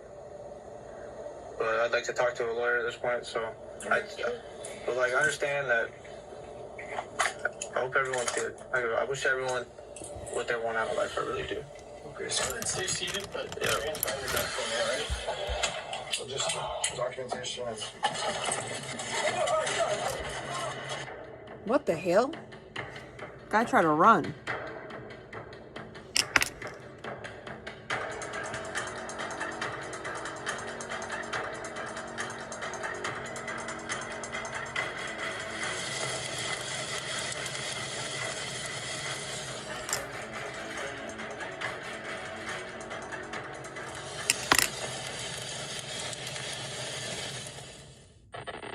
October 9th, 2024. It's a typical Wednesday afternoon in the suburban community of Poulsbo, Washington. For until real, a deeply Jesus. disturbing event unfolds inside a family home on Scandia Road. 23-year-old Seth Richard South and his 2 teenage brothers, 16-year-old Sebastian and 17-year-old Scotty, are the only ones home. Just before 3 p.m., Seth dials 911 to report what he claims is a critical medical emergency. Just up 911, what are you reporting? Hello, we need an ambulance to 6 East Gandy Road Northwest. Okay, and is that a house? Is that a house or an apartment? Yes, it's a house. Yes, our youngest what brother. What city are you in? We're in Poulsbo. Okay, and is the patient conscious? No, we didn't find him. Are they breathing? No, we didn't find him in time. Okay, and so if he's not conscious and not breathing, we need to start CPR. No, he's no longer alive. He's throat. That's what I'm trying to tell you. Okay, he's his own throat? Yes. Okay, do you know why he did this? No, I'm not. Okay, and is the knife still near him? What's that? Is the knife still there in his hand, or where's the knife? Yes. Well, no, it dropped beneath his head right now. This is any other weird. weapons in the house? Seth? Seth, are you there, Seth? I shouldn't have added these little balls to here, but it is what it is. Seth, can you hear me? Seth, can you come back to the phone?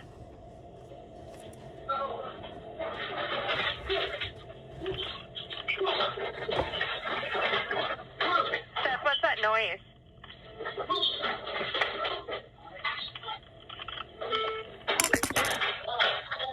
Seth, can you hear me?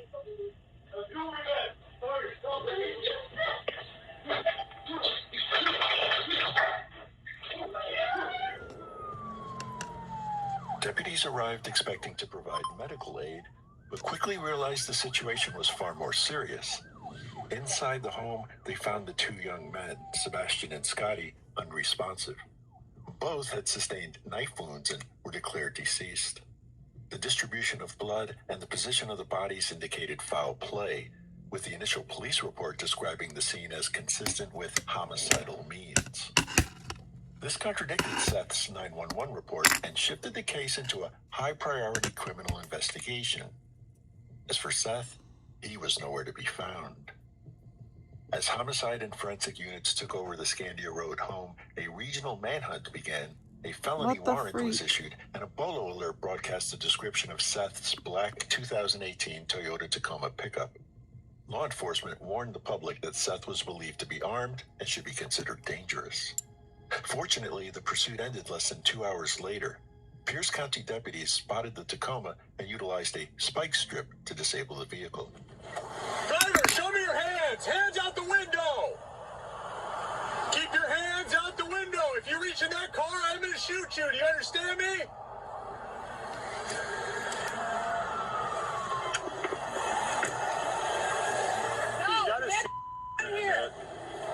I hate using these little teensy little ones. On the ground.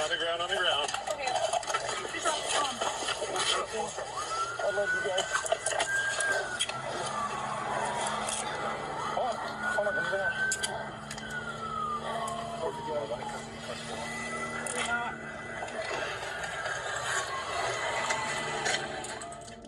Court records show that deputies inspected the truck and observed blood on the center console, the gear shift, and the driver's seat.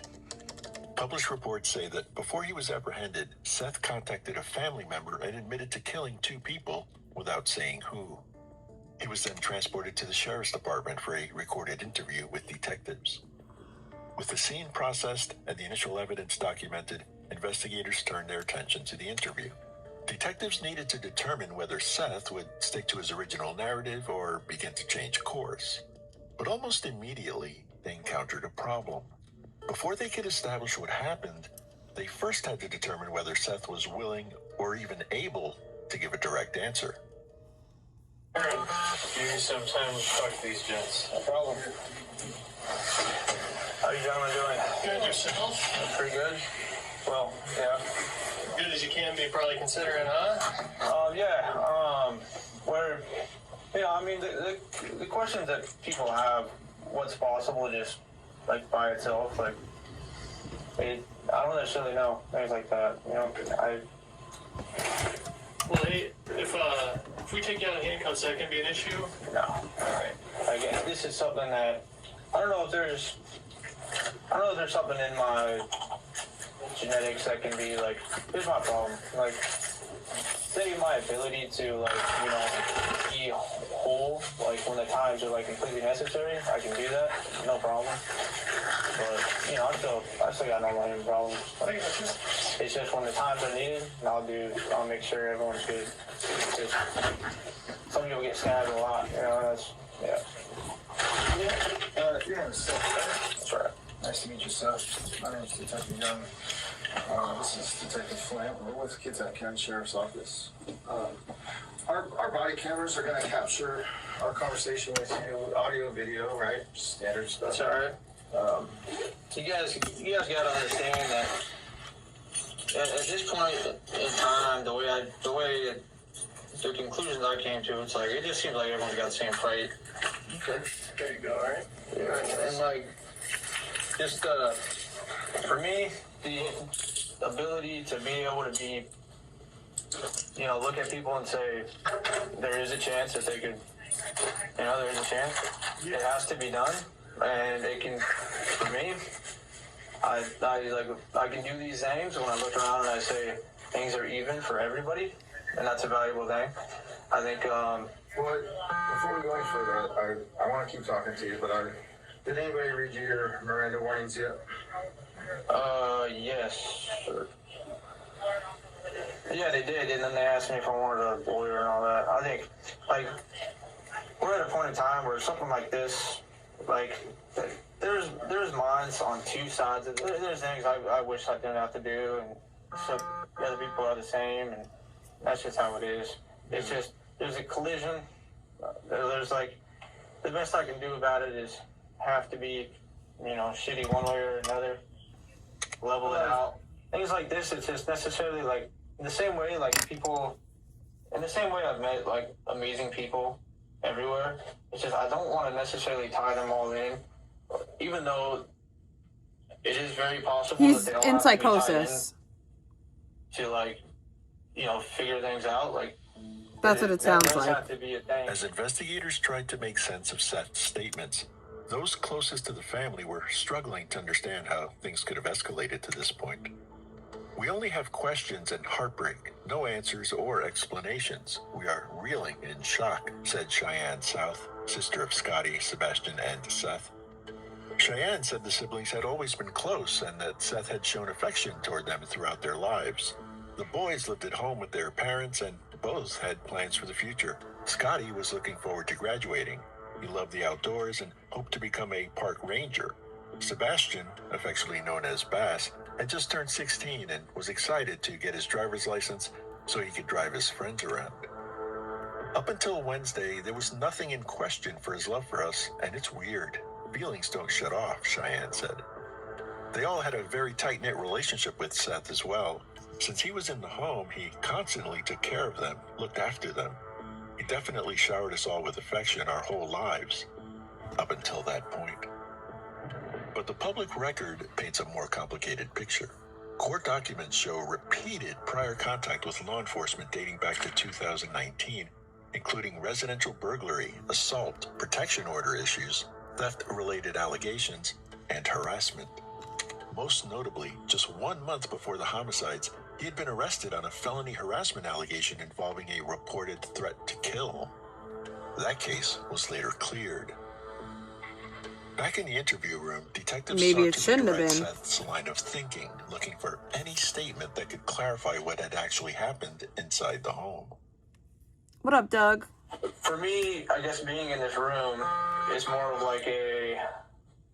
I guess if we have things and you guys have things, and then they create what we need to all enjoy each other, even though some people just manage to enjoy room. What is that? You've brought up how our past has brought us to this room and the people we know have brought us to this room. Yeah, and can you explain why you think you're in this room? Well, I can explain why I'm in this room. I think if my very past goes as deep as your guys' very past, in a way, even if y'all could be different than me, or I could be different than you, the same indifferences between the both of us could be directly linked to be creating what is working. He's definitely in, it sounds like he's in psychosis. That if anybody ever wondered what psychosis sounds like. On camera saying this or saying that, but it's like, it why would seems you guys want me on camera saying this or that? What's the point of that? I'm telling, well, we weren't there. Yeah. I don't know all the details of what happened, but I want to understand better what happened. It's just things like this for me. When I say I care about both sides, it's just from the understanding of knowing what happens to both sides. I don't like to see either of it. It's really hard to like watch that. Yeah. So it's just easy for me to be able to talk to anyone I feel like it's different to me. But putting that on a camera or something and then showing that, like, in a way, would be like not making sense, but continually talking. Not? And that's something we don't know. Well, I think it's a good thing for the world to understand, right? Because already, I mean, like you said, we've probably been in here about 15 minutes or so now, and you've kind of explained how you're trying to protect people, right? Yeah. And there's this, and you've kind of explained this duality of good and evil. Yeah, the duality of good and evil is very strong. And right, how they cross. But they're not. But it's not good and evil. Hold on 1 second. Yeah. So it's important for us to understand the events that led up. I think that it is not okay for cops to talk to people if they're in this type of state. So I was hoping, what we're hoping is that you could But explain that's just my happened opinion. today from your perspective, and just kind of fill in some of those gaps for us. I just think, like, you guys are very intelligent. Like, you guys understand. Like, in everything I've told you, you've pieced together what you need to know about this. But for me, in times like this where I have to let the other intelligent people, like, completely know it, and then just let them do whatever they want to do with the information. I'm more so like, I enjoy and I like the idea of minds as strong as mine in terms of, like, intellect, being able to solve problems that could one day, you could just look around and everyone's just enjoying their life the way they want to enjoy their life. But, like, at the same time, it just seems like everyone wants to just go be able to live how they want to live. So it's like, What do you want? I just want people to be able to live how they have to, or want to live, have to live, whatever. Like, I think that's incredible. A little over 40 minutes into the interview, detectives bring up the deceased brothers for the first time, a clear attempt to interrupt the rant he seems absorbed in. By introducing the names into the conversation, they're trying to pull him out of the abstract and get him to respond to the actual victims, the actual deaths, and the actual consequences. I say either side of something can be a dangerous side of something right now, so I have to take, and that's what has to happen, so, but. What are your brothers' danger?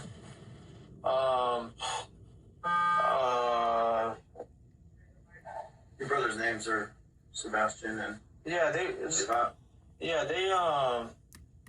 I suppose, but not dangerous in the way that most people understand. Not dangerous in the way of how I'm describing. If you have 10 and then you have 5 and 5, it's dangerous in the way if you take 5 and 5, but then people try and add on 2, or they try and add on 3 or 4. Yeah, this is like psychosis. Rather strong because they come from the original 10. That's when you start to get the abnormalities of the original 10 that creates the problems, and that's how things work. What's striking here is that even though Seth's thinking comes across as scattered and hard to follow, he's trying not to directly incriminate himself. He clearly understands why he's sitting in that interview room, yet he either can't or won't provide concrete details about the killings. When his brothers are mentioned, he becomes noticeably evasive. This creates a real challenge. He's in psychosis. His job now is to find the right approach, the right wording that might cut through the rhetoric and unlock the truth. Like, yeah, like in doing what? that, you allow everything that stems to be natural in terms of nature happens. Yeah. And that is possibly something that everyone enjoys. We don't know what everyone enjoys, right? We don't. All individuals. Yeah, exactly. We're all individuals too. I don't know what Sebastian enjoyed. Yep. I don't know what Scott enjoyed. Yeah. I think that they did have lives that they enjoyed. Yep. And then something happened today that they're no longer able to do that. Yep. So your parents, what are their names again? Their first names?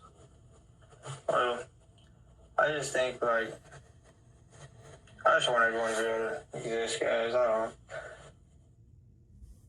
Yeah, they're very natural things, and they ended up being just very, what is, like, considered as peace. So, like, just people just having some type of just enjoyment. And, like, I I just want everyone to have this if they don't, and like I'm just wondering. Sean, I don't. I guess I don't know. Like I grew up with him, I believe. Okay. But, He like, literally is speaking gibberish, and they're acting as if probably like 3 weeks ago or something. Okay, was he visiting the house? he's in psychosis. Oh yeah, he's probably visiting the house. He does. But like.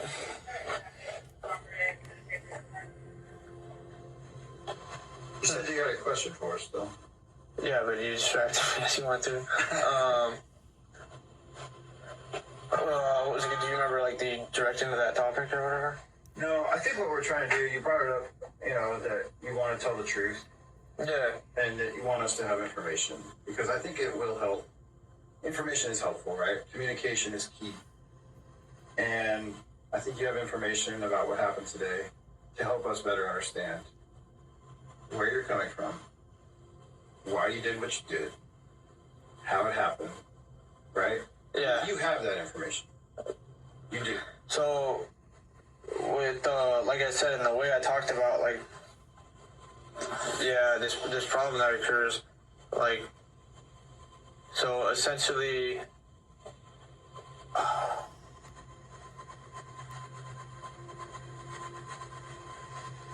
God. I mean, unless he's acting.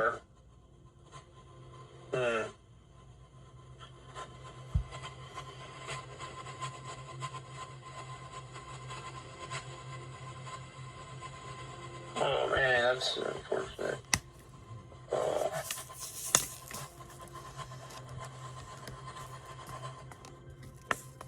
See, these things is actually like, like my sadness is like, it's not like it's not as dangerous as you guys actually think it is. Like the sadness is just kind of like if I have to die here, which I will, like as in like I wouldn't survive, I would still try and help them. Like that's what that is for me. Like even if I thought I was actually going to like lose everything, like seeing those two people that I think like could be very helpful to each other is like something that for me basically essentially They probably do, but this is why are things happening like this? And this is kind crazy. of more of a final like there's got to be a very real like piece together of this of somewhere where there have been probably political attacks on both sides. And if both political sides can come in and say, hey, we were attacking this way, we were attacking this way, there can be a genuine, like, world where everyone, like where what life was supposed to be, and what life was supposed to be for us and everyone else. So, yeah. We're talking about your family. Yeah. We're not talking about politics. We're not talking about the world. We're not talking about 330 million people. We're talking about you. We're talking about Sebastian. We're talking about Scotty. Those are the only three people right now that we're talking about. So, do me a favor. Tell me what happened when you got to the house. Alright, so I get to the house, right? Well, this is hard to watch. Nothing that he says is going to matter because it's not based in reality. They fight often, and it's not something you have to actually, you have to, watch out for. Like, it's been often. Right. So you get to the house. Yeah, so I get to the house. I start looking around. There's nothing going on in there. I'm like, what the heck? And then I walk upstairs. Did Sebastian have the knife? One of these two had a knife, and they shoved it in the other's neck. Right there at the top of the stairs up there. And then somehow, I think it was Sebastian, he managed to still fight him back for a while with a fucking another knife, and he just cut him up really bad, and it basically, one was bleeding out really bad, and the other was too, and I was trying very hard to stop them, and I could not. Did you ever have a knife in your hand? There was a point I had a knife in my hand, and that was, watching, what happened here was, very, low for me, and it was, one of them, Sebastian, for whatever reason, was pretty strong. So was Scotty. They're both very strong, and I just thought maybe, that information needs to be spread with other people, We've heard you. Yeah, yeah. And that's just kind of what that was. So for me... Okay, so when did the knife go into your hand? The knife came into my hand when there was like, for me, I thought there was a chance I could save both of them. Because he had pulled it out of his neck, and he was, like, holding like so. And then Scotty was still charging with the blade, and I was trying to push him off, and I was, like, trying to hold him off. I just had to start, I guess, like, cutting him a few times, pushed him back, and then he looked at me, and, like, he just, like, for him, though, he had no care about it. Like, for him, he was just willing to be that way. And if that's just how things are now, and some people just don't enjoy life, for me, that's okay. For me being maybe a key part of the puzzle, to be taken care of, like, that's an understanding of the way of life that me and my people have. What did you do with the knife when you had it in your hand?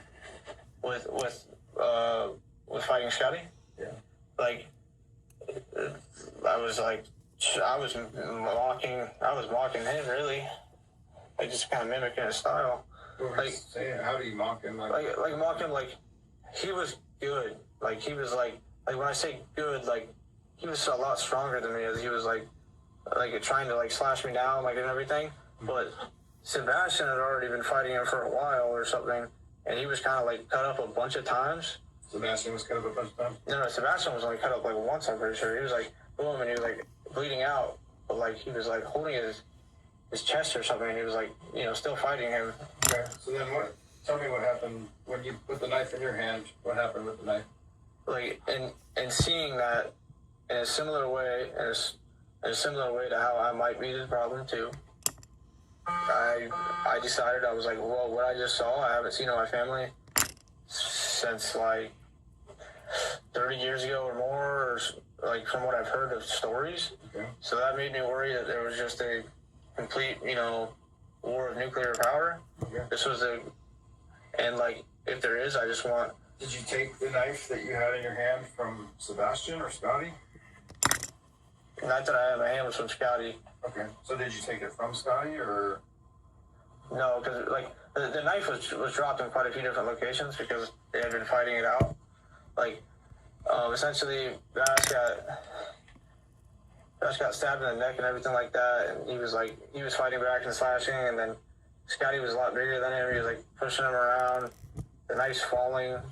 Bass somehow was, like, still, like fighting, but, like, the knife still ends up back in him. It's all bad.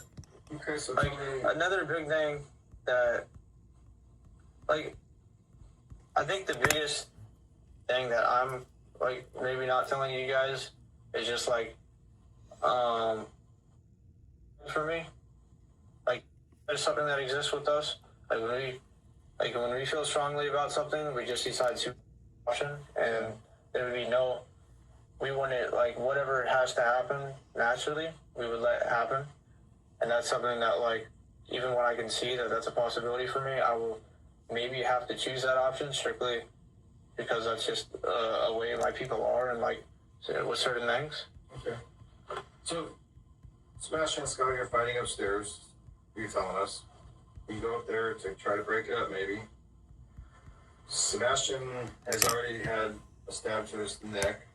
Yeah, our chest. I'm not 100%. Yeah, I didn't. Scotty, you said, was cut up pretty bad. Where did you see Scotty? Well, Scotty wasn't cut up pretty bad until he like, I'm telling you, like, Sebastian was, like, I don't know what, like, his DNA is, and it's kind of scary because he, like, pulled it out of his neck and was, like, he was, like, fighting him, like he was, like, seeming to lose a lot of blood. So it was, like, it's just a scary, like, level of DNA, and at this point, I think maybe the right answer the whole time was the fact that if life isn't as great for everyone as it is for everyone, it's come to a time for what my family has sworn to protect to no longer be protected by us. Which for us, this is, you know, no one likes to back down or whatever. No one likes to do that. But for us, we do this when times are necessary and we feel the others are right. And that would be us. I'm sorry, you took the knife from Scotty? Yeah. Okay. And what did you do with it after that? Well, at this point, he's still fighting back for the knife aggressively, but he's also, like, cut up a lot. So, like, yeah, which, like the part you're looking for is like, did I end up having to kill Scotty? And at a point I did, yes. And like this was a very real thing for me, and but like it was also very real for them.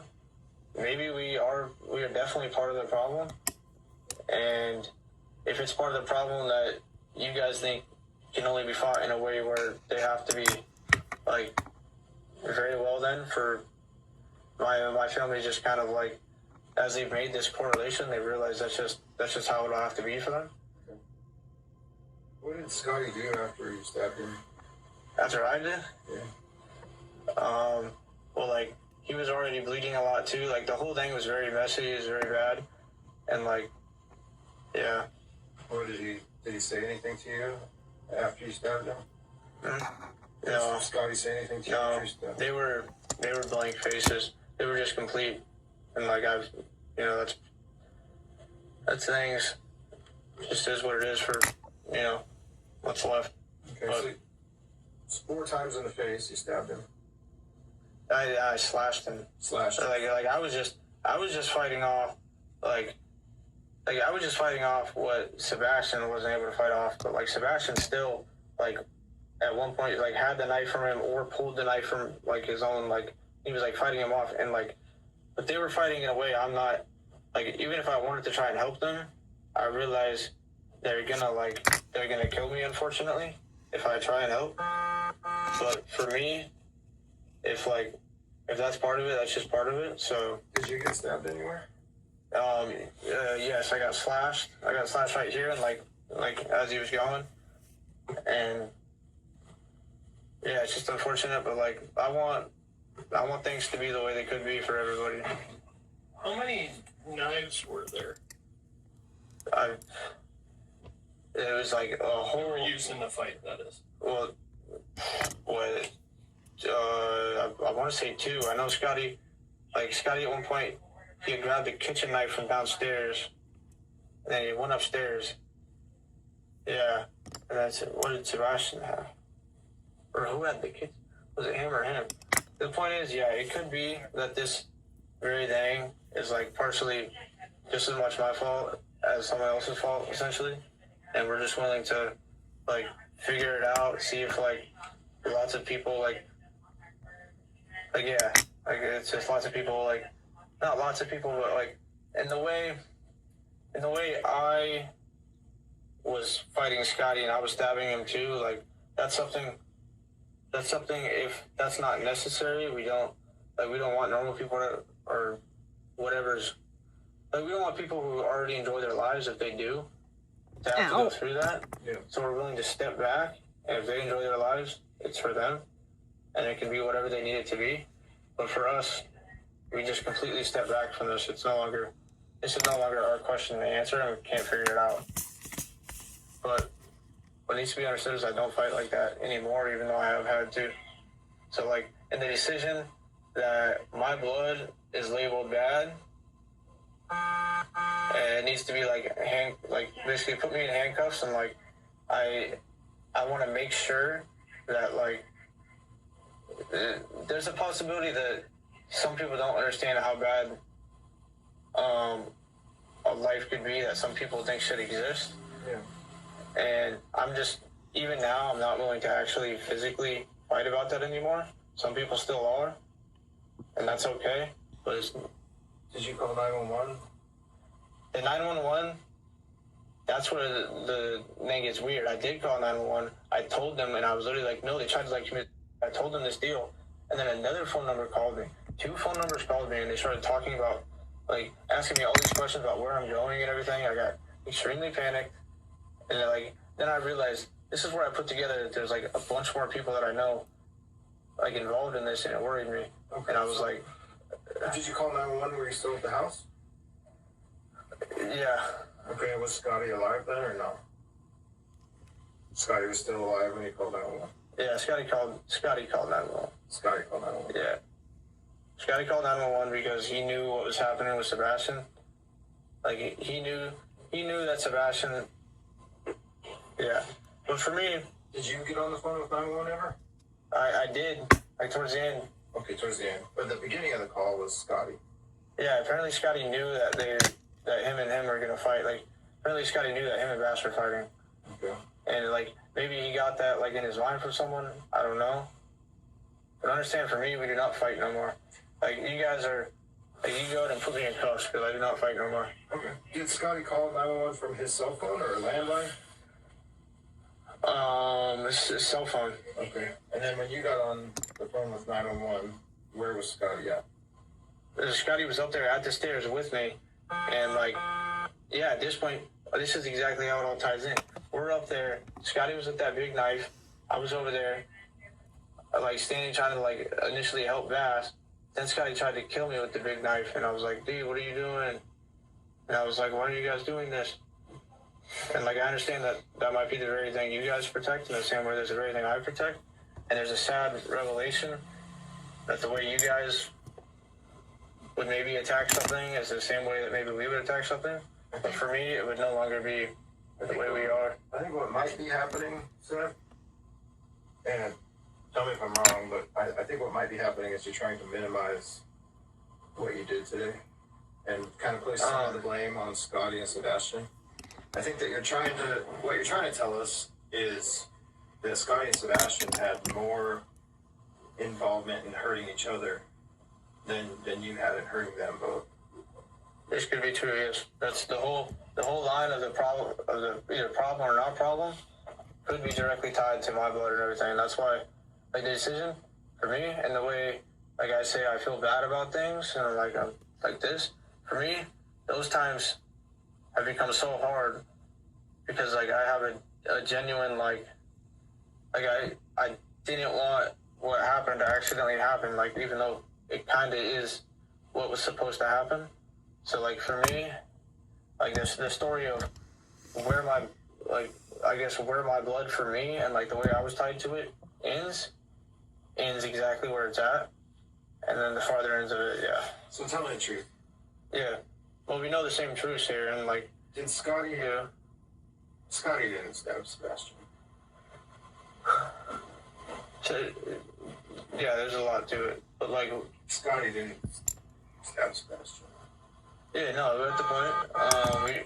We know what we know, and if you guys have to do what you guys think you have to do, but I'm just trying to, I want to show you guys things from the way I was raised that helped us to be, like, something that doesn't happen, like, slow, but, like, fast, that you can just be, like, you know, calm if you want to and things like that. Like, there's these things from, like, just the world around us, like, outside, like, you know, and ancestral things, I guess, like, you know, just different things you would eat and things like this that really help regulate it all. Like, if you want it to be, if you don't want it to be, it's your decision to keep it how it is. So, and we don't fight for this no more. You're on the phone with 911. Yeah. After Scotty's on the phone with 911. Did you tell 911 anything? What did you talk to him about? Like, by the time I was on? Yeah, I told him, yeah. What did you tell him? I told him Sebastian killed himself, which I thought he did. Sebastian hadn't killed himself. Scotty had killed him, but, like... Why did you tell 911 that Sebastian killed himself when you told me that Scotty stabbed him in the Yeah, because when Scotty when he started attacking me, I realized that he must have killed him, unless Sebastian just killed himself because he didn't want to fight Scotty. So, like, there's a thing. I don't fight for these things Of course no more, I have and props. this is very true for us, whereas some people still do. And it's now to a point where if there's some people that still do, if they want to see what the world would look like, to see if it's better for them, like the way a lot of people think it would end, that's okay. Why did you leave the house instead of stay there and wait for the police to show up? Like, leave the house? Because there were so many people pretending to be different people. Like, there was people that I had trusted, that, like, I had met, that, like, were telling me about how, like, there's possibly this one final end that could be, like, what's essentially known as heaven for everyone. Yeah. And to me, that final end is, like, the best result, because now you no longer have people at war. But then there's all these other ones getting involved. Like, all these people, like... So why did you leave the house? I left the house. Like, I wanted to avoid, like, if there is a possible way for the final result of everyone getting to enjoy their life, like, when it comes down to, what it is, like, I wanted that to be a real thing. So, like, if I didn't leave the house, like there was forces at play, like bigger than the police, things like that. And unfortunately, I really think that this is a person in psychosis, sometimes we have to and deal with those things, but we don't deal with those things in the way people think, which is where we fight. We do not fight. Where were you going to when you left the house? interviewing him, I don't understand. When I left the house, Yeah. I was like, I drove around for, I drove around for 10 hours, and I contemplated, and I said, what world is created for people that's left right now? And I was like, if you have seemingly a lot of people that are willing to, basically what it seems like end a small few. The small few is probably wrong, and the big few is probably right. It probably should end this way. Where did you go after you left the house? That is where I was driving around. You didn't tell me anything. You didn't tell me. You said you were driving around for 10 hours. Where did you go after you left the house? It was like 10 hours back and forth from one side of the state to another side of the state. What time do you think it is right now? Maybe it was like 5 hours. Like it's probably what, 6:30? No, it's not 6:30. So you weren't driving around for 10 hours. I suppose it was less than that. What was your plan? My initial plan? Yeah. My initial plan was to get a charging cord. My phone was dead, and I wanted to see if I could. I wanted to see if I could figure out where the nearest police department was, but I was very lost. Like, I'm not very good at finding my way around places. Why would you go to the police station? What's that? Why would you go to the police station? To meet you guys. They were coming to your house. Could have just stayed there. Oh, like I said, those very few, I believe some of them are very good. Like, I believe some of these people, some of them are very bad. Like I said, I'm giving up that decision. It doesn't answer the question, though. What were you planning to do when you left the house after Scotty and Sebastian were dead? Go to a police station. Why didn't you go to one? I didn't know exactly where one was, and my phone was dead. And in the phone, I needed to find out what I needed to find out, which was, are you still following for this one? No, because I don't understand. If you wanted to go to the police station, just wait at the house for the police to come to you. Yeah. Yeah, I suppose so. But it was like, there's an understanding that I have of the way that politics is right now, and the very way you guys will kill me probably very soon right now. We don't want to kill you. We're not going to kill you. Are you sure? Yeah. I really want to be, I want to be helpful and everything, but... You've been helpful, I think. You're trying to tell us the truth. I think you've told us some of the truth. But it's all, like, the entire way... 100% the truth. If there is a difference between, what you call good, bad, bad, good, good, bad, bad, good, Hey, girl.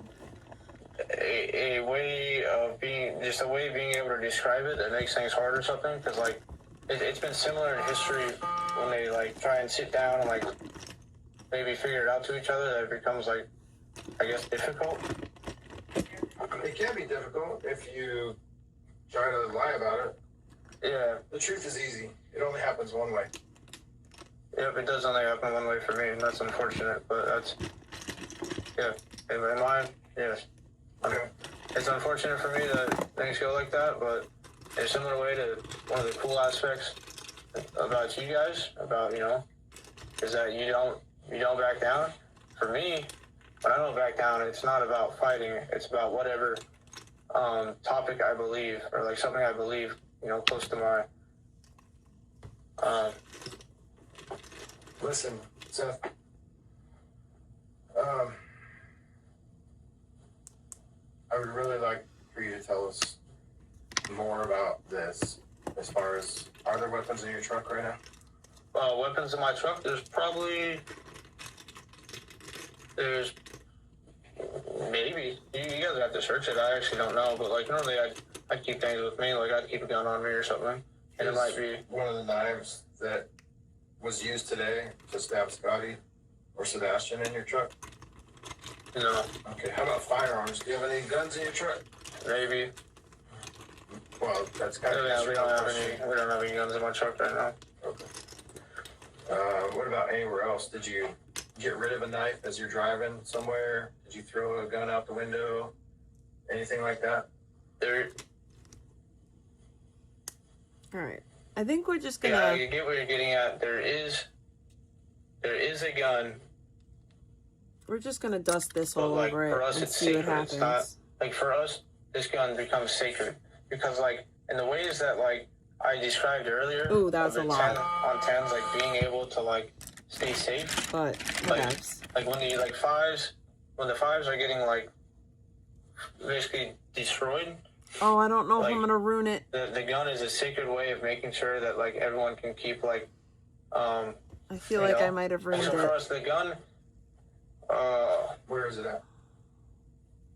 It's just that gun is the only thing that can, like, for me, telling y'all about that gun is, like, pretty much the only thing that can actually kill me. So it's like, which is like, well, just like, for me, when I'm shot in the head, for example, with this gun, I shouldn't have put this chrome on it kills me because it just forever, turned like- it into a completely different color. Where did you discard the gun? It's gotten rid of The the gun is silver still in the house entirely. up there. Okay. Was that gun used today to kill Sebastian or Scotty? No. I wanted them to come back. Did you use that gun at all today? No. I did not. I did not use that gun today. Okay. The only weapons that you used to harm Sebastian and Scotty were the knife? Yeah. But there is a genuine difference between the two. And, like, the gun lets them come back. You guys got to understand that with us. There's a genuine difference between the two. I can't say I fully understand because that seems like a very sacred thing to you. Yeah. But I understand it's very important to you. Yeah. When I see what you guys have for me, it's okay. I can see what you guys are like ultimately going to do to me at this point, and like I understand this. Yeah, you've been under arrest for some time. Yeah. You're gonna go to jail. Yeah, but at this point, you just want to go ahead and cuff me up. But I'd like to talk to a lawyer at this point, so but like I understand that. I hope everyone's good. I wish everyone what they want out of life. I really do.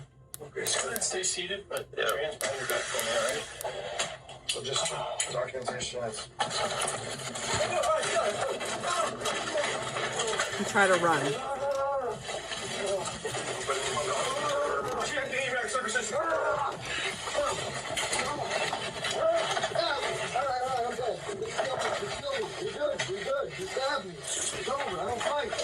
I don't fight the way you think I fight. I don't want it no more. I love everybody. I love everybody, guys. He needs to be put in a mental hospital. He is not okay. Well said. It was not a good choice on your part. I thought you were going to kill me, guys. I should have just did the macro pro. Oh, I would really appreciate if you did. You don't have to, but I would appreciate it.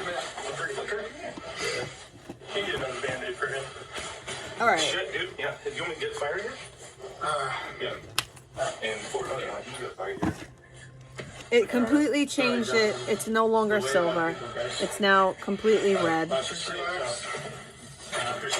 It's red and blue and...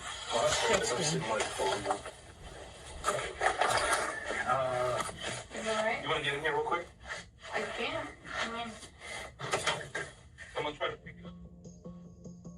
Following the interrogation, Seth South was charged in connection with the deaths of Sebastian and Scotty Bass.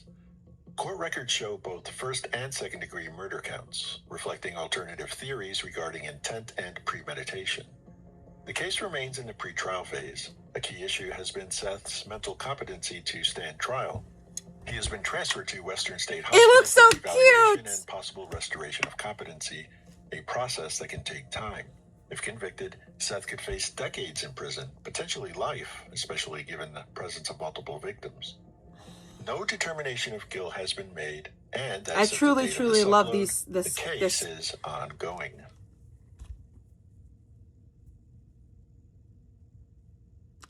Oh, you don't have to send me anything. It makes me feel good that I'm able to help This you. was the moment Okay? I just wanted to say that.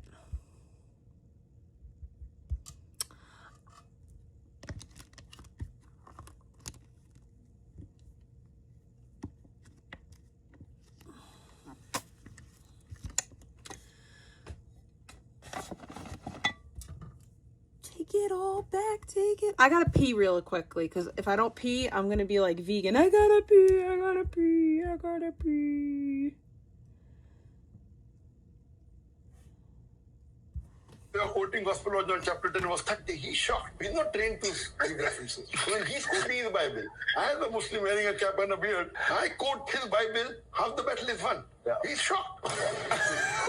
Christian missionaries he's talking to. But let's get to the powerful dawah of Zakir. Hopefully it's something, because we didn't get no dawah all weekend, man.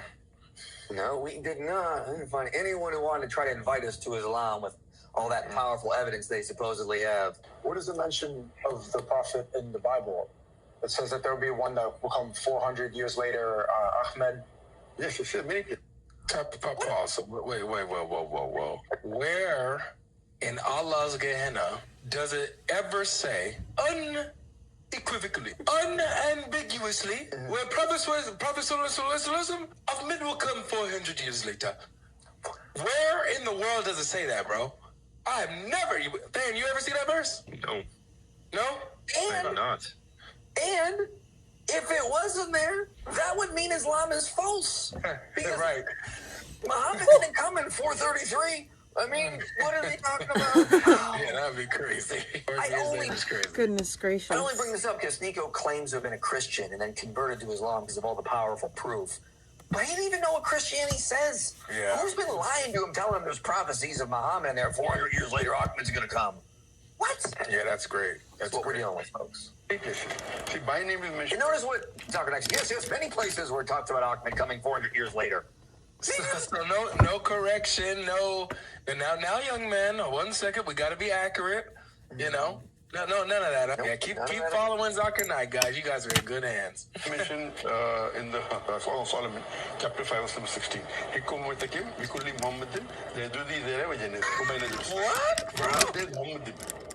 What? In Semitic languages, you add im for respect.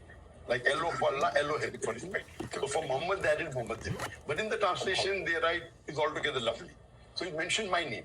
Otherwise, references the Hey, girl. So this is what you were saying earlier, Avery. Yeah. Zakir Naik has not changed his arguments in 30 effing years. Mm-hmm. He's still pushing the same nonsense.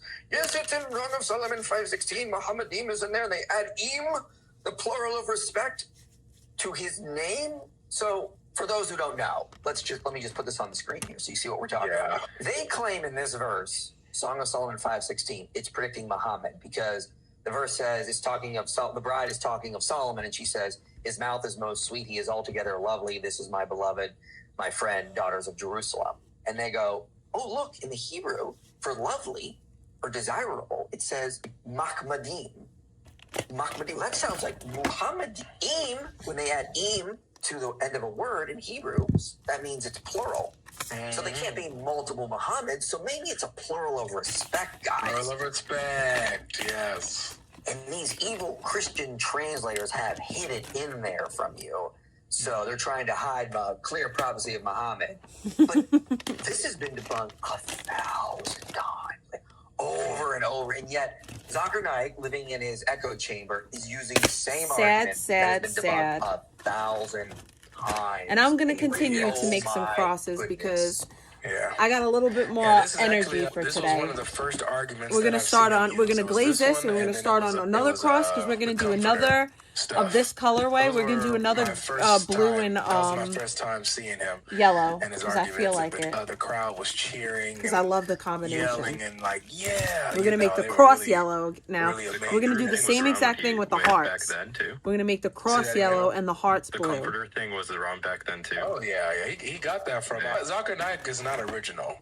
Because he got his arguments from a guy named Ahmed Didat before him. Yeah, and so just to quickly debunk this yet again, if you read the context, it's clearly talking about Solomon. The chapter opens by saying whoever the bride is talking about drinks wine, so it can't be Muhammad. It would make no grammatical sense in Hebrew to translate this as a name.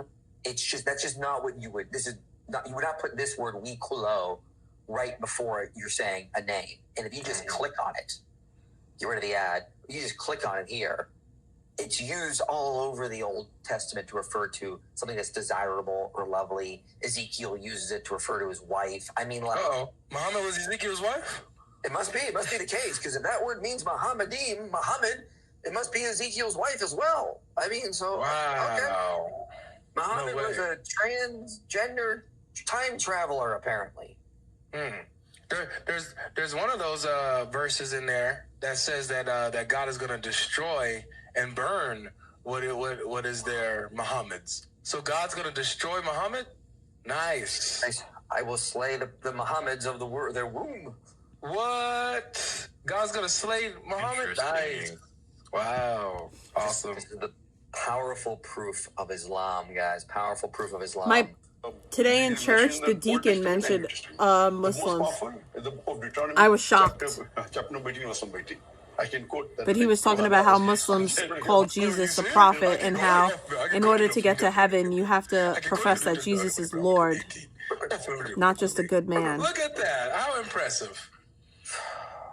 I don't know how many times we debunked these. Like, if you just read the context, you would never think Deuteronomy 18:18 is about Muhammad. It's clearly about him. Sure you would. Moses had a beard. Muhammad had a beard. Shoot, I've been looking real quick. I've been looking for Old Testament scholars that would say the prophet of Deuteronomy 18:18 is a Gentile. I can't find one. I've been looking for months just to see if there's one, maybe the most critical. You know, maybe like there's some Jesus mythicist scholar out there, or some wacko who never got a job at a university but he's got a degree. Can't find one. Like, let me ask you this. Did you look for a Muslim scholar? Yeah. Oh, I didn't think of that. They clearly sound like the most unbiased people on this See? segment. Yeah, and you only use Western scholars. And that's why IPU just exposed your darkened heart. Powerful stuff. Powerful. Chapter number 18 was number 19. Then the book of Isaiah, chapter number 12 was number 29. Then in the New... Okay. Oh my gosh. He obviously misspoke. He meant Isaiah 29:12. Yeah. Because there's no Isaiah 12:29. That verse doesn't exist. But this is coming just before, which we'll get to in a minute, of him claiming that we've memorized all these verses so we can use them against the Christians, and that just shows you how much smarter we are than them. It's like, okay, if you're going to say that, you better get this stuff right, or we're going to call you out, boy. Right. See, this is the thing, and I know you will be welcomed to it. Myself, David Wood, you know, the likes of us, we would gladly sit down with Zakir Naik and have a discussion over these passages and whether or not these actually demonstrate that Muhammad is the prophet being spoken of in the scriptures. If these are prophecies at all, we would love to sit down and have a conversation with him because he knows these verses by heart and he knows them so much better than us, right? You wouldn't run from that, right, IP? Oh, I would, again, as I've said before, pay for my own flights, own hotels. I'd do it. They will never do this kind of stuff. Never.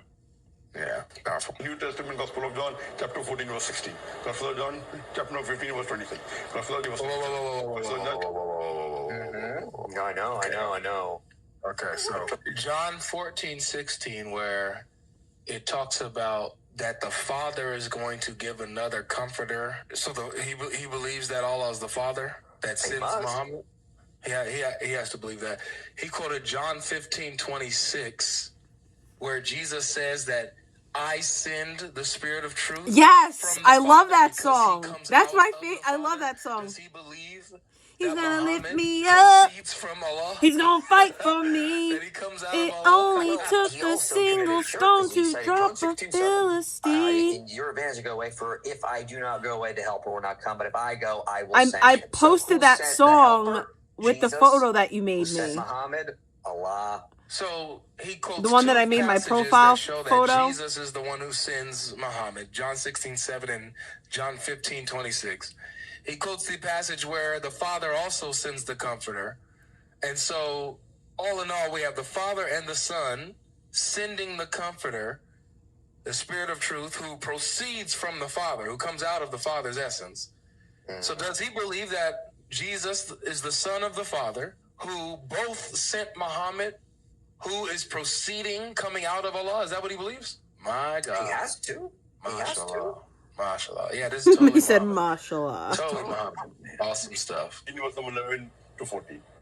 The last one, I have many things to say unto you. Jesus Christ, peace be upon him, said, I have many things to say unto you, but he cannot bear them now. For he, when the Spirit of truth shall come, he shall guide you into all truth. He shall not speak of himself, all that he shall he speak. So each reference you can speak for 10 minutes, 20 minutes. So I've given a separate talk on Muhammad. So he could speak for 10, 20, 30 minutes on this kind of stuff. But he just said Muhammad is going to be a spirit of truth who's not going to speak about himself. It seems like Muhammad talked a lot about himself. Oh, he talked a lot about himself. Please, to say that he didn't, speak his own desires, it's hilarious because Aisha literally says, it seems like your Lord hastens to your desires. Interesting stuff there. It's some wild stuff here. But let's get to my favorite part of this interview and move up a little bit more, because this is when he's going to I really don't like Sneeko, and I think he's very dangerous. I think it's important how to he the sets youth. this up. Okay, everybody listen.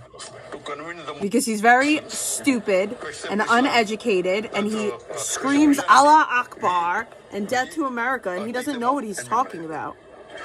What verses they used to prove Jesus is God? We memorize. Then what verses are required to do the above? 150, 200. Once you master them.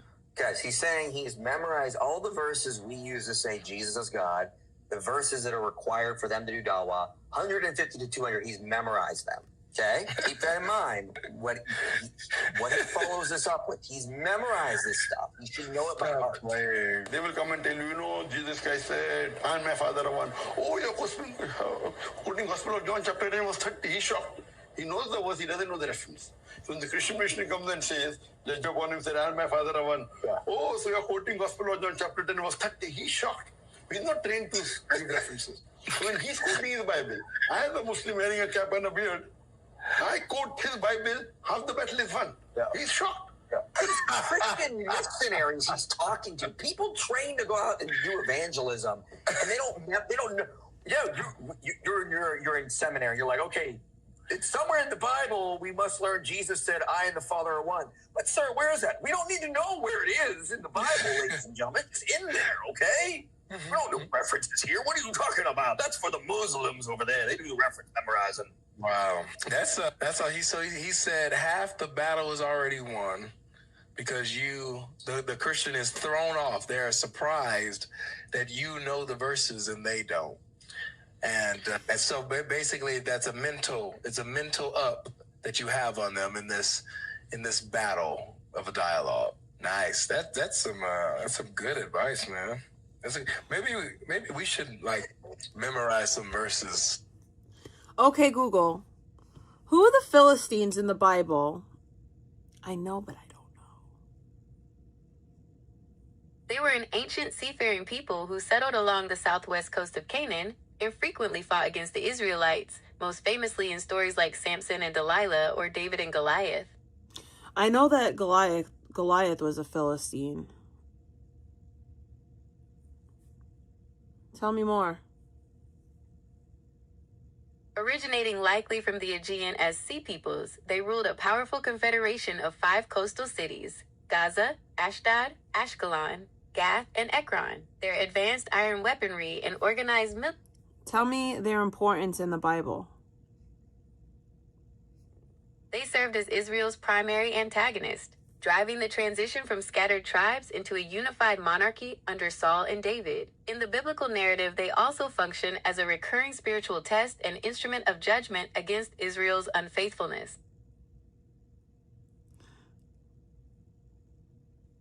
Sounds about right.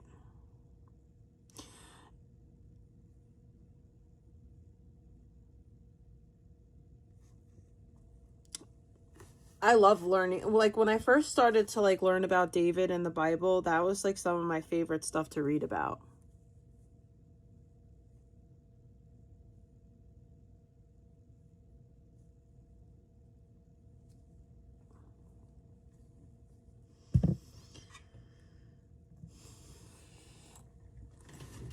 I gotta rinse this off because the glaze is like glue, and if I don't rinse it out, it'll get crusted, and then my brush won't work anymore.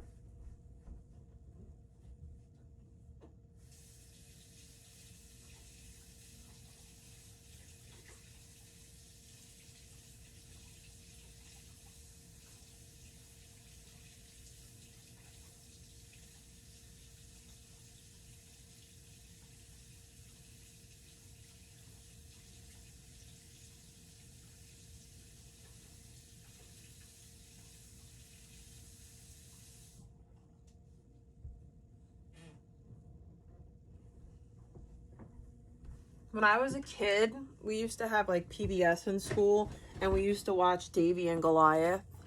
It was awesome. That was a good ass show.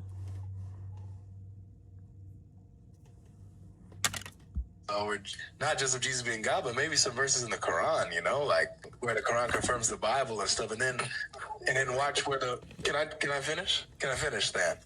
And then watch the Muslims' reaction when they find out we know the verses, you know? Yes. I just love hearing this kind of stuff because Muslim apologists, the guy, he always make up stories like this. Like, we've heard these 1,000 times. So I was talking to a Christian missionary and I was like, why do you believe Jesus is God? And he said, well, Jesus didn't have he didn't have a father. He only had a mother. Therefore, he's God. So all I said was, well, did Adam have a father or a mother? Does that make him God? And he was so stunned, he never thought of it before. They do this all the time. They make up these stories that didn't happen. Like, they literally do. They literally do. Yeah, David Wood and I, a couple of years ago, responded to a guy who was one of these Muslim guys he's of African descent. But he was talking about how he was showing a Christian in the scriptures about how there's going to be in the book of Isaiah, there'll be a black stone that all these people are worshiping before. And the Christian was shocked when I showed him that in his own book. And I was like, that didn't happen because that's not in Isaiah. Like, that didn't happen. Nice. That's good dawah, man. Good dawah, man. See, what is this person? I'm quoting in the Bible, he's giving the reference. Then I give the context. You're quoting out of context. Where is the context? Context starts from Gospel of John, chapter 10, verse number 22. When Jesus Christ, peace be upon him, enters the... So he's shocked. He only knows that one verse. I'm telling him few verses afterwards.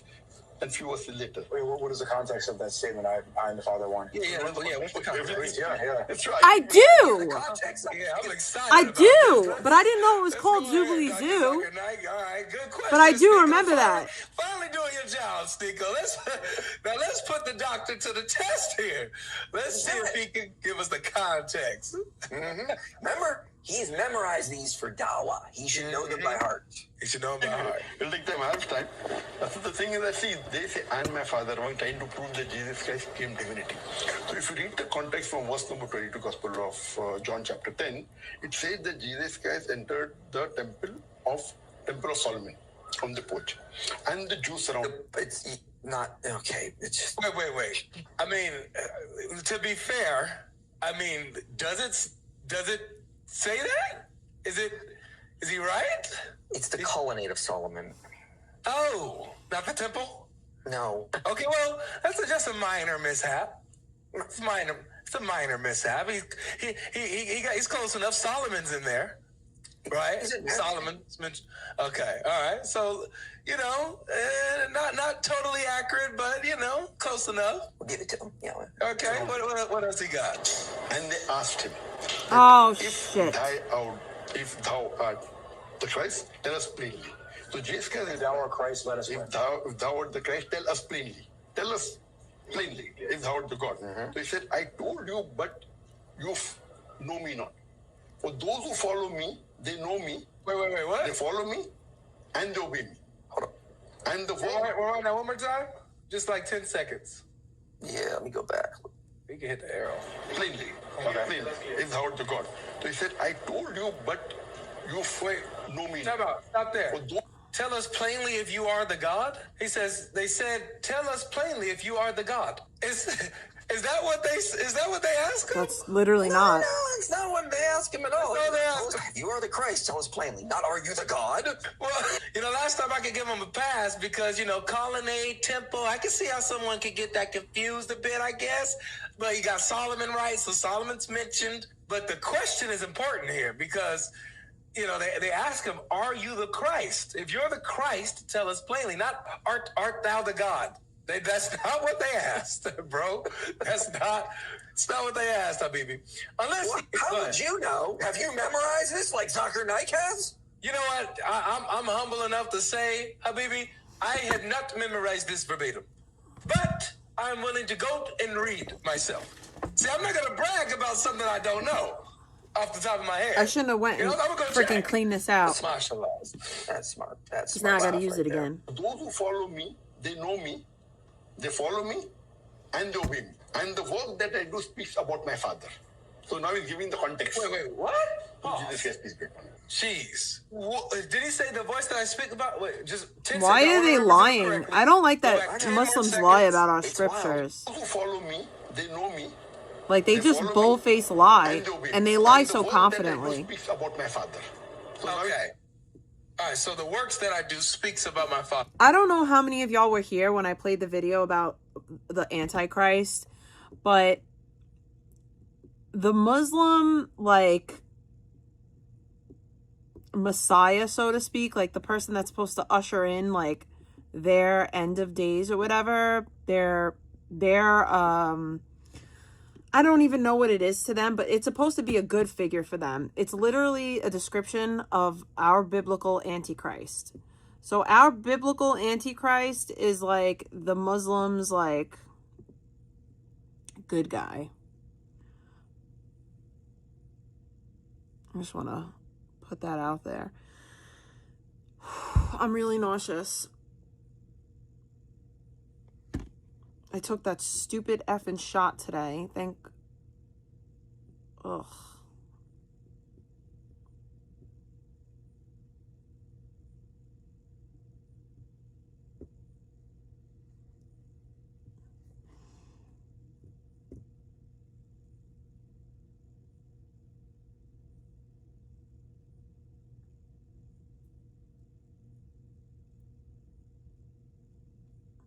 So Fimo Effect has this green that's called jade green, and when it bakes, it literally looks like jade.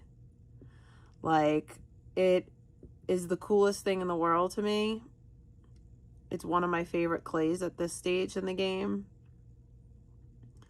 It's not shiny. I mean, it's not sparkly. It doesn't have any sparkle to it, but it looks like actual jade. It's this green that I'm painting right here. When it's dried, I'll show you what I mean. But it literally looks like actual jade, and it's sickening. I do want to try the Fimo leather effect, because it's supposed to, when you bake it, it's supposed to come out like leather. That's pretty sick to me.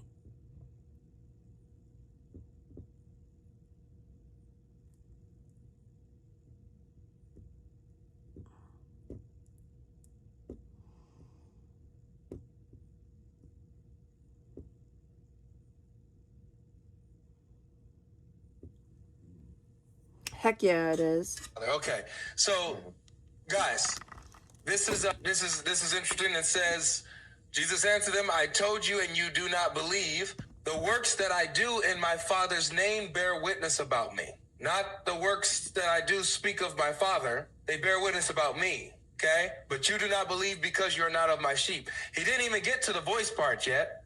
But remember, the reason why we can nitpick is because he's claiming to know the context and the verses by heart. And he's bragging to have this over Christians. So if he didn't brag about this arrogantly and stupidly, we wouldn't be nitpicking like this. Maybe he could be generally talking about it, and no, he's bragging. So we're demonstrating that he doesn't know what he's talking about. He's butchering the text. It's not butchering, Avery. He's consciously editing. I should have thought of that. I should have considered that. That's my fault for jumping to conclusions. You're right, fam. You're right there. While he's in this interview, he is consciously editing the text to prove that he memorizes it verbatim. That was perfect. That was the perfect line. That was the funniest thing you ever said. It was perfect. So he gets to the part where he says, "My sheep hear my voice, and I know them, and they follow me." Let's see if he's going to mention this very next part, because verse 28 is extremely important. Extremely. I wonder if he's going to mention it. If he memorized it, I mean, if he memorized it, he doesn't mention it. That means he's intentionally leaving it out. Deception. Okay. He's giving the context. Jesus Christ, please pick one. He's giving the context that you don't know me, but my followers know me. Those who know me, they believe me, they follow me, and they obey me. And then verse number 27, my Father is greater than all. My Father is greater than all. Nope. Pause. Nope. That's actually verse 29. Now that I know by heart. That I know by heart. Wrong verse. 29. That's where he says, my Father who has given them to me is greater than all.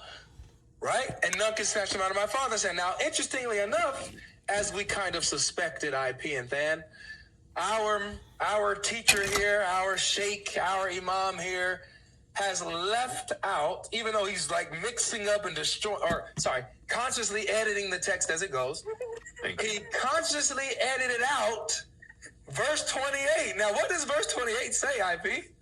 It says, I give them eternal life, and they will never perish, and no one will snatch them out of my hand. Whoa. That's pretty big. I mean, that's pretty big. That's bigger than everything else he said in all of this. You know, that he's the one who gives eternal life to the sheep who follow him. I don't know why Zakir Naik would consciously edit that out, but I have my suspicions. But I don't want to jump to conclusions again because I got corrected by Than earlier. So that's true. That's true here. So yeah, I mean, could you imagine Muhammad saying, I give my followers eternal life? No, I cannot. I cannot either, because that would be shirk. That would be shirkalicious. It's fine time. Shirkalicious. Oh my goodness.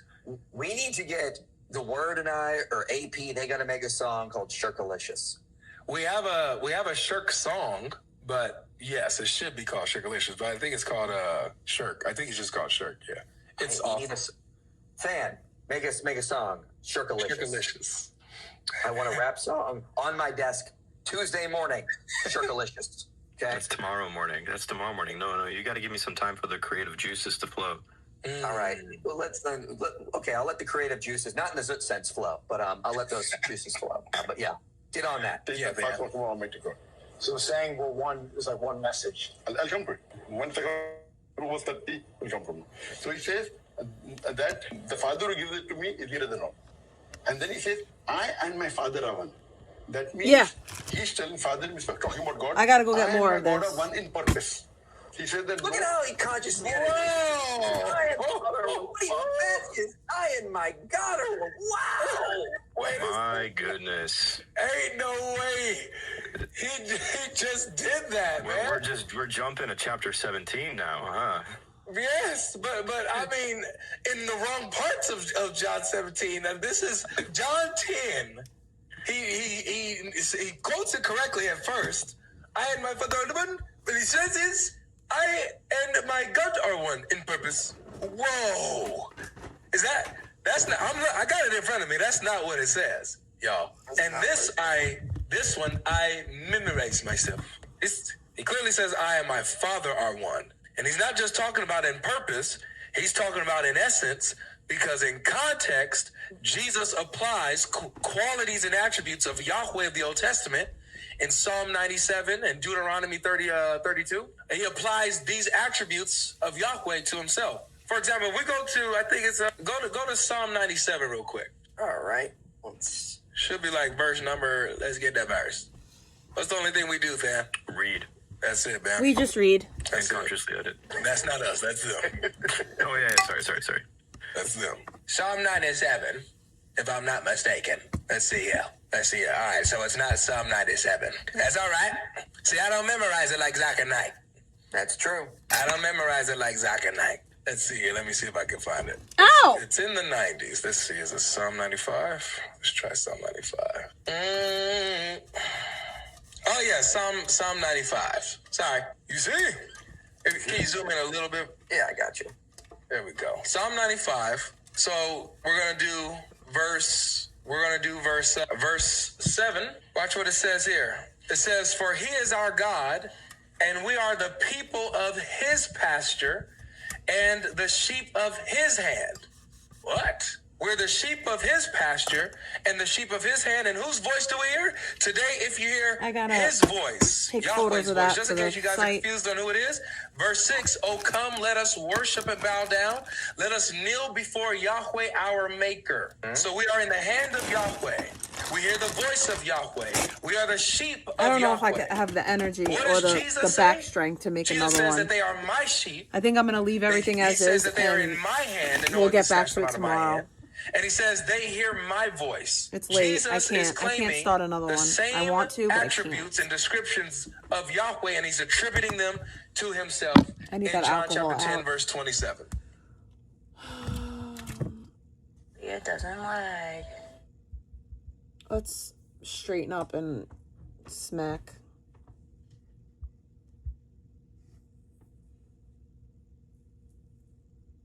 About the Lindsay Clancy case. This is a very I want to very listen to disturbing this. story of a mother who allegedly took the lives of 3 of her own children. Proceedings are currently going on. There's some very interesting theories going around social media. And before I get into it, I'm going to break everything down to you in this video. But I just want to warn you, this video is going to discuss some very dark and sad themes. Okay, it's the story well, of 3 let's listen. children who lost their lives allegedly at the hands of their mother.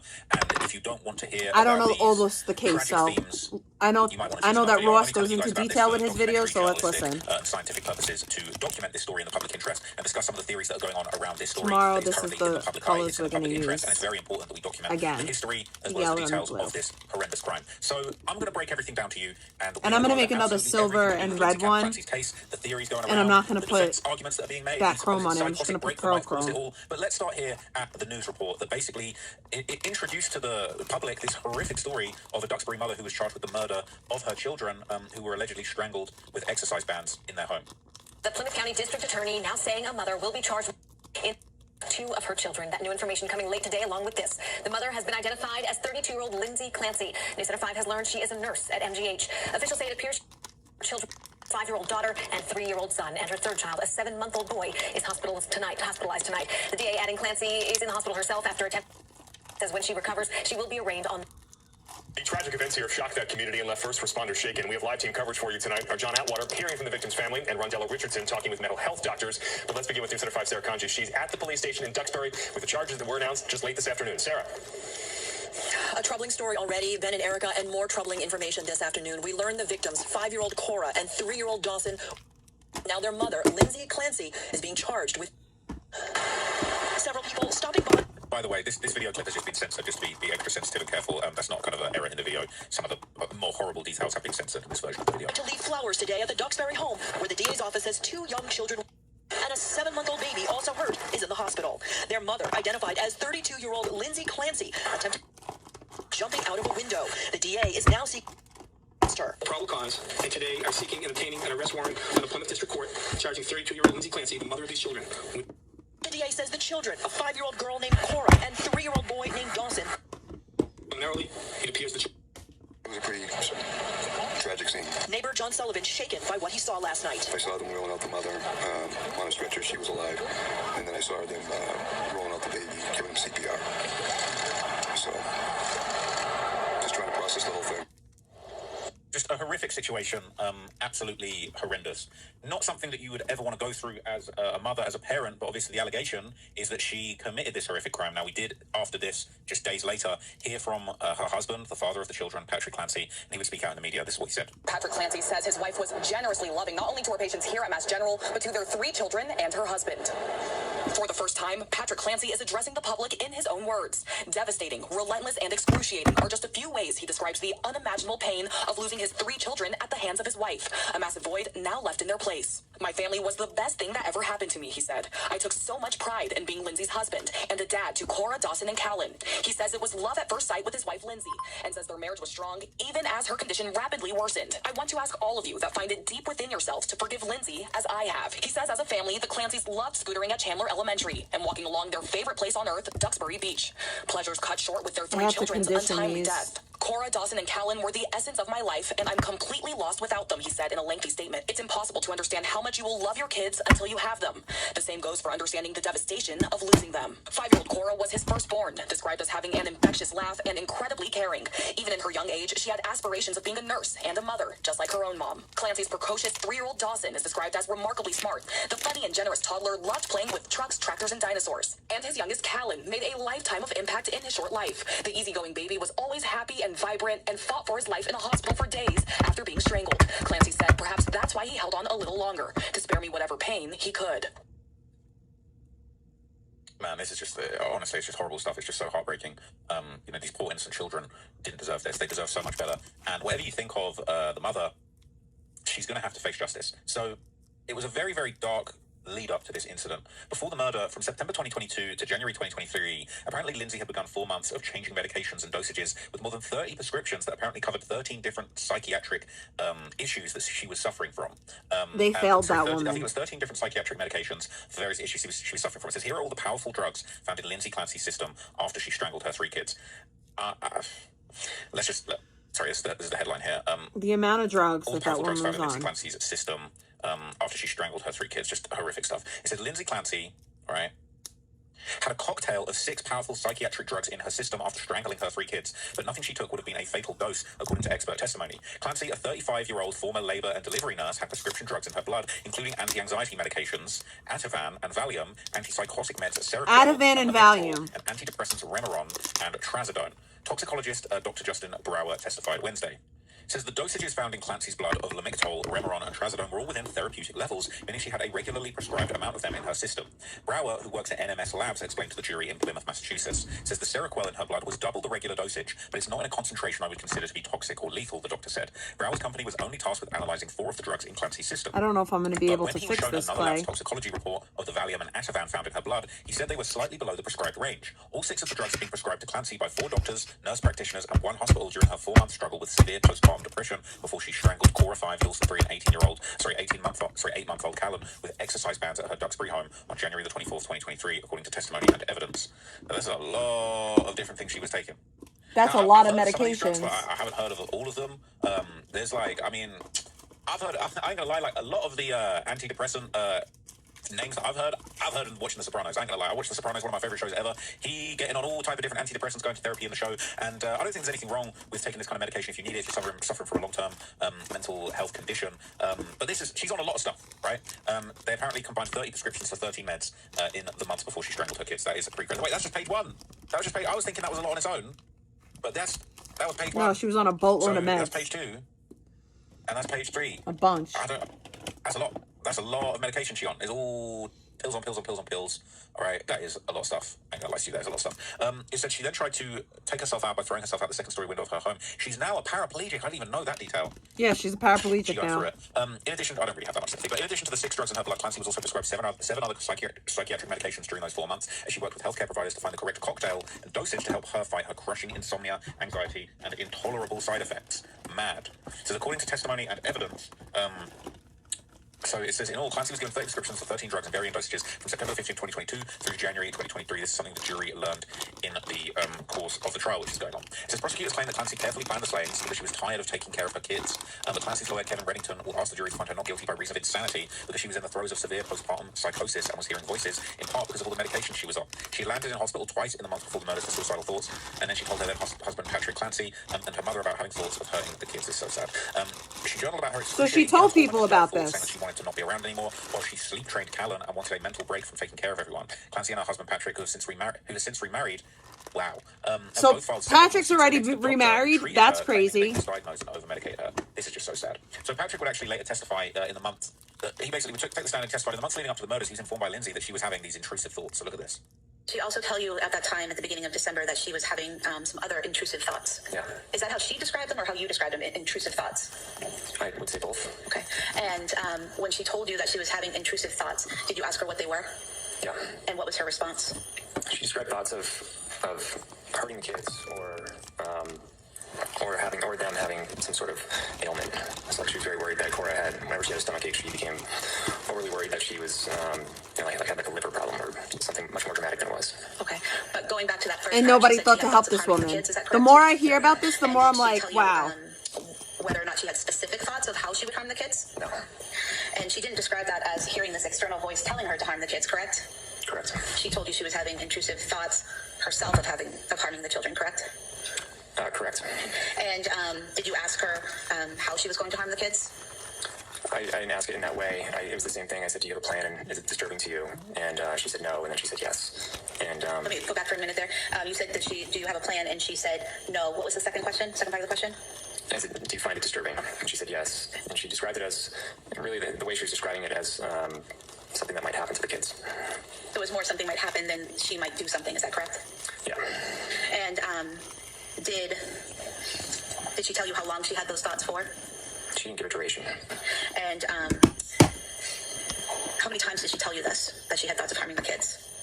A couple times. And was that a couple times over the course of a night or two in December? Yeah. Okay. And as a result of her telling you this, that she had thoughts of harming the kids, what did you do? Her parents came up, and I think I asked her at some point, do you feel like you need to be kept away from them? And she said no. And then, it was very confusing because a minute later she was making them lunch or playing with them or, getting ready for bed or whatever it was. So. Really sad. So obviously he mentioned, her parents coming up to help out, and basically we would actually hear from Patrick Clancy's mother, who basically said that her daughter-in-law Lindsay was actually begging for help with the issue she was going through. So this is begging for help. She was begging for help. Interested at all times in to get better and see doctors? Very much so. Did you find at all, you have an opinion with your observations of Lindsay as to whether or not she was offered help and would just burn it and not see doctors and not have She was begging for help. And during that period of time, you were there for her by text and by telephone in person? Correct. Now, during that time that you were, let's say November and into December, the holiday season, do you recall the holidays for 2022? Yes. Tell us, was that a fun time for the Clancy's? Lindsay was struggling. We were all very concerned. And you knew Begging for help. So what I did was that really dried out clay. I put some clay softener, which is this, some liquid clay softener, and hopefully it'll help soften it up. So they communicated, apparently she was begging for help. They've got all of her records now. Before we go any further with any clips, I want to show you this, which is a full timeline of her treatment. This is all the mental health treatment that she had, medication, symptoms, and care. And obviously they had all of these records that were brought up in the court. Literally got everything, all the medications, all of the records, any help that she was trying to get. This is actually her reacting as prosecutors play a video of a family outing during her murder trial. Just really, really sad stuff. She's paralyzed, by the way. She's now paraplegic, which I feel like that's her punishment. Is what mental health care the Connecticut native received before the killings of her 3 children in 2023. I feel like the doctors have a lot to answer for. They just kept on giving her medication and not treating her. In 1,000 mothers of newborns and can include hallucinations, paranoia, and a loss of touch with reality, among other symptoms. Reddington has also claimed that Clancy has bipolar disorder and was improperly medicated, which contributed to her deteriorating mental state. Prosecutors, meanwhile, allege that Clancy bears criminal responsibility for doing this to her 5-year-old Cora, 3-year-old Dawson, and 8-month Callum. Rest in peace to all of them. You know how that happened, so yeah, we don't need to keep going over that. But it happened on January the 24th. Alright, I don't have the energy to condition this. I'll condition this tomorrow or another day. The number of pills that were left in her prescription bottles to argue she wasn't even taking all the medication she was prescribed. Clancy and her now former husband, Patrick, have each sued her mental health treatment providers alleging wrongful death and medical negligence. A motion filed by Patrick Clancy's suit to oppose the lawsuit's dismissal lays out details of his ex-wife's medical treatment over the years. Many of Clancy's providers have also I can't believe her husband's already remarried. By the prosecution, which provided further details about her medical history. Now, this is why this is so interesting. Because realistically, and I'm not trying to point the finger at Patrick, but him and her, he said that he's forgiven her and that he feels bad about what happened. They're looking to, I'm not trying to disrespect anyone, but they're in line to get a big check from the mental health treatment providers if it can be proven. If she gets off on insanity and the poor treatment that she received for her mental health is seen as the reason, she's probably coming home and they're probably getting millions. Now, that's particularly interesting. Remarried. What does that mean? Well, that means that they've got an incentive to go along with the theory that she was clinically insane and isn't responsible for the murder. As it said here, many of her healthcare providers have been called to testify by the prosecution. Now, these healthcare providers, you know how it goes in America, all right? Not everybody is happy about the way healthcare companies have behaved. I'm not condoning it. Obviously, a lot of people supported Luigi Mangione for killing a healthcare CEO because of the shoddy treatment he felt he received for his back, and he couldn't get in touch with anybody. And these healthcare providers, they're willing to do whatever they got to do to put her away so they don't have to pay millions. So it's some very interesting factors that are at play with this trial. I find that fascinating. So they provided more details about her medical history. It says Lindsay Clancy's own lawsuit contends in an amended complaint filed June that she was suffering from auditory hallucinations from November 29th, 2022 to January 24th, 2023, when the children were strangled. Here's a timeline of Clancy's medical treatment over the years and leading up to the killings. According to court documents and testimony so far during the trial, in nursing school, after she graduated from let's see, Quinnipiac. Let me hear that. Quinnipiac. After graduating from Quinnipiac University in 2012 with a bachelor's degree in biology, Clancy attended nursing school in Massachusetts. While in school, she was prescribed Prozac, which is I know from The Sopranos, and Wellbutrin, which I've heard of that, but I don't know what that does. But they're both antidepressants. December 24th, 2017, Lindsay and Patrick Clancy had their first child, Cora. She experienced some anxiety after her first pregnancy. Court papers in a lawsuit brought by Patrick Clancy said. September 30th, 2019, she gave birth to a son. She gave birth to Dawson. She developed a higher degree of anxiety than after the birth of Cora. She was offered Zoloft, but declined it, court papers from the lawsuit said. Wonder why. May 26, 2022, she gave birth to Callan. The first 12 weeks of leave seemed idyllic, court papers in Patrick Clancy's lawsuit said. September 2022, after Patrick Clancy returned to work and she was facing her own return to work as a labour and delivery nurse, Lindsay Clancy began feeling increasing anxiety in September 2022. She began to experience insomnia, exhaustion during the day, and a lack of motivation to perform daily tasks. It's 11/11. September 15, 2022, Lindsay Clancy began receiving psychiatric care with Dr. Jennifer Tufts, a psychiatrist with mental health. Clancy reported on a questionnaire she was experiencing anxiety attacks, decreased appetite, depressed mood, being easily distracted, excessive worry, guilt, being unable to feel pleasure, being unable to fall asleep, and racing thoughts, Tufts testified. Clancy selected no on every question on a S-word risk assessment form that she filled out, including questions about whether she had heard voices telling her to hurt herself or others, or having thoughts of killing or seriously hurting somebody else. Tufts testified that she recommended Clancy take sertraline, also known as Zoloft, and undergo individual therapy. Mid-October 2022, court papers said Lindsay Clancy began taking her prescribed Zoloft in mid-October. She started taking 25 milligrams of the medication and increased it for one night to 50 milligrams, Tufts testified. 1 week after she began taking the medication and the prescribed dosage increased, she reported to Tufts that her anxiety had gotten worse and she was experiencing racing thoughts overnight, and she was paranoid of getting S-word thoughts of something bad happening. Tufts testified she directed Clancy to stop taking that medication. I've heard quite bad things about that medication, but that's just conjecture. But anyway, I've heard bad reports of how that affects people. October 21, 2022, during a check-up appointment the next day, Tufts and Clancy came up with a plan for her to begin taking Ativan, also known as lorazepam, as needed. Should never have given her that. That's a bad idea. I think someone told me they took this once and they said it was decent. Someone told me they took this other one once and they said it was bad. Ativan does not help anxiety. Patrick Clancy said that by mid-November, Lindsay Clancy was only sleeping 3 hours per night. On November the 16th, 2022, she went to the emergency room where she was prescribed trazodone, which I've never heard of, an antidepressant. The medication was ineffective, the court papers said. Patrick Clancy's mother contacted Julie Paul, a nurse practitioner with the perinatal behavioral health program of South Shore Health, and asked her to reach out to Lindsay Clancy. The program focuses on caring for pregnant women and mothers of newborns with anxiety and postpartum depression. Lindsay Clancy reported that trazodone had not been effective, court papers from the lawsuit said. November the 21st, 2022, Paul prescribed Clancy 10 milligrams of fluoxetine, HCl, also known as Prozac, which is probably the most famous antidepressant, right? I've heard that in all sorts of movies and TV shows. The most common. Paul prescribed Clancy zolpidem tartrate, Ambien, I think that's like Eminem's mum used to be back in the day, metazapine, Remeron, clonazepam, Klonopin. Mirtazapine. I swear I used to know people like that recreationally in England. And the lawsuit papers would say that Clancy had reported feeling spacey days after she was prescribed the Prozac. Don't know if that's good or bad. Late November 2022, Clancy reported to the perinatal program that she still felt disoriented, forgetful, and not connected to her body.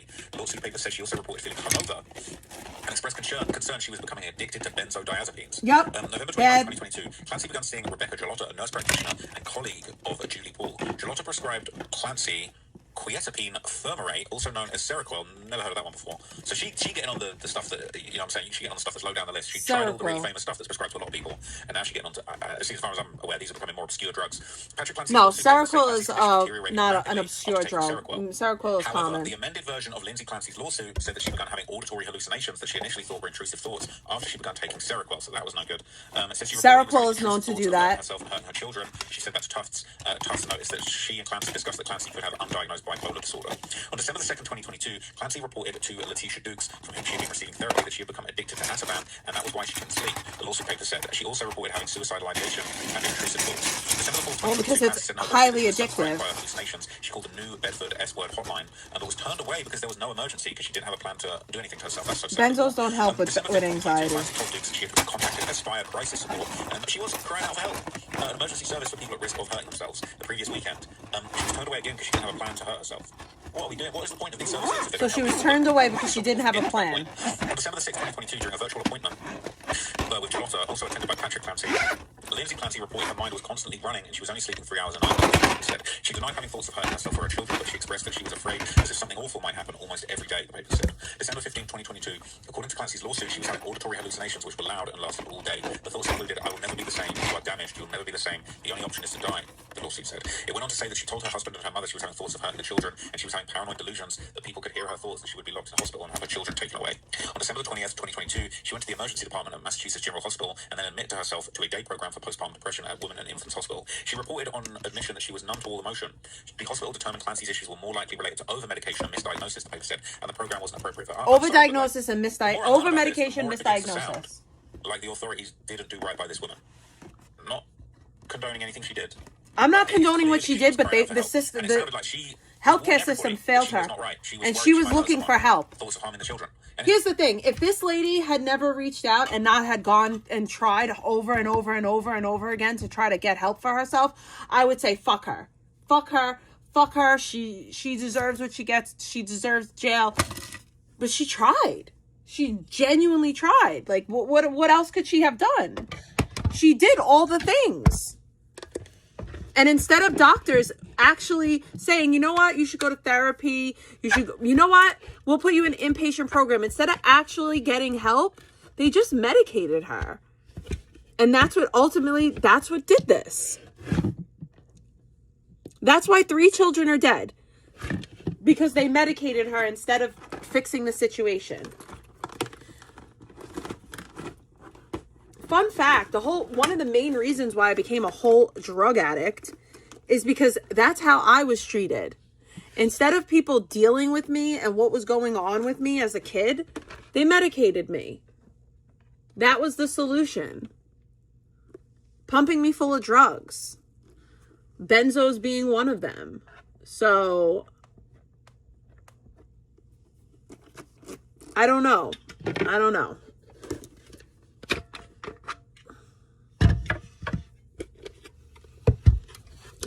Crazy. Should have been taken more seriously. On January the 1st, 2023, definitely should have been taken more seriously. On January the 5th, 2023, she was discharged from and over the following week she met with Tufts for 17-minute sessions during which she reported becoming desperate and that she was not bonding well with her baby. 17-minute sessions? And the court papers said Clancy also informed Tufts she was S-word and homicidal as to her children. Within 1 week of leaving McLean, the hallucinations returned. So she let everybody know. She said, I am homicidal when I think about my children. What is going on?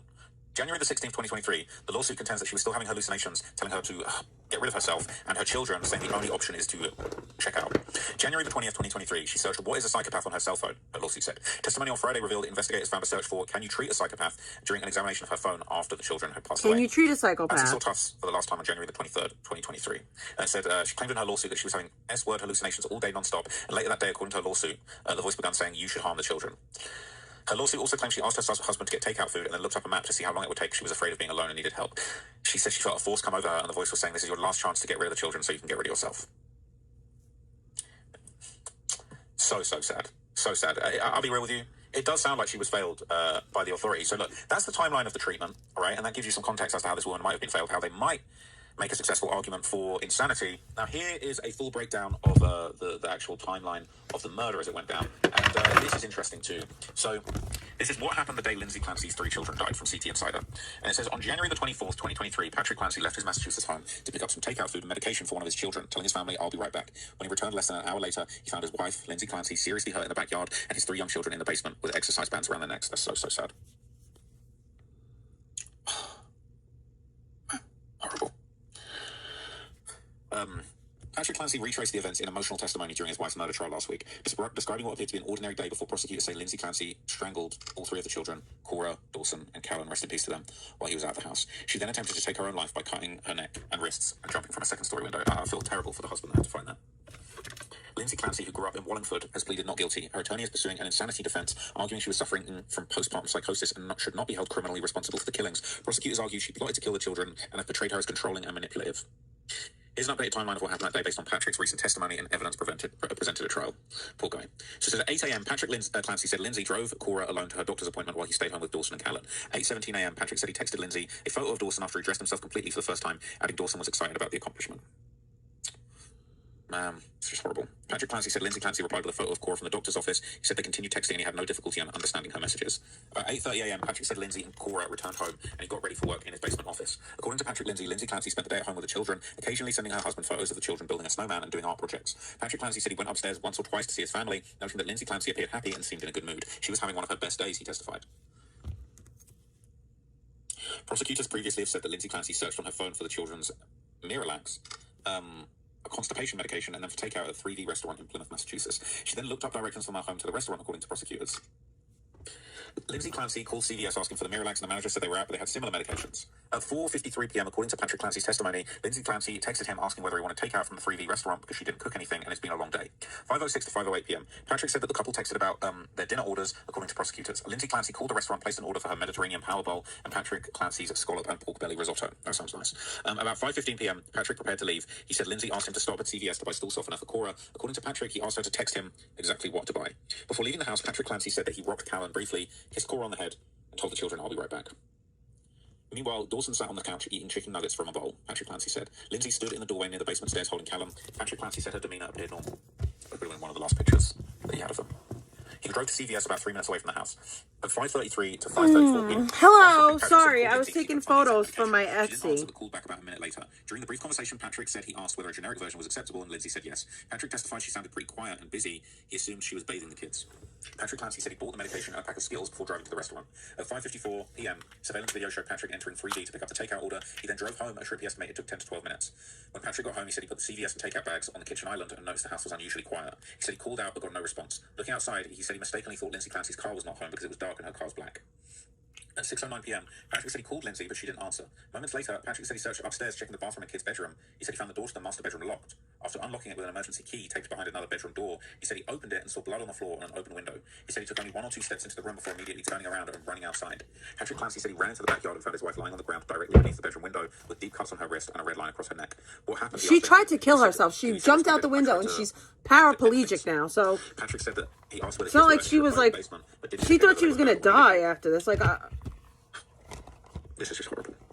Patrick said he tried to call 911, but had trouble connecting because his phone kept switching between Wi-Fi and cell service. He testified it took a few minutes to get through, but he almost just started calling out for the neighbours. He said he stayed with Lindsay Clancy until first responders arrived. About 4 to 5 minutes later, after they arrived, he said he ran into the basement, still on the phone with a 911 dispatcher, where he found Cora face down with an exercise band around her neck. He removed the band and saw Callum beside his sister, also with an exercise band around his neck, and he removed that one as well. Patrick said he then searched for Dawson, eventually finding him in the home office with an exercise band around his neck. After removing it, he returned to Cora and did CPR until first responders took over and sent him upstairs. Ambulances took the 3 children to the hospital where Cora and Dawson were all dead. Prosecutors said that Callum was then flown to Boston Children's Hospital, where medical staff were able to restart his pulse but not his brain activity. According to prosecutors, he was placed on life support for several days before he died. Lindsay Clancy was taken to South Shore Hospital, later to the Boston area hospital. She was left paralysed and now uses a wheelchair. Man, just horrific. Honestly, it's just heartbreaking reading this. I'm keeping it together, but this is just horrible. This is just so horrible. So the final text between Patrick and Lindsay were actually read out loud in court too, and this is what was said. From Patrick to Lindsay, how's it going? Lindsay to Patrick, good. Lindsay to Patrick, okay, her urine looked good, so nothing going wrong with her kidneys, phew. Patrick to Lindsay, good, with a smiley face. Lindsay to Patrick, no message content. Patrick to Lindsay, oh wow. Patrick to Lindsay, you're a good mama. Lindsay to Patrick, a smiley face with hearts. Lindsay to Patrick, blank. Patrick to Lindsay, laughed at an image. Lindsay to Patrick, any chance you want to do takeout from 3V, period. I didn't cook anything, period. It's been a long day, smiley face. Patrick to Lindsay, yeah, smiley face. Lindsay to Patrick, okie dokie, smiley face. So a lot of people in the comments saying, it doesn't add up. People saying that she's talking like things are normal. People saying she's a demon. Why are they texting if he was at home working in the basement? Patrick is writing out the smiley face. Lindsay never put that at the end of the message. She used emojis. People saying they're texting fake. The smiley face. Why is the mother in charge of all 3 children making dinner when she's struggling so great? People are kind of blaming the dad. Strange. People saying, I don't think it's weird. Like, if you got a house, like, I'm not gonna lie, like, I'm not married, I don't have kids, but like, if I'm, what I'm saying? I text my dad all the time and he's downstairs. Not even that big of a crib, but I'm in a different room to a partner. I might text her in the other room. I might say, yo, what's going on? What do you want for dinner? Like, it's not really a big deal, right? Especially if you got like iMessages up on your laptop or anything like that. You might just be like, yo, what's going on? What's good? What are you up to? It's not. That's not incriminating to me. But anyway, the prosecution aren't buying it. They've been arguing that Lindsay deliberately planned these murders, and they're not buying the mental health angle. They're trying to put her away from murder. Throughout the evidence in this trial, you will learn about the defendant being the classic overachiever in school, in her personal life, in her nursing career. She was someone who liked to control every little detail of her life, of her family's life. In contrast, the pictures you'll see see of the doting mother, the dedicated nurse. You also see a side of Lindsay Clancy that's different. Somebody extremely controlling, meticulous, and manipulative. The days were laid out with specificity. Strict schedules were expected to be maintained. Food was planned carefully. Sleep was scheduled to the minute.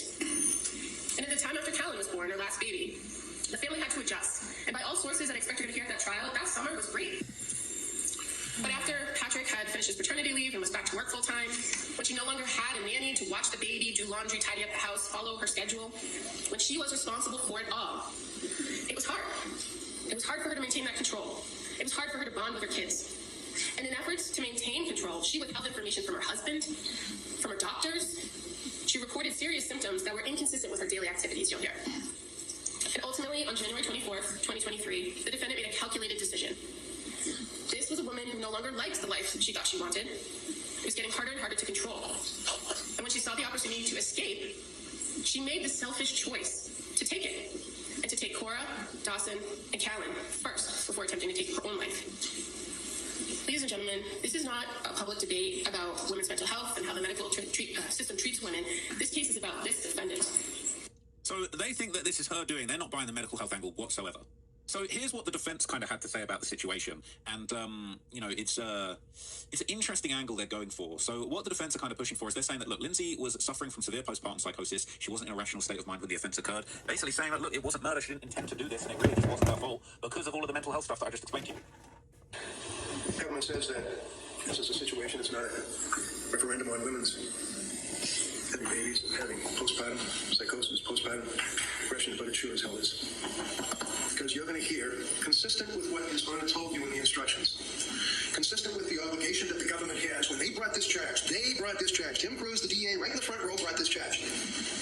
He knew, as did his office, the facts of this case. And he knew when he brought this charge that it was going to kill the soul of this young woman. And they would bring their evidence in front of a jury that she knows that she killed these children. We'll sit here and listen to their evidence.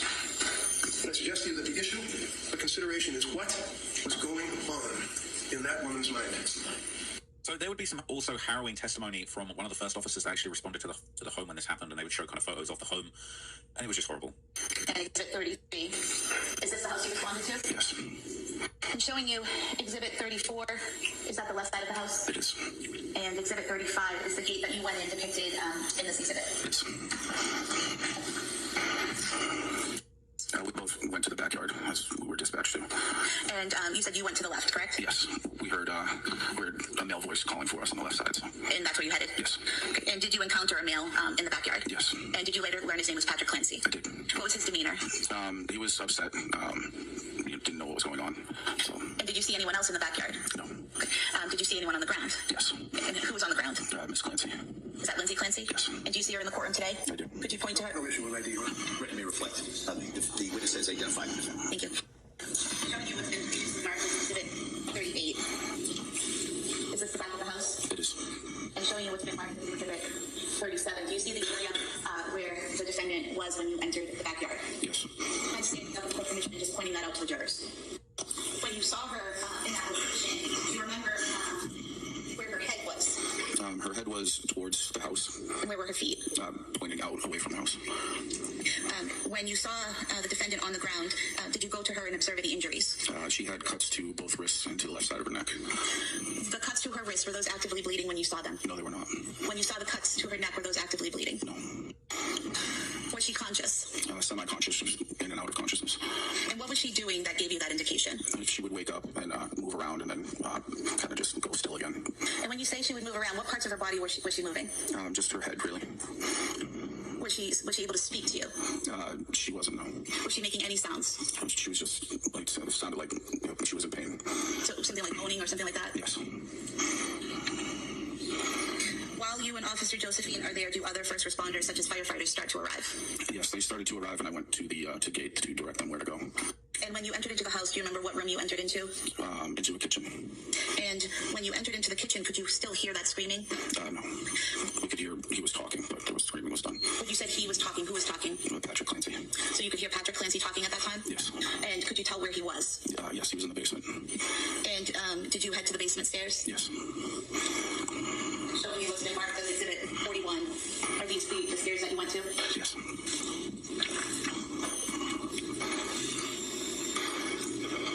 Did you go to the bottom of the stairs? I did. Once you got to the bottom of the stairs, is it accurate that you either have to go right or left? Correct. Which direction did you go? We heard Patrick Clancy talking from the right, so we went in that direction. Could you hear what he was saying?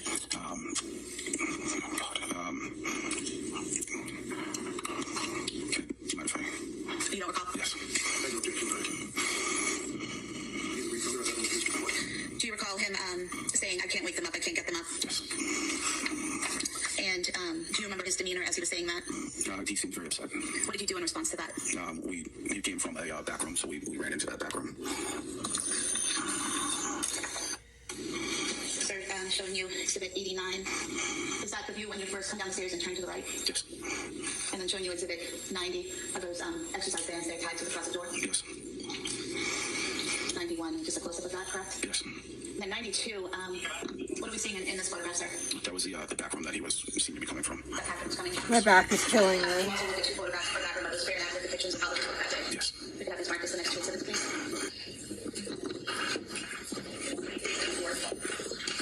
Sir, did you head to that back room? I did. And what did you see when you got to that back room?